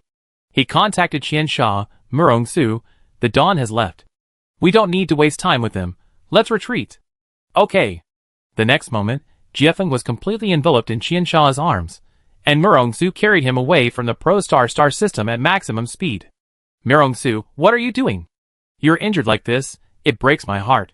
Zhou Jingchen sighed, I'm not injured. I'm worried about Jiefeng. Zhou Jingchen, Jiefeng was touched, young marshal, I didn't expect that after I've been away from you for so long, you would still care about me. Qian Sha, don't flatter yourself, Jiefeng. He didn't show any affection for you when he said that. Jiefeng, Qian Sha and Jiefeng entered the internal mech hangar together. Zhou Jingchen got out of the cockpit, and at the same time, Murong-Su got out of Qian Sha's. Looking at Murong-Su, dressed in a black-fitted military uniform and wearing military boots, Zhou Jingchen felt a strange sense of security. Just like on the battlefield, when he appeared, he felt like he suddenly had a strong backer. Murong-Su walked towards him in his military boots, his 1.9-meter height almost towering over Zhou Jingchen. Before he could speak, Murong-Su's long arms pulled him into his embrace. Zhou Jingchen tried to struggle, but he was too exhausted. 6 hours of sustained high mental exertion had left him weary. He could only let the other man hold him. Zhou Jingchen asked, the communications satellite was destroyed. How did you know the terrorist organization was attacking? Murong-Su said, I told you before that I would be notified if Jiefeng went into repair mode or suffered serious damage. It turned out he had deduced the need for rescue from information obtained from Jiefeng. Your Highness! Su Ruiyang burst in and saw Murong-Su and Zhou Jingchen embracing. He froze on the spot. Zhou Jingchen pushed Murong-Su away and looked at Su Ruiyang, trying to appear calm. Ruiyang, what is it? Su Ruiyang glanced at Murong-Su, then at Zhou Jingchen. And nothing, I won't bother you any longer. With that, he dashed away. Zhou Jingchen, Murong-Su turned to look at the Jetwind's fuselage. You fought against Red Spider? Zhou Jingchen asked curiously, how did you know? I could tell from the scars on Jetwind. Zhou Jingchen asked, you know him too? Never met him, but fought him. He's a tough and despicable guy. Then he must have been badly beaten by you. Not really. He's weak, but he's pretty fast. He and Red Spider were almost evenly matched. Red Spider was weak, so what was he? Murong-Su said, Jetwind's damage is too severe. Your repairman probably can't fix it. We transfer it to the Chongming for repairs later. The Chongming was Murong-Su's warship, equipped with top-notch mecha engineers capable of repairing S-class mechas. If we go to the Chongming, wouldn't that be the same as going back to Jinkixing with Murong-Su? Zhou Jingchen asked, you wouldn't be suggesting we go to Jinkixing, would you? I would like to, but I can't go back now. Zhou Jingchen frowned. What do you mean? I just returned from Lauren Star, and discovered that Jinchi Star has activated its Golden Wall defense system. Zhou Jingchen, being a military academy graduate, had heard of Jinchi Star's Golden Wall defense system. It was a highly intelligent, top-tier defense system. The defense system used on ProStar was merely a scaled-down version, with less than a tenth of its defensive capabilities.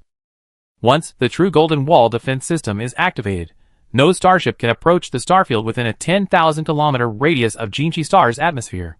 Crossing this boundary will result in being riddled with bullets by the beam weapons on the 4 fortresses, or reduced to scrap metal by high-energy microwave weapons. Even if one manages to penetrate the defenses of the 4 fortresses, entering the atmosphere will immediately trigger the atmosphere's defenses. Countless anti-aircraft guns, anti-ship missiles, and electromagnetic reconnection guns will target the ship until it is reduced to dust. Its destructive power is unimaginable.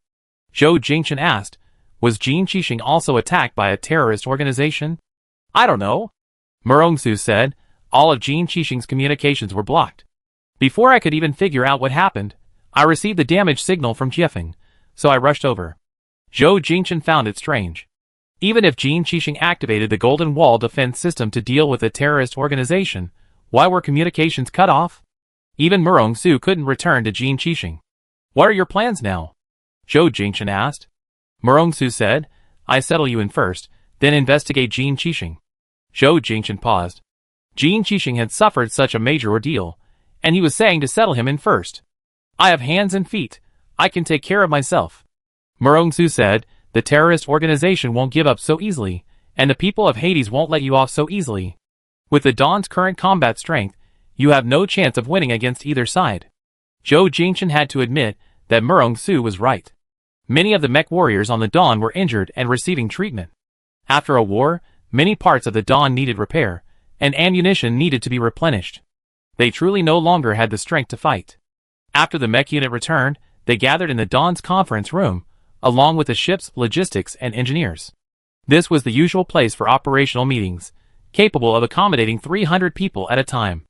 As soon as Zhou Jingchen and Murongsu entered, everyone's eyes turned to them. Zhou Jingchen looked at the people in the conference room. Half of them were injured to varying degrees, and their burning gazes were all fixed on him. Zhou Jingchen said, Major Song, report on the personnel situation of the Dawn. Song Yiming reported, the Dawn currently has 248 personnel, 55 crew members, 58 engineers, 67 logistics personnel including the medical team, and 68 mech pilots. After listening to the report, Zhou Jingchen realized that the number of crew members on the Dawn hadn't decreased, only the mech pilots had. He had brought 100 people with him, and now only 68 remained. His heart was heavy, as his gaze swept over each of his comrades in arms. You should have been heroes defending your country, receiving flowers and applause in the Grand Hall, receiving medals of honor. It is I who have implicated you, causing you to bear the stigma of traitors. Here, I apologize to you. I have wronged you all. Zhang Ziyuan said, Your Highness. Don't say that. Others may not know what kind of person you are, but we in the Mecha unit have followed you all this way, we know very well. You don't need to apologize to us.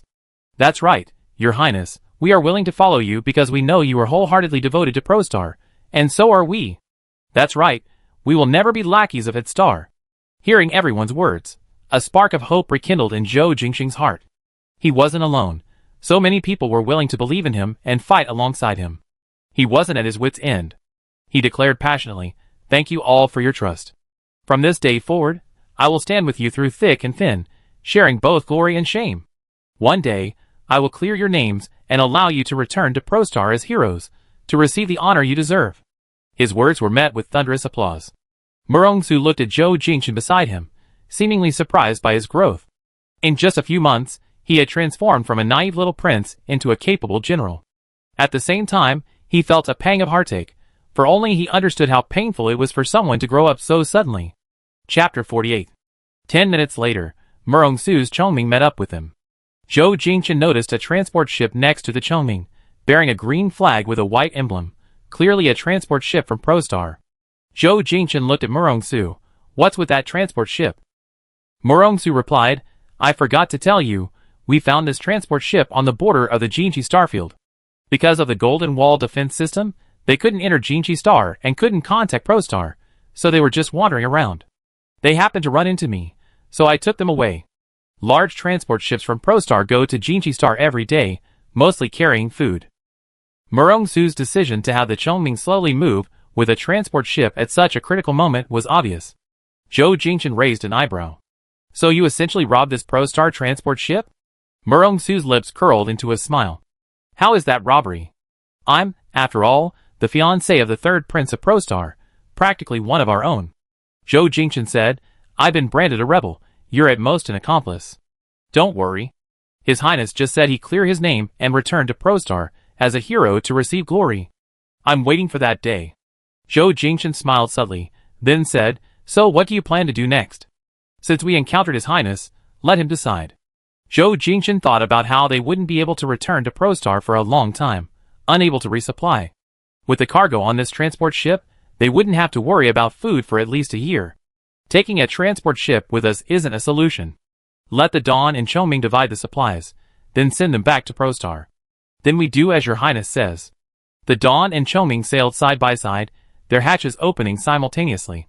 Zhou Jingchen piloted the Jet Wind, while Murong Su piloted the Thousand Killer, entering the Choming's hatch one after the other. The Jet Wind entered the hangar, and was secured by a mechanical arm. Zhou Jingchen opened the cockpit and climbed out. Liang Xiao, the Choming's engineer, dressed in black overalls and sporting a goatee, looked at the Jet Wind's hull. Looks like it's been through a fierce battle. Zhou Jingchen asked, can it be repaired? Of course, it's just a matter of time. How long? At least a week.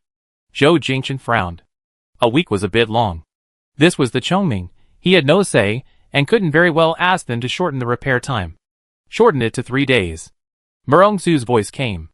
Liang Xiao looked distressed. Young Marshal, even if you killed me for 3 days, I still couldn't finish this. Then 4 days, Murong Su said. No more than that. Liang Xiao was quite annoyed. Alright, anyway, there aren't any other mechs that need repair. I gather our manpower and work overtime to get it done. Zhou Jingchen felt embarrassed. Thank you for your trouble. No trouble at all, Liang Xiao said with a smile. Our young marshal has finally found a girlfriend, and he wants to impress his fiancée, so we have to cooperate. Zhou Jingchen's lips twitched. What kind of lame excuse was that? Murong Su didn't refute it, seemingly agreeing with Liang Xiao's reasoning. Want to take a look around? Murong Su looked at Zhou Jingchen and asked. Zhou Jingchen had only planned to send Jiefeng over and then return. He didn't want to be away from the Dawn for too long. No, I go back to the Dawn first. Can you lend me a shuttle? Murong Su took his hand. What's the rush? Whether it's a terrorist organization attacking or the Hades fleet attacking, I'm here. Zhou Jingchen asked, if the Hades fleet attacks, can you take them all on by yourself? What are you thinking? Murong Su said, of course not. You looked quite impressive just now? Murong Su said, that's because Hades' truly powerful people didn't come. Hades and Jinchi Star were militarily evenly matched. Their mechs were no less advanced than Jinchi Star's, and they naturally had high-performance S-class mechs. The mechs Hades had just deployed were just ordinary mechs. There wasn't a trace of any S-class mechs.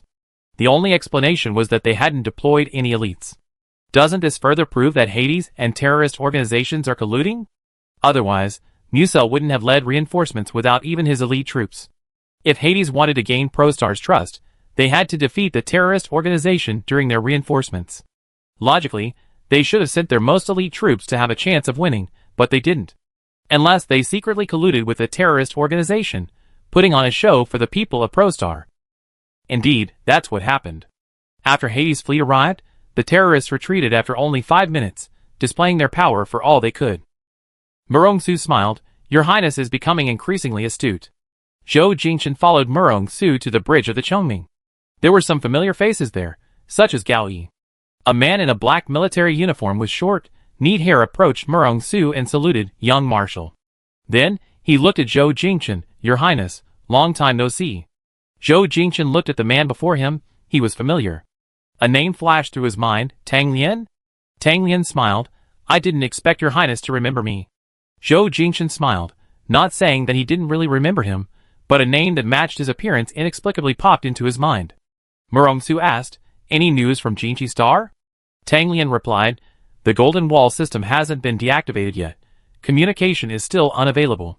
Murong Su had arranged for several small reconnaissance ships to observe the boundary of Jinchi Star's star system and report the latest situation. Murong Su said, Continue monitoring Jin Qixing's movements. The Chongming should change course and head to Longhuan Star first. Yes, sir. A woman in a logistics uniform approached Murong Su. Young Marshal, your meal is ready. Please go and eat. Murong-su received a damage signal from Jiefeng just before mealtime and left without eating. Although he had drunk some emergency nutrient solution on Qiansha, several hours had passed, and his stomach was indeed empty. Murong-su looked at Zhou Jingchen. Let's go eat. Zhou Jingchen had originally planned to see Shuai Wanling after waking up this morning, but unexpectedly encountered an enemy attack. He fought tirelessly on the battlefield for 6 hours, and then fled with the Shuguang. It was now 4 p.m. on Prostar time. He hadn't eaten anything all day. Sitting opposite him, Murong-su ate his meal as if nothing was wrong, with a good appetite. But Zhou Jingchen had no appetite. Murong-su glanced at the barely touched food on his plate. I guess your highness hasn't eaten all day. Aren't you hungry? Zhou Jingchen said, I have no appetite. Still worried about Prostar? Yes. Zhou Jingchen didn't hide his feelings from him. He was indeed worried. He and his mother had been labeled rebels. He had escaped, but what about Shuai Wanling? Would Zhou Wanqing also be implicated? With Head Star's support, would Zhou Jingchen kill Zhou Shaoqin and then rightfully ascend the throne? Murong-su said, you don't need to worry too much. Since Head Star signed a protection agreement with Prostar, at least for the short term, Prostar won't have any problems. Zhou Jingchen also knew that Prostar wouldn't be in danger of being attacked by terrorist organizations in the short term. However, given the magnitude of the event, he couldn't remain as calm and collected as Murong-su.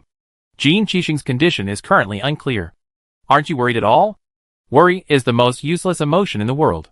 It only causes anxiety, and doesn't help solve anything. Murong-su looked at him and said, as a soldier, as a general, when you encounter a problem, you must find a way to solve it. Actions speak louder than words. Remember, never worry too much about anything, it will only affect your emotions and judgment. Zhou Jingchen met his gaze. At this moment, he felt that the gap between him and Murong-su was enormous. Am I not a qualified general? How could you? Your Highness's speech on the dawn just now impressed me greatly. Murong-su said, Your Highness is an excellent general.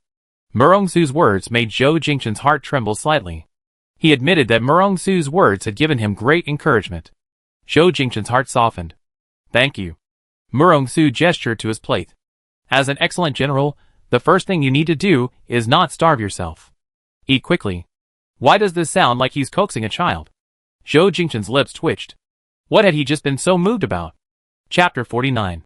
Zhou Jingchen's communicator lit up with a red indicator light. He glanced at it. It was a personal communication request from Chu Jinza. After accepting the call, a half-body projection of Chu Jinza appeared in midair, his expression anxious. Jingchen, what's the situation now? The communication satellite connecting Prostar to Chuhuan Star and Jinqi Star had been destroyed. Besides arranging for people to rebuild the communication satellite, Zhou Jingchen also sent several groups of people on small ships to Chuhuan Star and Jinqi Star to fetch reinforcements. This was to prevent Prostar from being isolated and helpless if its atmosphere was breached by terrorist organizations. The war is over, Zhou Jingchen said. Chu Jinza asked, did you win? Not really. Zhou Jingchen asked, where are you now? Wait a moment, I send you the coordinates. Zhou Jingchen opened the coordinates Chu Jinza sent. They were only 30,000 kilometers away. We come and meet up with you. We discuss the details in person later. Okay. After the messenger from Prostar arrived on Chuhuan Star, Chu Jinza immediately requested permission from the king and led 2 fleets to Prostar as reinforcements. However, he hadn't expected to encounter Zhou Jingchen and his forces before even reaching Prostar. Chu Jinza's warship was named Yangfan, with almost identical specifications to the Shuguang. After the 2 fleets rendezvoused, Chu Jinza boarded a shuttle and entered the Shuguang's conference room, where Zhou Jingchen explained the situation in detail. After hearing this, Chu Jinza was filled with righteous indignation. What? Zhou Jingchen, that traitor, actually sold out Prostar? And he even treated you as a rebel, turning against you? Zhou Jingchen said, yes, if it weren't for young Marshal Murong's timely appearance, we might not have been able to escape. Chu Jinza let out a heavy sigh, filled with regret. Prosperous Star has fallen into the hands of Zhou Jingchen and Head Star. I think our good days are numbered.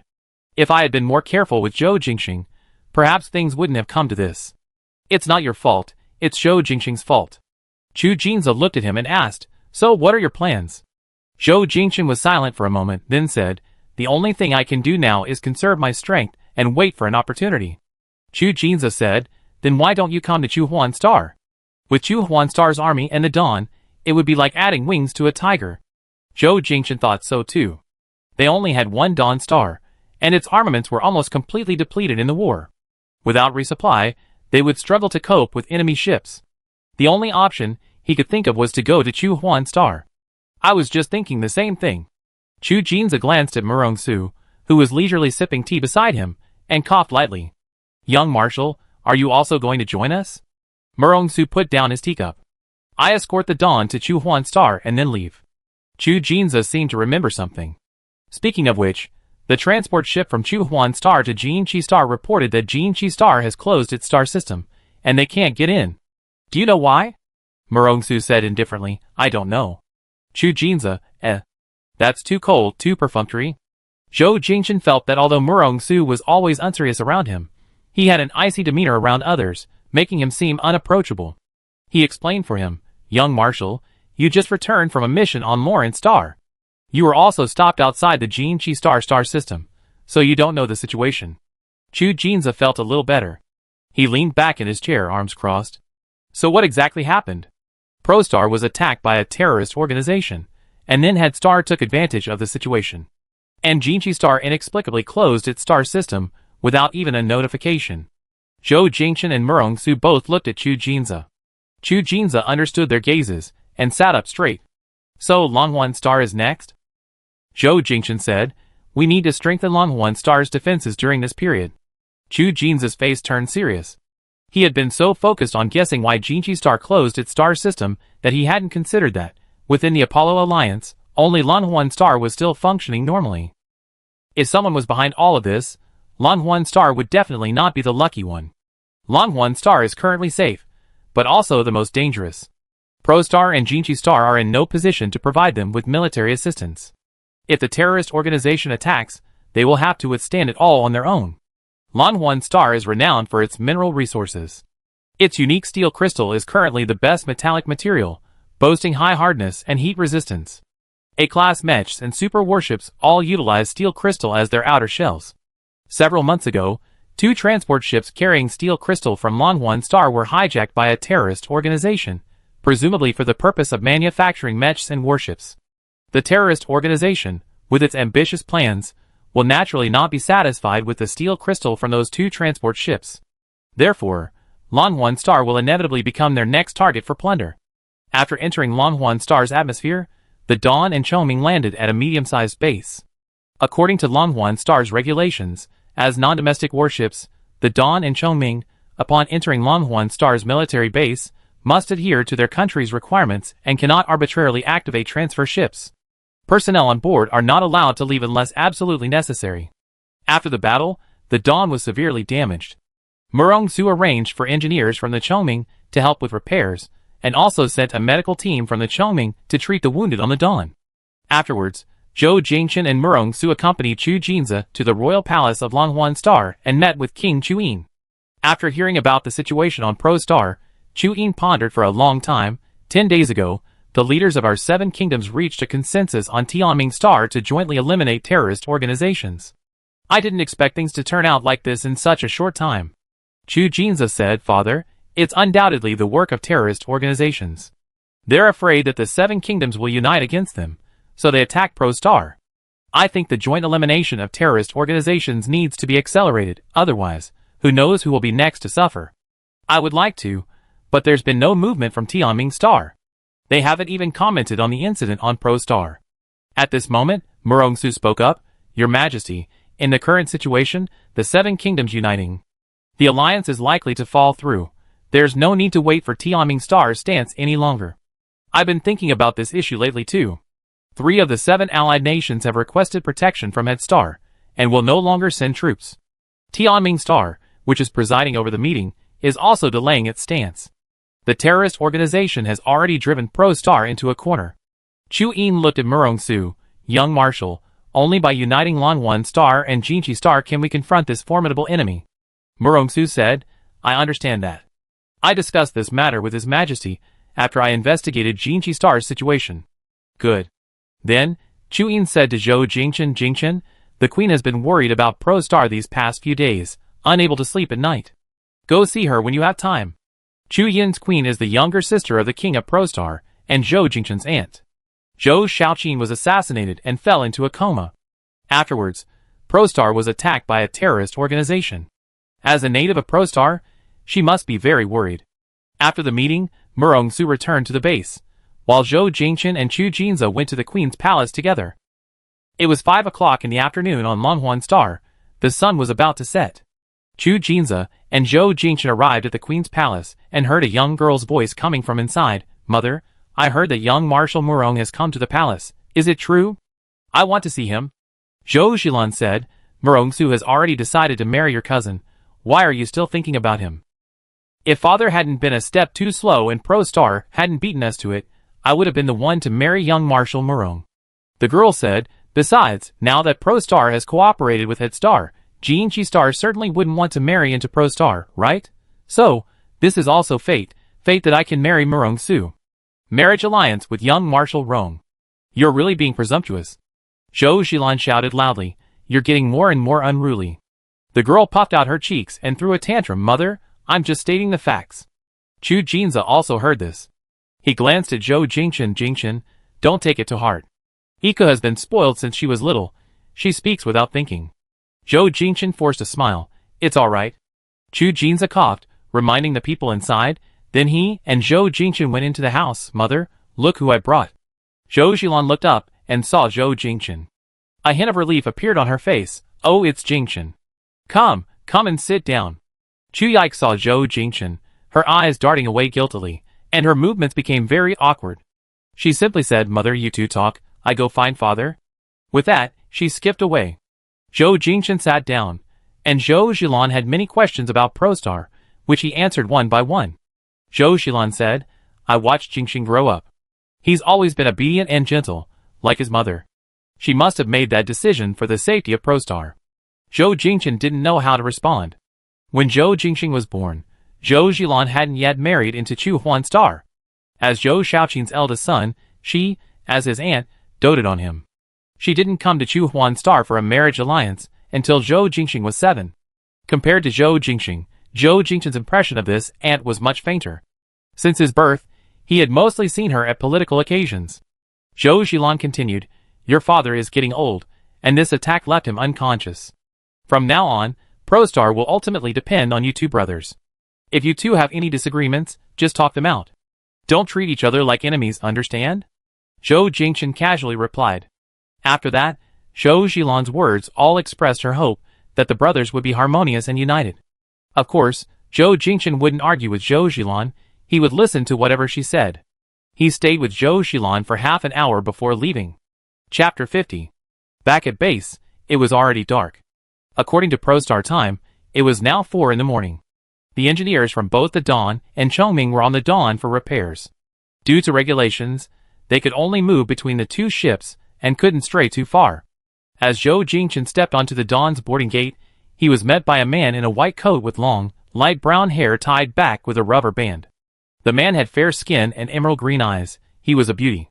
Zhou Jingchen vaguely remembered him. He had seen him at the Blue Hour restaurant on Jinchi Star. At that time, this man was flirting with Murongsu. Judging from his attire, he was probably a medic from the Chongming. So what was his relationship with Murongsu? "Hi, Your Highness, long time no see," the man greeted him first. Zhou Jingchen looked at the man before him. "What's your name? I heard Your Highness has forgotten quite a few people." "It seems I've been forgotten too." The man had his hands in the pockets of his white coat, his emerald green eyes crinkling. "My name is Olai, captain of the medical team on the Chongming." "Dr. Olai, hello?" Olai looked at Zhou Jingchen. "I must say, Your Highness is incredibly lucky." "How so?" "The man you couldn't have 5 years ago is now your fiancé. It's something even I envy." Zhou Jingchen paused. He didn't think Olai was praising his luck. His tone sounded more like a rival sarcasm. However, he had no interest in exploring how infatuated he had been with Murongsu 5 years ago, nor in pondering why his love had been unrequited. He simply replied, "Sounds like you're indeed very lucky." O'Reilly smiled. However, political marriages are always about interests. Given the current situation, who knows how things will develop? "I hope Your Highness continues to have such good luck." Zhou Jingchen understood that O'Reilly was there to annoy him, and he had no interest in dealing with her. "Then I can only leave it to fate." He then said, "I'm tired, I go rest first. Dr. O'Reilly, please feel free." Okay. Zhou Jingchen walked towards the Dawn's accommodation area, where he had his own luxuriously furnished room, though he hadn't stayed there much.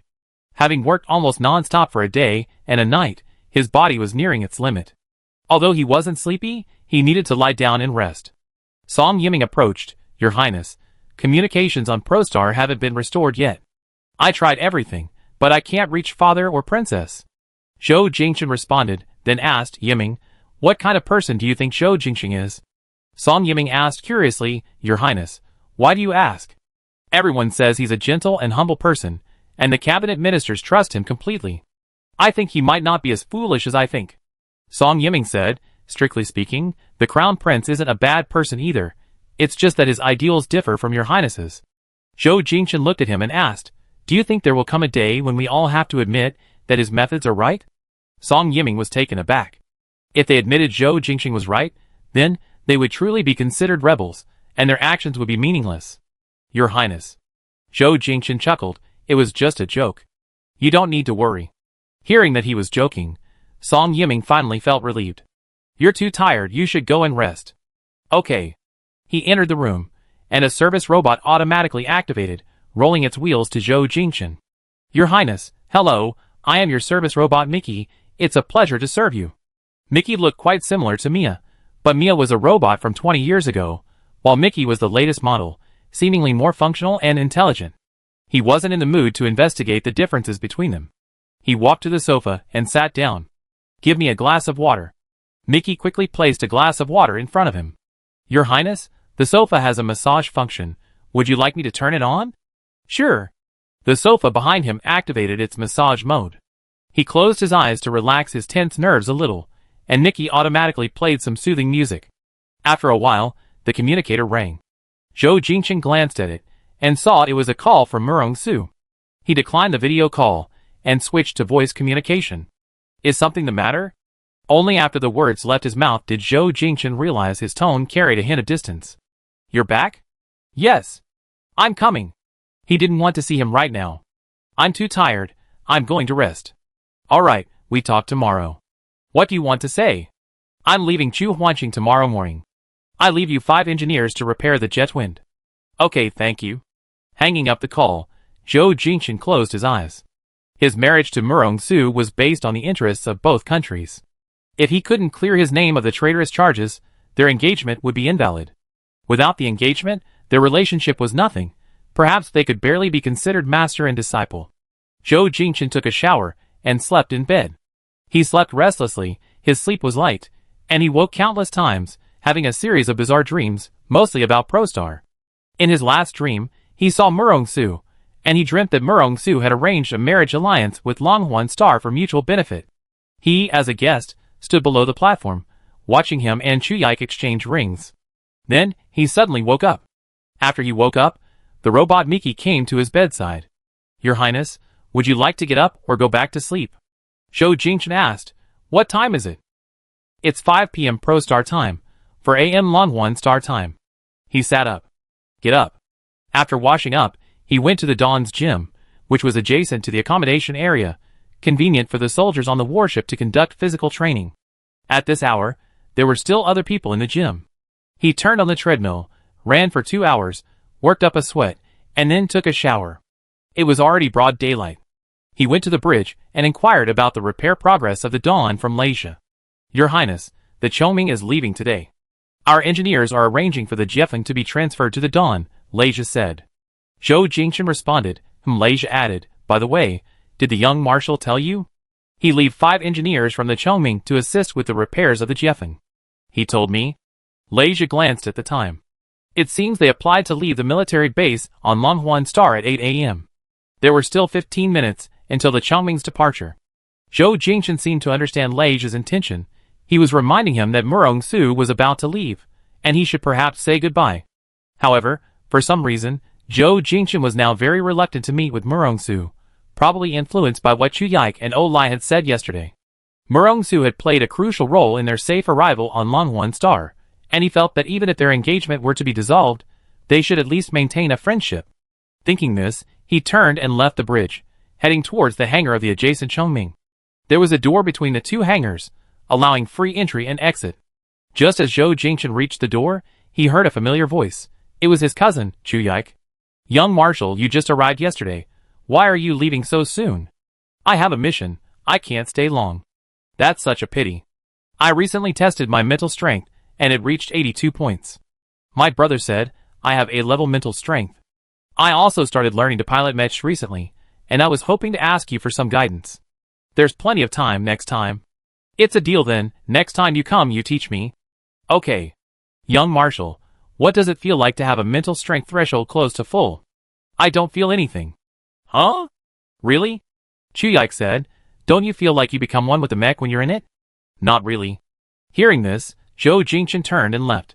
He returned to the Dawn, and found a transport vehicle delivering jet wind to the Dawn's hatch. He walked over. Tan Lisher, wearing a helmet, was directing the transport of jet wind onto the Dawn. Su Ruiyang and Zhang Ziyuan approached. Su Ruiyang asked, Your Highness, are we really not allowed to go anywhere but the Dawn? Staying up there doing nothing is so boring. I want to train. Zhang Ziyuan echoed, Yes, Your Highness. After yesterday's battle, we all learned some lessons, and want to improve our combat skills. Zhou Jingchen said, Don't rush. We're new here. Let's follow the rules of Longhorn Star for now. If we stay longer, I apply to them. Alright then. Zhou Jingchen looked at Zhang Ziyuan, who was using mechanical crutches. His mech's cockpit was damaged, and his leg was broken. What you should do now is recover properly. Zhang Ziyuan replied, Yes, Your Highness. At that moment, Zhou Jingchen's communicator rang. He glanced at his wrist and saw a text message from Murong Su. Where are you? Zhou Jingchen replied, On the Dawn. What's up, Murong Su? I'm coming. Zhou Jingchen turned and disembarked from the Dawn. Murong Su strode towards him, wearing black military trousers, black marten boots, and a white shirt. He was the kind of battlefield monster who could kill 10 men with a single step, yet he possessed a face that could topple empires. He was also a womanizer, leaving a trail of broken hearts. Zhou Jingchen looked at Murong Su, his tone distant. Is there something you need? Murong Su looked at him. Do I have to have something to say to you? Zhou Jingchen's expression was indifferent. The Chongming departs from the base at 8 o'clock. It's almost time. So I came to say goodbye. Murong Su stepped forward, raising his hand to pat Zhou Jingchen's head, but with a sharp slap, his hand was pushed away. Murong Su was stunned for a moment, seemingly surprised by this resistance. He looked at Zhou Jingchen, who was glaring at him, and curled his lips into a nonchalant smile. Such a temper? Zhou Jingchen felt resistant at the thought of this man having just flirted with someone else, and then trying to touch him inappropriately. Murong Su didn't know what he had done to offend this little cat, but felt he should appease him. He reached out to pull Zhou Jingchen into his arms. Alright. Zhou Jingchen took a step back, his hand awkwardly raised in midair. He seemed genuinely angry, but he was baffled as to why, since things hadn't been like this yesterday. Chapter 51. Murong Su bent down slightly to meet his gaze. What's wrong? Zhou Jingchen said, Don't touch me. Murong Su was amused and annoyed. He had only wanted to give him a farewell hug. If I don't touch my fiancée, am I supposed to find someone else? Zhou Jingchen said, I've been kicked out of Pro Star, and our engagement is null and void. So, I think we should keep our distance from now on. Hearing this, Murong Su realized the problem seemed serious. He became unusually serious. What, do you think my choice to marry you is only for mutual benefit? Zhou Jingchen looked up. I don't need to know if you married me for mutual benefit. I am, anyway. Murong Su was speechless. At this moment, smooth talk was useless, otherwise, it would only provoke a more aggressive reaction from the cat. Just then, Murong Su's communicator beeped with an urgent call. Young Marshal, where are you? 3 minutes before the Chongming departs. Murong Su replied, I'll be right back. He looked at Zhou Jingchen and said, I don't know what you're fussing about. The engagement isn't something you can just cancel as you please. I talk to you properly when I get back. With that, he turned and walked towards the Chongming. The dome of the adjacent hangar slid open, and the Chongming slowly rose, getting further and further away from the ground. Reaching midair, it broke through the atmosphere with maximum thrust and headed into space. Zhou Jingchen stood there, watching the shadow of the Chongming grow smaller and smaller through the skylight of the dome until it disappeared. He was somewhat absent-minded. His feelings for Murong Su were always complicated. When Murong Su was around, he felt completely safe. He even felt unafraid if the sky were to fall. Deep down, he was torn between dependence and resistance. Yesterday's words from Chu Yike and O Lai had only fueled his resistance, turning him into a prickly hedgehog. After calming down, he began to wonder if he had acted too impulsively. After much thought, he concluded that this womanizing playboy was best left alone. He wasn't worth clinging to. Jingchen! Chu Jinza's voice came from behind. Zhou Jingchen snapped out of his reverie, and turned to see Chu Jinza striding towards him. Good morning, Brother Zhe. Are you free? What is it? Chu Jinza said, come on, let's go to the capital base. The capital base, as the name suggests, was located in the capital of Longhuan Star, in the heart of Longhuan Star's military territory. As soldiers of a foreign country, they couldn't easily venture there. Is it convenient for me to go? Chu Jinza said, of course it's convenient. Would anyone object to me taking you in? Zhou Jingchen followed Chu Jinza onto the shuttle to the capital base. Zhou Jingchen asked, you're not planning to give me a tour, are you? If you want a tour, you can, Chu Jinza said with a smile. But mainly, I want you to give our mecha unit some pointers. Zhou Jingchen facepalmed. I'm a rookie myself. You're underestimating yourself. You can take on an entire fleet single-handedly, and you call yourself a rookie? Zhou Jingchen didn't know why he said he was a rookie. Maybe it was because he always compared himself to Murong Su. In Murong Su's eyes, wasn't he a rookie? Chu Jinza said, besides, you fought against terrorist organizations twice, so you should be quite familiar with them. I'm planning a tactical exercise, and you need to give me some ideas. Zhou Jingchen said, why don't you consult Murong Su about this? Chu Jinza leaned back. That young marshal always has such a stern face. He's so unapproachable. Actually, Zhou Jingchen wanted to say that he was only stern in formal situations. In private, he was quite approachable. Realizing he was about to speak favorably of that womanizer, Zhou Jingchen quickly shut his mouth. Longhuan Star is famous for its mineral resources. Most of its surface is composed of rock and metal ore, with only a small portion of fertile land suitable for vegetation. In the last 2 or 3 decades, Longhuan Star and Pro Star have maintained a close relationship due to a marriage alliance, even closer than Jinchi Star. Zhou Jingchen has visited Longhuan Star many times, and each time he sees the dark, dingy mines on its surface, he is incredibly grateful that Pro Star is an agricultural planet.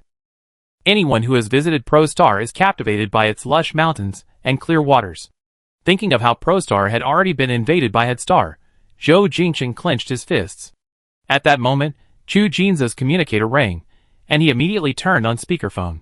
The voice of Chen Haoyu, deputy commander of the Longhuan Star Mech Force, came through. Your Highness, an unidentified creature has been discovered at a mining site in eastern Hancheng, and miners have been attacked. We just received a notification from the Ministry of Emergency Management that we need military assistance. What's the situation on the ground? The Ministry of Emergency Management sent a video. I sent it to you. Chu Jinza opened the video. A holographic image unfolded above the shuttle, showing a giant, jet-black monster with wings hovering over the mine. This monster resembled a dinosaur, with long wings, and its sharp claws easily sliced through the SWAT shuttle. Along its spine on its back grew a row of tentacle-like appendages, about a dozen in number, each about 70 or 80 meters long. Each tentacle ended in a triangular barb, allowing it to attack flexibly in any direction. Police bullets struck it without harming it. Chu Jinza exclaimed, holy crap, what is that? Zhou Jingchen stared at the creature in the holographic image. When humanity left ancient Earth to explore the depths of space, they had encountered extraterrestrial life before. There were even historical records of battles between humans and alien creatures. He had read a book about extraterrestrial life, but this colossal creature was a first for him.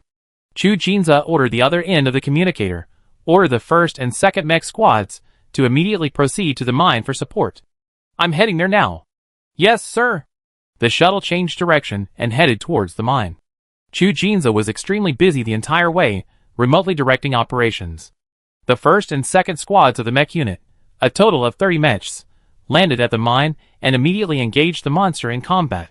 The monster was about the same size as the mechs and moved with remarkable agility.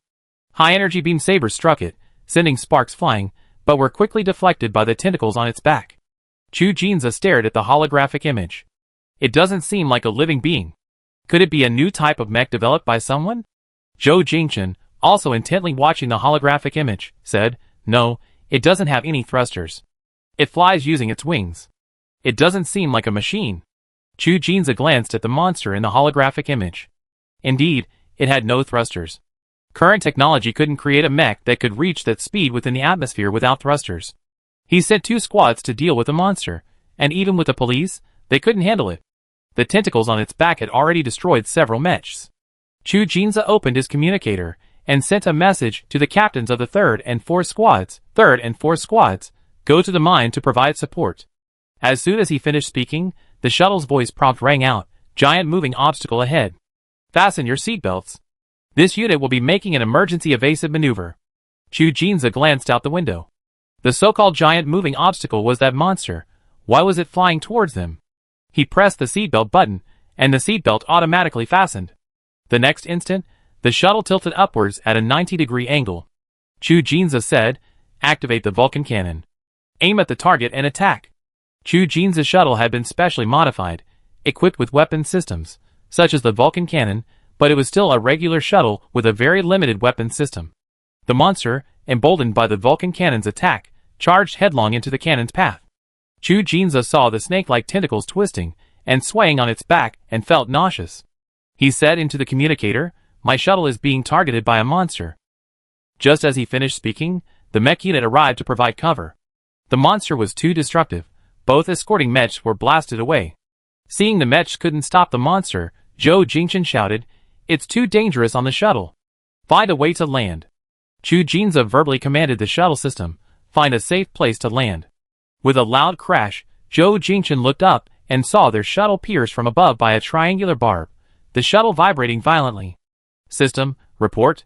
Shuttle under attack, top pierced by unidentified object. Chu Jinza thought, I saw it. Maximum power disengage. But it was too late. The tentacles hooked the shuttle and flung it away. Like a thrown ball, the shuttle crashed into the rocks, the violent impact shattering the glass and filling the airbags. Zhou Jingchen felt like his lungs had been shaken out. The shuttle rolled many times after landing before stopping. Without the airbags, his flesh and blood would have been pulverized by the impact. Chapter 52. 2 mechs landed beside the shuttle. Qin Haoyu, the deputy commander of the mech unit, stumbled over, shouting, Your Highness. He and 2 others worked together to open the shuttle's door. Your Highness. The rescue team arrived shortly after. Zhou Jingchen's head throbbed with pain. The impact had nearly killed him. A sharp pain shot through his arm, and warm liquid soaked his sleeve. He vaguely heard the rescuers say, Quick! Medical team. Both princes are injured. Zhou Jingchen was carried out of the shuttle by medical personnel. He frowned, trying to regain his senses. He glanced at his throbbing right arm, and realized that a piece of metal from the shuttle had pierced it. Even with the airbags cushioning the impact, his entire body had suffered a violent shock. His skeletal frame felt like it was about to shatter. Jingchen! Jingchen! How are you? Zhou Jingchen heard Chu Jinza's voice. He opened his eyes, and saw him covered in blood. I'm a little dizzy, but I won't die. Of course you can't die. You single-handedly took on an entire fleet without a scratch. How can you die here? Chu Jinza yelled at the medical staff, quickly treat his wounds. Just then, the monster swooped down towards them. An A-class mech appeared in front of them in time, firing an electromagnetic railgun and forcing the monster back. The black monster was very powerful. In less than half an hour, 8 mechs were damaged. When Chu Jinza landed, the impact displaced his internal organs, and he also suffered a head injury, losing a lot of blood, but his condition was better than Zhou Jingchen's. While the medical staff treated his head wound, he issued orders through the communicator, use the net. Catch it. Your Highness, we can't get close at all. Zhou Jingchen was lifted into the medical shuttle, which contained a state-of-the-art medical pod. As his consciousness gradually returned, the medical pod system announced, anesthesia is about to be administered. He immediately stopped. No anesthesia needed, treat the wound directly. The doctor said, without anesthesia, he might faint from the pain. Zhou Jingchen was still thinking about dealing with that monster. If he was anesthetized, he wouldn't be able to move for at least 4 or 5 hours. No need, hurry. Treat the wound. Okay. Chu Jinza was also brought into the medical vehicle. A bandage had already been wrapped around his head. He went to the medical pod and asked the doctor, how is he? The wound on his right arm is deep and needs stitches. The rest of his injuries are impact wounds and soft tissue contusions. Okay, you guys take the medical shuttle and leave first. Make sure you take good care of him. Zhou Jingchen said, Brother Zhe. I can't leave yet. Chu Jinza shouted, are you going to stay here and watch the show? Lend me a mecha. Zhou Jingchen looked at him firmly. An A-class mecha. You? Zhu Jinza was surprised that he made such a request. Aren't you kidding me? Zhou Jingchen said, piloting a mecha mainly relies on mental strength. A minor injury to the arm is nothing. Zhu Jinza was silent for a moment. He knew very well that Zhou Jingchen's mecha piloting skills were far superior to theirs. He possessed rare S-class mental strength and had even piloted an S-class mecha to take on an entire fleet single-handedly, something even he couldn't match. The battle outside was fierce. In just half an hour, they had lost 8 mechs. The terrorist organization hadn't even attacked yet, and they already suffered so many losses fighting just one monster. He was anxious. However, he had already caused Zhou Jingchen's injury, and didn't want him to suffer any more serious damage. Zhou Jingchen said, Brother Zhe, let me try. Zhu Jinza clenched his fist. Then don't push yourself too hard. Okay. The doctor quickly treated his wounds, and Zhou Jingchen, still wearing his blood-stained clothes, stepped out of the medical shuttle. His face was deathly pale. Zhu Jinza had already arranged for an A-class mech outside, and there was another one beside it, Zhu Jinza's. Zhou Jingchen got into the cockpit, started the mech, and received a call from Zhu Jinza. Jingchen, remember, don't push yourself too hard. I understand. Zhou Jingchen hadn't piloted an A-class mech for a long time. When his mental energy connected to the mech's mental network, he clearly felt the mech come alive. Activation complete, the cockpit's head shield deployed. He looked at the screen in front of him and launched himself towards the black monster with maximum thrust. The black monster flapped its wings, attacking wildly in the air like a runaway black bull. Tentacles on its back spread in all directions, piercing through an approaching mech. Then, the tentacles brought the mech to its mouth, its jaws gaping open, and its incredibly sharp teeth bit down, severing 2 legs from the sturdy Class B mech. The mech pilot stared at the monster so close before him. What was this thing? It bit through metal like it was cake. Its steel prickly teeth were like a shredder. He might be reduced to a pulp along with its mech the moment he was put inside. The monster swallowed the mech's leg, attempting to put the rest into its mouth. The pilot's face contorted with terror and despair. Ah! With a deafening roar, an electromagnetic railgun blast struck the monster's head with pinpoint accuracy. The monster was thrown back by the immense impact, the railgun's metal projectiles clashing against its head with a deafening metallic clang and a flash of fire. After being attacked, the monster flapped its wings and lashed its tentacles wildly, flinging the half-eaten mech away. A white Class A mech rushed forward, its arms catching the severed fuselage in the direction it had been thrown, preventing it from crashing to the ground. The mech pilot opened his eyes, realizing he had been saved. In that instant, he felt a wave of relief wash over him.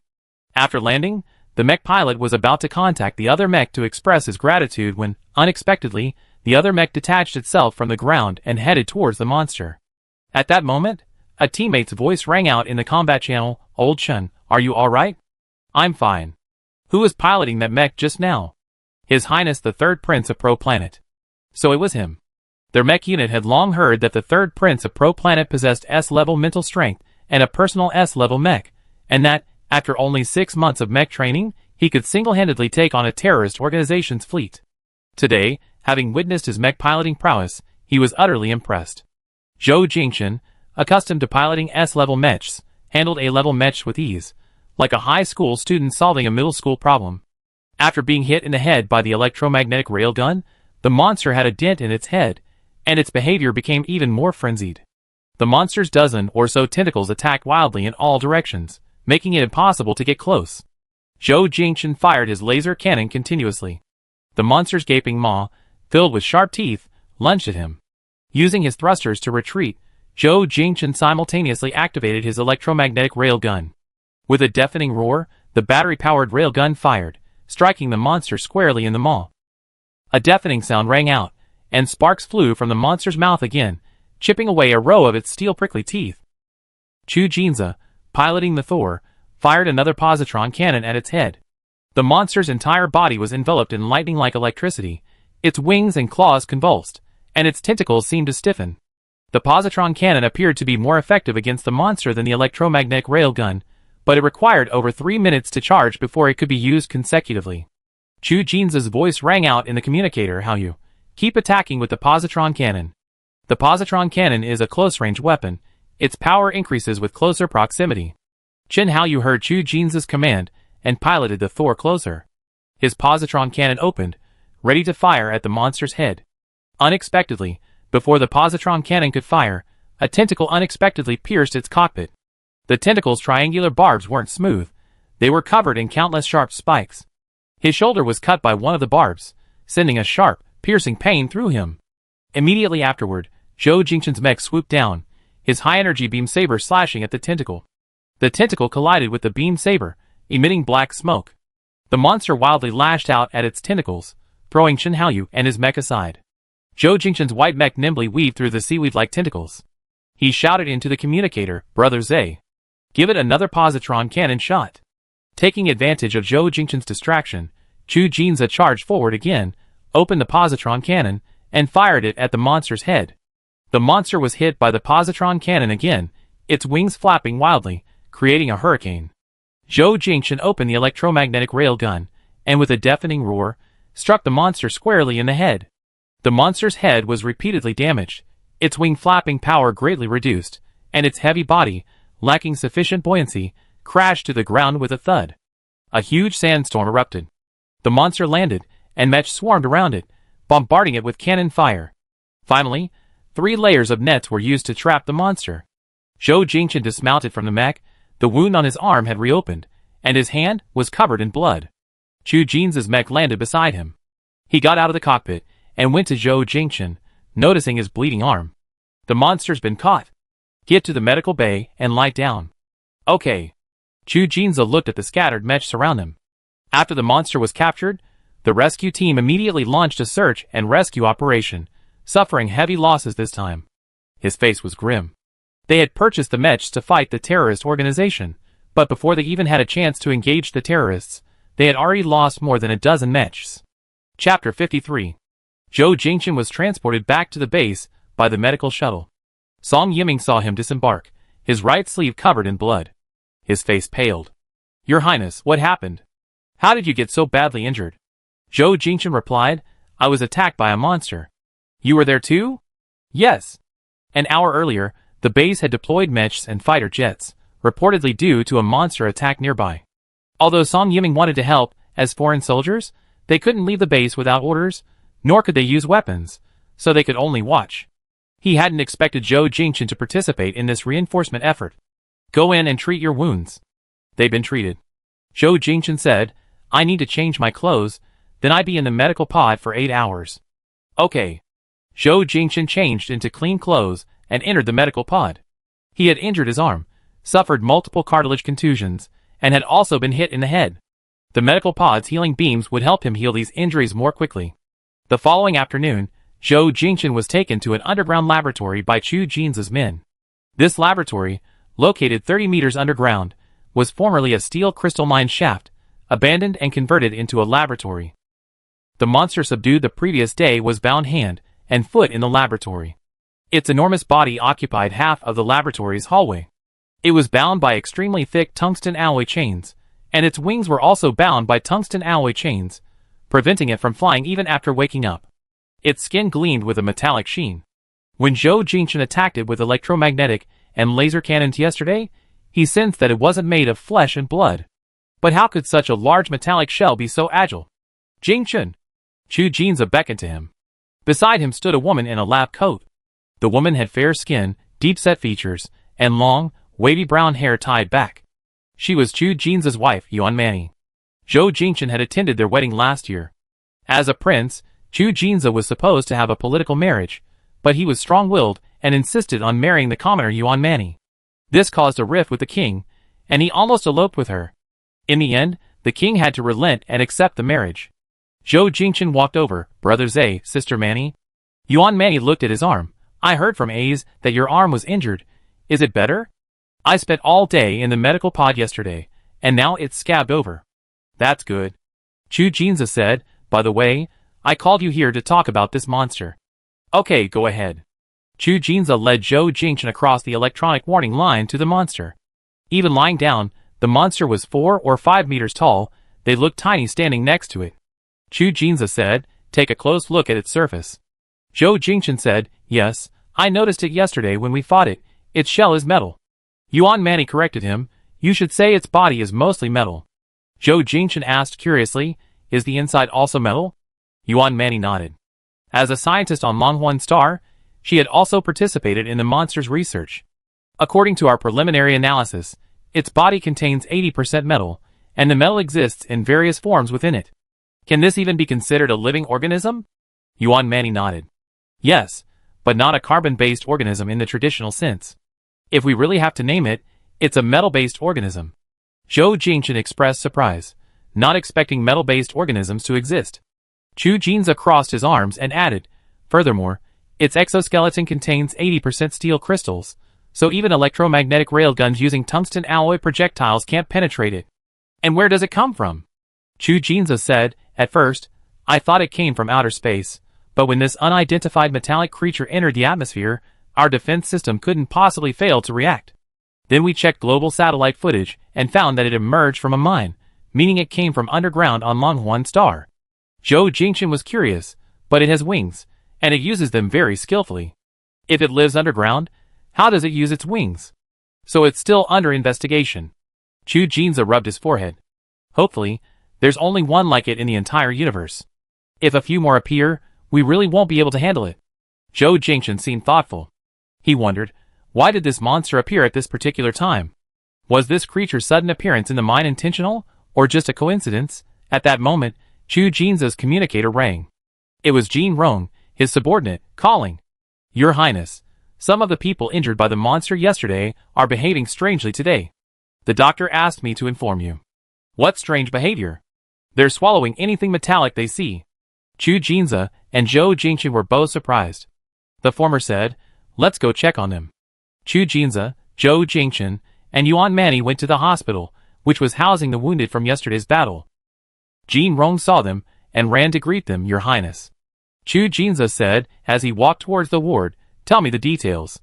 Jin Rong reported beside him, I came to visit today, bringing food my mother made. That brat Hao Yu actually swallowed a metal spoon. It scared me to death.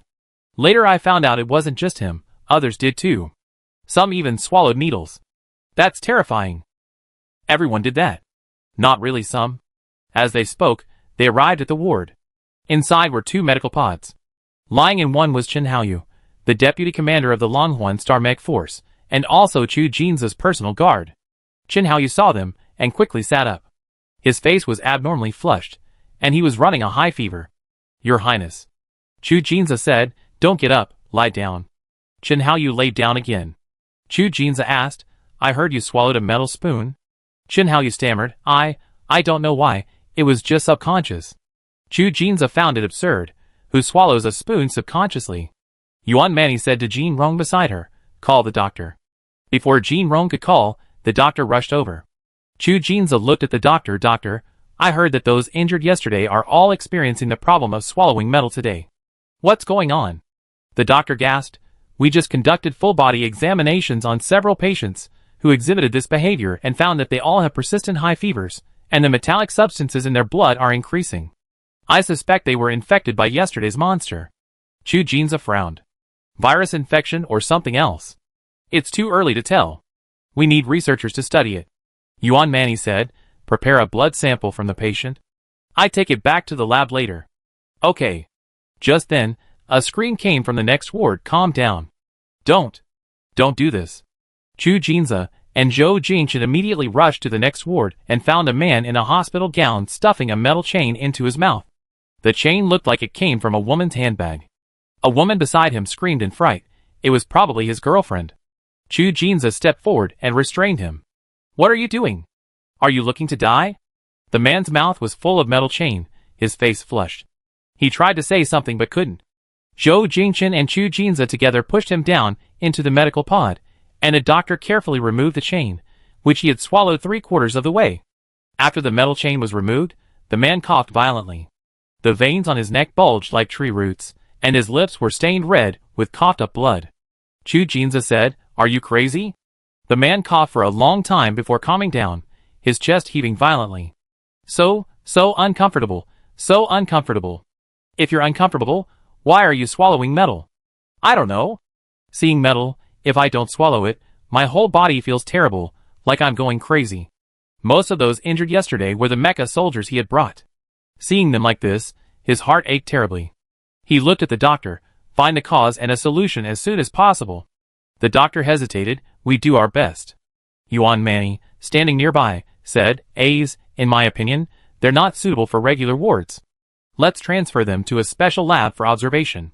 Chu Jinza said, that makes sense. 98 people were injured yesterday, including Chu Jinza and Zhou Jingchen. 26 of them developed persistent high fevers, and were swallowing metal whenever they saw it. All 26 were directly injured by the monster's tentacles, so it's safe to assume that something on the monster's tentacles infected them. As for the specifics, further investigation is needed. Chapter 54. Zhou Jingchen returned to the base late at night. Song Yiming was still awake when he arrived. Your Highness, why are you so late? Zhou Jingchen said, some strange things have happened, and I'm helping to deal with them. What happened? The person who was stabbed by the monster yesterday is showing some strange symptoms, such as uncontrollably swallowing metal. Song Yiming looked shocked. Is it poisoning? I don't know, we're still investigating. Zhou Jingchen seemed thoughtful. I'm just curious why the monster appeared at this particular time. I have a feeling its appearance was orchestrated. Could it be a terrorist organization? That's possible. Zhou Jingchen asked, how's the repair progress on the Dawn? Song Yiming said, everyone is working day and night, and it's about 70 to 80% repaired. Zhou Jingchen asked again, what about the jet wind? It's almost repaired too. That's good. Song Yiming said, by the way, I just saw an interstellar news report. What about it? Song Yiming raised his wrist and tapped on his communicator. The newly stored interstellar news was played out, and a holographic projection appeared in midair. This was the news channel of Planet Hater. The news anchor, a man in a silver-gray suit with dark gray hair and gray-green eyes, looked at the camera and said, recently, Planet Pro and our country reached a friendly military cooperation agreement. Our country successfully helped Planet Pro repel a terrorist organization, saving the people of Planet Pro from harm. Our army received a warm welcome from the people of Planet Pro. Meanwhile, the coup d'etat led by Zhou Jingchen, the former third prince of Planet Pro, failed, and he has fled Planet Pro. For the long-term peace and stability of Planet Pro, our country will work together with the Planet Pro royal family to capture the rebels. We will show no leniency towards rebels who endanger the security of Planet Pro. Planet Hater will also impose appropriate sanctions on those countries and organizations that harbor rebels and aid and abet evil. The next scene showed Musel and Zhou Jingchen signing an agreement in the King's conference room on ProStar. Cabinet ministers were also present, all smiling, unaware that they had already let a wolf into their home. Zhou Jingchen frowned, his fists clenching.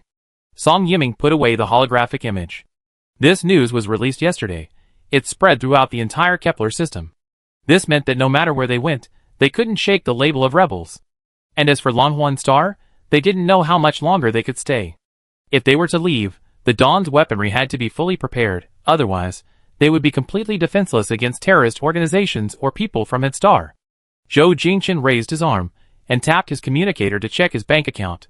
He discovered that his account had been frozen. Song Yiming said, I tried, our accounts are all frozen. Zhou Jingchen lowered his arm. I talked to Brother Zay tomorrow. A fleet without financial resources and weapon supplies can't go far. Zhou Jingchen knew that. He could indeed ask Chu Jinza for help, but asking Longhorn Star to provide them with weapons for free seemed unreasonable. His only option was to try negotiating cooperation terms with Longhorn Star, where they could jointly fight terrorist organizations, or even hate Star. But would Longhorn Star be willing to do that? After all, they were currently labeled as the rebels of ProStar. There were no other options left. Zhou Jingchen had no choice but to bite the bullet and try. Chu Jinza had also been extremely stressed these past few days. More than a dozen of his mech soldiers were suffering in the laboratory due to infection by monsters.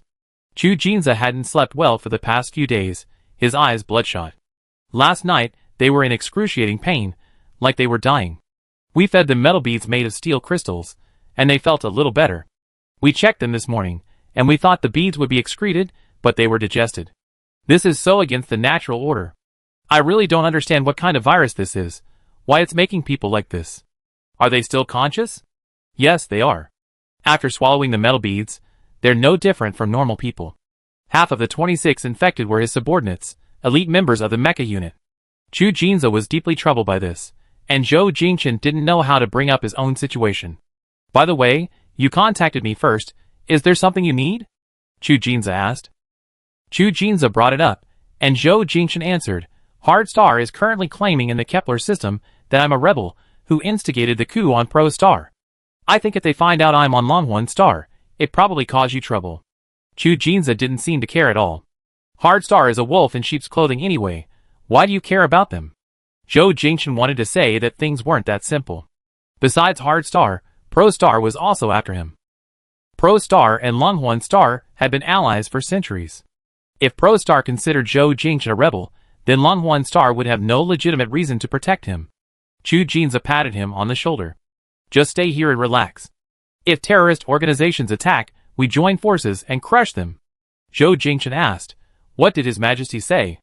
Chu Jinza said, I already consulted him, otherwise your warships wouldn't have been able to enter our military base. At that moment, Zhou Jingshan's communicator rang.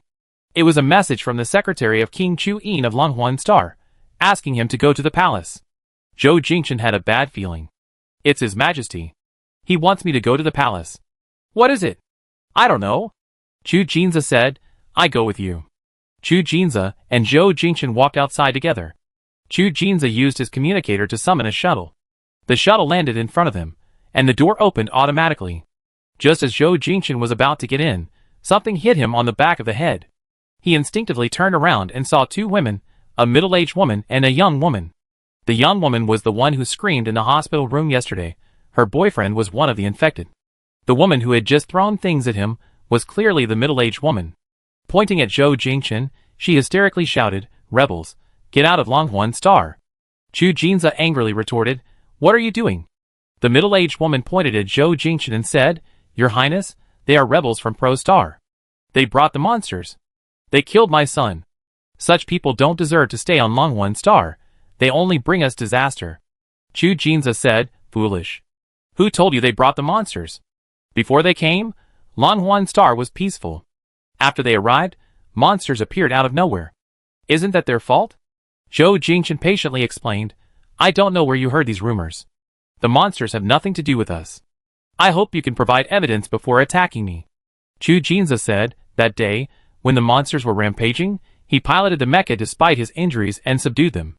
If it weren't for him, there might have been even more casualties. Don't make baseless accusations against an innocent person. The middle-aged woman, who had just been cursing, was speechless. Chu Jinza and Zhou Jingshan boarded the shuttle and headed towards the palace. Chu Yin met with Zhou Jingshan in a relatively secluded tea room within the palace, clearly to avoid attracting attention. Chu Yin didn't mince words with his junior, getting straight to the point. I received a warrant from Hades this morning. They joined forces with ProStar to issue a global warrant for the Dawn's crew.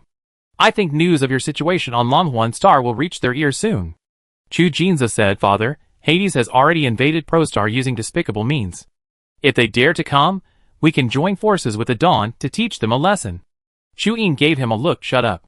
Suppressed by Chu Yin's bloodline, Chu Jinza had no choice but to remain silent. Chu Yin then looked at Zhou Jingshan. I'd like to hear your plans. Zhou Jingshan paused. Things had developed to this point, and Chu Yin was considering the interests of the entire Longhorn Star. He hadn't directly dismissed him, but instead summoned him to the palace to discuss it. This was because Chu Yin was still considering his face and giving him a way out, and Zhou Jingshan naturally had to accept it. Your Majesty, the Dawn's presence on Longhorn Star makes it vulnerable to provocation from Head Star, and it also affects the friendly relations between Pro Star and Longhorn Star. I'm also considering leaving. Chu Yin nodded. Pro Star is currently controlled by Head Star, which pains me greatly. You are Pro Star's last hope. I hope you can reverse the situation on Pro Star in the future. I can't help much here. I can only promise to resupply the Dawn with weapons.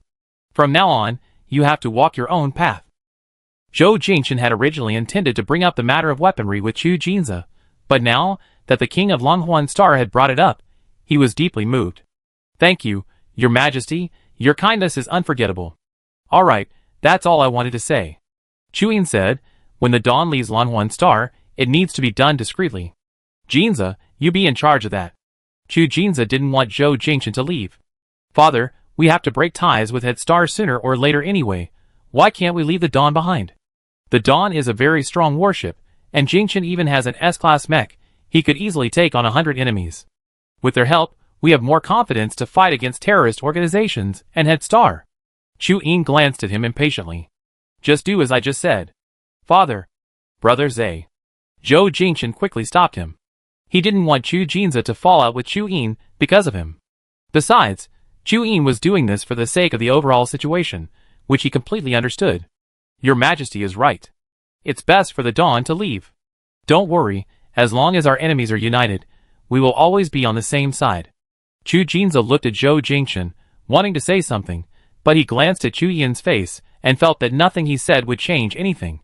He could only sigh silently. All right. Zhou Jingchen looked at Chu Yin and said to him, Your Majesty, the Dawn will leave Longhorn Star tonight. Good. Chu Yin said, Jinza, you are in charge of arranging the Dawn's military supplies. The fewer people who know, the better. I understand. Zhou Jingchen returned to the Dawn and immediately announced over the ship's loudspeaker that the Dawn had departed Longhorn Star at 2 a.m. that morning.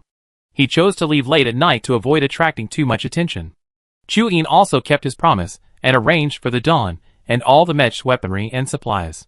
The Dawn was almost fully repaired, and his Jetwind was in its final painting stage. A few more hours of work today would complete everything. The Dawn was fully restored. Even if they encountered a terrorist organization, they could hold their own. However, Zhou Jingchen wondered whether he should tell Murong Su about their departure from Longhorn Star. Murong Su had been gone for 3 days. They had parted on bad terms when he left 3 days ago. Zhou Jingchen hadn't contacted him, and Murong Su hadn't reached out either. Murong Su must have seen the news about Het Star. What is he thinking? He initially thought Longhorn Star and Jinchi Star were on his side, which is why he chose Longhorn Star without hesitation when he fled. But only 4 or 5 days later, the situation has changed. Het Star has declared itself a rebel force to the entire Kepler system, and claims it will help ProStar capture them. Anyone now aligned with them will be labeled a traitor, and punished by Het Star. Will Murong Su distance himself from him for the sake of the bigger picture? So, there's no need to tell him, right? Chapter 55. The Dawn's armaments were fully replenished. The crew were making adjustments and preparations for the upcoming long space voyage, with 2 hours remaining before the scheduled departure time. Before their departure, Chu Jinza came to see them off. He felt regretful about Zhou Jingchen's departure. I didn't expect Father to make this decision. I originally thought you could stay on Longhorn Star indefinitely, and if the terrorist organization dared to attack, we would fight side by side. Zhou Jingchen said, actually, it wasn't His Majesty's fault. Longhorn Star and ProStar have always been friendly nations. As for Het Star, no country in the Kepler system wants to offend it. They exerted joint pressure, and Uncle had no choice but to make this decision. I'm already very grateful that Uncle agreed to replenish the Dawn's armaments. Chu Jinza was silent for a moment. After Zhou Jingchen left today, he had argued with Chu Yin, and later, he was persuaded by Chu Yin that he indeed had to consider the bigger picture. So what are your plans now? Zhou Jingchen said, the Dawn is in the eye of the storm right now. I think I find a place to hide for a while. Chu Jinza said, perhaps we could ask Murong Su for help. Mentioning Murong Su, Zhou Jingchen's expression changed. Then he smiled bitterly. I'm now burdened with the identity of a rebel. Asking him for help would only put him in a difficult position. No need. Chu Jinza took a deep breath. All right then, you must take good care of yourself. Okay. Later I arrange an exercise. 16 warships will arrive at the edge of Longhorn Star Starfield in 8 directions to escort you away. After the Dawn departs from Longhorn Star star system, it's highly likely to be ambushed by terrorist organizations or Het Star. Chu Jinza's actions can create confusion and cover their safe departure. Brother Zay, thank you. Don't be so polite. 15 minutes remain before the Dawn's scheduled departure time. All crew members are in position. On the bridge, everyone is ready to go. Zhou Jingchen sits in the command chair, a position offering a panoramic view of the entire bridge. At this moment, the communicator rings. Zhou Jingchen raises his arm and sees a message from Murong Su. Murong Su, I plan to go to Longhorn Star tomorrow to meet up with you. Zhou Jingchen reads his text message. He couldn't possibly be unaware that ProStar and Het Star are jointly pursuing him. Even so, he still says he come to meet him. Does this mean he doesn't care about offending ProStar and Het Star for his sake? Zhou Jingchen thinks for a moment and replies, the Dawn is preparing to leave Longhorn Star. Murong Su set a coordinate, go to this place first, I meet you soon. He seemed to have guessed they would leave Longhorn Star. Zhou Jingchen, aren't you going to ask why we're leaving? Murong Su, I guessed. Zhou Jingchen, then why are you so sure I have to meet you? Murong Su, Is your Highness still throwing a tantrum? Zhou Jingchen, seeing this, inexplicably became angry. He replied, "I wasn't throwing a tantrum." Murongsu, "Fine, if your highness said you weren't throwing a tantrum, then you weren't. If you weren't throwing a tantrum, then do as I said, and meet at the designated coordinates." Zhou Jingchen, "Why do we have to meet?" Murongsu, "Because I want to be with you, is that not allowed?" Zhou Jingchen's ears turned bright red. How many people had this womanizer said these things to? However, he couldn't deny that joining forces with Murongsu would increase their fighting strength. With him there, they wouldn't fear even the most powerful enemy. Zhou Jingchen, have you seen the news? I'm currently wanted by both ProStar and Hadstar. If you're with me, you be punished. You better think carefully about the consequences. Murongsu, TSK, perfect. I long wanted to teach those hypocrites on Hadstar a lesson. If they come to me willingly, I save myself the trouble of finding a reason to pick a fight with them. Now that you say that, I'm even more inclined to join you. Zhou Jingchen almost laughed in anger. Who wanted to join him? Murongsu, besides that, does your highness have any other concerns? Zhou Jingchen recalled their unpleasant parting 3 days ago. But thinking about it, even if they really broke off their engagement, as long as they remained on the same side, they could be allies. Zhou Jingchen, no. Murongsu, then let's meet at the designated coordinates. Zhou Jingchen, oh. This means he agrees to meet up with him. Zhou Jingchen ended the communication with Murongsu. He sent the coordinates Murongsu had provided to the Dawn system, and ordered the coordinates to be set as the destination. When the time came, the hatch on the Dawn opened, and simultaneously, the other 16 warships at the base slowly ascended into the night sky. After leaving the atmosphere, the 16 warships split into 8 groups, and dispersed in various directions. Zhou Jingchen sat in the command seat, looking at the vast universe on the large screen. He had read many books about ancient Earth. Ancient Earth was the only planet inhabited by humans 500 years ago. Many countries on Earth fought countless wars for limited resources. Finally, due to a large-scale nuclear war, nuclear radiation exceeded safe levels, making Earth unsuitable for human habitation. Afterwards, the ancient humans of Earth began exploring the universe, seeking a new home. 100 years later, humanity's footprints reached the Kepler system, discovering several habitable planets. Humans settled on these habitable planets, rebuilding their homes. Later, they developed the technology to build artificial planets, capable of housing millions of people, leading to the current 18 nations of the Kepler system. However, even after several centuries, humanity could not escape war. War itself is meaningless, and Zhou Jingchen also abhorred it. Some people plunder and invade to satisfy their ambitions, while he, to protect his home, was forced to participate in the war. As the Dawn approached the edge of Longhorn Star, Zhu Jin's holographic image appeared on the Dawn's large screen. Guards of the Dawn, the common star system is 5,000 kilometers ahead. I can only escort you this far. I hope everything goes well for you from here on out. Take care. Everyone on the bridge saluted in gratitude.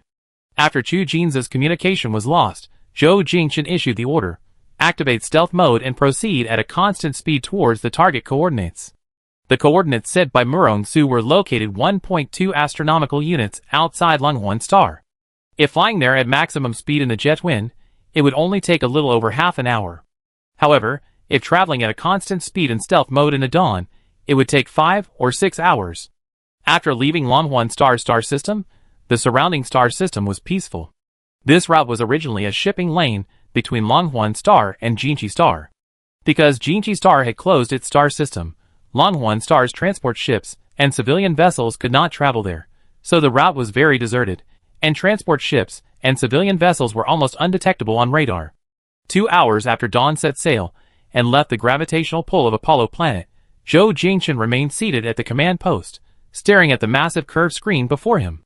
Song Yiming approached and whispered, "Your Highness, why don't you go and rest for a while?" Zhou Jingchen shook his head.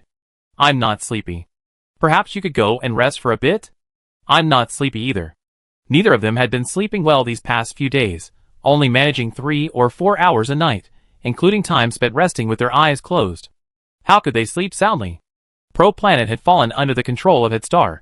Zhou Shaoqing's fate was unknown, and they didn't know what would happen to General Song Liangzi and Zhou Wanqing, who were on their side. Even Shuer Wanling, Zhou Jingchen worried about her safety. She had been labeled a traitor, and was likely already imprisoned in the interrogation hall. So many things were uncertain, and to make matters worse, the communication satellites around Pro-Planet had been destroyed, preventing them from establishing contact with the people on Pro-Planet. Report. A fleet detected at 2 o'clock. 6,000 kilometers away. Number 15. The intelligence officer's voice broke the silence on the bridge, snapping everyone back to reality. Zhou Jingchen was startled. What's going on? The officer explained. A heat source detected 6,000 kilometers away. The detected heat source value is very low, not like the size of civilian ships. It seems the enemy fleet is also using stealth capabilities. Warships rely on optical camouflage, concealing heat sources, and absorbing radar waves to achieve stealth. Enemy ships 6,000 kilometers away are undetectable, but once they enter a certain range, even the most advanced detectors can identify them, albeit with very low heat sources, often mistaking them for civilian ships. At this moment, 15 ships appeared. They were definitely not civilian vessels. Who could they be? A terrorist organization? Zhou Jingchen said, analyze the source. Just as the technician was analyzing the source, Communications Officer Yang Rushua said, Your Highness, the other party is requesting communication. The signal source is the flagship of its star, the LAT. Zhou Jingchen gritted his teeth and said, Reject. Zhou Jingchen gripped the armrest of the command seat.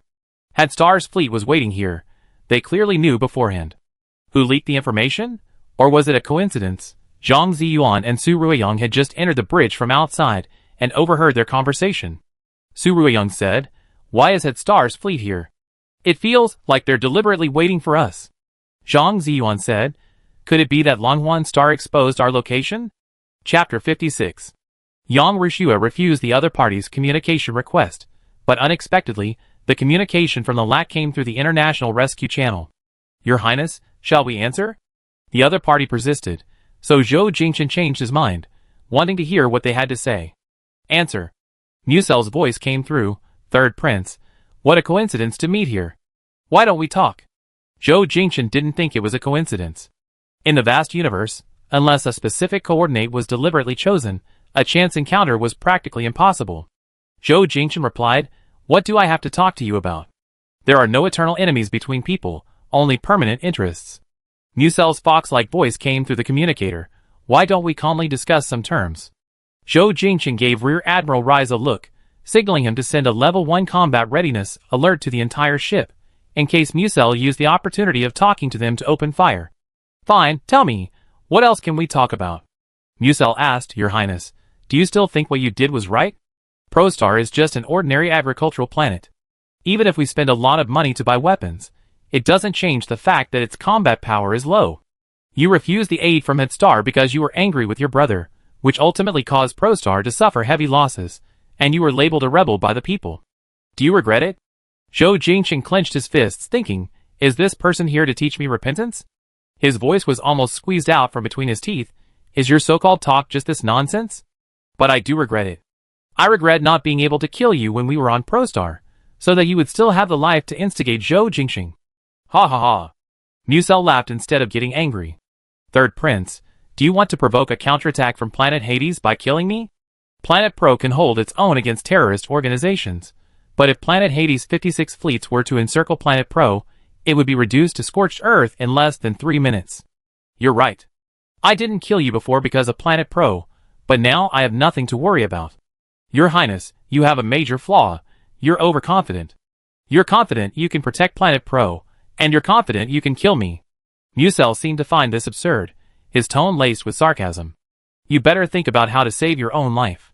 Zhou Jingchen gave Lei Zhou a look, and Major General Lei Zhou ordered the main guns, and the 2 Vulcan cannons on either side of the Dawn, to fire simultaneously. Musel seemed unafraid. Your Highness, he said, I told you I came to talk. I don't want to actually fight you. After all, the Dawn is a warship of Prostar, and my Head Star is currently providing military aid to Prostar. I promised to find the Dawn for Prostar, so opening fire would be too acrimonious. How about this? I promise to spare the lives of all the crew members of the Dawn.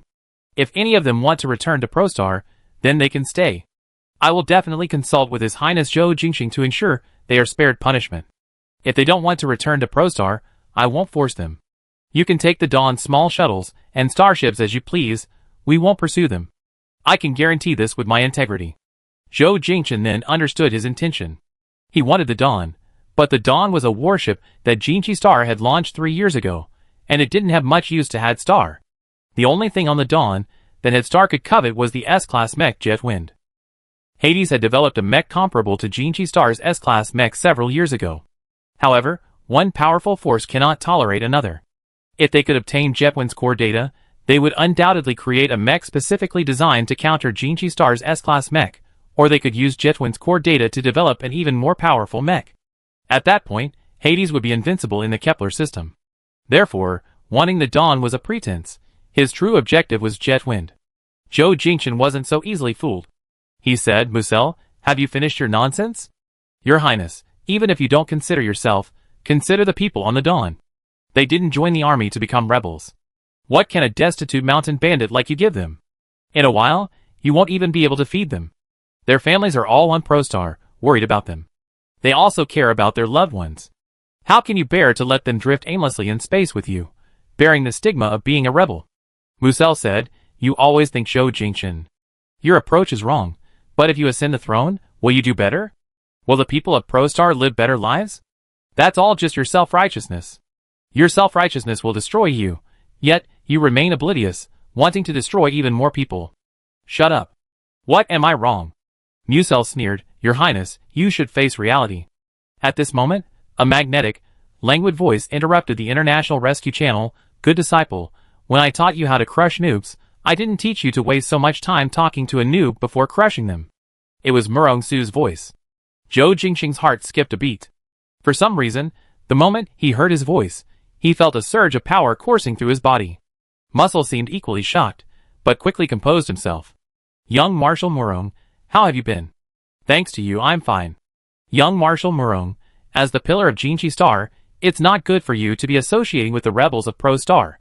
Didn't anyone inform you, old man? The most handsome man on the Dawn is my fiancé." Muscle sneered. Genji Star and Hadstar have always been on friendly terms. If you were to antagonize Hadstar for the sake of the rebels of Prostar, causing a war between the two countries, that's not what you want, is it? I'm afraid you won't fight Genji Star. How about this? You lead your 56 space fleets of Hadstar to besiege Genji Star right now. That way, I can go home. You? Muscle was furious. Zhou Jingxing felt inexplicably relieved, but inwardly he couldn't help but criticize Murong Su, thinking, he said I was wasting my breath, but wasn't I wasting my breath too? Zhou Jingchen deliberately said, "Young Marshal Murong, this person came all this way just to steal my Dawn. I thought about it, and apart from the Jetwind you gave me, there's nothing about the Dawn that would make them go to such lengths." Murong Su gave a short laugh. "So someone else is eyeing my betrothal gifts too? I can't tolerate that." Musel didn't forget to try and win Murong Su over. "Young Marshal Murong, I also heard that Genji Star has activated its Golden Wall defense system, prohibiting any starships from entering the starfield. Something must have happened internally. If you really want to find out, Hadstar can lend you a hand." Murong Su remained unmoved. "Don't bother with my concern. So, are we going to fight or not?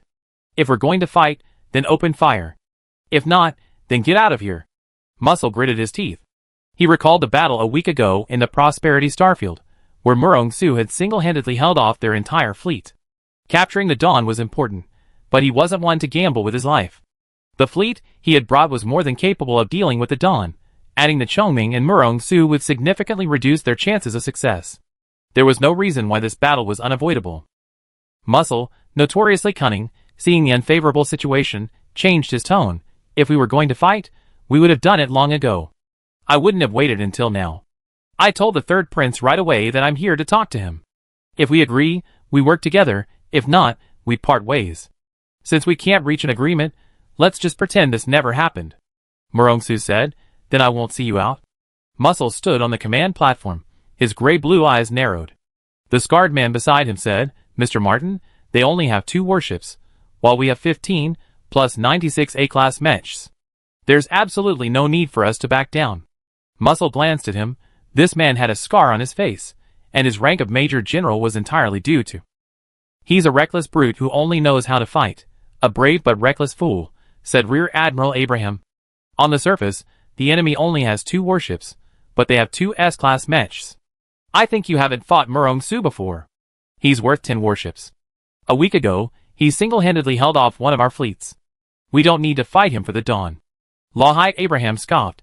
The bunch of scoundrels you brought last time are no match for the battlefield. If I were here, I could turn them into dust in space. Musel sneered. You're overestimating yourself too. You? Abraham's eyes widened in anger, clearly dissatisfied with his command. Musel said, I am the commander-in-chief. Everything is under my command. He ordered withdraw. Musel's fleet withdrew, slowly disappearing from radar. Your Highness, the Chongming requests communication. Zhou Jingchen said, bring it in. Soon, a half-body image of Murong Su appeared on the Dawn's large screen, with Tang Lian and Gao Yi behind him. He said, the Chongming will arrive at the Dawn's coordinates in 2 minutes. I will board the Dawn in a shuttle. Your Highness, open the door for me. Zhou Jingchen didn't understand why he couldn't communicate and had to come to the Dawn. What are you doing here? I missed you, of course. Zhou Jingchen's face flushed instantly. This was the Dawn's bridge communication. More than 20 people on the bridge heard it. Some acted nonchalantly, some pretended to be busy and didn't hear anything, and some secretly laughed. After Zhou Jingchen came to his senses, he really wanted to kill him. Chapter 57. After Murong Su finished speaking, he disappeared from the communication screen. A minute later, Yang Rushua reported, Your Highness, young Marshal Murong has sent a request to board the ship. Zhou Jingchen wanted to refuse the request. Yang Rushua, Your Highness? He took a deep breath, looking extremely reluctant, approved. He looked at Leisha, Major General Leisha. Bridge command is now in your hands. Yes, Your Highness. Zhou Jingchen left the command seat and walked towards the boarding gate. That man spoke without restraint. He couldn't bring him to the bridge and let everyone gossip about them. Murong Su emerged from the shuttle storage compartment, dressed in a crisp black military uniform, his face exuding a cold and aloof air. Normally a commanding general, he could be shameless, like a thug in front of his fiancée.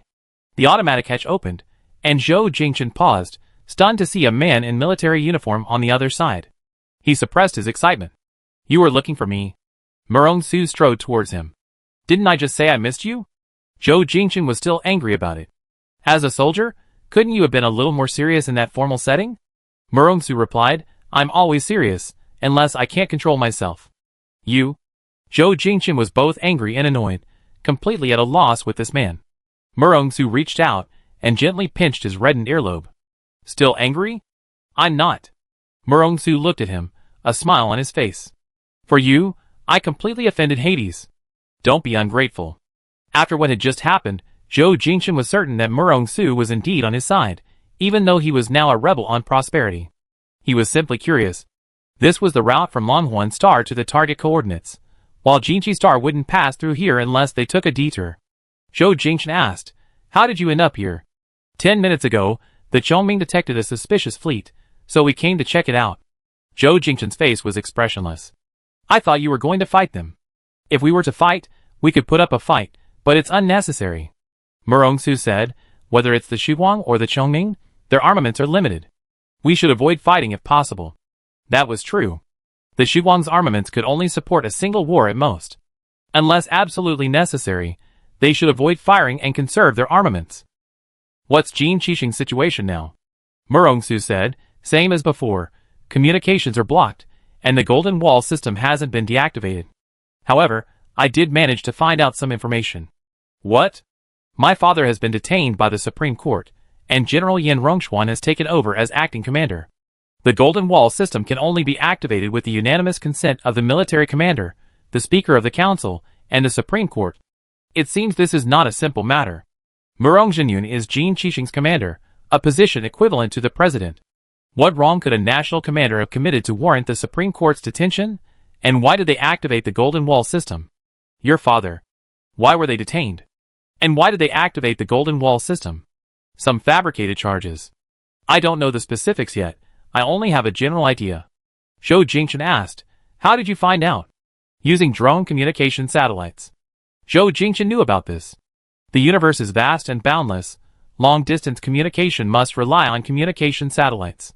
During wartime, armies operating in space, without fixed communication satellites, can only launch their own mobile drone communication satellites. These drones reach designated coordinates, and then deploy their wings as temporary communication satellites to transmit messages, or for reconnaissance. However, this device is easily detected once it enters the enemy's signal search range. In space, it's manageable. Even if detected, it can last for minutes or even hours. But if used inside or outside the atmosphere with its defense systems, it's even easier to detect and quickly locked onto and destroyed by the defenses, leaving no time to transmit communications. How did they manage that? Gene Qixing activated the Golden Wall system. Could a communication satellite have slipped through the net?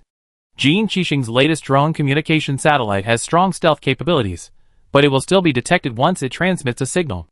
That's why we launched hundreds in succession, and only received that little bit of information. Zhou Jingchen thought they could also use this method to establish contact with ProStar, even if only for a brief moment. Murong-Su seemed to see through his thoughts. There should be about 100 left. Stealth communication satellites suffer significant losses entering Jinchi Star's Golden Wall system, but entering ProStar, 100 should be enough. However, you must ensure that the person you're communicating with can reply before the small satellite is shot down. Can I try? Of course. Zhou Jingchen was secretly delighted, but if he set up the communication line, wouldn't it harm Zhou Wanqing? If the communication satellite connects, will the signal be intercepted and analyzed? The communication is encrypted, and this drone communication satellite has my name, Jinchi Star, printed on it. I think even if it's discovered, it will be blamed on Jinchi Star. Zhou Jingchen's lips twitched. Are you sure it's okay to trick Jinchi Star like this? I just told you about Jinchi Star's current situation. If tricking Jinchi Star can open the Golden Wall system, I'd be happy to. Okay. The Chongming and Shuguang adjusted their course, approaching ProStar and stopping 0.9 astronomical units, AU, away. There was a large area of floating debris there, which could serve as a concealment point. Murong-Su instructed the engineers on the Chongming to build a communication bridge using drone communication satellites. The 0 Australian dollars and 90 cents distance required 76 drone communication satellites, with the remaining 30 as backup. This meant that if one was shot down, another would immediately take its place to maintain continuous communication. Zhou Jingchen and Song Yiming stood on the bridge of the Chongming, waiting for the communication bridge to be built. The drone communication satellites needed to be launched sequentially. The first one launched would reach the outside of ProStar's atmosphere, the second would be launched 2 minutes later, and so on, until a complete communication bridge was formed. Zhou Jingchen was prepared to question Zhou Wanqing. He even had 2 backup plans. If Zhou Wanqing was also under the control of the Court of Judgment, he would have to call Yi Liang, the captain of the palace guards. Yi Liang was a collateral relative of the Xue family, and had been promoted to captain of the guards thanks to Xue Wanling. They were fairly familiar with each other, and Yi Liang was also familiar with the situation inside the palace. If he couldn't get through to Yi Liang either, he would call his uncle or other members of the Xue family. Time ticked by. Zhou Jingchen stood in front of the large screen, watching the location of each communication satellite. The earliest satellite had already entered the ProStar star system and activated stealth mode. The intelligence officer reported, communication satellite number 1 has entered the ProStar star system. The communication bridge is expected to be successfully established in 3 minutes. Zhou Jingchen raised his hand, ready to make the call at any moment. Intelligence agent, communication satellite number 5 has entered the Prosperity star system. Countdown to communication bridge setup, 10, 9, 8, 7, 3, 2, 1. Setup successful. Zhou Jingchen tried dialing Zhou Wanqing's number. A virtual screen about 12 inches in size appeared above the communicator, displaying, attempting to dial Zhou Wanqing's number. Waiting for her to answer. 1 second, 2 seconds, 3 seconds passed.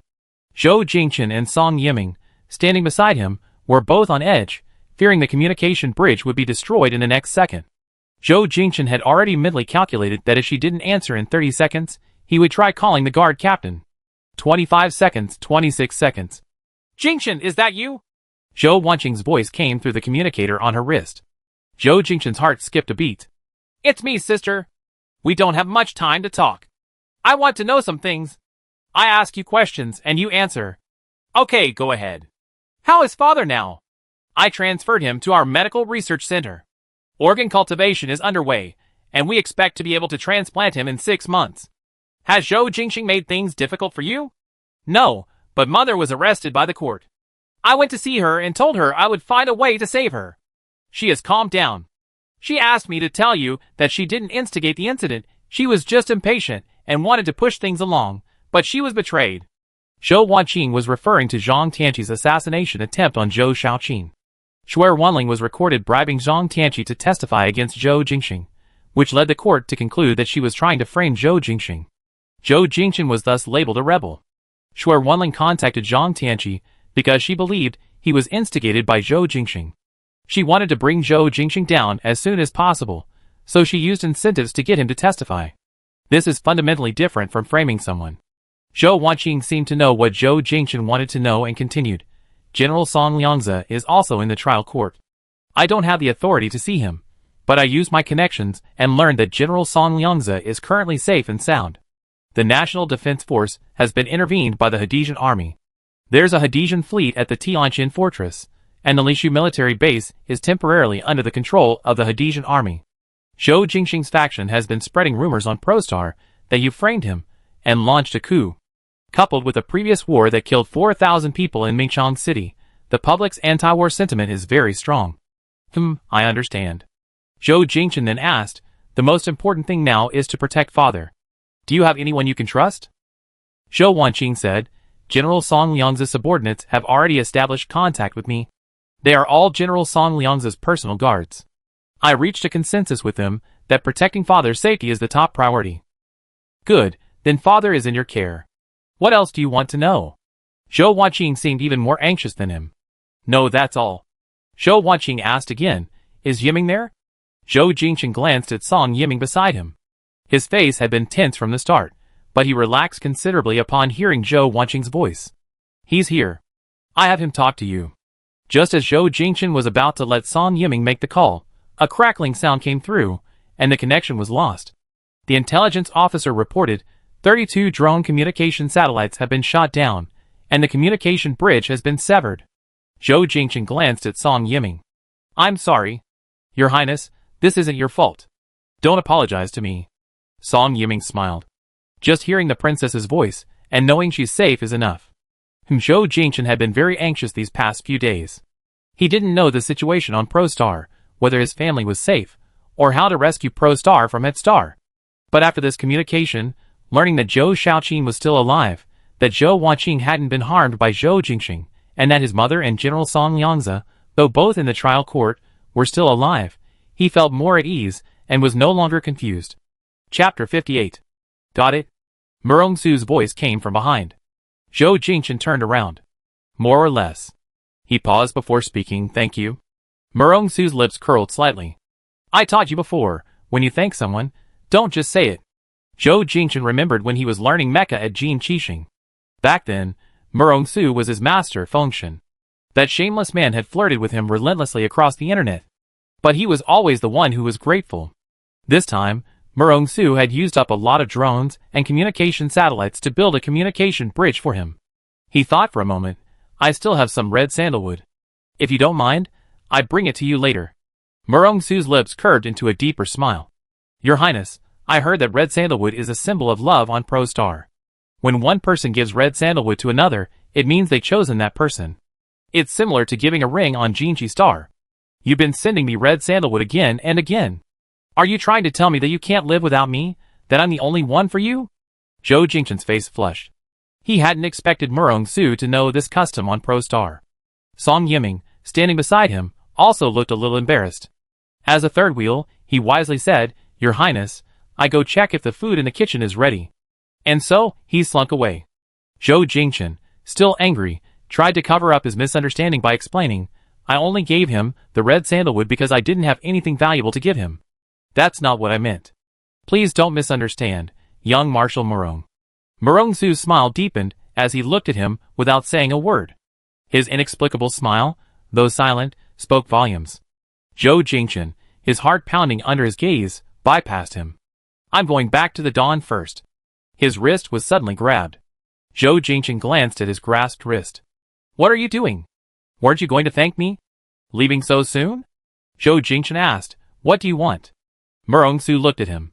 Drone communication satellites, 300,000 star coins each. Zhou Jingchen immediately did the math in his head.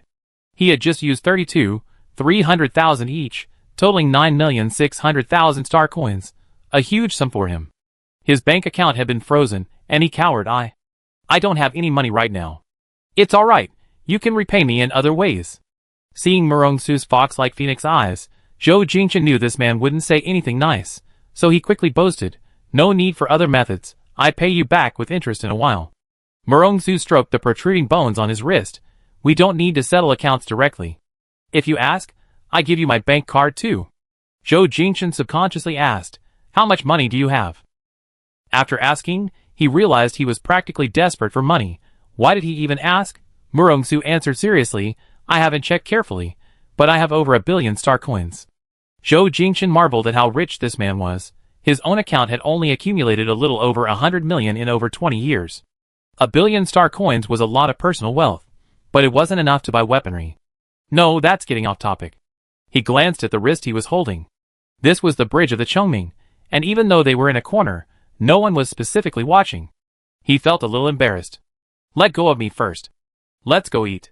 Murong-su led him towards the restaurant. Zhou Jingchen didn't want to be pulled along, so he followed. Why do you always like to force people? Murong-su turned to look at him. You should ask why you always distance yourself from me. Zhou Jingchen didn't answer this question. He only then realized that he was distancing himself. Why? He couldn't explain it himself.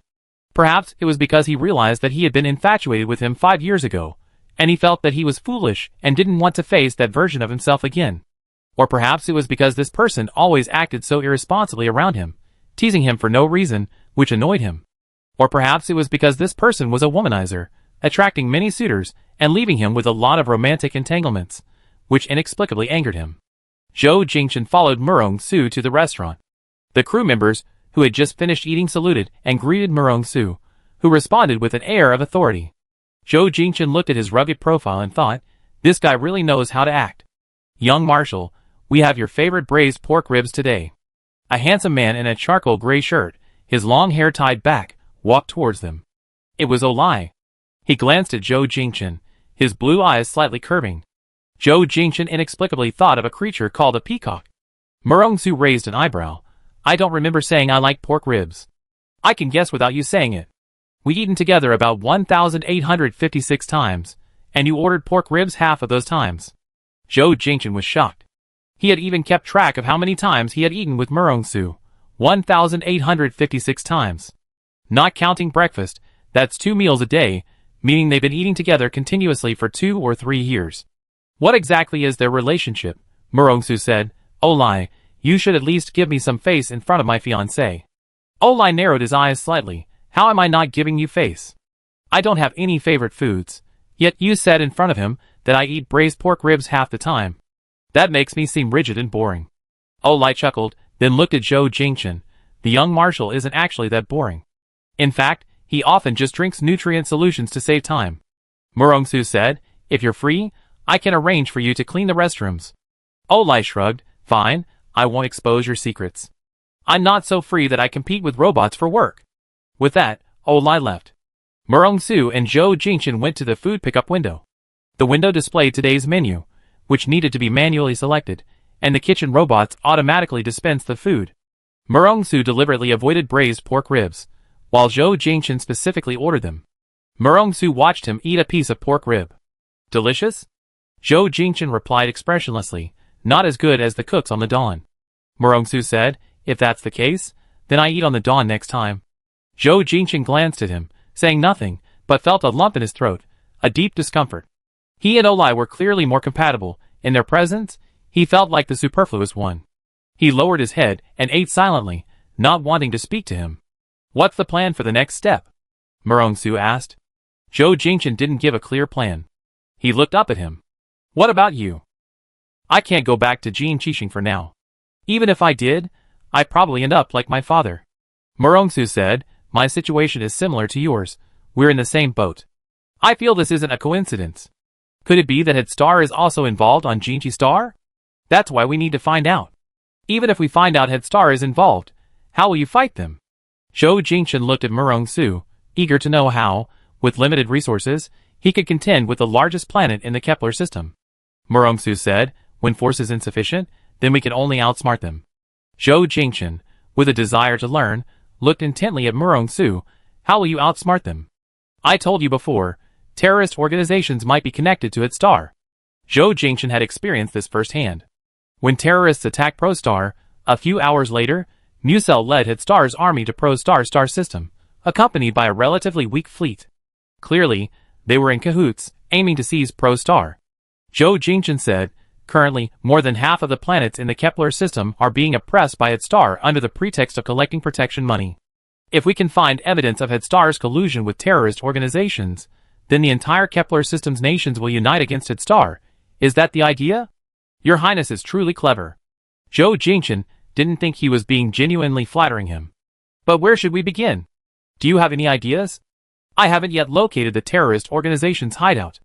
They're elusive, so starting with them is a bit difficult. However, the people of Head Star are in the open, so starting with them will at least save us the trouble of running around everywhere. Like Musel Martin?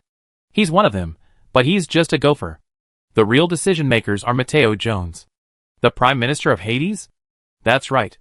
Murongsu said, starting 5 years ago, his career rose at an abnormally rapid pace, and 2 years ago, he was appointed Prime Minister by the King. After he took office, terrorist activities became increasingly frequent, and Hades began to legitimately collect protection money from attacked countries.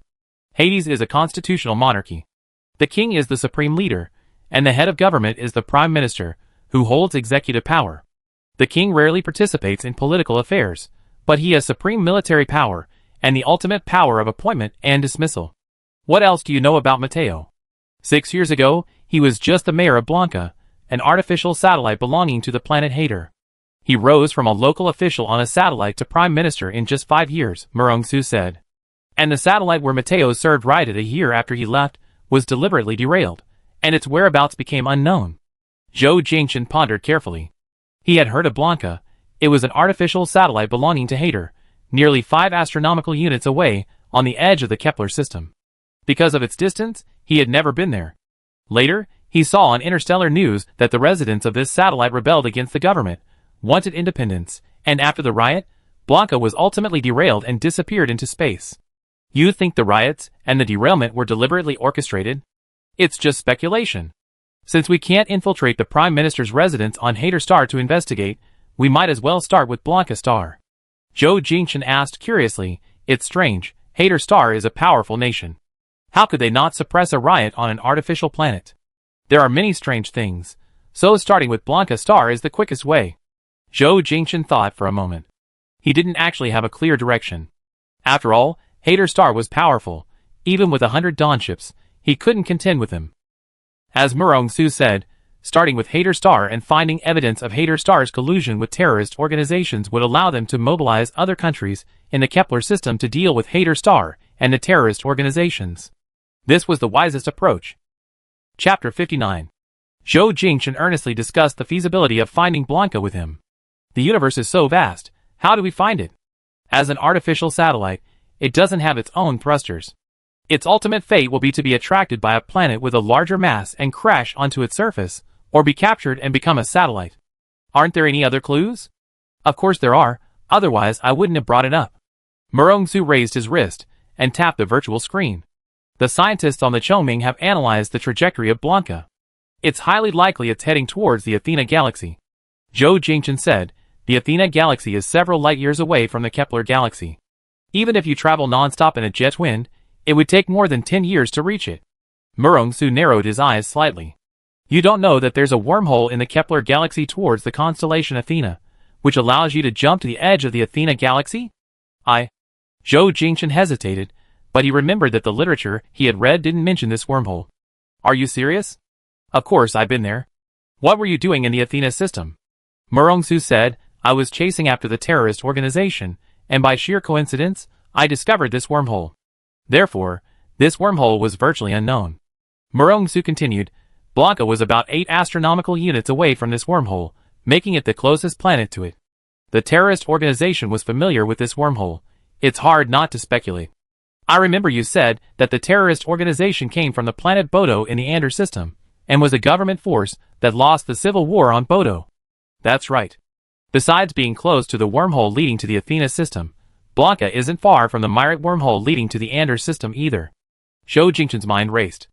The wormhole connecting the Kepler and Ander systems was near Hader. He had read records that 500 years ago, humanity searched for habitable planets in the universe. The first planet they reached was Porto in the Ander system. After Porto was conquered, human starships traveled to the wormhole near Hader, which is now the Myrick wormhole. After passing through the Myrick wormhole, humanity discovered the Kepler system and several habitable planets. They settled there and established 18 nations. Harder is about 5 astronomical units from the Myrite wormhole, making it the closest planet to it. If a terrorist organization came to the Kepler system from the Anders system, Hader should have been the first to be targeted. However, Hader was one of the few planets not plundered by terrorist organizations. Even with Hader's powerful nation, it shouldn't have been completely unaffected. Unless, from the very beginning, Hades had ties to terrorist organizations. The wormhole Murong Su mentioned was a newly formed one, so few people had discovered it. It was nearly 45 astronomical units from their coordinates, and at the Dawn and Chongming stealth mode speed, it would take about 10 days. The Chongming and Dawn traveled one after the other, maintaining a spatial distance of 10 kilometers, activating stealth mode, and heading directly to the wormhole leading to the Athena system. These past few days, Zhou Jingchen had been unusually relaxed.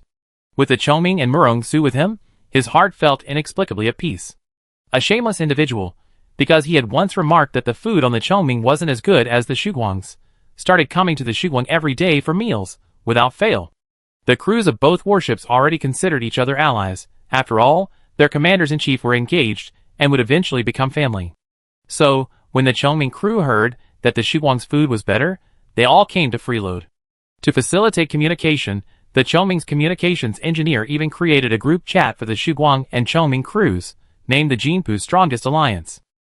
Zhou Jingchen tacitly approved of this. In space travel, the crews didn't have a concept of day or night. Everyone worked in shifts, 8 hours a shift according to ProStar time. Zhou Jingchen, Song Yiming, and Lei Zhe, as the commanders of the Shuguang, worked 3 shifts in rotation. Zhou Jingchen had just woken up from a nap, and the life support robots were busy helping him wash and dress. Just as he was about to go to the dining hall for breakfast, he received a text message from Murong Su. Murong Su, come to the Chongming. Zhou Jingchen had been to the Chongming quite a few times these past few days, mostly to discuss strategies with Murong Su or plan routes. He certainly didn't want to make a special trip just to eat the Chongming's food. Zhou Jingchen, no. Murong Su, you should know that the Chongming has training simulators. Zhou Jingchen had discovered them a few days ago. Next to the Chongming's gym, there were about a dozen mech training simulators, specifically for the Chongming's mech pilots to train. Zhou Jingchen, what for? Murong Su, I happen to have some free time, so I practice with you. Zhou Jingchen stood at the entrance to the dining room, arms crossed, pondering how to respond. Su Ruiyang and Zhang Ziyuan approached. Seeing Zhou Jingchen, Su Ruiyang smiled, Your Highness, what are you doing here? Zhou Jingchen snapped out of his reverie, nothing. The communicator beeped again, and Zhou Jingchen raised his arm to look at it. Murong Su, coming or not? Zhou Jingchen really wanted to spar with Murong Su. The last time they fought was 2 months ago. He wanted to know how far he could go with Murong Su now. The simulation training pod was perfect, as he didn't have to worry about safety. Zhou Jingchen, wait for me for half an hour. I have breakfast first. Murong Su, okay. Half an hour later, Zhou Jingchen appeared on the Chongming ship on time. The people on the Chongming ship were used to seeing him, and politely addressed him as Your Highness. Of course, some were oblivious and called him Young Marshal's wife, only to be glared at by him. The Chongming's training simulators were all located in the space next to the gym. There were 12 simulators in total, categorized as A+, A, and B levels. There were no C-level simulators, because C-level mechs were unsuitable for space combat. Of the 12 simulators, 2 were A+, 5 were A, and 5 were B. Murong Su had booked 2 A+ simulators well in advance. The crew of the Chongming and Shuguang, hearing that 2 S-level mental power commanders were going to fight, flocked to watch. During the fight, the footage was projected onto a screen in the training room. A group of over 20 mech warriors from the Chongming and Shuguang surrounded the screen.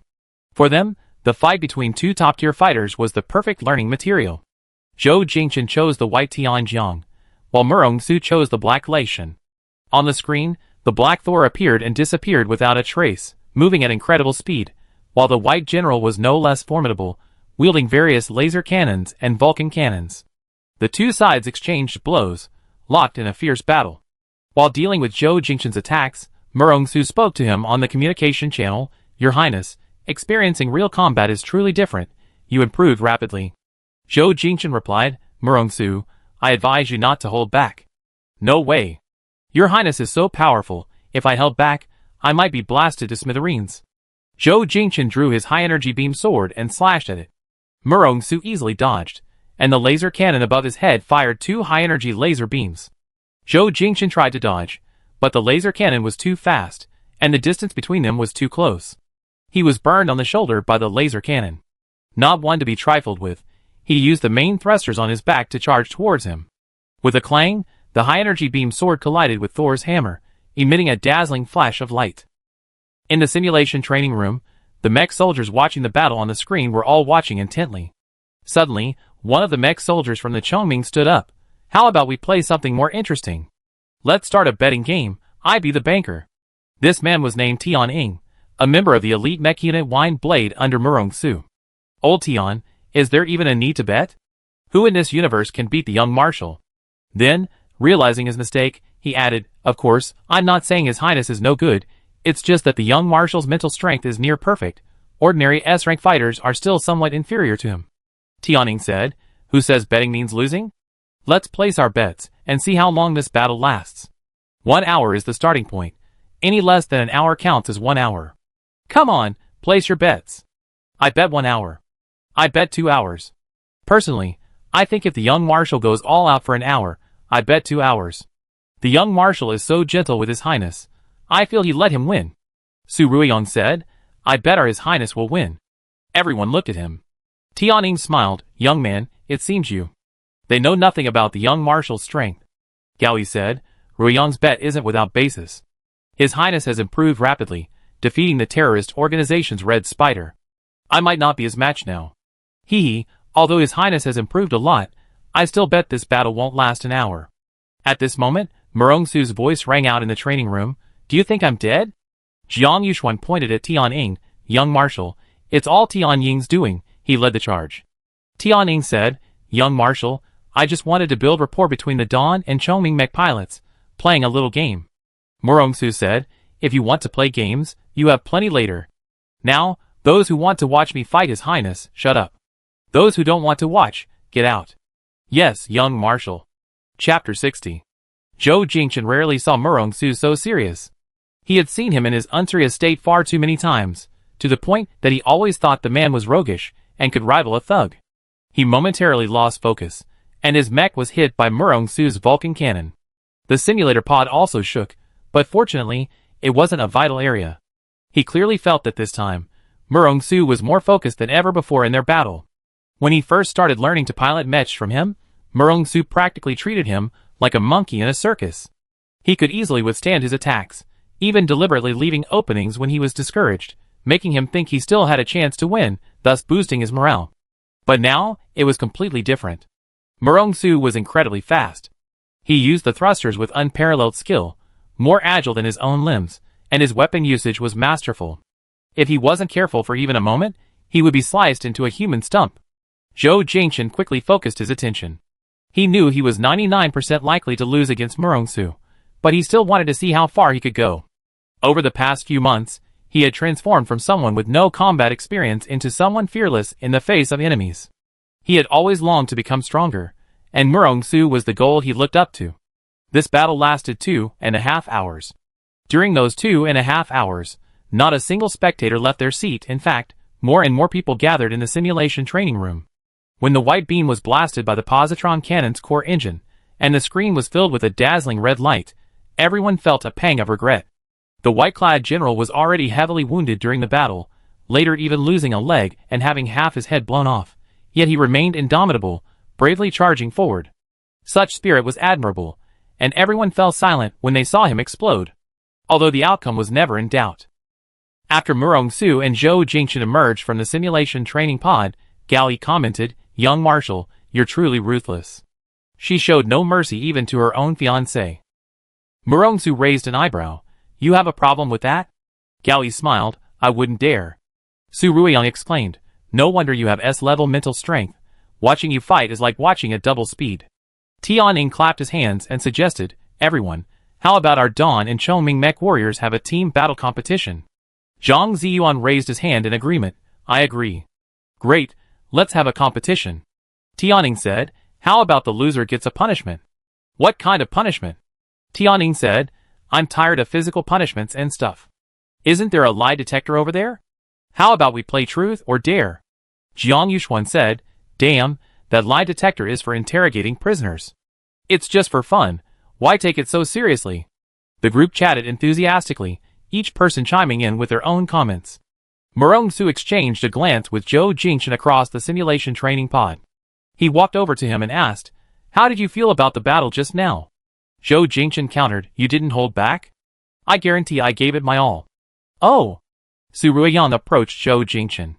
"Your Highness, they said they'd like to compete in team battles. Would you like to join?" Zhou Jingchen had just finished a match with Murong-su and was experiencing mental overload. However, he also wanted to train his endurance for prolonged battles, so he was willing to play another match. "Sure," he said. "Okay, then you be the commander for our team," Su Ruiyang said. After asking Zhou Jingchen's opinion, Su Ruiyang said to Tianying, "Our Highness wants to participate in the team competition, but your team can't send your young commander." Tianying said, "No problem, we won't bully anyone. We pick 6 people, anyone with similar mental strength to yours." Murong-su glanced at Zhou Jingchen. "Just finished a match, aren't you tired?" "It's fine, I can still play." Both sides selected their team members. Zhou Jingchen of the Dawn team was appointed captain and commander, and Gao Yi of the Chongming team was appointed captain and commander, using A+ level simulation training pods. Since A and B level training pods are an odd number, the Dawn team was ultimately given 3 A-level simulation training pods, and 2 B-level simulation training pods. The Chongming had 2 Class A simulation training pods, and 3 Class B simulation training pods. This time, the team competition chose space as the simulation scenario. At the start of the competition, Zhou Jingchen said in the command channel, "They are all battle-hardened veterans. We will have a hard time winning in one-on-one combat. Try not to spread out. Ruiyang, Ziyuan, and I will be responsible for attacking. Lin Jia, Jiaza, and Yi Xian, you will be responsible for defense and cover." Okay. During their training on ProStar, they had tried team combat simulations many times. At Zhou Jingchen's command, the 6 Mechs formed a formation, with Zhou Jingchen as the commander in the center. As the first beam cannon shot was fired, the team battle officially began. The Shuguang's Mechs clustered together, attacking in all directions. They cooperated with each other, and the Chongming's Mechs could only dodge under the dense barrage of fire. Gao Yi realized he had underestimated their opponent. The elite mech pilots of the Dawn were all trained by him, but their training intensity over the past few months had been very high, and they had all experienced real combat, resulting in rapid progress. Gao Yi commanded in the command channel, "Spread out formation, encircle and attack." The Chongming Mech spread out in an arc, attacking from all directions and closing in. Zhou Jingchen immediately realized something was wrong. "Ziyuan, you lead the charge, breaking through the 2 B-class Mechs. I cover the rear." The Chongming Mechs, just preparing to encircle the enemy, hadn't even formed a complete encirclement when the Dawn Mechs broke through the weakest point, the B-class Mechs. As they withdrew, Zhou Jingchen fired an electromagnetic railgun, which collided with Gao Yi's positron cannon, emitting a dazzling white light. Murong-su stood in front of the screen with his arms crossed, watching the ongoing battle. A slight smile played on his lips. Tang Lian beside him said, "I didn't expect that the Dawn mech pilots, who have only been training in Mech for half a year, could fight Gao Yi and the others without being at a disadvantage." Murong-su replied, "Gao Yi underestimated them." Tang Lian smiled, "After all, they are all my students. As a teacher, it's easy to underestimate them." Murong-su looked at the screen. Zhou Jingchen had always advocated teamwork, something he himself had taught him. In real combat, with mech pilots in front and warships behind, artillery fire could come from all directions at any moment. Mechs, as the strongest individual combat weapon, often could only focus on the enemy in front. If 2 or more people cooperated, they could see and hear everything around them. Gao Yi hadn't expected the Dawn mech pilots to have such excellent teamwork. He quickly adjusted his strategy and initiated close combat. Once in close combat, the team members could only focus on the enemy in front of them. Zhou Jingchen's team was scattered. He was tied down by Gao Yi, and the others were also forced into one-on-one situations. Zhou Jingchen had fought Gao Yi before, back in Jin Qixing, a battle he initiated. He lost that fight. At that time, he had only been involved with Mechs for less than 2 months. But the Zhou Jingchen of today is a completely different person from the one he was a few months ago. Zhou Jingchen was focused on his battle with Gao Yi when suddenly, Yu Jiaza's voice came through the Dawn team's channel, "Damn, it's Tianying fighting me. He's piloting an A-class mech. I feel like I can't hold on." Su Ruiyang said, It was supposed to be a team match, but now it's all one-on-one. Your Highness, we need to find a way to regroup. Zhou Jingchen said, it's a bit difficult for everyone to regroup. We can only pair up and coordinate our attacks and cover each other. Zhang Ziyuan said, Ruiyang, I come over to you. Lin Jie said, I team up with Yi Xian. That left Zhou Jingchen and Yu Jiazi. Yu Jiazi said, Your Highness, I'm completely suppressed. Hold on.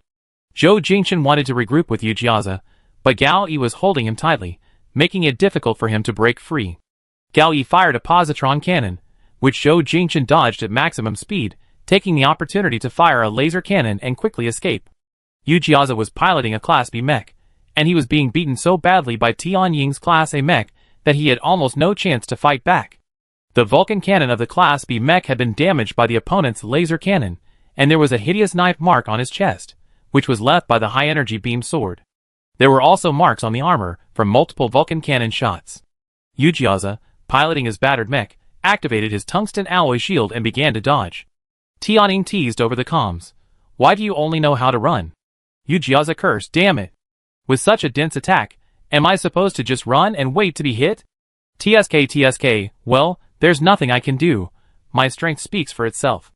A booming sound effect came through his headset. Tianying froze for a moment. The mech system sounded an alarm, warning, right arm detached from the mech, high energy beam saber and Vulcan cannon damaged. What happened? Tianying instinctively swerved the thrusters to detach, only then realizing that Zhou Jingchen had appeared behind him, and severed his right arm with the high energy beam saber. Losing his right arm meant losing two weapons. Tianying's smug expression instantly turned to terror. Your Highness, you actually launched a sneak attack. Zhou Jingchen said, that only shows your lack of vigilance. Damn, why are you talking like the young marshal? Zhou Jingchen didn't reply, but instead raised his right arm. The high-energy beam saber retracted, and his right arm transformed into a Vulcan cannon, unleashing a barrage of attacks. Tianying was scrambling around, yelling, damn it. Yu Jiazi arrived beside Zhou Jingchen. Your Highness. Zhou Jingchen pulled Yu Jiazi back. Get out of the way. Yu Jiazi realized that Gao Yi had just unleashed a series of laser cannon shots at them. At the same time, Zhou Jingchen's Vulcan cannon had changed direction, sweeping towards Gao Yi's mech. Jiazi, what are you standing there for? Yu Jiazi then remembered he needed to coordinate with Zhou Jingchen. His Vulcan cannon was damaged. The weaponry of a B-class mech was inferior to that of an A-class mech, so he could only use the main cannon's grenade launcher. Taking advantage of the fight between Zhou Jingchen and Gao Yi, he seized the opportunity and fired a grenade launcher. Gao Yi quickly dodged, but Zhou Jingchen relentlessly pursued him. His head was struck by a laser cannon, which immediately disabled. With a deafening roar, half of Zhou Jingchen's mech was illuminated by the flames, and the mechs nearby exploded. System notification. Dawn Team's number 2B mech has been hit in its core engine. The mech is destroyed. Number 2B class mech is eliminated.